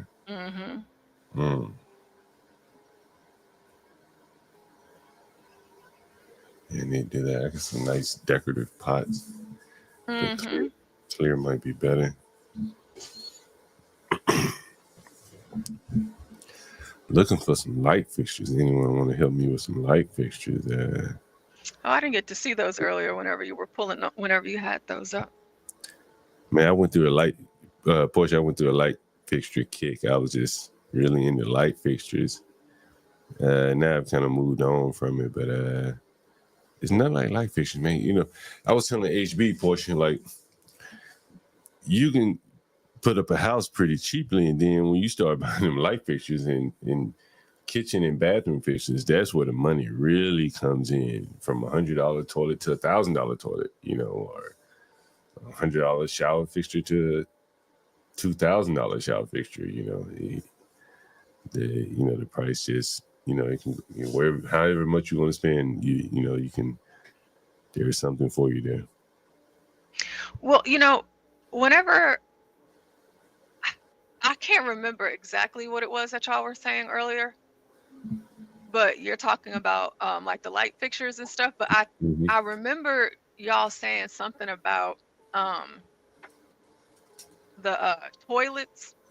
Oh yeah. and HB talking about this toilet that does like the yum thing, and that was pretty funny. So I was trying to find a clip of that, but I ended up finding this video. I'm gonna pull it up so you can see it. Let me see. I gotta share my screen. Let's see. And I was like, huh, would I want my toilet to do all of this? So let's see. I just got the world's most futuristic toilet. This is the brand new Haro T38, and this toilet is like autopilot for your butt. Let's play a game. I'm going to show you all the features this toilet has, and at the end, you guess how much it costs. So here's what my old toilets look like. Basic and boring, but now with the Haro T38, the whole bathroom looks sleek and modern. It's a total transformation. First off, the lid opens up as you approach and then closes when you're done. Completely hands-free. And check this out. It has built-in LED mood lighting that you can customize. This is so nice for using the bathroom at night since you don't have to turn on the bright lights. It has a heated seat with 4 different heat levels, and if you haven't experienced this, you need to. It's got a heated bidet, and before you say you would never try a bidet, would you clean a muddy Bugatti with paper towels or water? It dries you off with warm air, automatically flushes when you stand up, and purifies the air after every use. And everything can be controlled by the remote. And somehow, even after all of that, this toilet is under $1,000. You can get it right now in my link tree. I just got the world's most futuristic toilet. What you think? Yeah, I've seen that before. There are all type of variations of that one. I was close to getting one. I don't know if I talked to you about the egg toilet. You ever seen the egg toilet before? No. It looks like a little egg. Well, a big egg, I guess you could say. And they have all kind of toilets these days. Yeah. I gotta look that up now. An egg toilet? It looks like an egg. Yeah. Yeah. Let's see here. Egg toilet. Egg toilet. I can't remember who makes it. Maybe what's the name of that big toilet maker? The expensive toilet maker. Who makes the toilet? I can't remember. There it is. I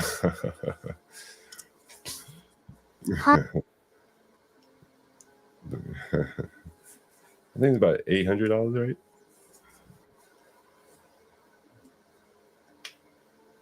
So it has a plug. You have to plug it up. You see it? You have to plug it up. Man, I want to hear them tell me something. I want to read it. Is there no volume there?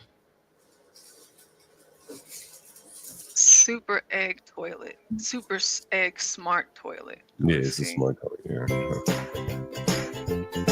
Hello, everyone, and welcome back to our. Oh God.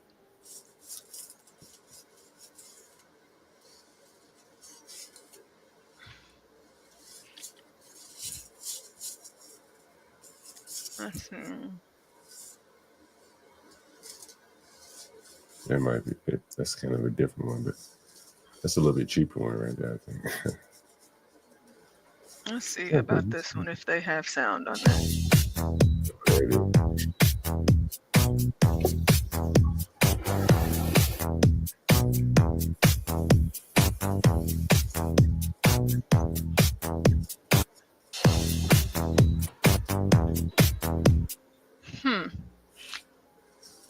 That is pretty fancy.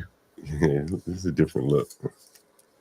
Yeah, it totally looks different. But You know, who's to think they have all of these smart toilets? you know, some of the things like, you know, like if I had a smart toilet, you know, that remote control would have to be solely for me. It's just, like, I don't want anyone else using my remote control on my toilet. Yeah. Think about that. Well, you the top. So somebody touching a remote, and then like I was listening to how it has the feature to where it makes the seat warm. Oh yeah. So it's just like if you know what your temperature is, and somebody change it, like, ooh, that's hot, you know, or ooh, that's cold, or you know. You know, many I think the majority like Middle Eastern Jewish people use bidets. Yeah, Seven still. Hey, Seven still. Hey, Mrs. Helen. I know we asked you about your plants. Badass. He mentioned coffee grounds. Yes, coffee grounds too. Oh yeah. But what are those for? When do I put the coffee grounds in there? I think it's just like a preference. Actually, let me see. The coffee ground be what, basic or acidic? What would they be? Let's see.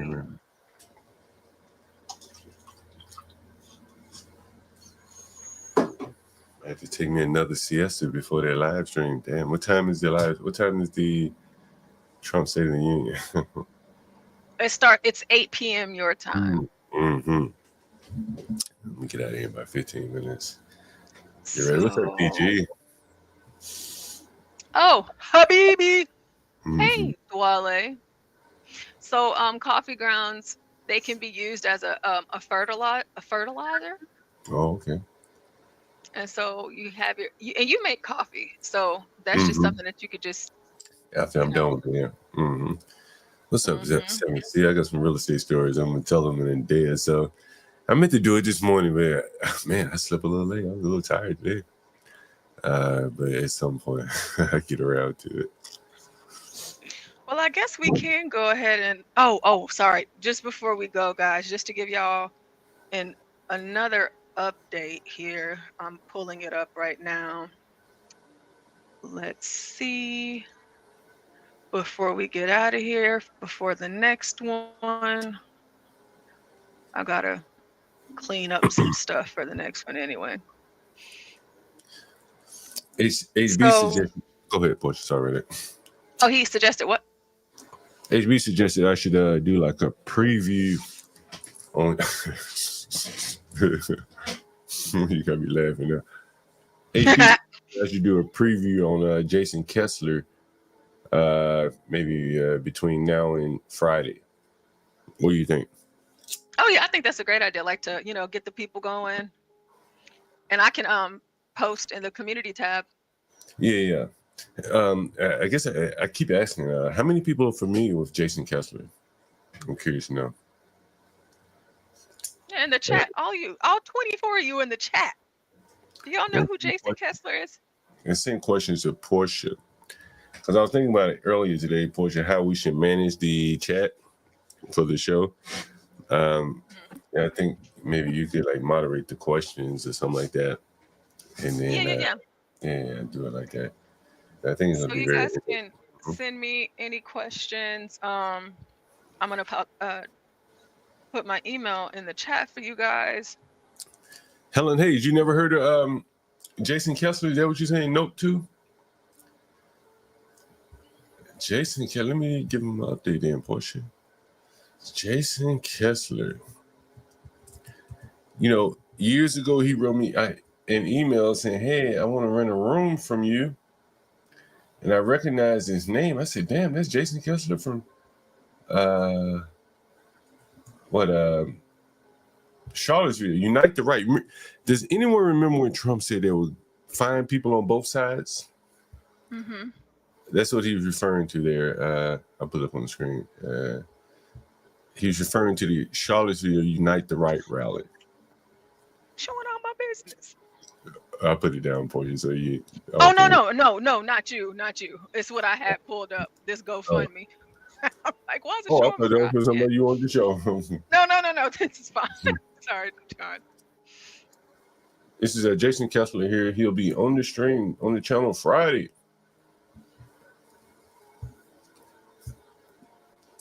Friday evening. Let me see if we can find a video of him.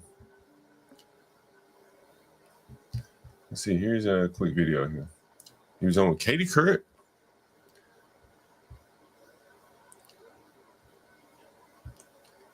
Is to, number one, protect this statue, because this statue is one of many statues that are in honor of the history of Western civilization and European peoples that are being torn down. Blood and soil! Blood and soil! Blood and soil! The policies that liberals have put in place, although they may have been put in place with good intentions, are effectively ethnically cleansing white people from the face of the earth.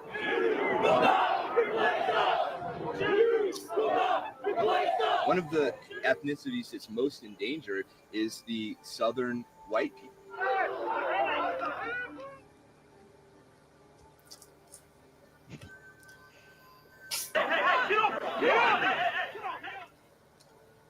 I don't think that people should be treated unfairly because of their race or any other characteristic. I just feel like this country and its demographics should remain the same as they have been for the majority of their history.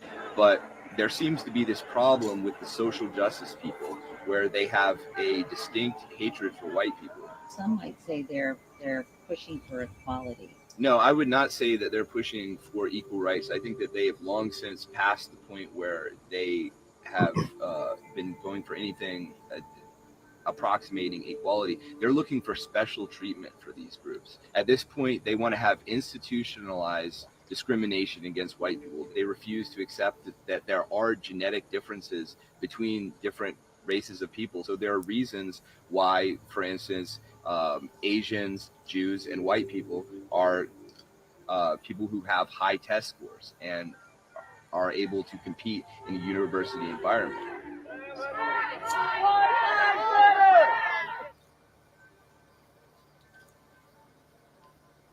I do think that the country should be 80 to 85% white because that was the traditional demographic of the country. It was white people who founded this country, and it is our race which is in danger of being eradicated due to these immigration policies.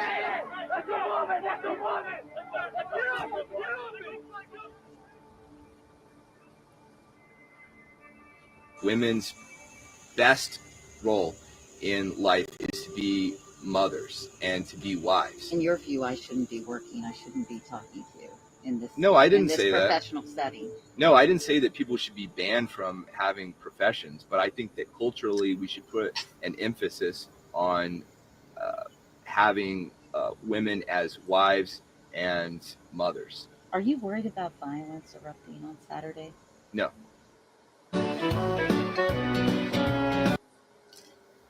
And that'll be Friday, 8 p.m. That shit gonna come in real hot. Yeah, that's gonna be gonna be a good one. That's gonna be a good one right there. Yeah, I've been pursuing him for a very long time. But you know, one of the things I was able to I think convince him is that he reached out to me because he needed that dope. I got his phone number in my, and I probably still have the email where he first wrote me an email. Yo, I'm looking for a room.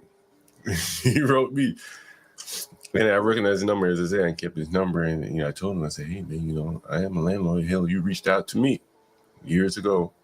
And I constantly pursued him. I am very persistent, and so he finally agreed. And I think it's going to be very good for the channel. I'm not worried about the views, but I think for the people that come here, it'll be very, very informative to hear a white man speak like that. And we very rarely hear people speak like that. So I think it's going to be very good. What do you think, Portia? Yeah, I think it's going to be great. It's going to be interesting. Mm-hmm. I think it's going to be. Mm-hmm.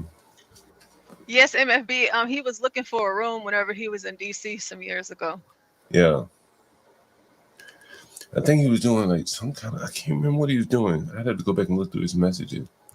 But it was right after Charlottesville, so he's doing something. He's like trying to make a go of it, Mm-hmm. Mm. Yeah, I got his number. Well, that'll be on Friday. I guess we can, like do some campaigning or, or not campaigning, but promotions for it. Yeah. Yeah, that's going to be good. I can't wait. I can't wait on that. Nah, he probably want to live in Northwest, MFB. Hell no, he want to live in Southeast after this. Portia, what do you think about this light fixture right here? I'm just looking for something different. I'm not a big fan of this one, but it looks different.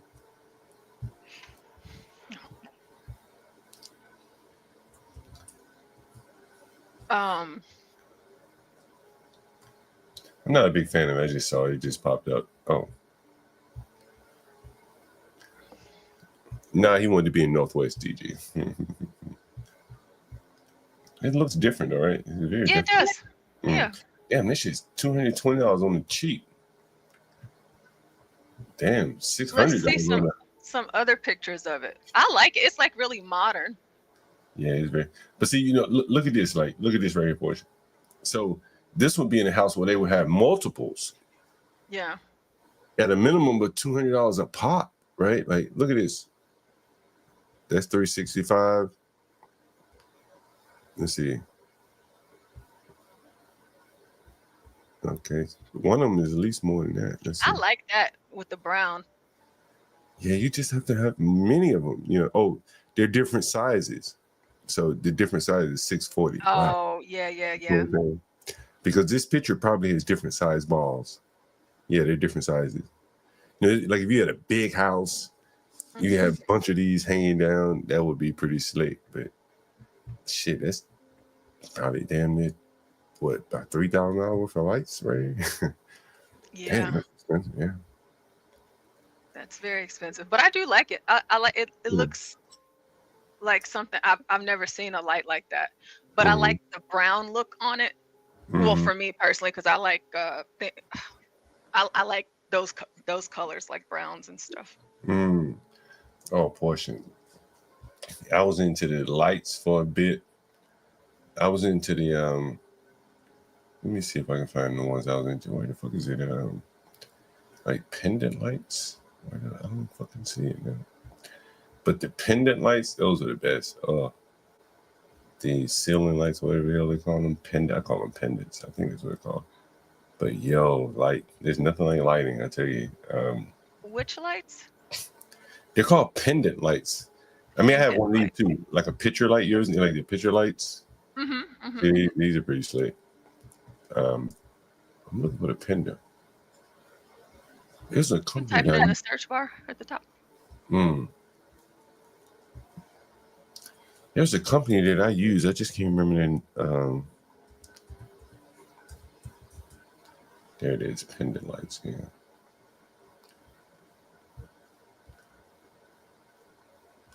Oh shit! Let me go back.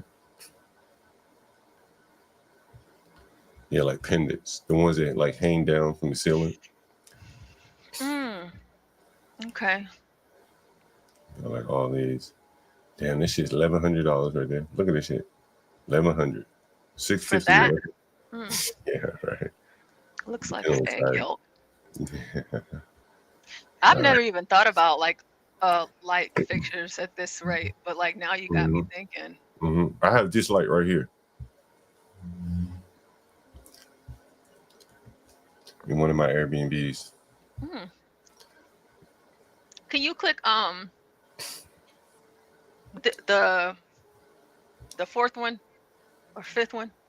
Right here. Okay. No, the other one that you just had. Like it looks like a kitchen or something.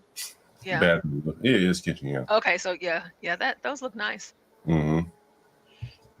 So I have one like hanging over a bed, like to the side of a bed, like over the nightstand or something like that. They're on sale. You see, it was $612. Now they're $459. Oh, well, here's some inside baseball here. Let me. So you see this same light fixture, right? I'm gonna go to another tab so I can show it to you. Lighting. What's it? Lighting. Lighting. Let me go to my email. I can better find it for you. Lighting. So that same light, you can find it. There are a bunch of knockoffs and shit, and you don't have to worry about necessarily fires, I would say. Let's see. Lighting, Lamp Sales Plus. That's the company I use. Lamp Sales Plus. Lamp Sales. Oh, Lamps Plus. These are Lamps Plus. And these are a little bit cheaper.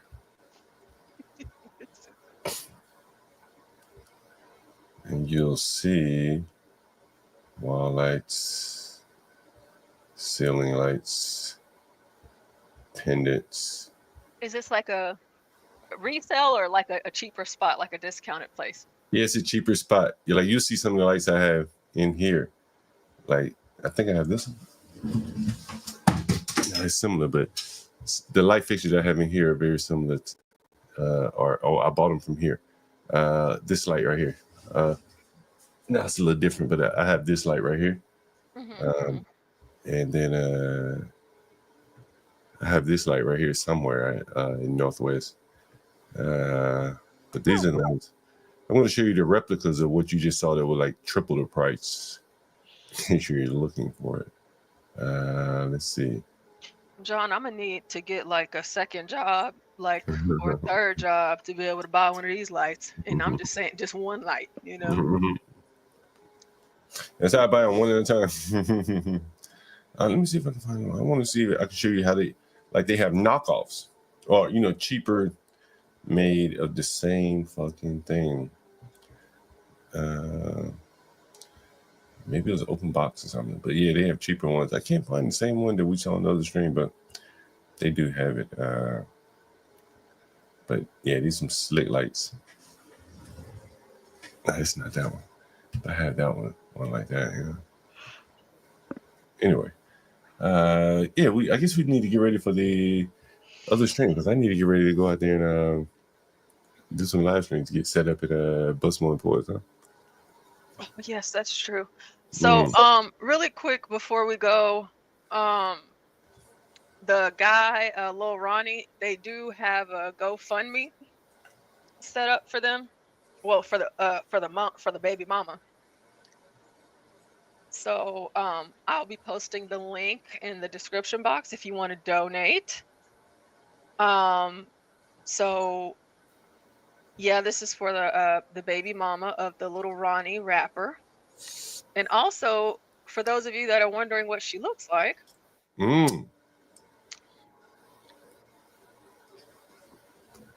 this is his baby mama. Okay. This was posted a long time ago, December 18th, 2022. She says, "Your N-word want a taste, I give him wet nose." So that's how she speaks. So it kind of sounds a bit on par. Like a dog, wet nose. And then here's another one of her, heavy, real heavy. Oh, look, there's a little girl right there to the side of her. When she was little. Where's the little girl? Damn, that picture was all about her, wasn't it? Her butt almost blocked her out, but not all the way. Almost, but not quite. And so what's interesting to me is the comments. Oh my goodness, excuse me. So, oh yeah, I forgot. I have to read this part. So she posted on Instagram. Excuse me, this looks like Snapchat maybe. She says, please stop playing with me about my baby and my baby father. The F ain't no money shortage on shit, and a GoFundMe is posted because you MFers couldn't wait to scam, already creating cash apps and GoFundMes. F the whole entire world, my baby's gone. Disrespect MFers. So if with her saying that, you know, is the GoFundMe real or not? You don't know. But this GoFundMe, this one right here has raised 27,000, almost 28,000 now, and their goal is 45,000. And this Baron Browning, he donated $4,000. Guess he had some money to spend. But going back to these comments, and I'll read a few before we get up out of here. Here it says, yo man's got $1 million deal, so a GoFundMe is crazy. Another one says, no, I'm good. Tarnishing his legacy with the GoFundMe because you want a cash grab, literally. Ooh.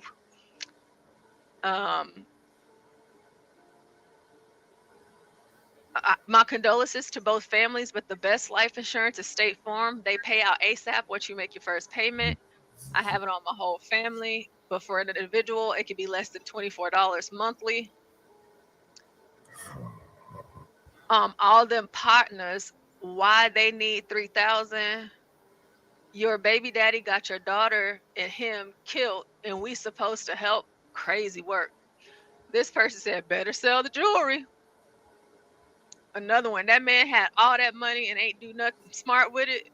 Damn, we got to do better.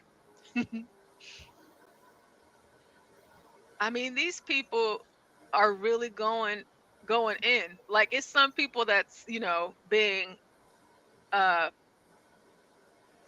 you know, empathetic, showing their condolences, but here you have no life insurance, huh?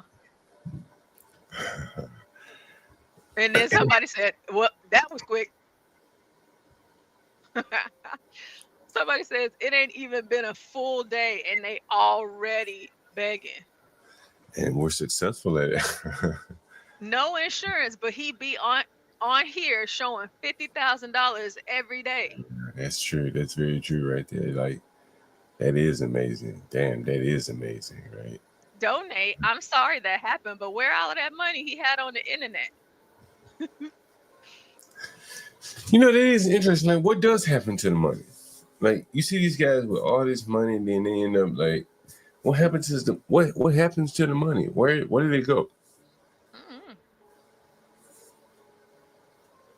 I have no clue. There's one comment that I'm trying to find that I saw. Like, I'm sorry, but he had bands in his pocket on his most recent post. Be so for real.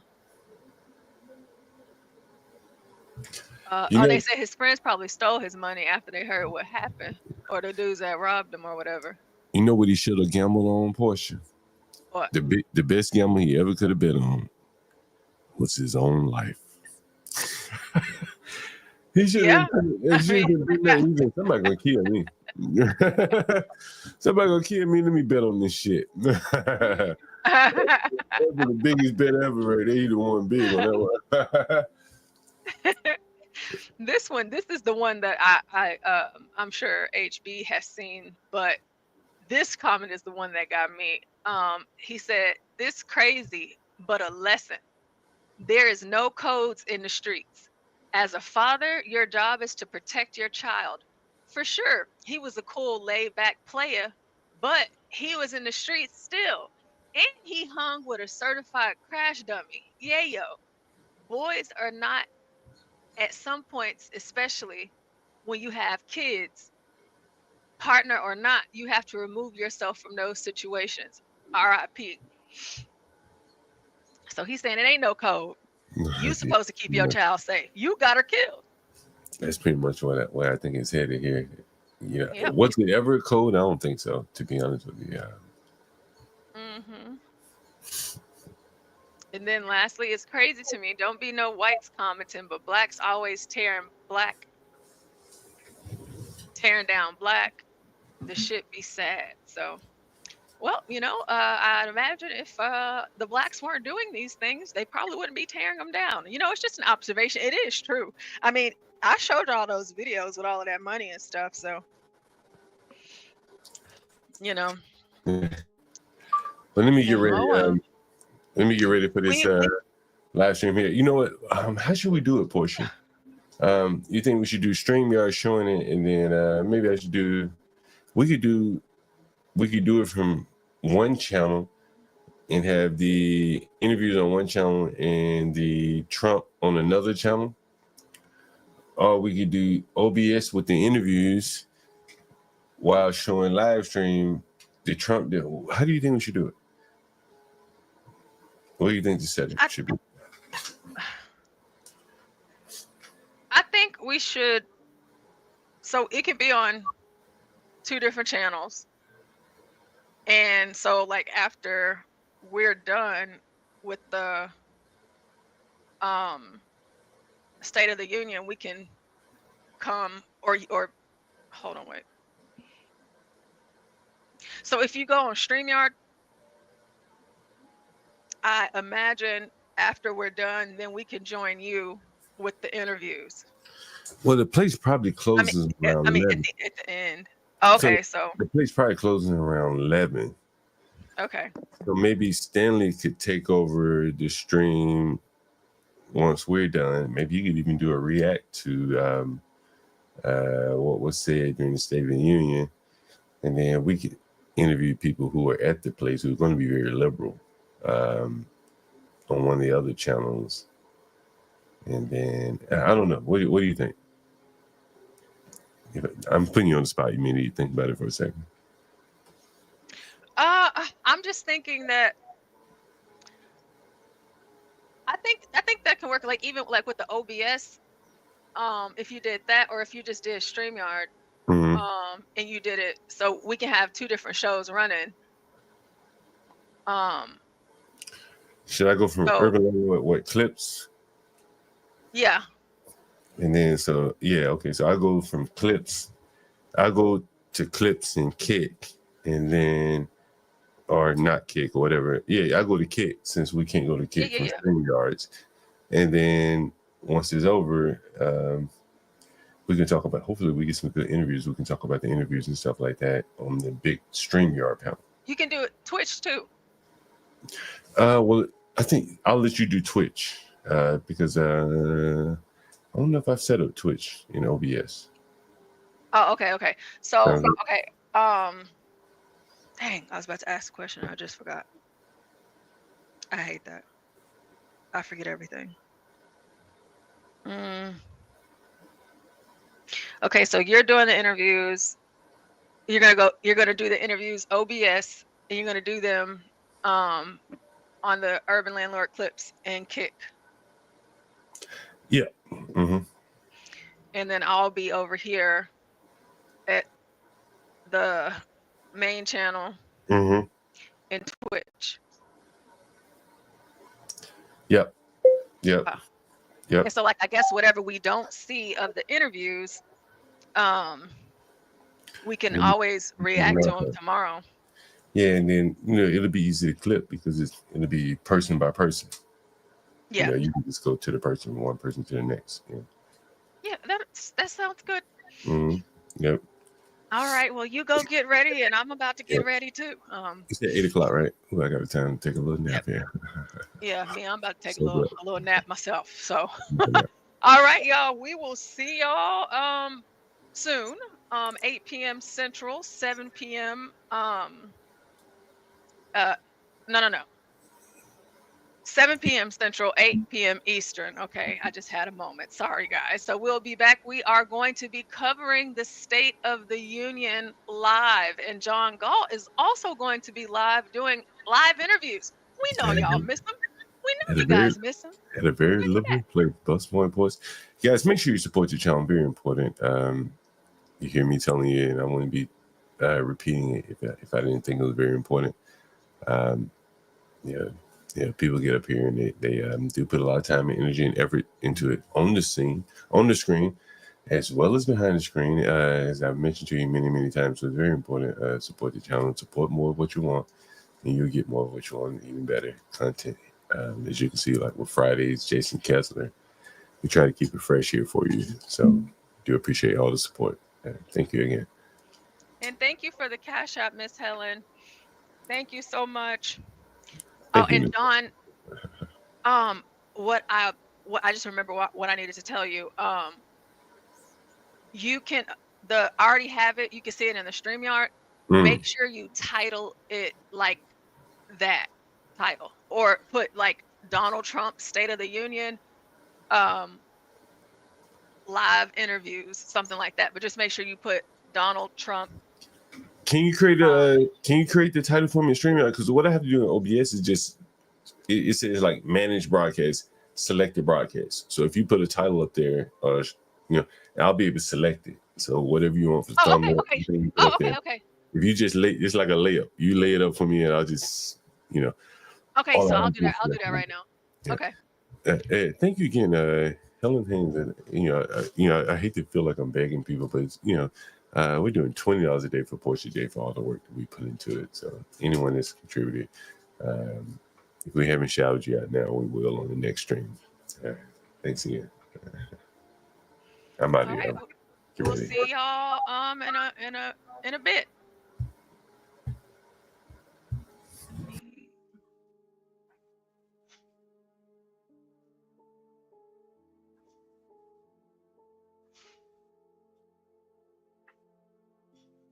This nigga high as a motherfucker, by the way. Let me go fast. I am the nigga, young dog. This high ass nigga. They don't dance no more. It's all about the lean. Back in the day, crack was jumping on the scene. Now they slumped on the sidewalk. Can't talk. Golden era faded, but we still feel the rock. They used to be kings, now they lost in the scheme. Popping them bottles, throwing money, and living dreams.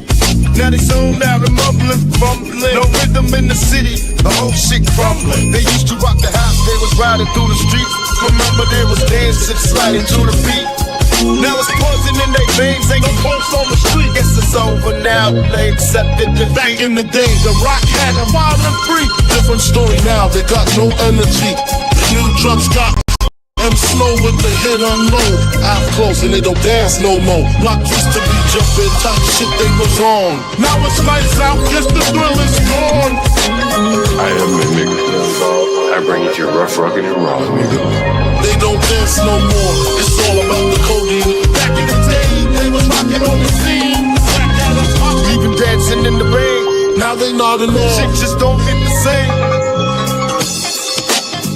I am the nigga, young dog.